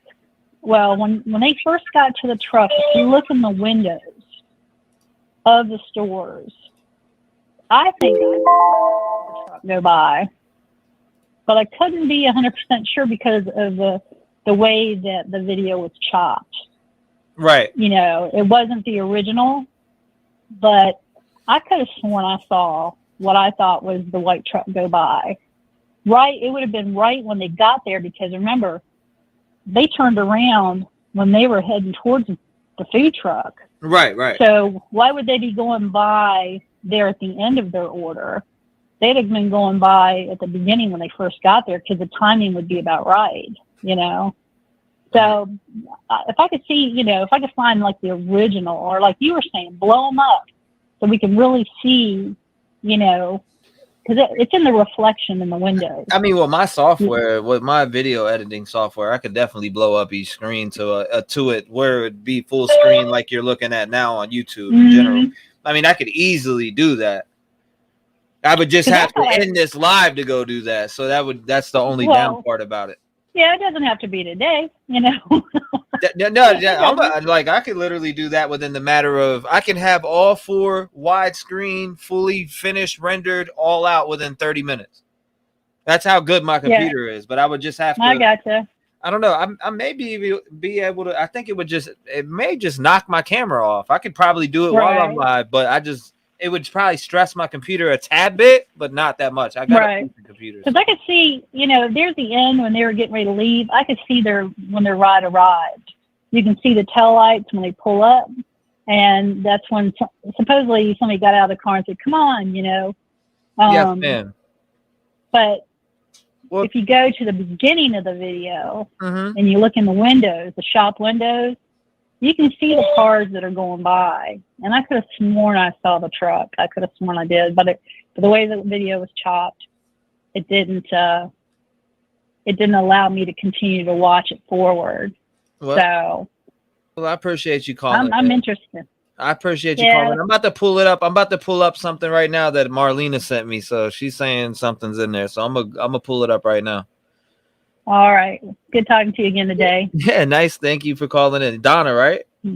Yeah, 757. Donna 757. Shout out to you, Donna. Thank you for calling in, and You thank you for too. rocking Thank with me you. all day. I appreciate you. Absolutely. All right. God bless Take you. care. Thank you.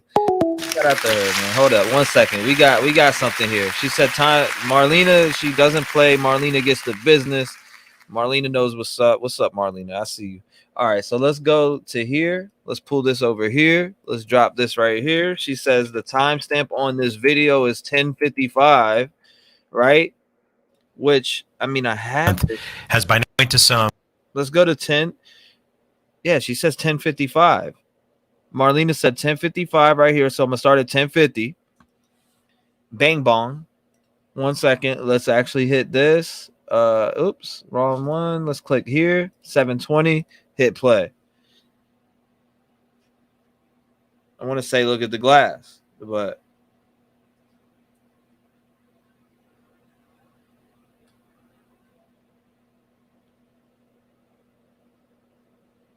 I'm looking.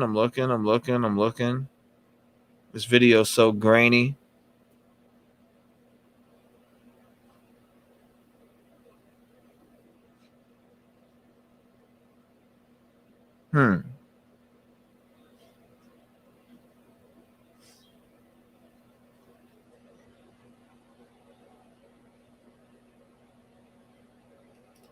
Marlena, where did you see that? Hold up.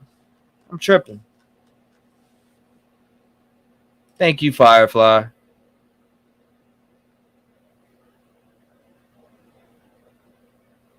Yes, you definitely joined Discord.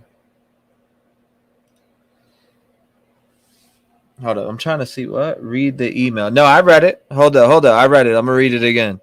You said, look in the window. There's a reflection of the lights from the truck. The girls leave. I'm thinking that whoever gave them a ride drove a truck. That truck sits there for a long time. Okay, so let's go back again. 10:50, right, guys? Marlena says, look into the window. There is a reflection of what looks to be lights from a truck. The girls leave, then the truck leaves. I'm thinking that whoever gave them a ride drove a truck. That truck sits there for a long time waiting before the girls left. That's what Marlena had put in that. So here we go. Look again.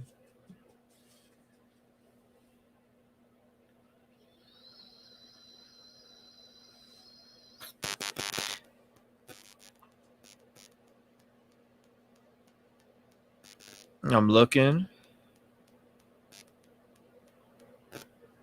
Said the truck is the stalker.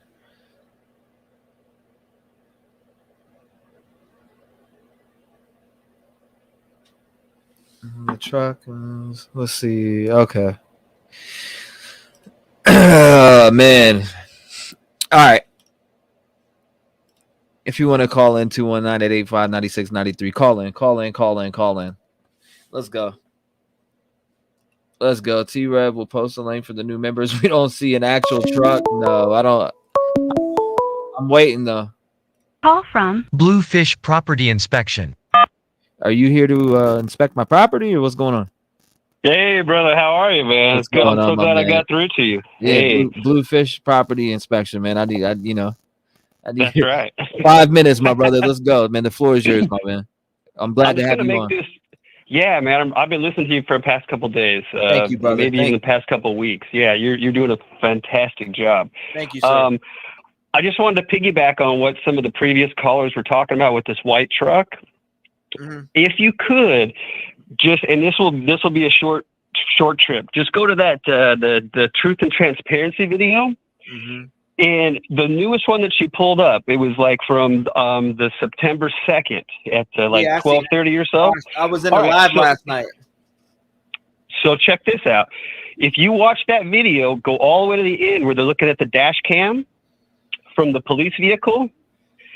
At the very end of that, well, the whole time you'll see a white truck parked there right across the street from Jack D's frat house. Alleged frat house. And then, brother, at the very end of that, and this is just based off of body type, and it's dark, and I don't know these people, but I'm telling you, it kind of looks like Kaylee walking in towards that frat house. At the very end of that video, and that's on the 2nd of August, Yeah. the dash cam video in the cop car. The 2nd of September? 2nd of September. It's that Yeah, I second watched video. it. I watched it last night.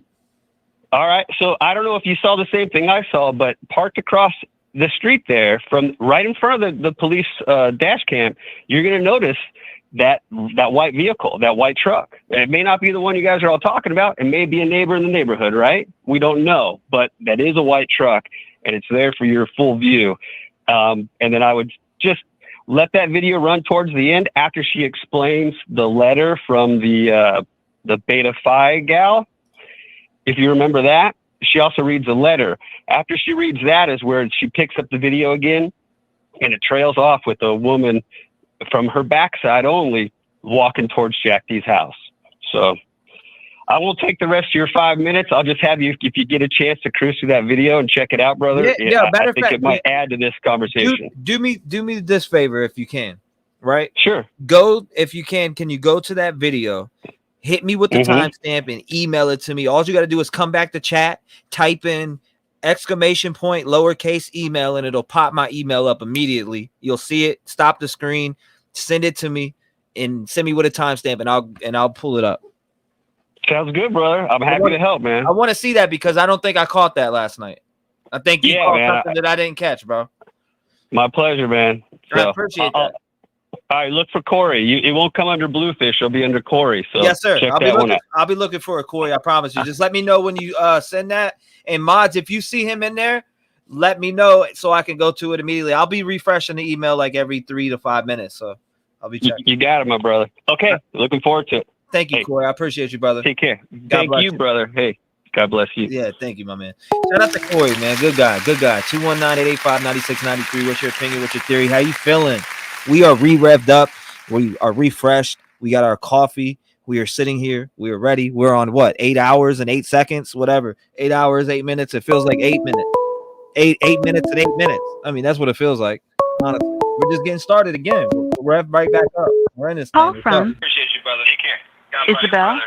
Isabel, what's going on? You're live. You got 5 minutes. Take the floor. What's your theory? What's your thoughts? What are you thinking? Well, thank you. Your show's great. I just found your show just recently, so I just want to say wonderful show. Yes, and the callers are amazing, so I just want to touch base on that. The only thing I have to say on, I mean, I have many theories, but the one thing going back to Kaylee's dad, one of the things he said was that they didn't have to go upstairs. Yes, ma'am, they did. So when he said that led me to believe that Ethan and his girlfriend got killed first, and then it was his daughter. So that kind of already set the stage of who got killed first was the couple and then the daughter. But my question of all of this is, everybody's talking about they should have DNA, they should have DNA, they should have DNA. But the problem with the DNA right now is, my theory is, that house had so many people going through it. And also when the girls did the 911 call, they had so many people go through just to ruin the crime scene alone right there. It's almost impossible to kind of probably pinpoint all the DNA. There's got to be a lot of DNA in there. Oh, yeah. I think That's they're a having DNA a big test pool in there. Exactly. going back to the 911 call, there was someone who addressed that with why the girls did what they did. Just to touch quick base on that. The person who addressed it was actually a bystander outside who wrote the letter and said these girls were in shock. One passed out. The other one came out of the house and couldn't talk. So that's why there was such a confusion with the 911 call. Still, some things don't make sense there. There's something wrong with that 911 call for myself. And that is the fact you hear that they call Ethan's brother and Ethan's brother shows up there. So why would they do that if it's that bad? Because they literally said the crime scene was a bloodbath. So you do hear that the brother does arrive there and is one of the people that are there in that house. So that's something that, you know, why did they call him if the situation was that bad? Okay. So that's why I think DNA is going to be it's going to be really hard for them to pinpoint DNA because there was too many people in that house and that crime scene was totally contaminated.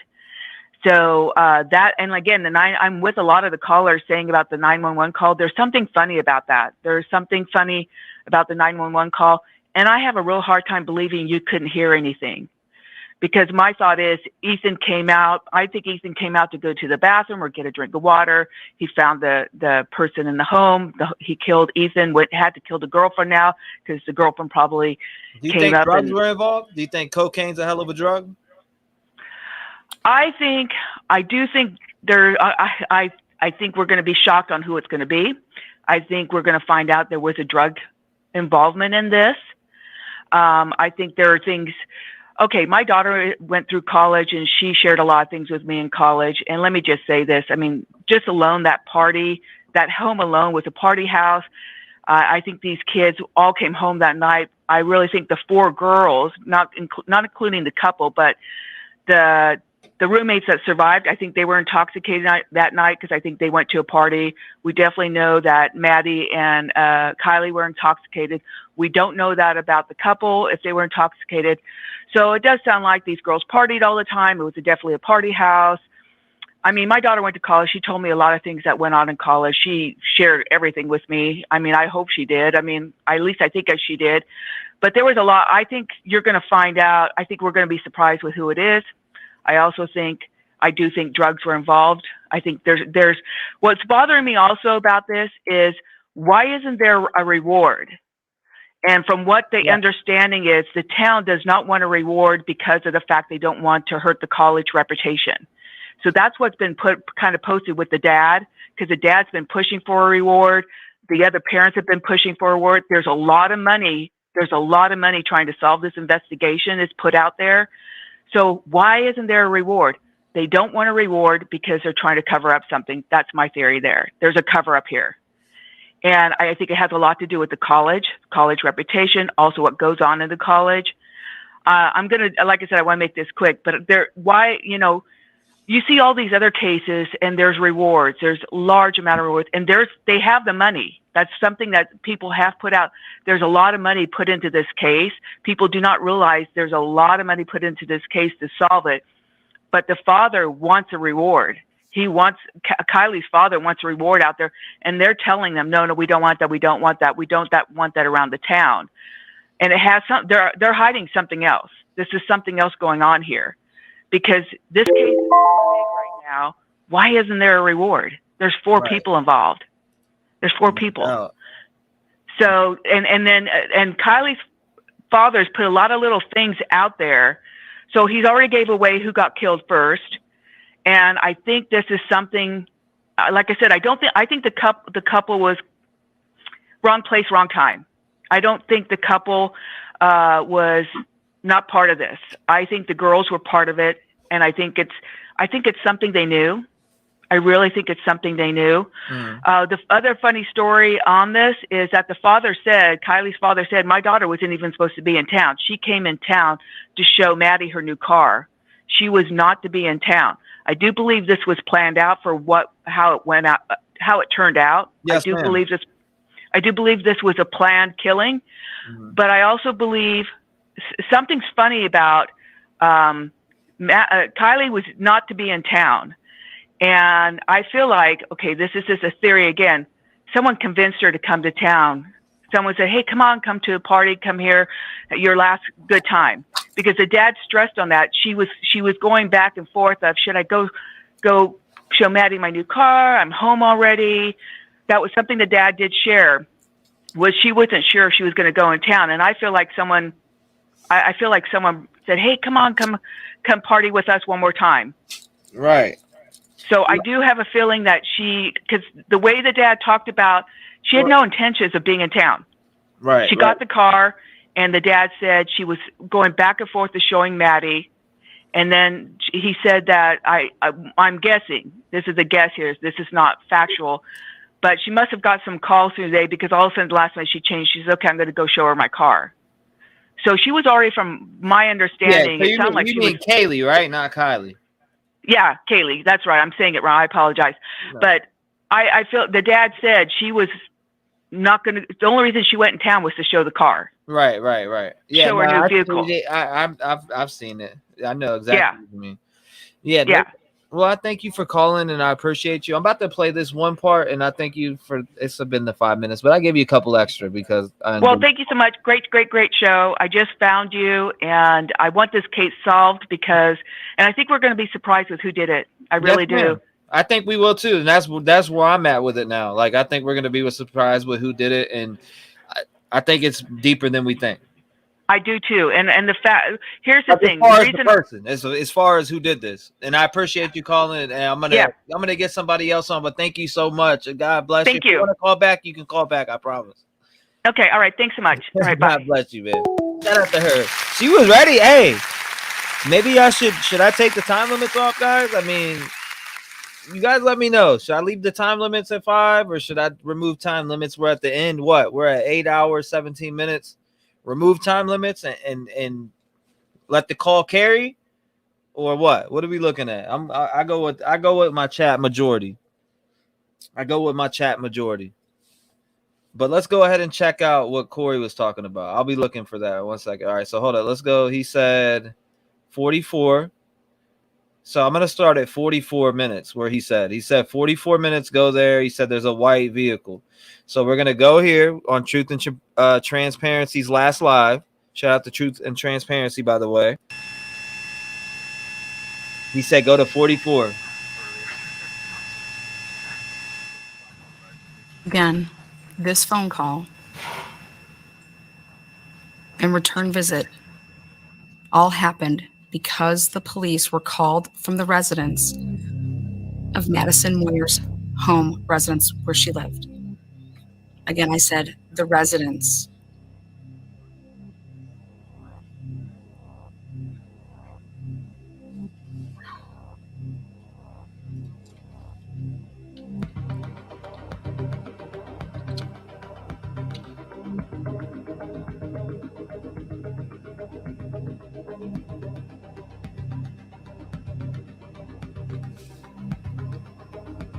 So if I think, let's see.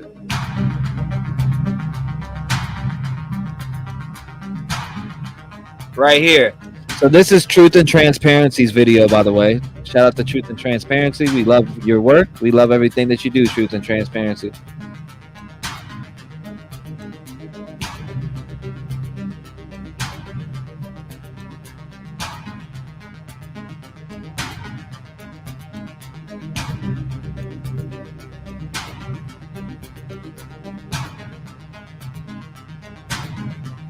So, guys, just in case you want to know what Truth and Transparency had got this body cam footage from September 2nd, 2022, and it was a noise complaint. They went to the property. I've watched this live last night, and I didn't pay attention to this white truck.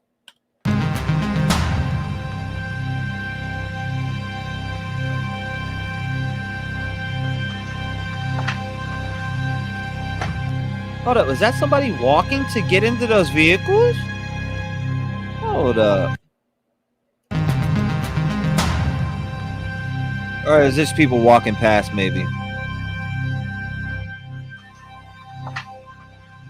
Yeah, they're walking past. I don't think they know.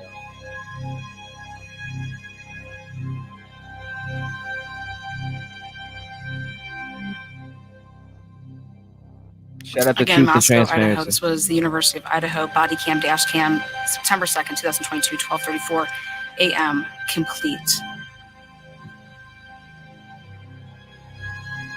She finished that up. And shout out to Truth and Transparency for all the work that she does and all the body cam footage and stuff that she goes and gets. If you want to call in, be part of the podcast, it's 219-885-9693. Thank you, Corey, for sending that. Thank you for time stamping that. I didn't pay attention to that white truck. It's that white truck again. And everybody is on that white truck, man. They're white truck. I see this white truck. I'm confused, but that's who said that? I'm confused. That's a normal white truck. Oh, Poppy said that. I'm confused. I feel you. I'm Call confused. from Salvatore.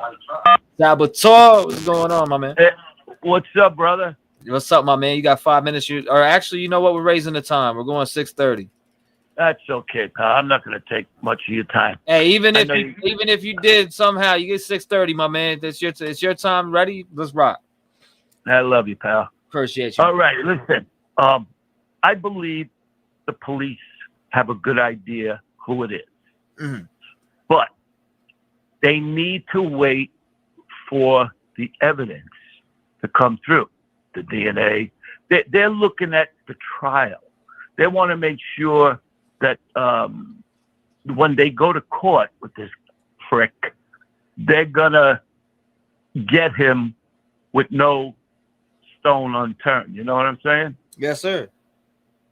That's what I believe. And I do, and I'm going to stick to my guns. I said it yesterday on your show. I believe it's somebody we don't hear about. Somebody new. Mm-hmm. Absolutely. And this white truck has got me going too. I mean, wow, I never noticed all these white trucks. I got to hand it to you people, man. They're good. They are good. Especially that white truck in the background. You can hardly make it out. It's a little in the bushes there with that's amazing. These guys picked this out. This is obvious right here. This video right here. Mm-hmm. That white truck slowing up. And he even hit, I think he's hitting his brakes and then turns onto the street. But yeah, I'm sticking to my guns. I think I don't even want to call him a guy, this prick. Yeah, he's a piece of shit. Yeah. You know? And I'm sorry the New York is coming out in me. I love it. But love it. I want to know, if this guy is watching your show and is listening, I think he should go down to the subway and throw himself in front of a fucking train. That's what I believe. And if you're listening, you're a scumbag. You're a scumbag. Okay? All right, buddy. That's it. I said my piece. Yes, sir. I watch you all day now. I mean, hey, we at least got to drag him to Steve and let Steve, you know what I mean? Steve ass boot his face a couple times. Yeah. You know what I mean? You got to let the dad, he's got to get a couple boots to the fucking face, man, because this dude ruthlessly took his kid away and is long, with Xana, Ethan, and Maddie, that just as well as their families need to get their legs. I mean, this piece of shit, he deserves you know what I mean? Like, this piece of shit doesn't even deserve to fucking be fed in a prison cell. I know. You know what I'm saying? And that's what's going to happen. This guy's going to go in. He's going to be fed in a fucking prison cell, or guy, or whoever, is connected, because it'll all come out. Yeah, that's how I feel. I wish the mob was in on this. They take care of them. You know what I'm saying? Man, my man's got that New York, that New York spice. I hear it in you. That mentality, yeah. Yes, sir. All absolutely. Right, all right, I know you got other. Where you calling in from, sir? I mean, I was born and raised in New York, the Bronx, but I'm down here in West Virginia. I'm in West Virginia with my son, and I just got a grandson, so I'm hanging out with them. Shout out to you, my man. I wish you a happy New Year, and I hope you had a good Christmas, man. I really do. I had a great Christmas. And same to you and to your listeners, too.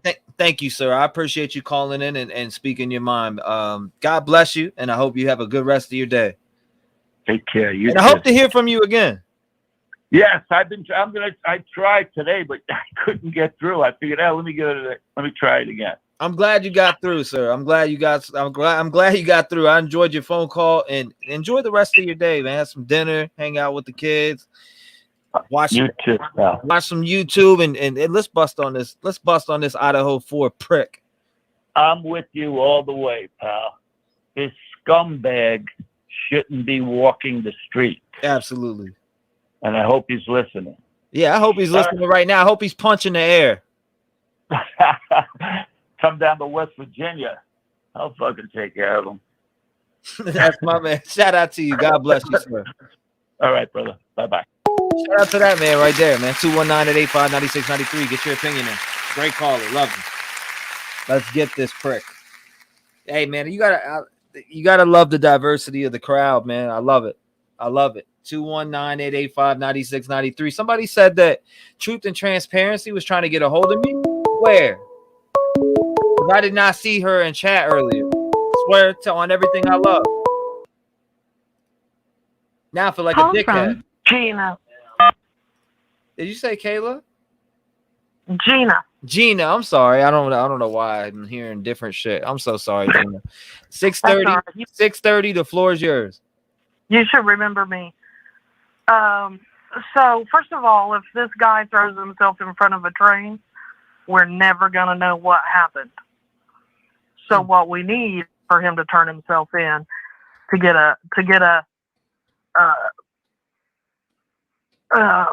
some kind of emotion about him and turn himself in, because if he dies, we're never going to know the truth. But I wanted to add a little bit of my knowledge to the situation, and by saying, if with school being out and with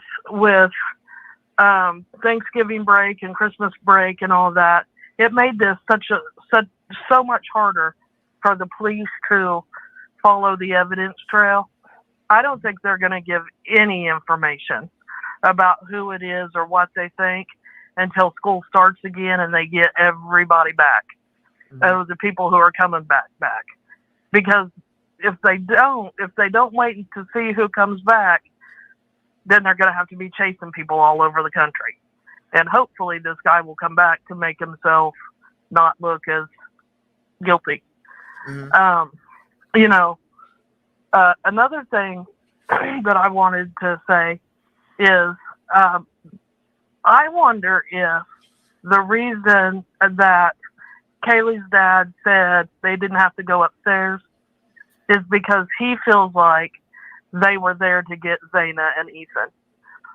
Does he blame Zaina and Ethan for the whole situation, meaning they could have came in and killed them and left?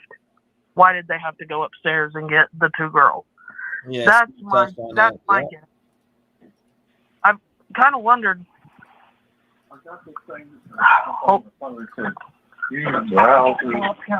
Hold on a second. You're fine. I kind of wonder if maybe that's why he doesn't stay in real close communication with the other families. You know, they don't seem to have a united front. It kind of seems like everybody to themselves, except for Kaylee and Maddie's parents. And I'm just wondering if maybe somewhere deep down he blames Ethan and Zaina. Normally in this situation, I told you before that I have a master's degree in criminal justice and human behaviors. Yes, ma'am. And I work a lot with the school to prison pipeline. I'm not sure if you're familiar with that, but I watch behaviors. And so what I'm thinking is, you know, with Kaylee having such bad injuries, that seems to me like that's who the perpetrator was maddest at. That's who he was really, really angry at, because you have to be angry to do that. It's hard to kill one person. it's really hard to stab one person to death, but to fight 4 people, that's intense. And so he was angry, and it seems to me like he was the angriest at Kaylee. And I think maybe Maddie was not really somebody that was targeted, but I think because they were in the same room, he got them. And on the way down, I think Ethan maybe heard it and went to say, hey, what's going on? And that turned into a fight. And then Zaina, and, you know, but I've wondered, since I heard him say he didn't have to go upstairs, if maybe he was just mad at them and thought that they are the reason it happened. We'll never know until this all comes to an end, and we... I don't even think you'll never know, even when it comes to an end, like exactly why or what, in case they fully come out and admit everything. But, you know, most people go on the defense, and then you got some that just, you know, will admit everything. So you never know. I mean, yeah, you never know. And it could be, you know, for all we know, it could be more than one person. It could be. In general, I do feel like if it was more than one person and they're college kids, that shit ain't going to stay a secret that long. Right. It's a hell of a secret to carry around. I mean, that's something that every parent is going to notice a change in their kid. I mean, it's a hard secret to hold. And if you're watching, but see, I've thought about like the thing with the money, God, I cannot think straight today. With the reward, you know, are they not wanting a reward out because maybe one of the families of a suspect has given a lot of money to the college and is saying, look, if you put up a reward, we're going to not give you any more money? Or because it doesn't make sense. Everybody in the world knows what happened at that college. You know, why would putting up a reward hurt the college? Right. If anything, not putting up a reward hurts the college. Because everybody in America, everybody in the world knows what happened at that college. So there's got to be another reason, and I'm wondering if it's because somebody doesn't want the truth to get out, or doesn't want their kid to be turned in because they've donated a lot of money, or, you know, some of those parents went there and their parents went there and their parents went there, and a lot of money has gone to the school. Right. I don't know. It could be anything. At this point, it's all speculation. It's all alleged.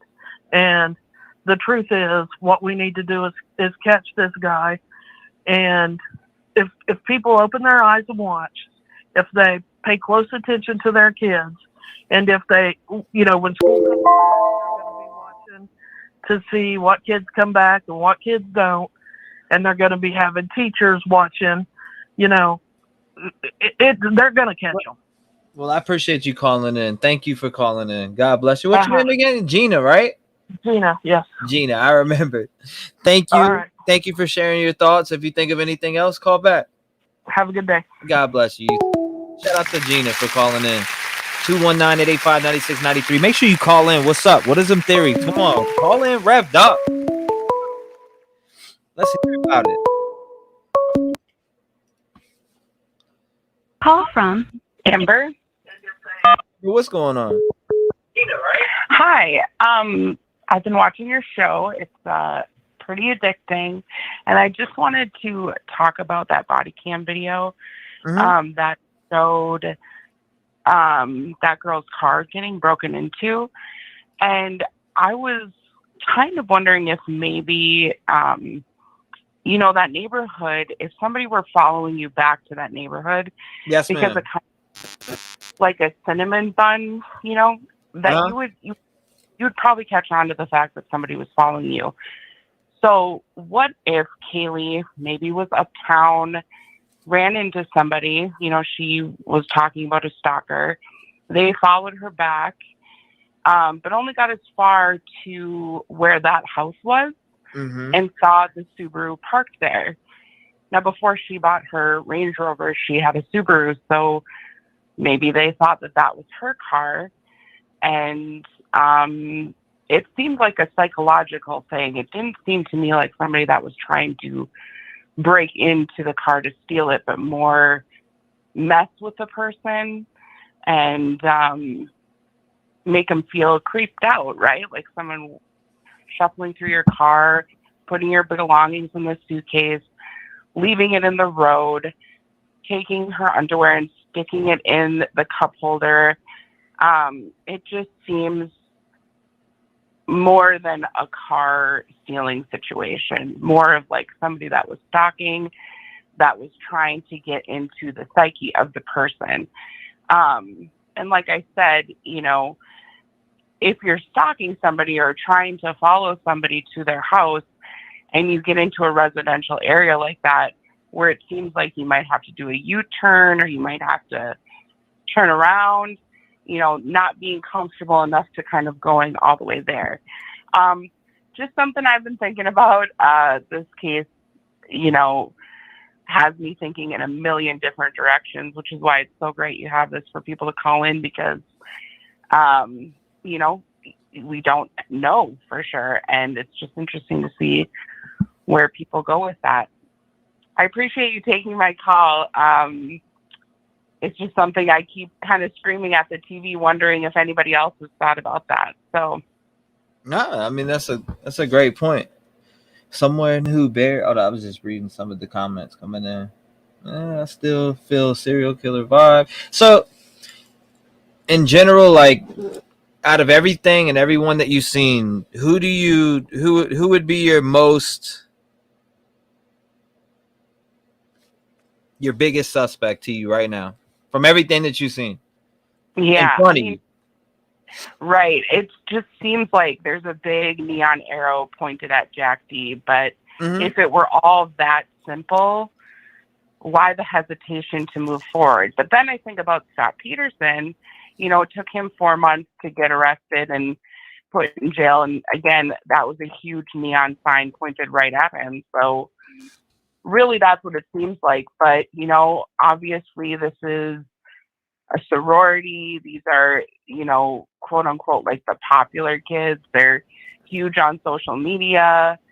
And with that comes, you know, jealousy and people that, you know, either can't, you know, they're not as socially successful, I guess, as they are. And maybe that built some resentment and, you know, who knows? Like I said, I think everything does kind of point to Jack D, but if it were that simple, I don't think with all the pressure that they would hesitate to. Right, that's what I'm saying. If it was that simple, they would. I feel like it'd be open and shut. You know what I'm saying? Like with Jack D. I mean, come on now. Your ex is in town, showing off her car. All of a sudden, she goes missing, or all of a sudden she gets killed, not missing. I don't know why I even said go missing because I've always looked at other missing person cases, but in general, she's killed along with 3 other people. I mean, it'd be an open and fucking shut case for somebody, or they're waiting on something and got a close eye on him. But in general, then that's all alleged and speculation. But in general, I do feel like if it was him, we would have ourselves a case that would be open and shut. Or maybe that's the reason why allegedly, why they're fucking quiet right now, and maybe why they said, oh, the community has nothing to worry about, or why they did all these things that they did already. So that's the thing that bothers me. Now, when it comes to him, I do feel, I mean, if it is JD, then they're watching him and making sure he does nothing until before they get their shit back from the lab. But in general, I just don't think it's him. And I don't know. At this point, honestly, all the way through my heart, do not feel like Decor is our guy. I just don't. I absolutely don't. Especially with the age group, it just seems almost impossible that they'd be able to keep that quiet and keep it a secret and nobody finds the activity suspicious. One other thing is, you know, it seems like the Corner Club was kind of like the social, the bar of the area. So if it was a stalker, somebody who you know, by all other accounts, wouldn't know that Kaylee was back in town, you know, if she showed up there, and that kind of threw the stalker off their game. You know, they just happened to be at the bar and they were like, holy cannoli, she's here. Why is she here? You know, that can almost send somebody, you know, to have a lot of energy, I guess. Anyway, just thought, but I definitely think her being in town set whoever off for whatever reason. Yeah, no doubt. Well, I appreciate you calling in, and thank you for, you know, bringing the conversation to the table. Yeah, thanks for taking my call. No problem. God bless you. See you later. Thank you. Shout out to that. Shout out to her for calling in, by the way. And yeah, guys. So look, we've been on for how long now? Going on 9 hours? We have to make a phone call. Thank you, but wait, I appreciate you. I have a phone call I personally need to make to a buddy of mine. Some people don't like him, but hey, former detective about to be on the line. You guys know who it is. Show some respect in the chat. We got former detective about to get on the phone. In fact, we are about to start doing a few shows together. What's up, bro? Detective John is on the line. Ladies and gentlemen, we got Detective John on the line. Some people hate on him. I don't care. That's my dog right here. He is here to bring. He hit me up. He hit me with a text message. He said, you know, he's got a few things he wants to get off his chest. So let's talk to Detective John about these things. You're able to pull Facebook up, of course, right? Absolutely. All right. I want to point something out. We can go to another theory. So go to David.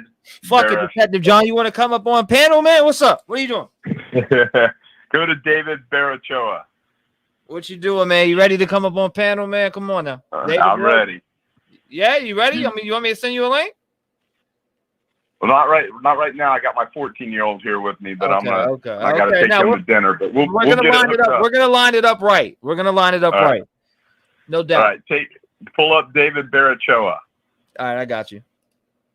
I've had him up on Facebook before too. I've had him up. I've literally had his profile on my shit. I've got it in my files right now. It's B-E. Yep, I got it right here. Berriochoa. Yep, I got it right here in front of me. Got him. You know what pops up when you do that? Loach and Baroche. Exactly. Who is in that picture on his page? Ethan. But who's in the picture with him? That's David Loach with him. Hold on, let's get to the hold up. This is the first picture I got of, right? Boom. Right. Okay, go. All right, there's his page. Now go to his cover photo. The other photo that's in the circle that's on his Facebook page. The one in front of that one when you pull up the page itself. You talking about this one? Yeah, right there. Okay. Who's that with him? That is Loach, ain't it? That's Loach. Yeah. Now look, the people, don't get me wrong. I mean, I don't post pictures of my buddies like that, you know, in college. I mean, they could very well be gay. Okay. Now pull up that picture, the cover picture of the frat. Got it. What's up? Now tell me if you recognize any faces in there. Hold on, let me see. Tell me if you don't see Adam in there. Oh, let me tell you if I see Adam in here. Adam would be. What the fuck is old Adam at? Is it back right? Maybe. What are you talking about? Right here? This is a 2-year-old picture. Yeah, the back right. Is that Adam back there? What? This guy right, or this guy right here? Yeah. Up top where I'm at? Yeah. I'm not too sure because of all the coven mass, but I don't. Chat, Okay. What do you think? You guys think that's David? They said blow it up, Rev. I could save the picture and zoom it in. Well, let's go to this. Go to his friends list. Go to David's friends list. Go down to friends. Okay. The first one in there is Ethan Chapman. Yeah, I've seen Or that. Chapin. Hunter Chapin's right I below even him. friend request a few of these people.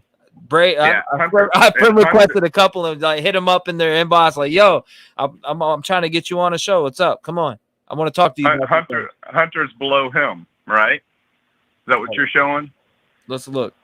I've dug through this friends list before. Hunter, yep, friended him too. Messaged him, said sorry for the loss of your brother. Tried to get him on. Here's Hunter right here. Ethan right here. David Loach is on the top of that group, correct? David Loach. Let's see. David Loach is definitely in this group somewhere. Right here. Boom. Friended him too. Now, do we see Adam in there? I don't see Adam in the friends list. Wait, yeah. Adam Pettyjohn, is that him? I don't know if that. I don't think that's Adam. I don't know though. No, I don't. I'm looking at it now. No, it's not. I'm just looking for names of But Adam. that looks like my cousin James at 6'8". If he lost, friggin', if he was 5'2". Well, this David kid, if you go back to the frat picture, he's a big boy. I believe that's. You talking about Loach right here, right? Yeah. Yeah, that's him right here. And he's a Braves fan? Oh, man. Yeah, he's actually from Atlanta. I'm a Braves fan, yeah. And I think that's Adam back there in the back right. I'm going to be like, yo, let's talk about Chipper Jones. Pull him up, and then we'll talk about this. That'd be fucked up. Right. Chipper Jones.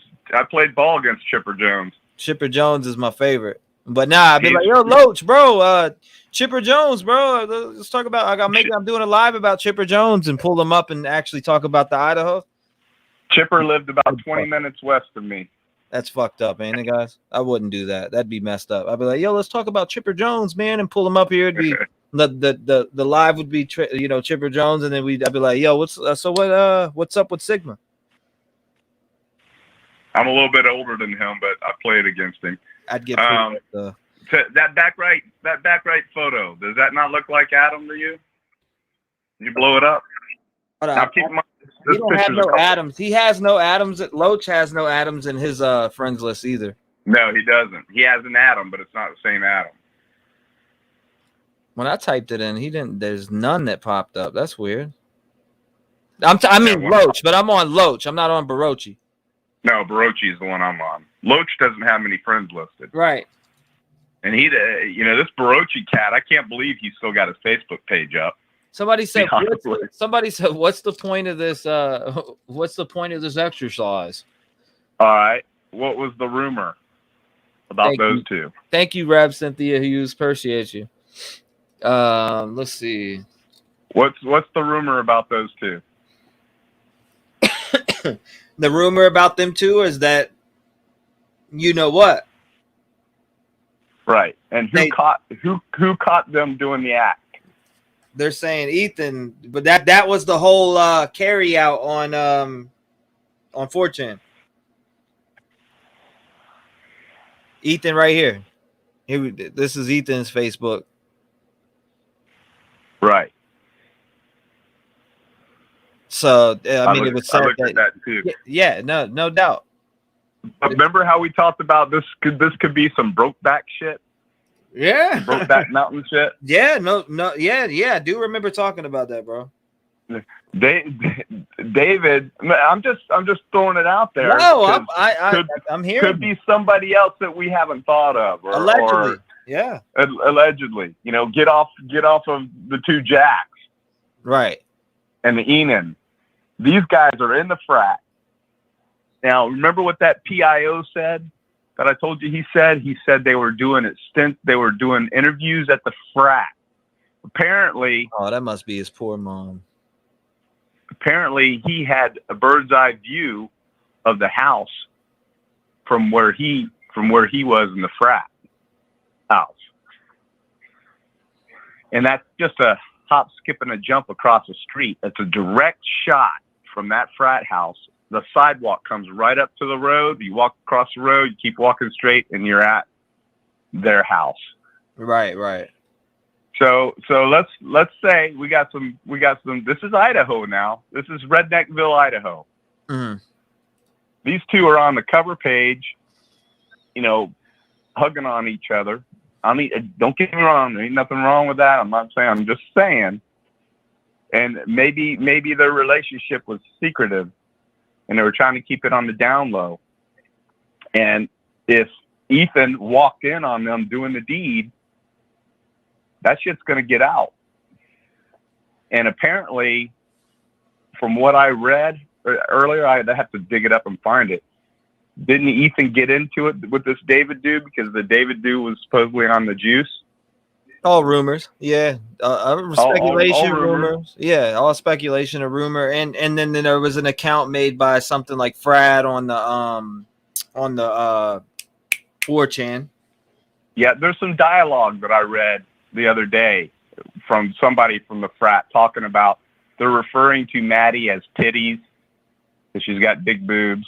Yeah, Kaylee has titties, and Maddie, and one of them with the C word. Somebody said that on there was this ride along. You seen that, right? The ride along, and the dude was like, what do you say, boobies? Yeah, I know when he was walking up for the noise complaint, he said something about boobies or something. A tattoo on the boobies or something. I don't know.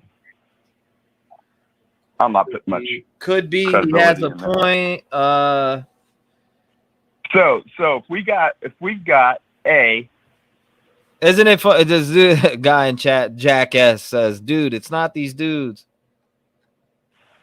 So if these two, no, I'm just putting it out there because we're all speculating here, and we only know what we know. We are speculating, right. And if these two, if the PIO who made it a point, the PIO for Idaho State Police, that's the liaison, made it a point for some reason to talk about that particular frat and the work that they have left to do in there. He's basically indicating that there's some shit going on at that frat. So some of these callers may be absolutely right. They think it's somebody in the frat. Well, what better motive than to commit a quadruple murder and shut up those who witnessed this event? I don't know when it took place, but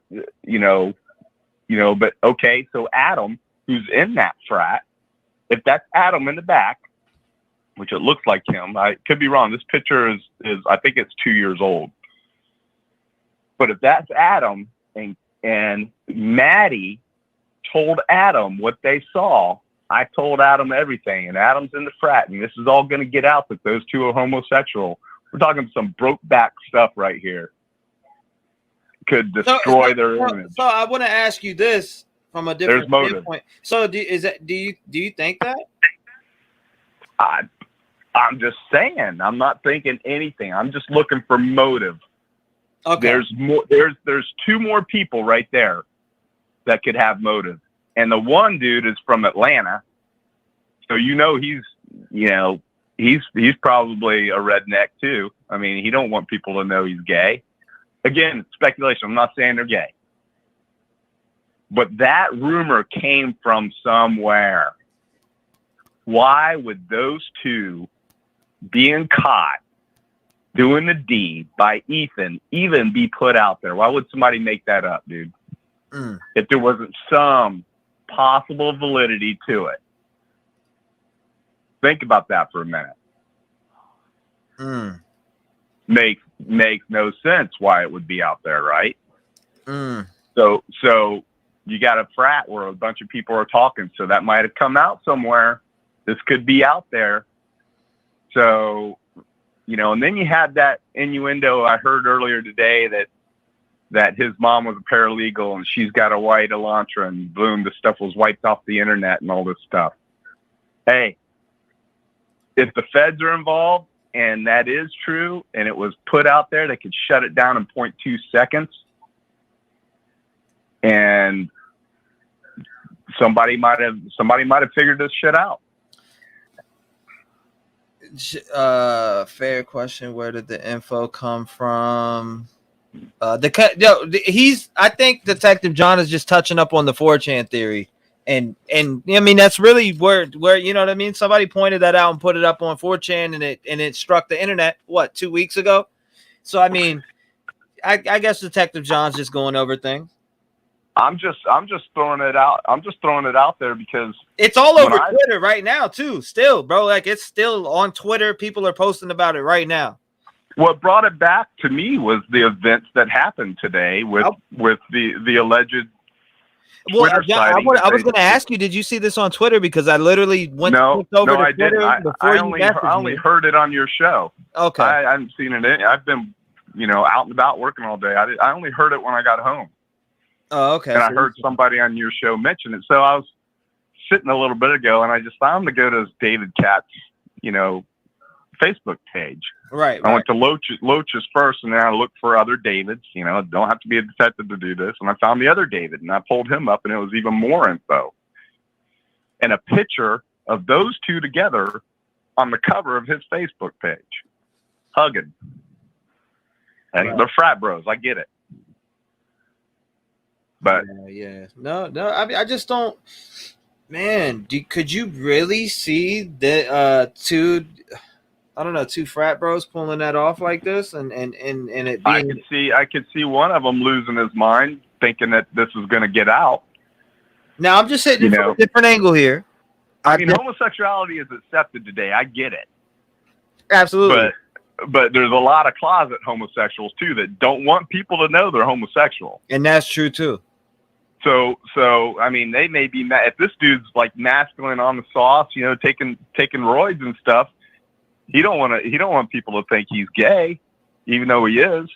He just be enjoying his time there at the university, and he's hooked up with this other David dude. He's going to go back to Atlanta intact with his reputation. So if I'm just saying, dude, that's all I'm saying. I'm just putting it out there. If they were caught in the deed, like the rumor is, there's just motive for another. There's another suspect. There's motive. And I would have probably not even given this a second thought had that PIO not said what he said about the frat. Public information officer, for those who don't know what that means. Right. So I'm just trying to, man.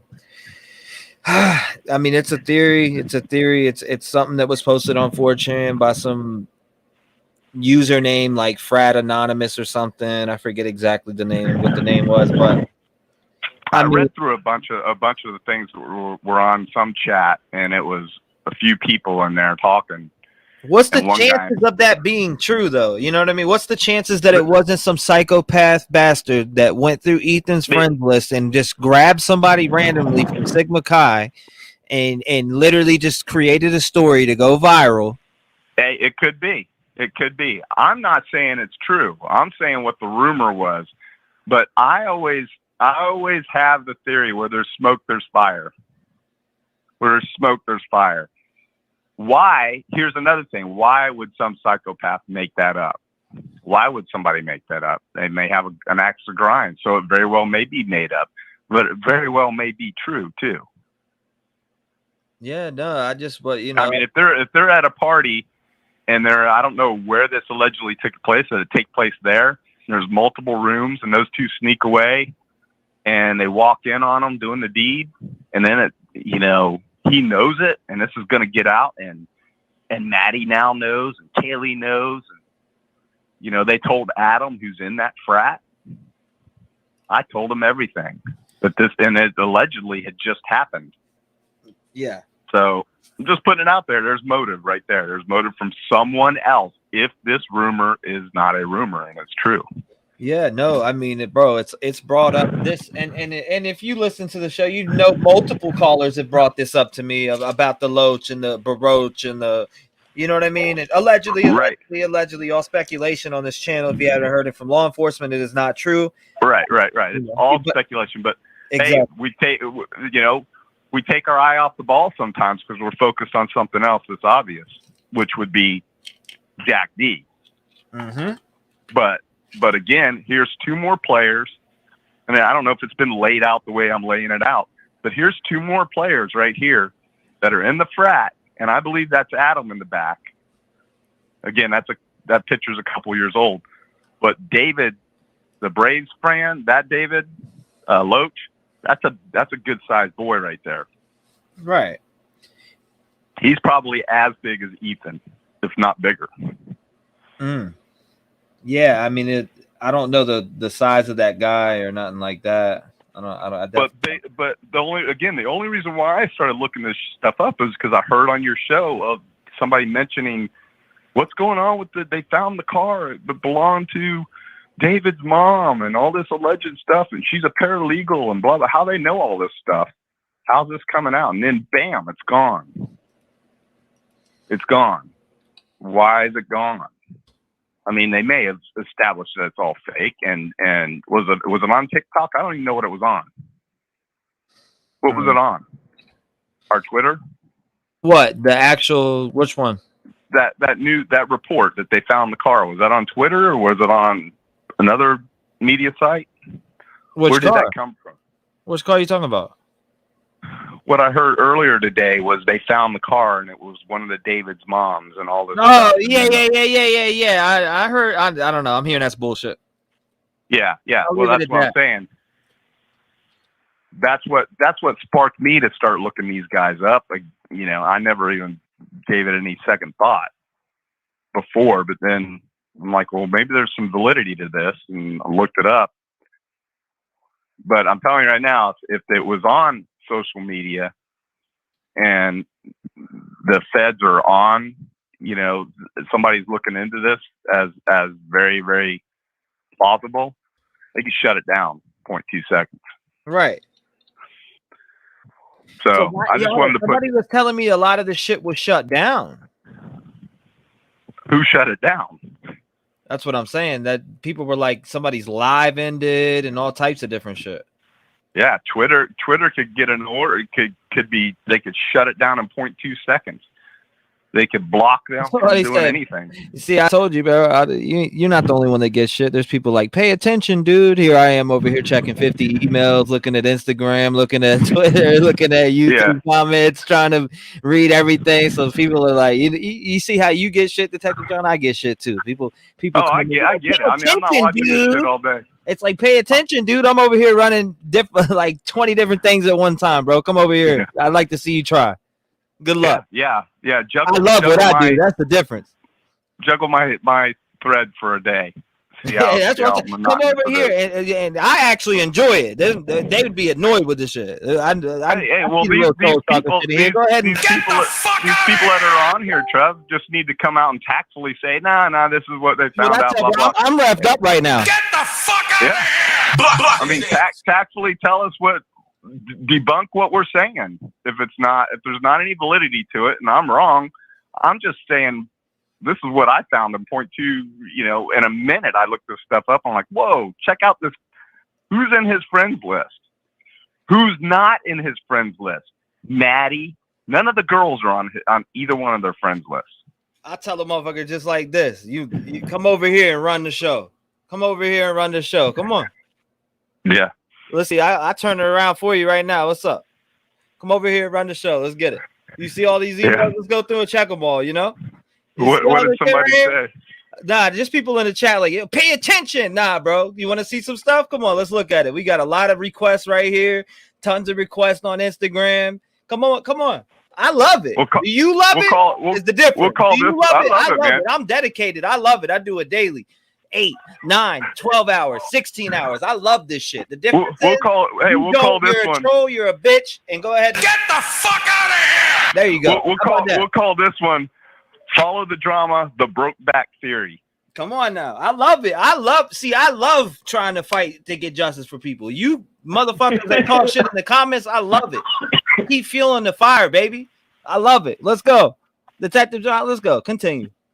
Come on. That's all I got, man. I'm a motherfucking machine, baby. I run all day. I don't even need to eat no food, baby. I can do this shit 24 hours daily.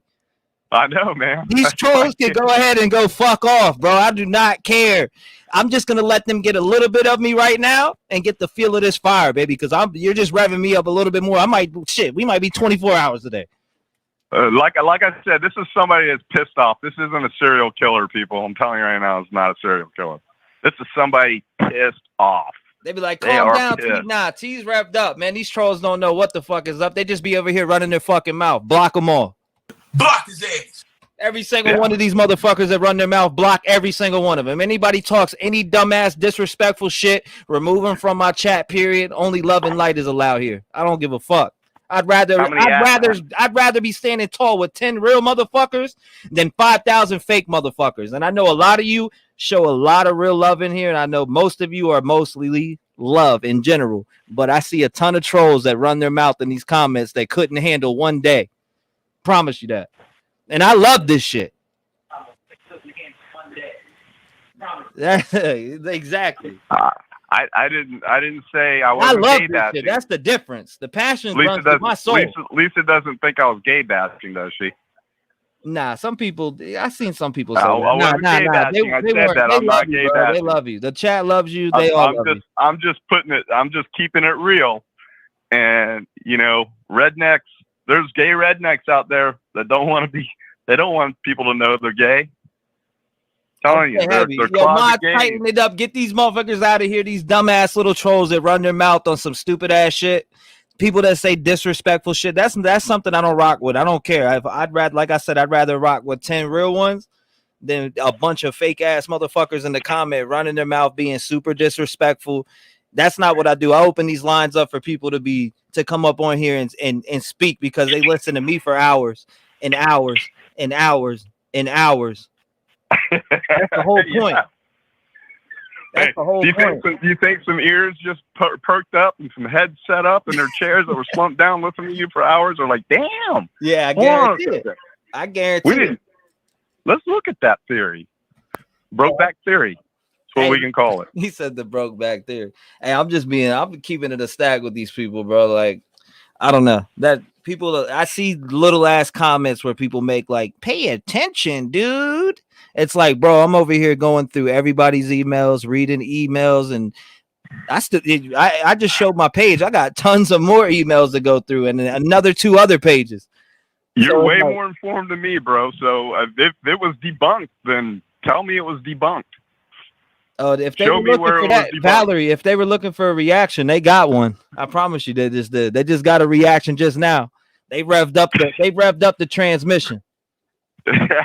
I'll tell you that much right now. They revved up the transmission because you know what? I wake up every day with this case on my mind and get on here and keep eyes on this case and keep going. And I'm running off pure passion of what I love to do. And a motherfucker to say, pay attention, motherfucker. Okay, come sit in the chair and you pay attention.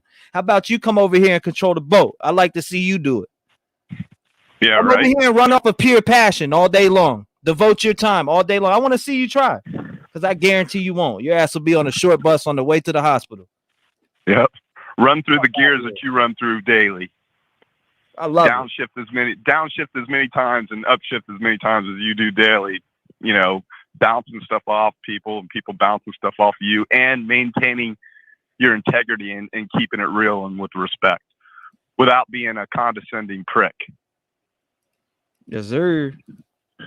But yeah, nah, this bro. Because that's what you got. Some of these people on here are just condescending pricks. No, you get that's what they are. You got people just out here hating, bro. They talk shit about all types of different people, and it's like, bro, like why don't you just let a little bit of love into your heart? You know what I mean? Why don't you just let a little bit of light hit your skin? Let light hit your skin. Let love enter your soul. Let the light into your soul. Stop with the darkness shit. Stop with the fucking. You know what I mean? These people, they create thousands of accounts. And I know we're a little bit off track talking about subject here, but I'm just speaking on something in general. These people create thousands of accounts and go into chats and literally just act goofy and say weird shit. It's like, bro, I've had some disgusting things happen on my channel, bro, like where I was literally inviting people up on live to talk about things, and somebody showed a video of them cutting their joint. I'm not even going to say what they were cutting off. But I'm sure you understand now. No, I get it, bro. It goes, yeah, like nasty things, like disgusting things, bro. Like it's different, bro. Like there's a lot of weirdos on here. It really is. I'm surprised. I'm really surprised someone hasn't called your channel and purported to be the suspect yet. Oh, I'm yeah. waiting on that to happen. I'm sure we're all waiting on that to happen. I'm sure I'm the killer, man. I'm the one that did it. Oh, I'm sure It'll it happen. did. I'm sure it did. But yeah, bro. So like, what did you, when you looked at that, do you really see that being a plausible theory with the DL and DR? Absolutely. Motive. It's motive. It's 100% motive. Just like Jack E's got motive. We got to look at the players that we know about and see who has motive. If that rumor is true, is that motive to kill, to protect your reputation, and to keep that rumor that they were caught doing the deed hush-hushed, or it was already out and they're so pissed that it's out, they're seeking revenge? That could be another theory. Right. Maybe Maddie's running her mouth and told Adam. That's what she told Adam. Maybe it's not anything to do with Jack D. I'm just keeping it open. I'm keeping all theories open and all motives, potential motives, they've got to stay open. Do you think the police aren't looking at that, if that's true, and they haven't interviewed them to see if there's any truth behind it? Do you think they went to Adam and asked him, did they say something about this alleged, encounter that they witnessed them having sex? Mm-hmm. Absolutely. But what's setting me off a little bit is what the PIO said. PIO was focusing on the frat, on that dorm across the street. Oh, for sure. So why? Why would he say that? That's what I'm thinking. Why would he even bring it up?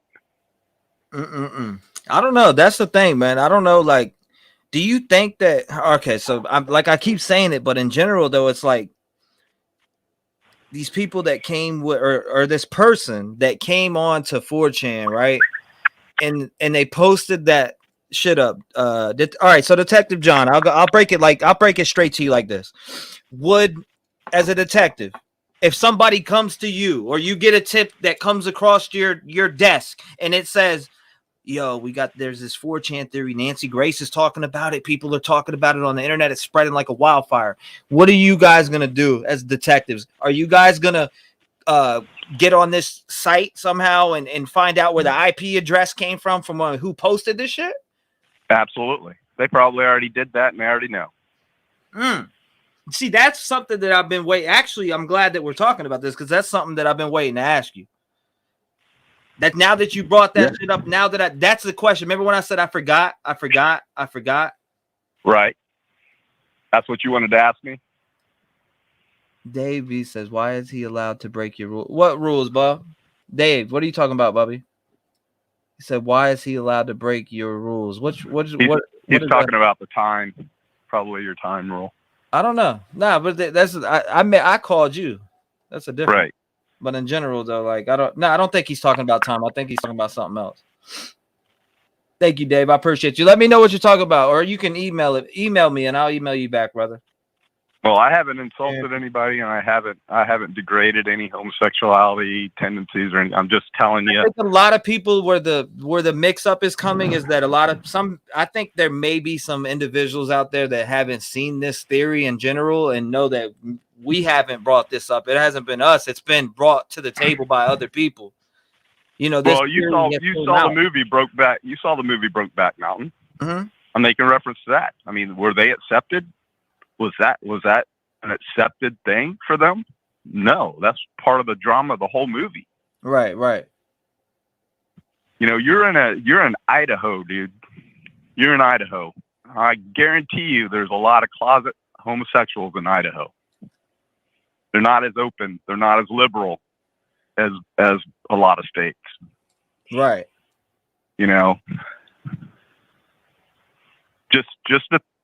All I'm doing is putting out plausible suspects, who they may be looking at, and motive. Yeah. Why would they be investigating? Why would they be investigating the frat? And also, who did Ethan allegedly get into a fight with? Yeah, who did he get? I mean, that's all alleged at this point. You know, but he allegedly got into a fight with David. Yeah, right. David, who allegedly, you know, could be a homosexual with the guy in the picture, the other David. Right, and he's a big dude. He's a big cat. He looks like he could probably be doing the sauce. The sauce meaning steroids. I haven't like seen any like full out like pictures of him or nothing like that, but Well, look at him in that frat picture. Look how much bigger he is than everybody else he's standing next to. I mean, that guy's 6'3", probably 6'2" at least. I wonder if he plays ball. He could. If he like plays baseball, or he could football, maybe. But in general, though, like people, like what I'm trying to explain to a lot of people that don't understand is like people brought they brought this theory to the table, which is why I asked Detective John, would you guys go to a site like 4chan as detectives and pull up where this was posted from? Right. That's what I would want to know.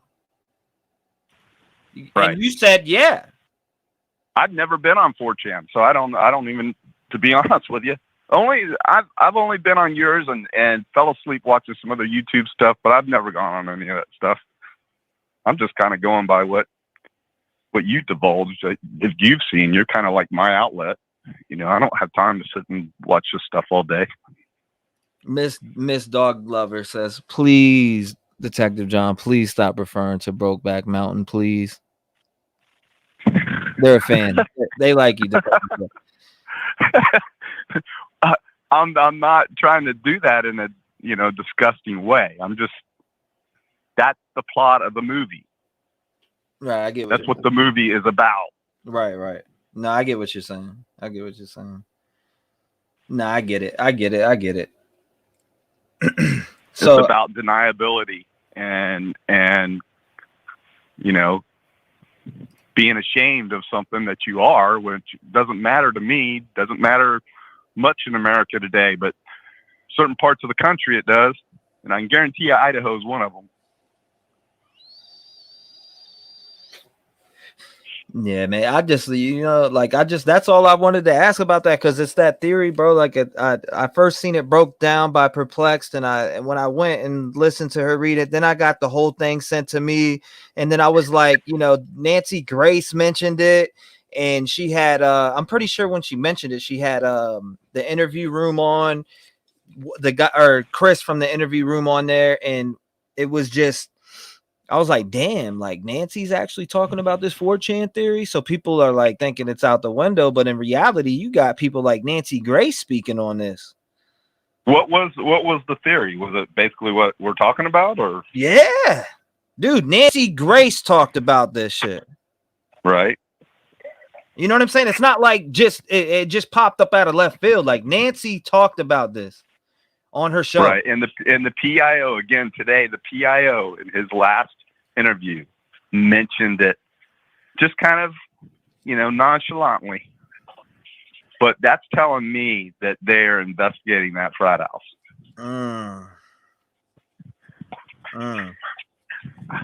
Yeah, bro, no doubt. I don't know, man. All I know is so you have people that are totally off the jacks. Right. But okay, who else do we have? Who else do we have as suspects? We have Jack A, Jack S, Enan, which I think is a crazy theory for a suspect. And now these two that have really not been talked about much lately. And then the PIO mentioned specifically today that they were, basically he alluded that they were very involved in finishing up an investigation into the frat house right across the street from the murder scene. Man, I don't know. Just another theory. That's all it is. Yeah, there's a lot of those out there. Right. But we only have what we have. If we're gonna dig, let's dig. Let's see what the possibilities are.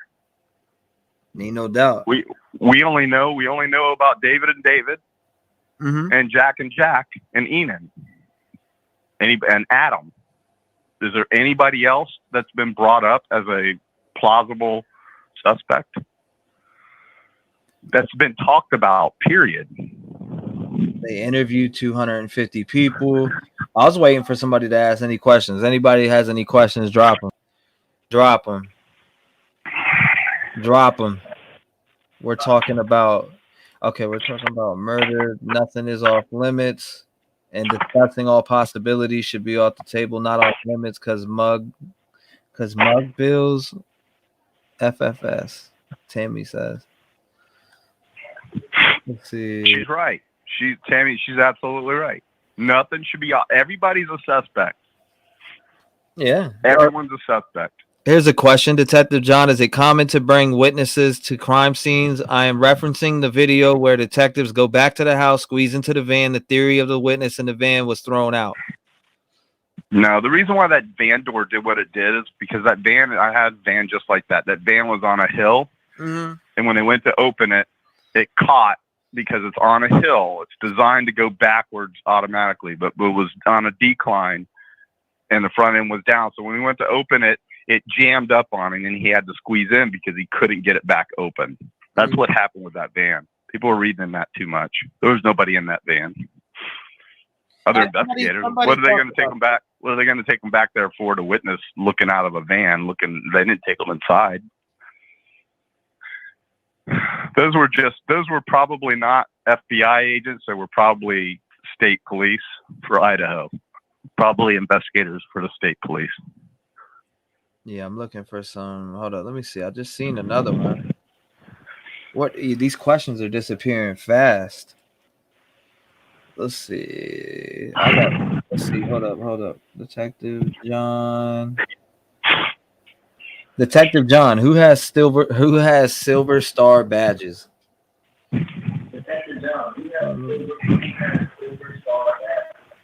Silver star badges? That's probably the state police. Yeah, I won't even. I don't know what the Idaho State Police badges look like. But there's multiple different badges. The agencies pick what their badges look like. Mm-hmm. Like our badge, Daytona's badge, looks like NYPD's badge. It's the same design as NYPD. That badge that he's got, that the chief has, looks like the badge from Dragnet in LA. Probably looks like an LA badge. I don't want the 5-star badge. Usually a 5-star badge is a county agency. Usually that's what the county uses, but it could be the state as well. Boy, some of these questions be crazy. I don't know how to answer this one, man. This question, what does he think the killer is doing right now over a month after the murders? I think he's shitting his pants. You think he's shitting his pants thinking, are they on my ass? Do they know who I am? I think they are on his ass. I think he's probably counter surveilling them. Wherever he drives, if he drives somewhere, he's under surveillance. He's probably trying to counter surveil to make sure. He's probably paranoid as hell, trying to counter surveil. And you know what I mean by counter surveil? No. When you're driving, you think somebody's following you, you try to elude them, so you counter surveil them. So you're countering them watching you. You're like telling them that you know you're being watched. Another one, Detective John. Why wouldn't law enforcement publicly clear people to get people to stop speculating? Why? Why would you? Why would you? John's in there listening. I think Detective John's listening to him. So, okay. Question. Detective John has drug work experience. Does he think drugs are involved in some way? No. Absolutely not. Okay, let's go to the next one. Did you hear? And somebody made a comment, or I saw that somebody threw shoes up on the telephone wires or power lines or something, and that was indicative of crack dealing. Oh my gosh, man! What are you watching, Boys from the Hood? That was kind of ridiculous. You think they're dealing crack in Moscow, Idaho? No. Detective John, did you hear the latest last night that someone allegedly found a white Elantra and it belonging to Berriochoa's mom found in front of her work, allegedly, when you look on Google? This is what I was talking about. Yeah, I remember. And I heard it on your show. I didn't hear it anywhere else. because you were talking about it earlier. Yeah, somebody sent it in. Somebody or in the Discord actually.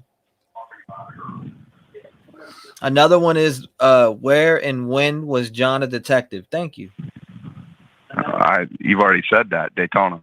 I don't think she might. She might be newer, and just didn't hear it, or maybe missed the Daytona Beach. Yeah, I'm pretty sure I typed it in there, but sometimes the chat's moving so damn fast. And not only was I a detective for Daytona Beach, then I went into the private sector for 8 years, and I was an HR investigator, basically doing the same thing, but in HR capacity for a major corporation. So, detective, what do you think? Hold on, let's go ahead and pop this off. Detective, what do you think they were marking with those yellow markers when they were in the early stage of the crime scene? I seen them putting them down on the hillside with the road. See, I never saw that. Did you see that? Nope. Well, the yellow markers are flags. I might have and just not recollecting it. I recall seeing investigators days later back on that hill, on that lot, looking at what looked like an oil spot, and then moving leaves around. But that certainly could be footprints. It could be blood droplets. There could be all kinds. See, they would bring a canine back there. I'm sure that we didn't see that. They would probably bring a canine back there looking for blood.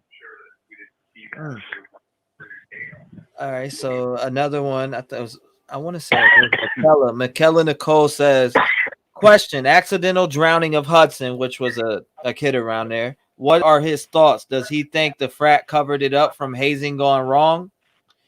I guess it's about the kid that drowned. Yeah, the kid that drowned in the creek or something. Yeah. I don't know a whole lot about it. Read a little bit about it. I mean, could be. I mean, hazing's a real thing. I mean, these kids get ridiculous on some of the things they do and the chances they take, and a frat could go down for hazing. A lot of people could be in trouble, and she's right. It could be a cover up, but I think the investigation, from what I read, yielded that it was an accidental drowning. That he, but who knows? You're talking about a small department. I'm sure they didn't call the feds in for that, or the state police. Another one, Megatrue said, Detective John, how far does law enforcement go with DNA collection? Do you think they've taken DNA from the guys and the two frats, etc.? Question mark. Absolutely. They've 100% taken DNA. They probably took DNA from every single person in that frat. They've probably taken DNA from every single person that they have found that has been to a party at that house, because you have to eliminate people, because there's going to be other DNA in there. This is like what I was saying. If I'm a defense attorney, I'm taking this case pro bono if this guy gets popped, because I'm going to get so much publicity. I'm going to make millions, and an average defense attorney could get a lot of this DNA evidence thrown out, unless it's on the victims or it's blood DNA. But if it's touch DNA anywhere in the house, if let's say his fingerprint was on a slider. Okay, my fingerprint's on a slider. We had a party there. I've been in that house 100 times. Another question, Detective John. Why does he think the 911 call hasn't been released? The chief addressed that yesterday in his press conference. He said it will be released probably around the trial, maybe sooner. I don't know why they haven't released that 911 call. Honestly, I have no idea, and I really can't believe that no one's come out with basically a transcript of it that heard it and leaked it. I mean, they're I'll give it to them, man. They're keeping a tight lid on this stuff. That's the good thing about having a small department, because there's not a whole lot of leaks. Now, another question, Detective John, what do you think about the found gloves? that glove was dispelled already. They had a drone footage of the crime scene, and it wasn't there. It wasn't there till after the homicides, and they believed it was a crime scene text. They put them in their back pocket, and it just fell out of the pocket. That's what I heard and saw. Detective John, the investigators, when they first arrived, were looking out of the bedroom windows pointing at the college. Do you think a sign was left? No, but they're pointing out of that window directly at the frat house. If you look out of that top right window, straight on is that frat house. There's a sidewalk that comes up I don't know, north, south, east, west up there, but if you're standing on the side where you see the basketball goal, on the left-hand side, there's a sidewalk straight shot directly to their house. Detective John. Keep going. So if Xana and Ethan were in fact at a party at the frat house, they got a short little walk straight up the hill directly to the front door. So somebody could have stalked them from the frat. If allegedly that night he got into an argument with David, correct? Isn't that what we're hearing? Mm-hmm. And he basically insulted David, said that, I'm just paraphrasing here what probably was said. Hey, your shit's all shrunk up because you're on the sauce. You doing juice. The guy's probably blown up really quick. And he knows when somebody's on steroids. Most people can tell, and he probably was being a smart ass, one of them to the other. And, Ethan, from what I understand, he's an athlete, because I saw him playing ball.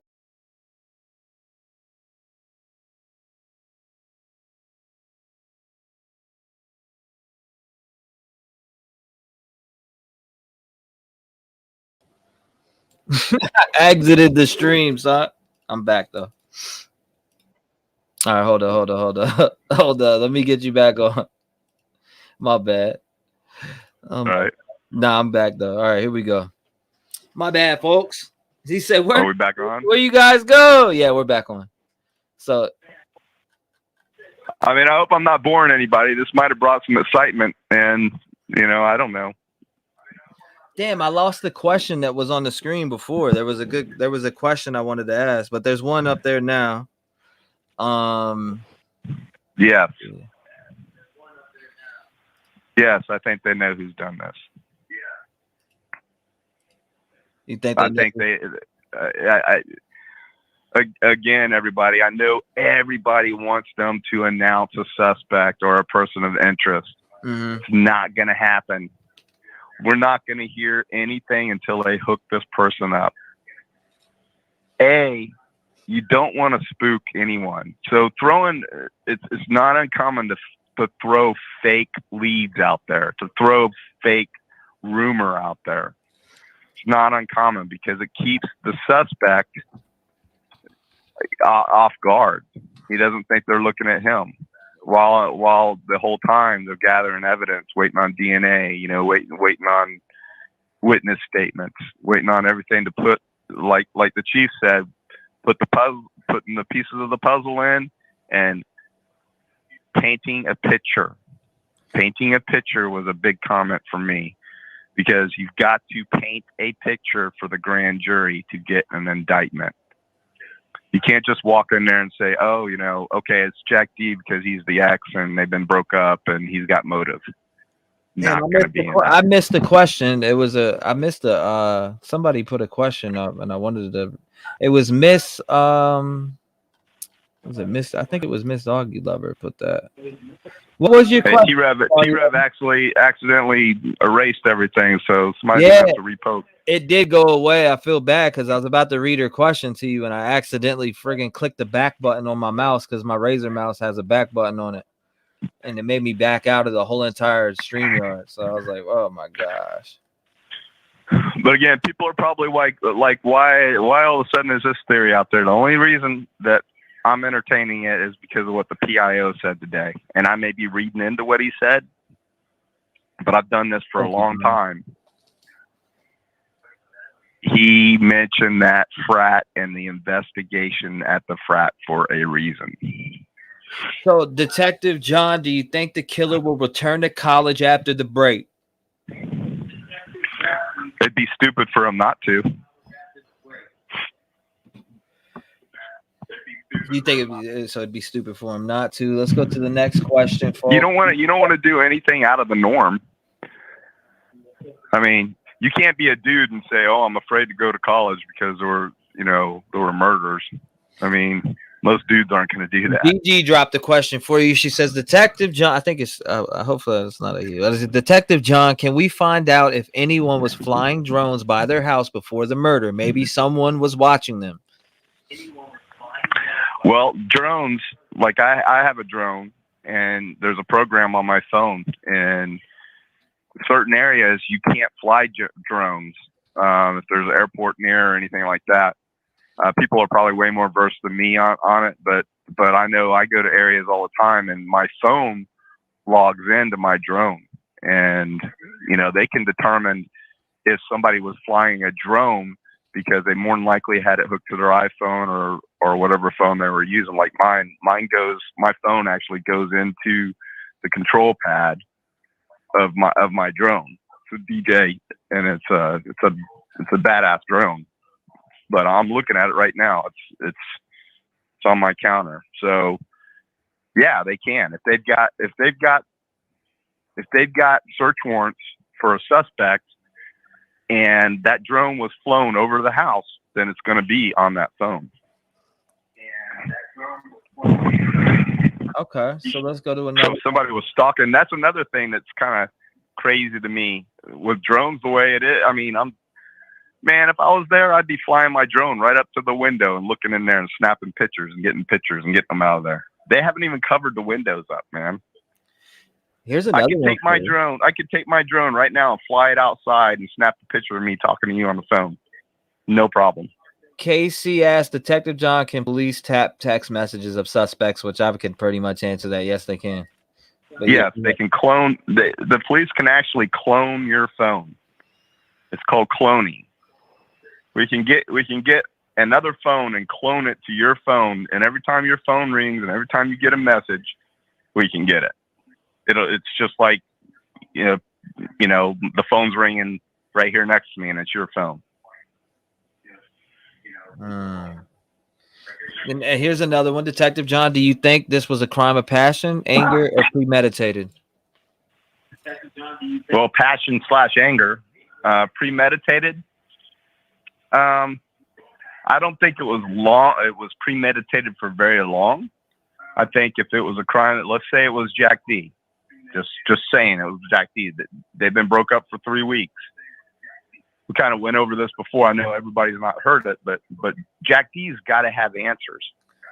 He's been with this girl for nearly 6 years. She's evolving. She's growing. She's moving on with her life. She's going to Texas. He's not going with her. She's taking his dog. And he's not only losing her, he's losing his dog too. She's got a new vehicle.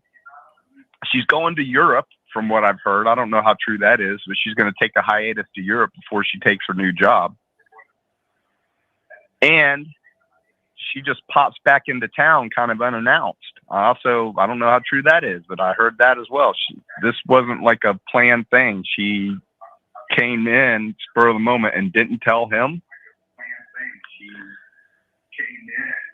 All motives.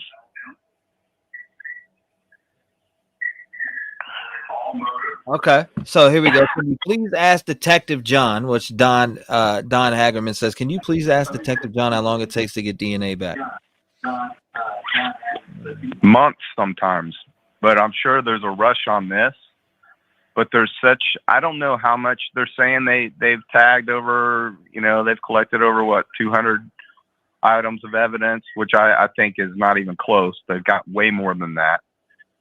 But again, you've got to eliminate suspects. So going back to what somebody asked about whether do I think that they pulled DNA from people in the frat house? Yeah, they pulled everybody in that frat house that knew of anything, that partied or they pulled everybody's DNA. Everybody's got DNA submitted. It's so easy to do, just a simple swab. But they can use that to eliminate people as well. The bad thing about DNA today. Hold up. Oh, whoa. We got breaking here. Breaking news. 1 second. I mean, not breaking. I mean, it's breaking news as far as the case. No. David actually reached out to me. David, that we were just talking about, reached out. Really? Yes, he reached out to me. He messaged me, and he said, "I'd appreciate it if you stopped giving a platform to those who wish to perpetuate this lie. This has zero validity to this. We aren't gay lovers. We are good friends. Have been for years. No, I don't drive an Elantra, and no one in my family does." Beautiful. Directly from David Loach. That's awesome. So we can stop talking about David.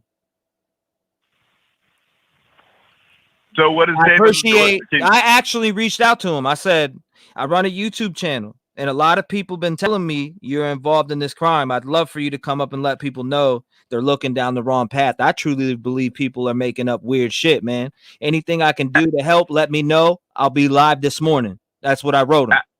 Ask David who does he think did it? Nah, he blocked me. But anyway, he did message me. He did message me that. And I'll pull it up right now. If anybody doesn't believe me, can you show everybody that message? You think I'm bullshitting? I'll show you right now. And I'm glad that he messaged that. So now people can stop bringing this shit up. Because I'm glad that he messaged me that. I don't care that he blocked me. That's fine. Cool. Block me. But I'm glad that he just said that, because now we could drop this shit. Right? Here it is right here for you folks. David Berriochoa right here. Boom. I'll click on his profile so you can see. Let's go to it. Right? Let's go to his channel. Hold on. I'll open it in 1 second. We'll go to his. Well, I can't go to it because he blocked me. But this is definitely him.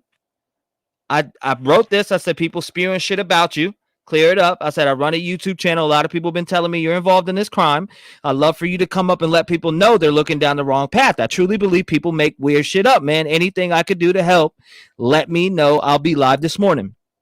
He goes, I'd appreciate it if you stop giving a platform to those who wish to perpetuate this lie. There is zero validity to this. We aren't gay lovers. We are good friends, and they have been for years. And we have been for years. No, I don't drive an Elantra, and no one in my family does. It's perpetrate, not perpetuate. But yeah, anyway, my bad. I'm reading behind a fucking cord. No. That he spelled it wrong. Oh shit! But yeah, no. I mean, you know that there he is, right there. Boom, bang, bong. There he goes. Y'all can screenshot that. You can put it up.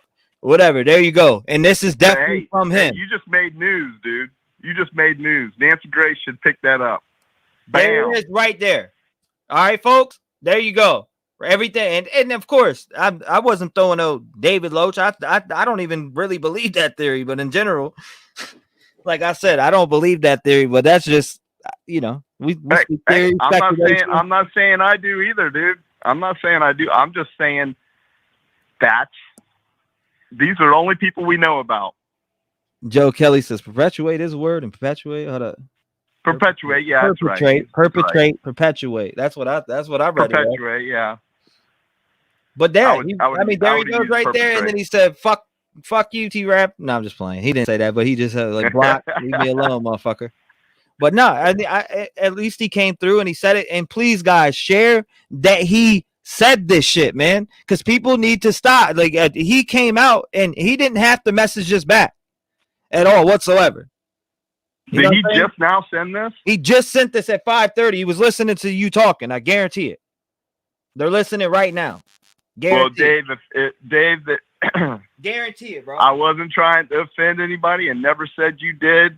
I'm just saying what's out there. And we're looking at people that are involved with this case in some way and trying to find motives. And if what was put out there is false, I 100%, I can't apologize because it's out there. I didn't put it out there. Thousands and thousands of people are putting it out there. So that really sucks for him and the other Dave, because, you know, no matter what people say, you know, no matter what he says, that rumor is going to be out there now. And, you know, that sucks. Shout out to David for messaging that so people can now, you know what I'm saying? So here you seen it. That this is him for sure that messaged me, guys. I reached out to him first and told him I don't think that he did this. And I did say My number one suspect is Jack D.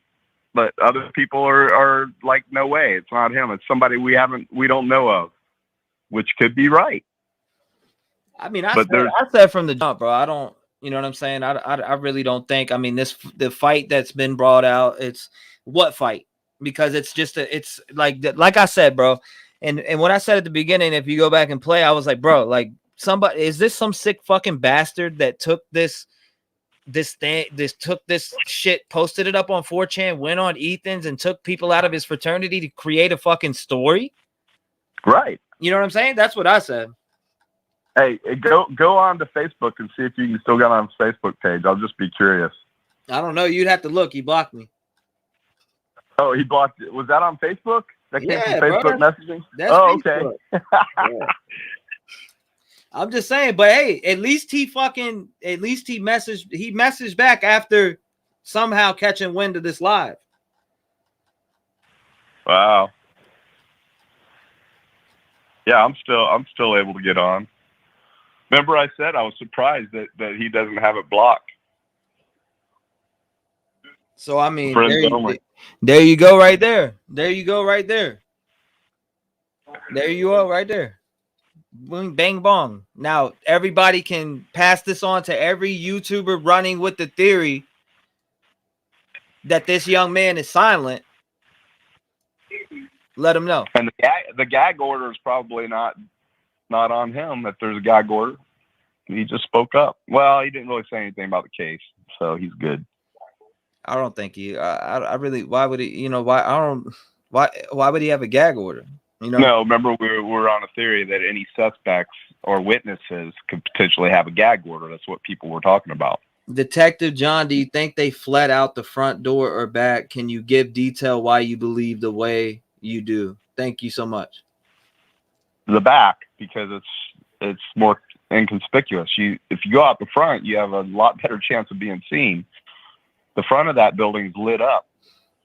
There's also the potential of being caught on camera. The back is dark and it's full of, you know, there's foliage. I said Loach and it's really Berriochoa, not Loach, by the way. I don't know why I said Loach, but it's Berriochoa that messaged me, by the way.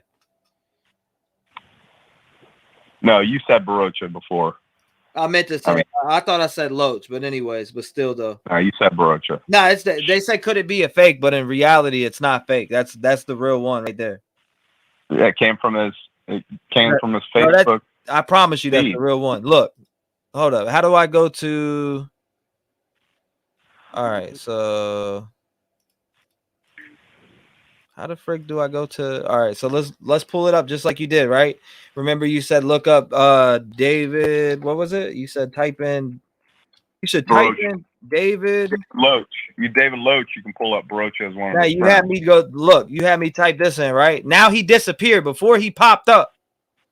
He's not there no more because he blocked me, but in general, he's definitely watching this live. Go to David Loach. You can't. I'm telling you right now, he's got me blocked. Oh, you're blocked on David Loach too? Nah, David Loach don't have me blocked. Okay, go to his friends and you'll see David Berriochoa. He had 24 friends, but it disappeared because he blocked me. I'm trying to tell you. Watch. Ready? Look. You won't see him in on here. Watch. David, this is proof right here. Look. He's got me blocked, bro. I'm telling you. He's got me blocked 100%. All right, I'll go to David Loach's friends. But I'm just telling you in general, like he just said that, and I'm glad that he said that. So he, you know what I mean? He cleared up him and his friend for them. You know what I mean? At least he spoke out. He didn't even have to speak out. He could have just said fuck him and just kept watching. Right. But hey, in general though, like he did exactly what I would have done. Absolutely. Bro, he did exactly what I would have done. If I'm in a situation and I got the internet rattled and talking shit about me, bro, I'm going to fucking defend myself to the fullest. Hell yeah, I would be too. I would be making videos, diss tracks, fucking all types of shit, bro. You know what's weird is I just pulled it up. There's another David Berriochoa from Alaska with a full beard. Looks There's like no a valid reason to ruin 2 more innocents, says Shelley. We're not ruining innocence. That's you said it was on Nancy Grace. No, it was on Nancy Grace, bro. That's what I'm saying. But in general, though, She's got way more followers than you do. She does got way more followers than me. But in general, though, I commend, and I'm 32. Bro. I commend David Berriochoa for coming out and saying that, because in general, he could have just left it at what it was and just let everything flow through the air. But in general, that man is defending his name, and that's what I would do. I would have damn sure never left it. I'd have actually called into the show. Yeah, I think David should call into the show. Call in, Dave. Give us some perspective. We believe you. I believe you.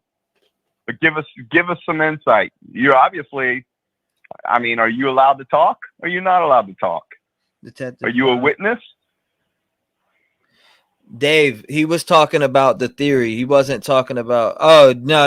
Okay, I see what Dave's saying. He said Detective John, allegedly, you said they were gay cuz pick. I did not say that. I did not say that. I was very careful in what I said. Did not say they were gay. To be honest with you, like I said, man, the young man cleared his name up in my book. He wrote back and said that, so. You guys said, could these be 2 gay guys? Who knows? Two guys hugging each other online. We can all speculate about that. I commend that young man for responding and saying that, bro. Most people, would not fight to the bone to do that, bro. I'm telling you that right now. Most people don't do that, bro. But in general, though, like, respect is. I would love for him to call in. I would be calling. Your phone line's open? They're going to be open? Shit, my phone's open 24/7, bro. Yeah. Well, he can call and leave you a message. Say, call him back. Want to hear from you, Dave. Nah, bro. Let him leave it at that. He blocked. He wrote back and said that, and he goes, I'd appreciate if you stop giving a platform to those who wish to perpetuate this lie, which I got to respect that. Yeah, you can. You can definitely. No, I'm gonna respect that, because he reached out. The lie of him and the other Dave, absolutely. Bro, he reached out and said that, so I am going to respect his wishes. Yep. I'm going to respect his wishes. He reached out personally from a high-profile case that people are trying to drag him into. He reached out and said that he did not, this. Please don't give this platform to perpetuate this lie, and I'm going to grant the wish on that. There you go. Simple as that. So from here on out, we will not talk about him or his friend. Hey. Simple as that. But how about that, man? Now I will. T-REV gets a response from someone involved in the case, allegedly, or that's amongst those people. Do you think frat boys come forward with more info over the holidays? In other words, time and distance made them more comfortable to speak? Vicky said. Possibly. I mean, all right, guys, do not, and I'm going to put this disclaimer out here too for everybody. Do not go and hit up these people. Do not go and hit up these people. Do not go and bully these people. Do not go and attack these people on social media. And this is for everybody who supports me. If you respect me in general, please. I mean, that man reached out. You seen my message to him. I told him I run a YouTube. I told him I'd be on this morning, but this was days ago, a while back. This was actually when that theory had first dropped out, and I think I watched it on from Perplex channel or whatever. Drop it. Leave the man alone. He spoke for himself. There we go. We move Exactly. I 100% concur. And I'm with that. I'm with that 1,000%, and I stand behind it. And I think you reaching out to him was awesome, but he probably wouldn't have responded back to you unless, you know, there was some hype out there, which there was some hype out there. And he, of course, he's not going to respond to Nancy Grace, you know. No, hey, I messaged him because I like when I heard the theory and all that, bro. I said it's straight bullshit. I just thought it was straight bullshit. Ren, I think Ren, did you ask me this question the other day? I didn't get to answer it, and I think I just said it's not a law enforcement officer involved. If the perp was law enforcement affiliated, would there be a difference in the way they are handling the case? Well, if they had a suspect, then let's just say it was the Moscow, somebody from the Moscow PD, they would not be handling it.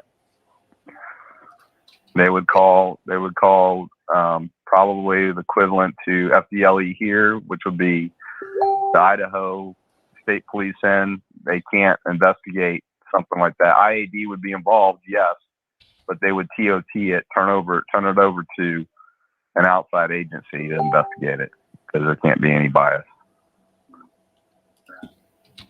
I would not want to investigate it either. Too much room for scrutiny. Could you imagine they're investigating their own for murder? Exactly. Probably not going to happen. I mean, they can do it. They can interview and do all that stuff, but in the end, you know, they could. In the end, they're probably going to turn it over. Nah, I don't want that young man to call. I don't want that young man to call in, and you know, I don't. If he wants to call in, it's public. It's right there. You can see at the bottom. Allegedly, yeah, I'm glad he messaged podcast. I'm glad the number's 219-885-9693. If you want to call in, you can call in. But hey, I don't encourage it. You know what I'm saying? It is what it is. If you want to call in, you can call in for sure. But I just got to leave it at that. People do not go out there and go at this kid. Leave the kid alone. He got out there. You know, this is the same thing. I gotta, you know what I mean? I want to leave it at that. I want everybody to respect that.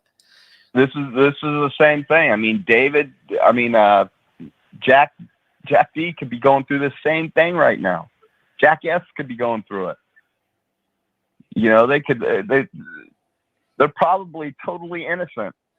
But this is what's being done out there. I mean, right. Everybody is speculating. Everybody's pointing the finger. Absolutely. That's exactly what.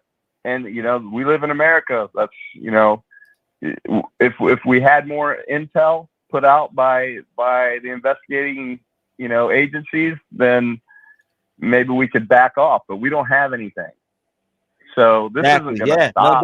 No doubt. This isn't going to stop. People are always going to. I tell people all the time, if you ain't heard it from law enforcement, it ain't true. That's right. So, period. Right now, just like your disclaimer says, this is all speculation. It's all, you know, we're just guessing what happened. This is a what, you know, who did it? This is a who did it scenario. It's like reading a book. Free Spirit says all suspects will message you a similar message, so we stop talking all together. Proud of you for that. See, thank you guys. I appreciate it. It ain't not, you know. Yeah.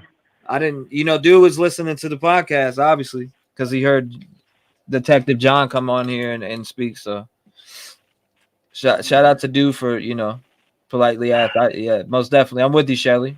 I'm with you. Let's go. It's not like he can run, especially if Nancy Grace is on it. Yeah, no, I mean Nancy Grace, that's a different story, but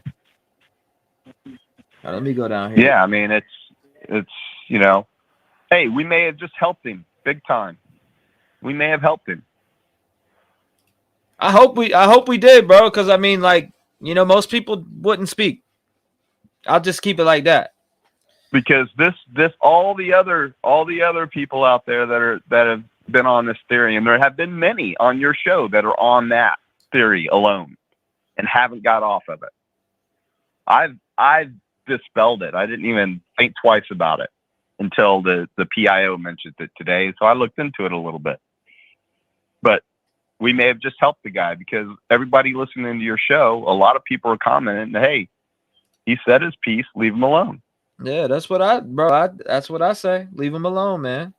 Leave him alone now. Like I said, most people don't have the sack to do that. Right. To at least respond back, that's what I'm saying, though. But still, exactly. T-REV, did you expect him to admit it? No, I don't expect nobody to admit anything, because I don't, you know what I mean? I don't know that dude from Adam and Eve. So, in general, and Kangor, whoever this guy was, in general, I offered him my platform to come up here and tell people to leave that shit alone. Has he done that to anybody else? No. He came on T-REV's show to do that. In general, he has not done that. He didn't do that. Nancy Grace is on there. Millions of people are watching. You think that he just, he was just told that this is out there? Hell no. It's not anything. This actually helped him. Whoever this guy was, this Conan looking dude on there, you shouldn't be on here doing that. That's what this show's about, bro. If you don't like it on T-REV's show, don't watch it, because this is going to happen. I think it's awesome that the guy responded to T-REV. I think it's 100% awesome. Yeah, no, it is. Like I said, it's cool. I mean, people can speculate outside of that, but I'm going to grant his wish, and I'm going to grant what he spoke on. And I said, I offered him a platform to come up and speak. I said, if you want to come up here on my platform, I said, I'll be live this morning. I don't believe the shit that people are saying about you. Do you want to come up and address it? That was his way of addressing it. So we leave it at that. So yeah. Hey, that was his way. I would have actually called you. I would have had some dialogue with you. That's just me, But Detective John Weiser, no reward offered. We went over. Not everybody's heard that we've gone over that before, because it's just going to bring more, unnecessary leads in. People are going to say, "Oh, I also respect other people who still think otherwise. I mean, I can't change that. I cannot change what other people think, but I just ask other people to respectfully not go to his page and, harass him, do anything like that. Don't harass the guy. Yeah. Don't do none of that shit. Period. Exactly. I just wanted to show you guys what he has said, and so you guys can see for yourself that I'm not bullshitting, and that I'm just showing you, hey, look, the guy stood up for himself, and he voiced what he had to voice. He said what he had to say, and he wrote it on Facebook or whatever. But still, though, he still responded and said his piece. So yeah, would detective be willing to apologize to Davids? Says Marissa. What am I apologizing for? I mean, I'm not gonna. I mean, I didn't do anything. I'm not gonna apologize. I mean, I never said anything other than what's already out there. Mm-hmm. But if it makes Marissa feel better about me, I'm not opposed to apologizing. I said I feel bad. I feel bad for both Davids. I feel bad for both Jacks. If they're innocent, could you imagine what they're going through? But we're all on this platform, so don't be a hypocrite. Don't be a hypocrite and act like, you would never think that or never say that, because we don't know. We only know what we know. So please don't be a hypocrite. That's all I would say. Oh yeah, no, I'm leaving it at that. Like I said, other people, I speculate on it all day. Y'all can speculate on it all day, but just don't harass them. None of that from my channel. Period. Don't harass. I mean, you got to have some balls to stand up and say something. Let's see. I wouldn't talk no matter what. Innocent, still wouldn't talk. Look, you can say that you wouldn't submit the DNA. It's called garbology. You throw your garbage out. If I want your DNA, I'm gonna pull garbage and I'm gonna get something you ate off of or drank off of, and I'm gonna get DNA that way. I'm gonna follow you to a restaurant and wait for you to put a glass down. You'll never know it. What are you gonna be, a recluse so I can't get your DNA? If I want your DNA, I'm gonna get it.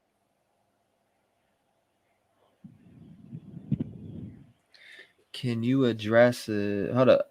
Tracy, where I thought I did. I'm pretty sure I read them to him. You might be behind in chat. Who, me? No. I'm talking to Tracy. I'm pretty sure I read them. Hold up. Can you address is my super chat? I'm pretty sure I read them. I thought I did read them. I'll go all the way back up. Somebody, I think Susie asked to move on. Yeah, we can move on, Susie. What are we going to move on to? We're going to move back on to Jack D and Jack S. Are we going to look at all the plausible suspects based on what we have? That's what this chat is all about. Absolutely. I mean, no one's accusing anyone. I didn't accuse anyone. I didn't accuse Dave and Dave of being gay. I'm just showing the obvious things that came up that were talked about and the accusations that were made. They didn't come out of my mouth. They didn't come out of T-REV's mouth. They came from other internet sleuths. All we're doing is addressing them and trying to find if they're true. Dave reached out to T-REV and said, "Stop. I appreciate if you guys would all stop this stuff that's just not true." Yeah, no totally doubt. 100% what I would do. Nah, this a wrap. Let's from right here, this point, 1, 2, 3. That's a wrap. We spent Shelly says we spent all day on the bar pick yesterday. Can we not do it again on this subject? Absolutely.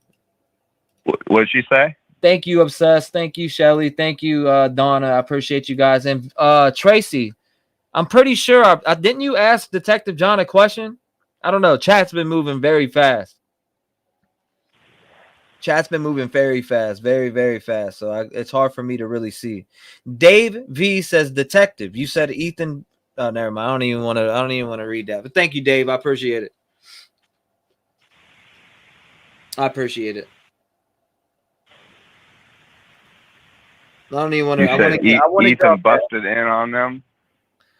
I didn't say that. I said that's what was said. No, we're leaving it there. We're moving on from that. So, any other questions, guys? Any other questions for Detective John whatsoever? Thank you, Shelly. Yeah, we definitely on to the next subject. Tracy, for some reason I went back up and I'm not seeing it.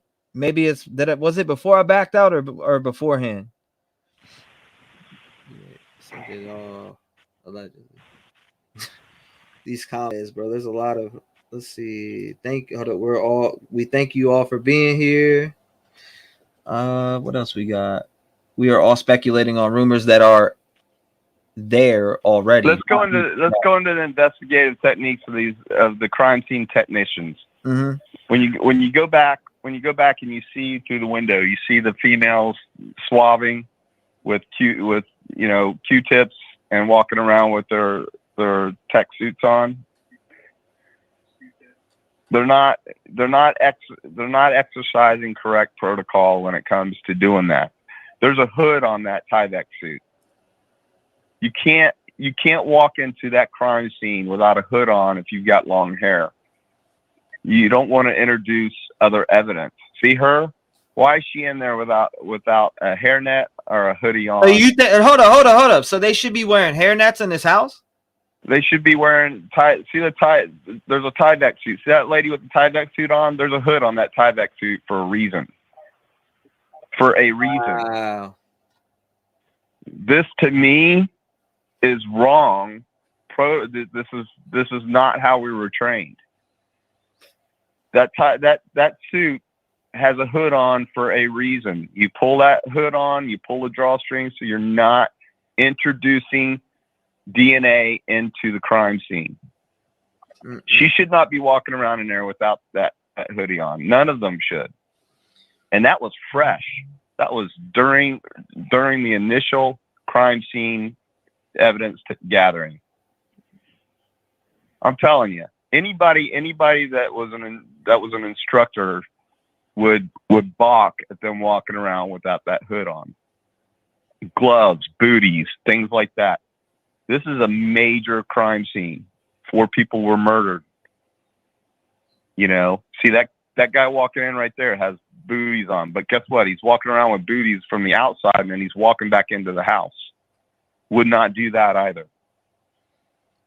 Those booties should be taken off, removed, and replaced every time you reintroduce yourself to that crime scene.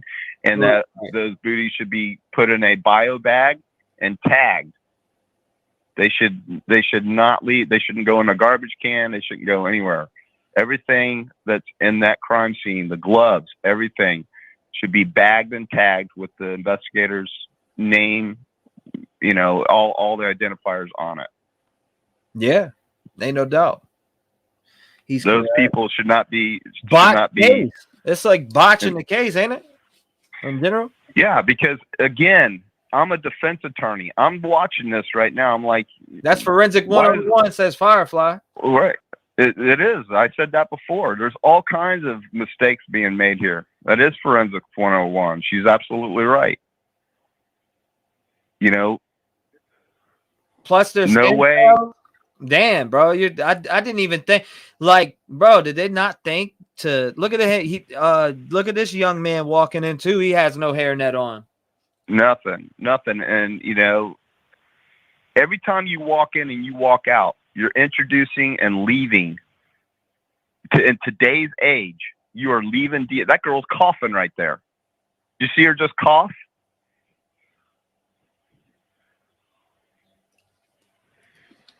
You're right, Dave. She should have a mask. Dave, she should have a mask on. Dave, you're right. Trev said the chat is for all of us and not just who agrees with a caller. Absolutely.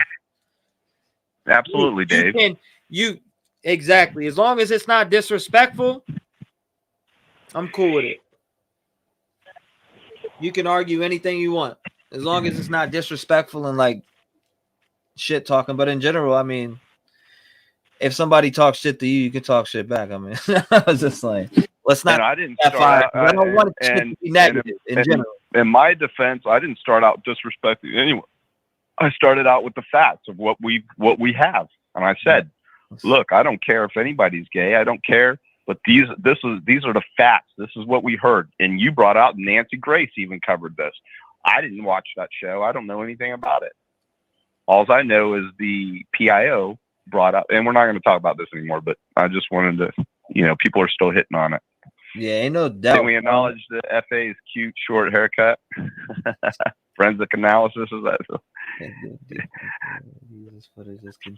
See her coughing? That's amazing to me. Why isn't she wearing a biomask? She's not wearing anything. This is all DNA being introduced into a crime scene. Man, all I know is we got Spirit Box going tonight. I'm gonna try to reach Johnny Cochran. Somebody said that in chat. I had to run with it. That's pretty funny. We're gonna reach Johnny Cochran tonight, man. I want to see what he's got to say. I mean, that girl's bending over, taking a picture over. Obviously, she's taking a picture of evidence. She's over the top of that evidence without anything covering her hair or her face. Nation. There were a lot of them uncovered at the home. It was shocking to see. Sloppy as fuck. Question: why did the chief walk in with street clothes, no booties, removing personal items prior to the scene being cleared?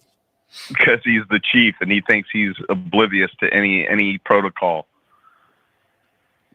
Man, I remember I had a bank robbery felony stop. Not to get off the subject, felony stop. I had the guy drawn down. He just committed the bank robbery. Perfect felony stop. My lieutenant rolled up, got out of the car, pulled his belt up, walked up to the car, and just took him out of the car. This was an armed robbery. Just walked up, didn't even draw down on him. Just walked up and said, "Hey, come out of the car." Totally against anything that we were taught. But again, we don't know what he did when he was inside. He might have put, the suit on inside, but unlikely. So Detective John, the roommate girl gang theory holds water. Roommates could shower up and get away with it with shoddy forensic practices. Sure. I mean, for a while, but what you got to understand about blood is blood is a protein-based product. That's why it glows when you luminol it. It's the proteins that glow. You can go in the shower right now and shower off all the blood and you think it's gone, but unless you get on that in that shower and you totally scrub the shower down, which is a non-porous, substrate, you're probably going to get rid of it. But if it's on a porous substrate, you can scrub all you want. You're never going to get rid of that protein. So it's going to glow. So getting in the shower, I mean, yeah, you can get in the shower and shower off, but if you've got an immense amount of blood on you, it's probably going to splatter on the shower curtain or the door, or, they can even pull the drain and swab the inside of the drain. We've done that. Drugs being flushed down the toilet. We've actually been prepared on search warrants when we know they're going to flush. We handle that through the sewage. We would catch it. John, how can a financial reward be truly anonymous? The feds have your cell number and you need to provide a bank routing number for deposit. To be honest with you, I don't know how that works, how they pay those people. I'm sure it can be done. I mean, if they say, but yeah, if they really want to know who it is, you're right. You're right. They can find out anything. There's nothing that you can do today without them finding out. There's a digital footprint for everything. He said, could you slow down chat slightly? I swear I already got 60 seconds on. Your chat, it's fast, dude. Bro, I got really. Hold up, let me redo 60. Hold up, let me do 50. Save. And then let's go back and hit 60. Let me see if it. I'm telling you, bro, I got it on 60 seconds. What else can I put it on? 2 minutes? That'd be crazy. Did it fix it, guys? Let me know if it fixed it. Maybe it broke it when I accidentally backed out. Because I did realize, I was like, hold up, this shit's moving fast, bro. I cannot keep up. I'm at 650. I'm at 635. Y'all are I'm 2 minutes behind. Use a Ouija board. We are all shit talking. All right. I'm definitely way behind, bro. T, you better go have some dinner with your girl. Take a break before. Let's see. T-REV, Detective John, you guys are awesome. I watch every day. Appreciate you. Philly Sports says. Thanks, Philly Sport. Hey, did you ever go back and find those skid marks they were actually recording and measuring? Did you ever look for that? Hold up. Is it not on subscriber? Hold up. Let me see. Yeah, the subscribers mode is on. Hold up. Boom. There you go, right there. I mean, it should be all saved now. Like, I don't know. Chat on fire. Chat was going crazy.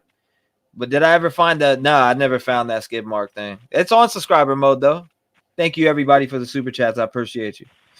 No one can read them from this conveyor belt. I'm dead. Chat on fire. Killer Fact says.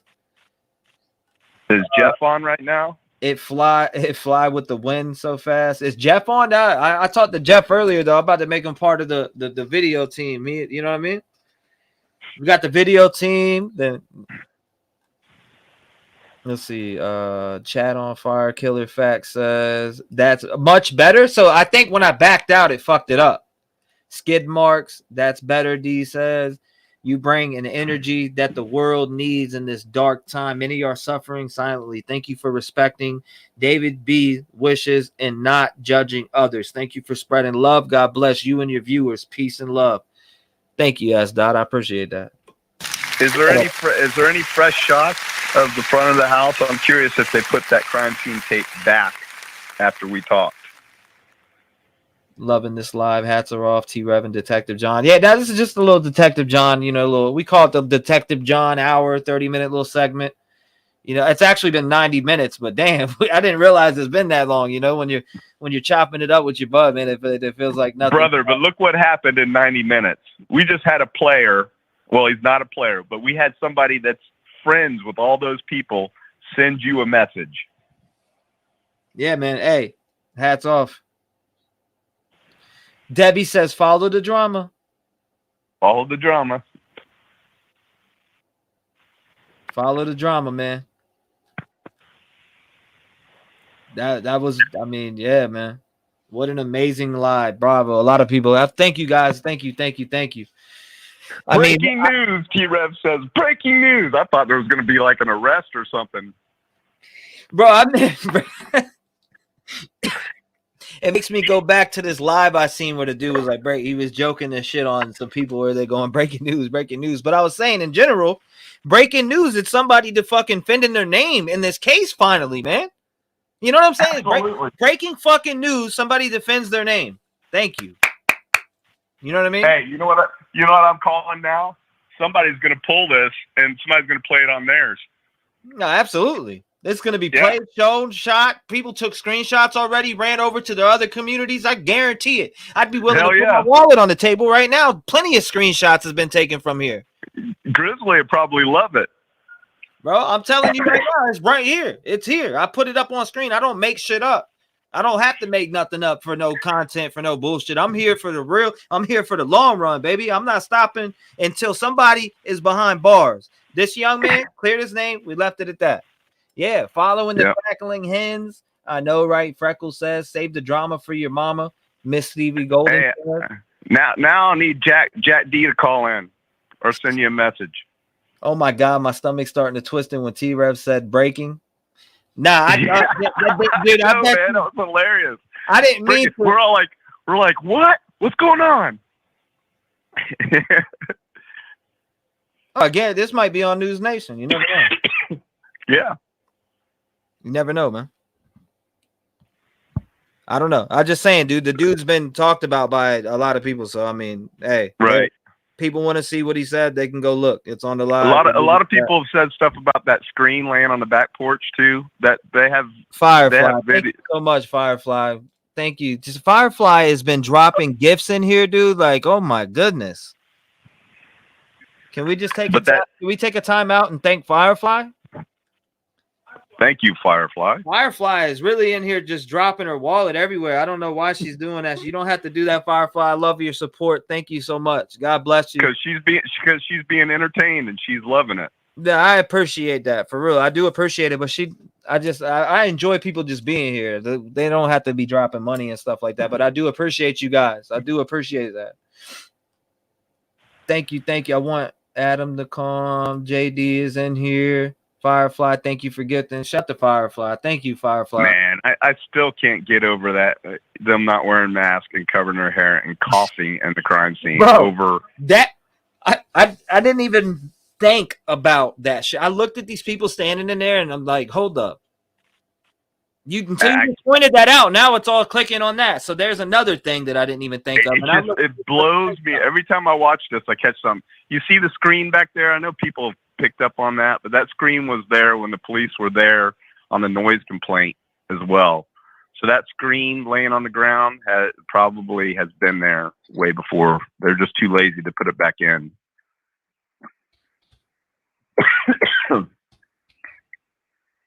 It would be tagged as evidence as well. They would have taken it for processing. Man, it's just that's cool. Butterfly said, "Who cleared their name?" DB cleared. I'll let chat answer you on that. I don't want to cleared whose name. I don't want to keep going backwards with it. You know what I mean? So many are confused. Please explain. Julie said. Some people are probably just coming on and they don't know what we're talking about. Oh man, I feel bad if you just came on and you don't know. I let somebody in the chat. We all agreed not to talk about it anymore. That's what I'm saying. Out of respect, I'm gonna let chat fill you in. I'm not gonna speak on it no more. Or just rewind and go back and then catch up later so they can hear it all. Absolutely. Let's see. Jack D or anyone else sending a social media message would automatically clear them. Weird. Free Spirit absolutely did not say that whatsoever. Yeah, no one's saying that. No one's saying anybody's clear. I'm not saying any of that. I just said allegedly, you know, the dude responded back to my shit and said what he said, actually defended his name. I'll leave it at that. He asked me to he earned my respect for that. Yeah. He earned my respect for that. So I'm gonna honor not talking about it anymore or even mentioning that theory. But right now, I can't stop. I will tell you this on the podcast. I can't stop anybody from speaking on anything. Well, that theory is not going to go away. That's always going to be somebody's theory. We know that. Somebody says sub mode and only not on. Yes, it is. I'm looking at it right now. I'm legit looking at it right now. All right, hold up. Let's do it this way. I'll take it off and then put it right back on. Bang bong. It should be on now.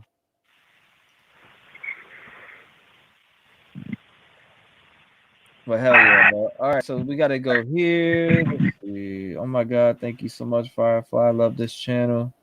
On here every day. I'm pissed seeing it. Freckle says, I'm pissed seeing it. Is there? Let's see. You are welcome. Be sure to go to the Firefly. How many admins do you have on your on this?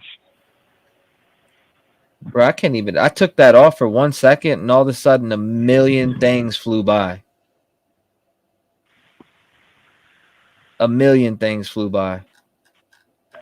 Yeah. I can't even. Hold up. I can't see. I'm missing a lot. Like, I think me backing out screwed my live up. Literally, I'm missing shit that I see on my phone. Stuff that I see on my phone, I'm not seeing on here. Like, for instance, let's talk about it. I seen Tattoo Rebel post something on my phone, but I'm not seeing it over here. Sup, my brother, doing a great job. Got to get me subs.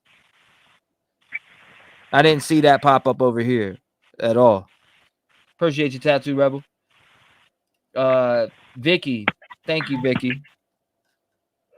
So let's see here. There's that.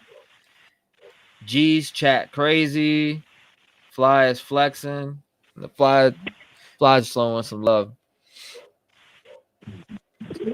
10, dude, I've been live for 10 hours and 26 minutes. Has anybody checked anything? Is there anything new out that we could talk about? I haven't been on anything. Well, shit, bro. I'll take a couple more phone calls. Actually, 10:26. It might be Spirit Boxy time.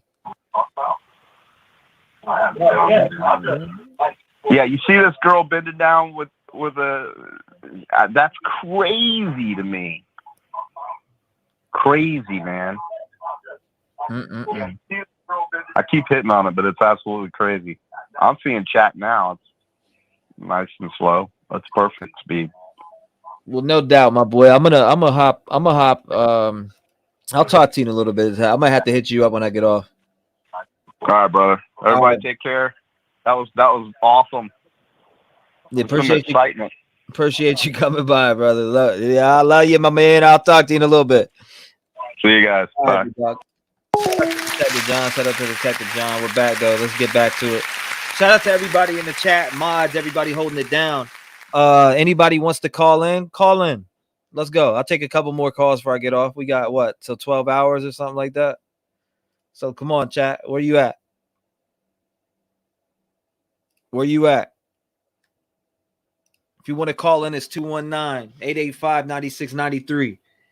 What's up? Here we go. Call from Debbie. Debbie, what's going on? You're live. Hey, man. Okay, earlier I called in about the sorority sisters and all that. Mm-hmm. I misspoke. Wasn't Maddie that left that fraternity. It was Kaylee. That's why I think Kaylee was the ultimate target. The other thing is, next time you talk to Detective John, please ask him if he thinks they took DNA from the sorority sisters. Oh, okay. Yeah, no, I'm sure he can hear you now, and I'm sure you answer up on that. Thank you, baby. Well, I can't keep up with the chat, so if you see an answer, please say it all online. But anyways, I was wrong earlier. It was Kaylee who quit that sorority. I don't know if it's because she was moving or what. But then she went to that Betty's ball with another of the sorority sisters, Dylan. So I think it was kind of like a slap in the face to the sorority. I don't have to be a member to go to your ball. Anyways, there's just a lot to that sorority thing, I think. Right. But please bring it up to Detective John. I would love his comments. Yeah. Damn. This email that I got is very telling. I didn't mean to not. I'm listening to you. Somebody said check your email. No, I'd rather hear about The first thing that I see when I check my email was something interesting. Cool. Well, let's get off here and talk about that. No. Keep going. You're good. No, that's all. I just wanted to correct myself because earlier today I had said Maddie belonged to a different sorority altogether. Mm-hmm. Therefore, by sorority girl rules, she shouldn't have been living there with those girls because they're not supposed to do that. I mean, it's like a secret society, if you will. That's the only thing I can think to compare it to. But anyways, I still think they need to be looked into, and I'd like to know if he thinks they took their DNA. I'm sure they did. Right. But anyways, no, I'd rather hear about your interesting email, to be honest with you. A lot of people want to hear it, but I can't. Oh, you can't read it? Not yet. All right. Well, because I need to first of all, I need to verify. Second of all, I got to make the phone call when I'm totally not on stream. Right. Well, and I'll leave it at that. Well, I'll leave it at that too. I like your show. I watch you all day long. So I respect people's privacy. Yes. I do respect people's privacy. That's why I tell people do not go and bash anybody that you ever see we pull up. My chat name is Prairie Dog 57. I don't know how to become a member. I can't figure that out. I can't figure it out. Are you on a computer? I'll keep, sir? Are you on a computer? No, I'm on my iPhone. Oh, I think you got it. I don't know about on iPhone on how to do that because I don't have an iPhone right now. But in general, actually, I do have an iPhone sitting right here, but it's broken. But anyways, I know when you click on the money symbol, it doesn't give you a option to become a member for some reason. Well, I saw where it came up in green because they were a member, I think. And I pressed on them thinking it might lead me to the member thing, but it didn't. It just said that person was a member for 2 months or something. But anyways, please let me know what Detective John has to say. I hope he's going to text in or call in or whatever. Yeah, no, we just got off the phone with him. We were on the phone for a long time. That's why I'm telling you, Prairie Dog 57, because I chatted several times, but my name isn't highlighted in any way, and I'm subscribed, but I can't figure out the member thing. But I will. We'll get you. No, all right. So if you the mods will click exclamation point, they'll type it in exclamation point member, and if you click on that link, I think you can do it through that for iPhone. That sounds great. Yes, ma'am. All right. Peace, brother. Thank you so much for calling in. God bless you. You too. Shout out to her, man. Shout out to her for calling in.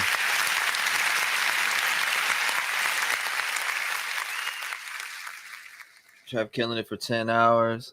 Appreciate it, Randy. Yeah, you know how it is, man. You know how it is. Man, about to think. We're about to end this off. I'm about to eat dinner. I gotta eat. I see a lot of people saying I need to eat. I definitely do need to eat. And I definitely do need to get back on for a box tonight. That's for damn sure. Wifey brought me in this, but it would only be right if I go eat with the wifey. Thank you guys. I'll talk to you again. We'll be live. We'll be back on it again tomorrow. Or, I'll be back on tonight this time. I got to come back on this time. I can't fall asleep. I'm not tired. I'm revved up. I am revved up. I'm not feeling tired right now. Everybody in Discord, I'll be hollering at you. Yes, box, laugh, cool, don't show up. It is what it is. I respect the people who don't, but the goofy shit, you can knock it. You know what I mean? Love you guys, man. I'll holler at you in a little bit. I'm about to go eat dinner. And yeah, 10 hours and 34 minutes. We did it. I love you guys. Thank you, everybody who showed love. To this day.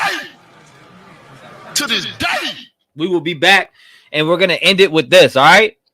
So we're going to end it off with a Rev banger. That's what we're going to end it off with. We're going to end it off with a T-REV banger. You ready? So we're going to take this off the screen. We're going to hit that. We're going to go to, let's see. Let me pull this up. 1 second. I'll end this with this. Like I always do. I play like one of my songs or something. So I'll play that. Let's see. Album.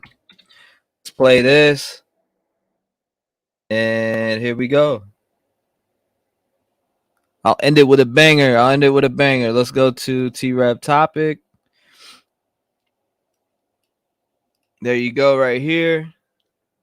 If you want that, there's this. For people who have been asking, there's that. I don't know why it just copied and pasted that, but that doesn't even make sense. So I need to redo that. I had that copied and pasted. But here you go. Right here. Boom. Boom. There's my topic page. Everybody who wants that. I know a lot of people ask. So here you go. I'll leave it at this. Maybe. Maybe not. Maybe fuck Get outta yourself. Yeah, I got goals. And you know what? I was trying to help a lot of people and not worried about myself, not pushing forward, not worried about my grind. I put everyone before me.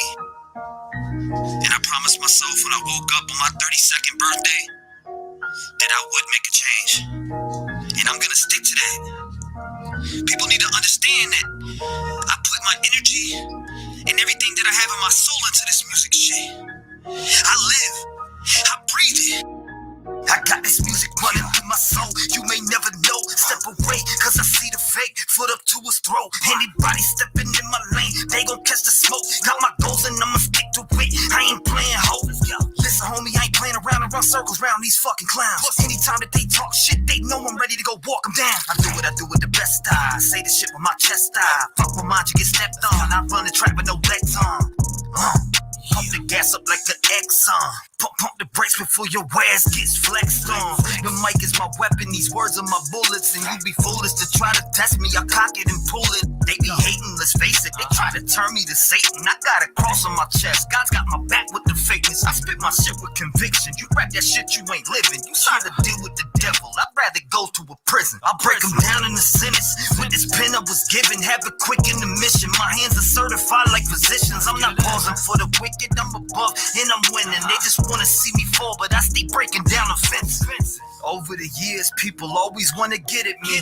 No matter what, they try to turn me to an enemy. I had a lot of folks become a fucking friend of me. They stab me in the back once they get every bit of me. Get rid of it, I'm done, dog. Back away, cause I'm pissed off. You better stay your way. If you know what's up, you better get lost. I'm the big boss, call me Jigsaw. When they get a taste, it's like withdrawals. I can chop through any beat like a swing around blades from a fucking chainsaw. Back up, act up, run them over like a Mack truck. The only time you seen a G is from that keyboard that you whack from. Homie, I've been through the struggle, overcame all of the stumbles. If you ain't made a mistake, then you ain't never see trouble.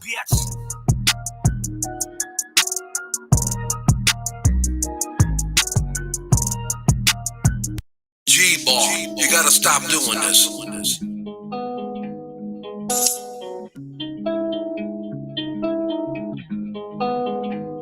Look, all my life has been neglection, so now I pick up the pen and use it as a weapon.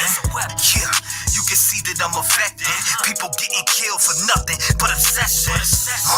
You need to look at your reflection and decide who you are. Stop acting disconnected. Got mothers killing kids. People kill to live. Well, I be on the mic, speaking how I live. Every day I wake up, it's another person that's dead. And YouTube has to solve it because the law is filling kids. I'm disgusted at the evil in the end, and if you connect the dots, you'll see the vision in your head. Why do people die as victim to the streets? They wonder why I'm up all night and can't sleep. I'll be the voice for everyone who can't speak. L.E. failed Kylie and now Sammy is free. AWP did a good deed, and y'all be talking all that shit while they just do it for free. 16 days for 35 minutes. Y'all tried to throw them off and just want to play the victim. Reaching out to YouTube channels for clout. I wouldn't check it. TV if I went in your house. And SF investigate, stay sending out the hate. Why you mad at Doug and Nick for finding Kylie in the lake? Make it make sense. You're a fake bitch. You were there for money and now you're mad over fake shit. And that's something I can't relate with. Zero emotion from the mom or the statements. All I seen was the devil in her eyes. Tony died, you're a fake. I can see it through your lies. Got Sammy on your stream like the FBI. You've been grooming little kids. I can see you holding skies. It get mail calling Ronnie up on the line. Why you lie to the people and say you won't do it live?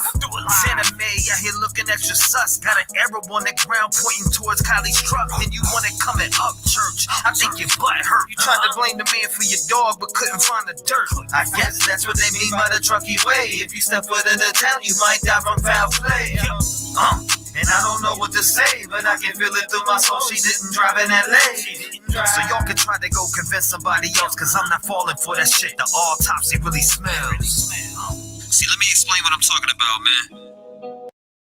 Hi, this is Dave Jackson with YouTube News, and I wanted to report on a few artists here by T-REV. T-REV was calling them out. They're definitely buying views. We went and looked at their social blades, and it's 100% fact. They're really doing it. Look. Unique. Listen to me when I get on these beats. I put you to sleep with the pillow for free. I say what I say and I live what I speak. I don't give a shit about none of your beef. Ride with the heat. I'ma show you what it be. Evidently, you came around fucking with me. I'm talking to peace. I'm not trusting the streets. Everybody is a thug till they get put to sleep. Definitely moving ahead of these. I got the energy. I got the remedy. You will eventually see that I'm mentally on another level that you will never see. I got the legacy. This is the better me. Give him the beats like I'm swinging the enemy. You ain't a friend of me. You just pretended me. Give him a Grammy. He's acting tremendously. Why you gotta fake shit? Take a hat guy, give your ass a facelift. You dumb man still stuck to the basics. One flow and you never really say shit. Don't maybe drag your ass out the basement. Me this Timberland boot, I'm in to shake shit. From the streets, I had to hustle just to make it. Flipping packs on the first is when we pay rent. What you know about it? At 13, I was taught how to make sense. You were in school playing with a paint pen. I was on the block really serving many men. By the way, I think you owe me like 50 cents. I am your boss, cause I got the sauce. Hop in my way, then you stick to a dog. You're taking this loss. I'm in the field, snacking this shit like my name Eddie Moore. Baby, back at it like a crack addict. Gotta jump like a jack rabbit cause I'm that savage. If you ever wanna stab at it, take a pass at it. I run the tracks like school cause I'm fast at it. Vividly sick of your history. I got no sympathy. You live in misery, lacking consistency. Fuck the publicity, exposing your history. You was a bitch to me, come and get rid of me. You don't really wanna try that. Fuck around, you be stuck to the fly trap. Uppercuts make you wiggle from the contact. We ain't from the Bronx, but you know I got a bomb that. The humidity, I got the chemistry. This ain't a trilogy. We got the victory. Fuck all the industry. I'm independently signed to myself and I got all the infantry. Written ahead of my prime. I really think it's about that time that I take one of these rappers and put them in the back cause they literally buy views from online. People respect this. I'm the neglected and tell the whole world you're fake your checklist. I'm eating my breakfast. I bet you regret this. Every single one of you gonna regret this, man. They disconnected from reality, and that's a fact. You need to get back in tune, but it's too late for that. Buying views and bots for clout like it's gonna make a stack. You would really let your tonsils get poked for a couple racks. You're the type to buy 100,000 views and share the news to your people like you're making big news. Or some psycho motherfuckers probably posted by school. I bet you shoot the bitch up to see your face on the news. Is my face on the news yet? Oh my god!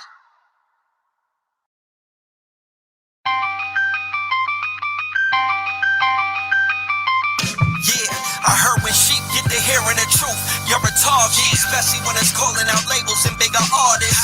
I wrote a song and got a verse from John Connor. Got a text the next day to please take him off it. Damn, why you had to go and make shit so awkward? Should have been my response, but instead my dumb conscience is barking and yelling like, nigga, you better call him out. All that money you spent to go and record it.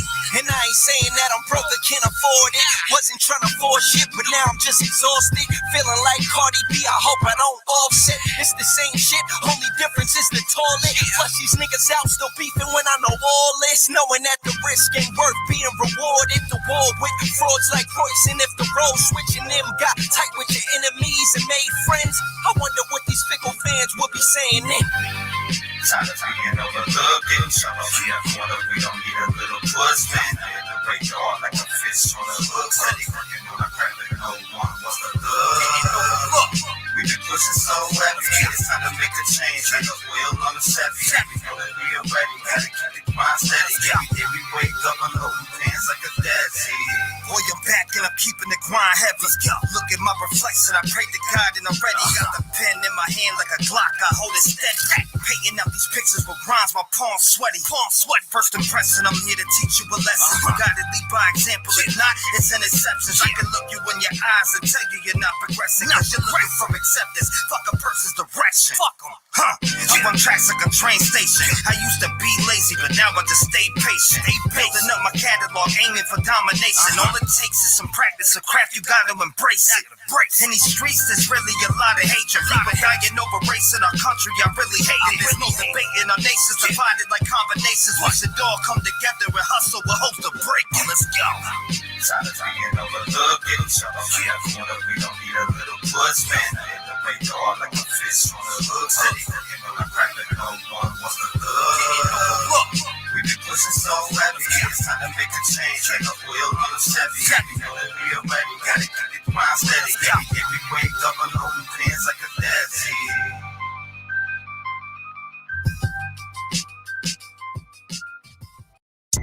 Hi, this is Steve. Maybe. Maybe not. Maybe fuck yourself.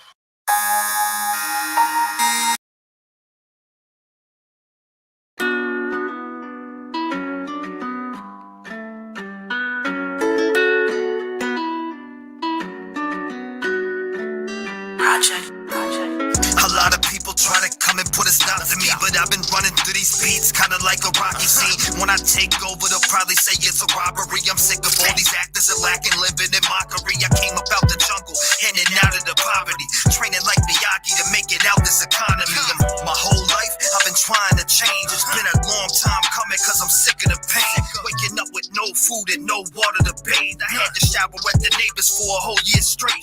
What you know about looking at your mom in the face, snorting lines of meth instead of paying the rent, now it's late. I used to wake up every morning to a fiend in the house. Then one day I packed my bags and moved straight out of town. Cause I'm the soldier with the drills, I stay laying it down. Send them through them cold chills like a draft in your house. Let's go. I'm in the field, I'm a sergeant with the drills. When I get up on the mic, they know I leave a cold chill. I'm like a storm when I spin a windmill. I'ma take off to the top, you try to stop me, yo, that can't be. I'm in the field, I'm a sergeant with the drills. When I get up on the mic, they know I leave a cold chill. I'm like a storm when I spin a windmill. I'ma take off to the top, you try to stop me, you'll get reaching for the top. Going through the struggle like I have as a kid is the reason why I get emotional when using my pen. I just wanna make it out and make a life for my kids and get married and just have a family, cause my heart's full of sin. I done did a lot of dirt, robbing grown adults since I was 13, taking stacks of money and disappearing within the streets. Going crazy back in heat, grab a pen, I'm cooking beef. I'm glad I left town, cause if I didn't, it was murder scenes. I was young and very toxic as a little teen, carrying around dope, selling it to a couple fiends. People coming to my window at night, phone ringing off the Richter for a ball of some white. I used to be that hustler, making moves on a bike. If anybody looked wrong, I was ready to fight. Don't get it twisted, cause I changed it, now I'm living my life. I'm the sergeant with the drill, sending chills to the mic. Let's go. I'm in the field, I'm a sergeant with the drills. When I get up on the mic, they know I leave a cold chill. I'm like a storm when I spin a windmill. I'ma take off to the top, you try to stop me, yo, that can't be. I'm in the field, I'm a sergeant with the drills. When I get up on the mic, they know I leave a cold chill. I'm like a storm when I spin a windmill. I'ma take off to the top, you try to stop me, yo, I'm reaching for the top.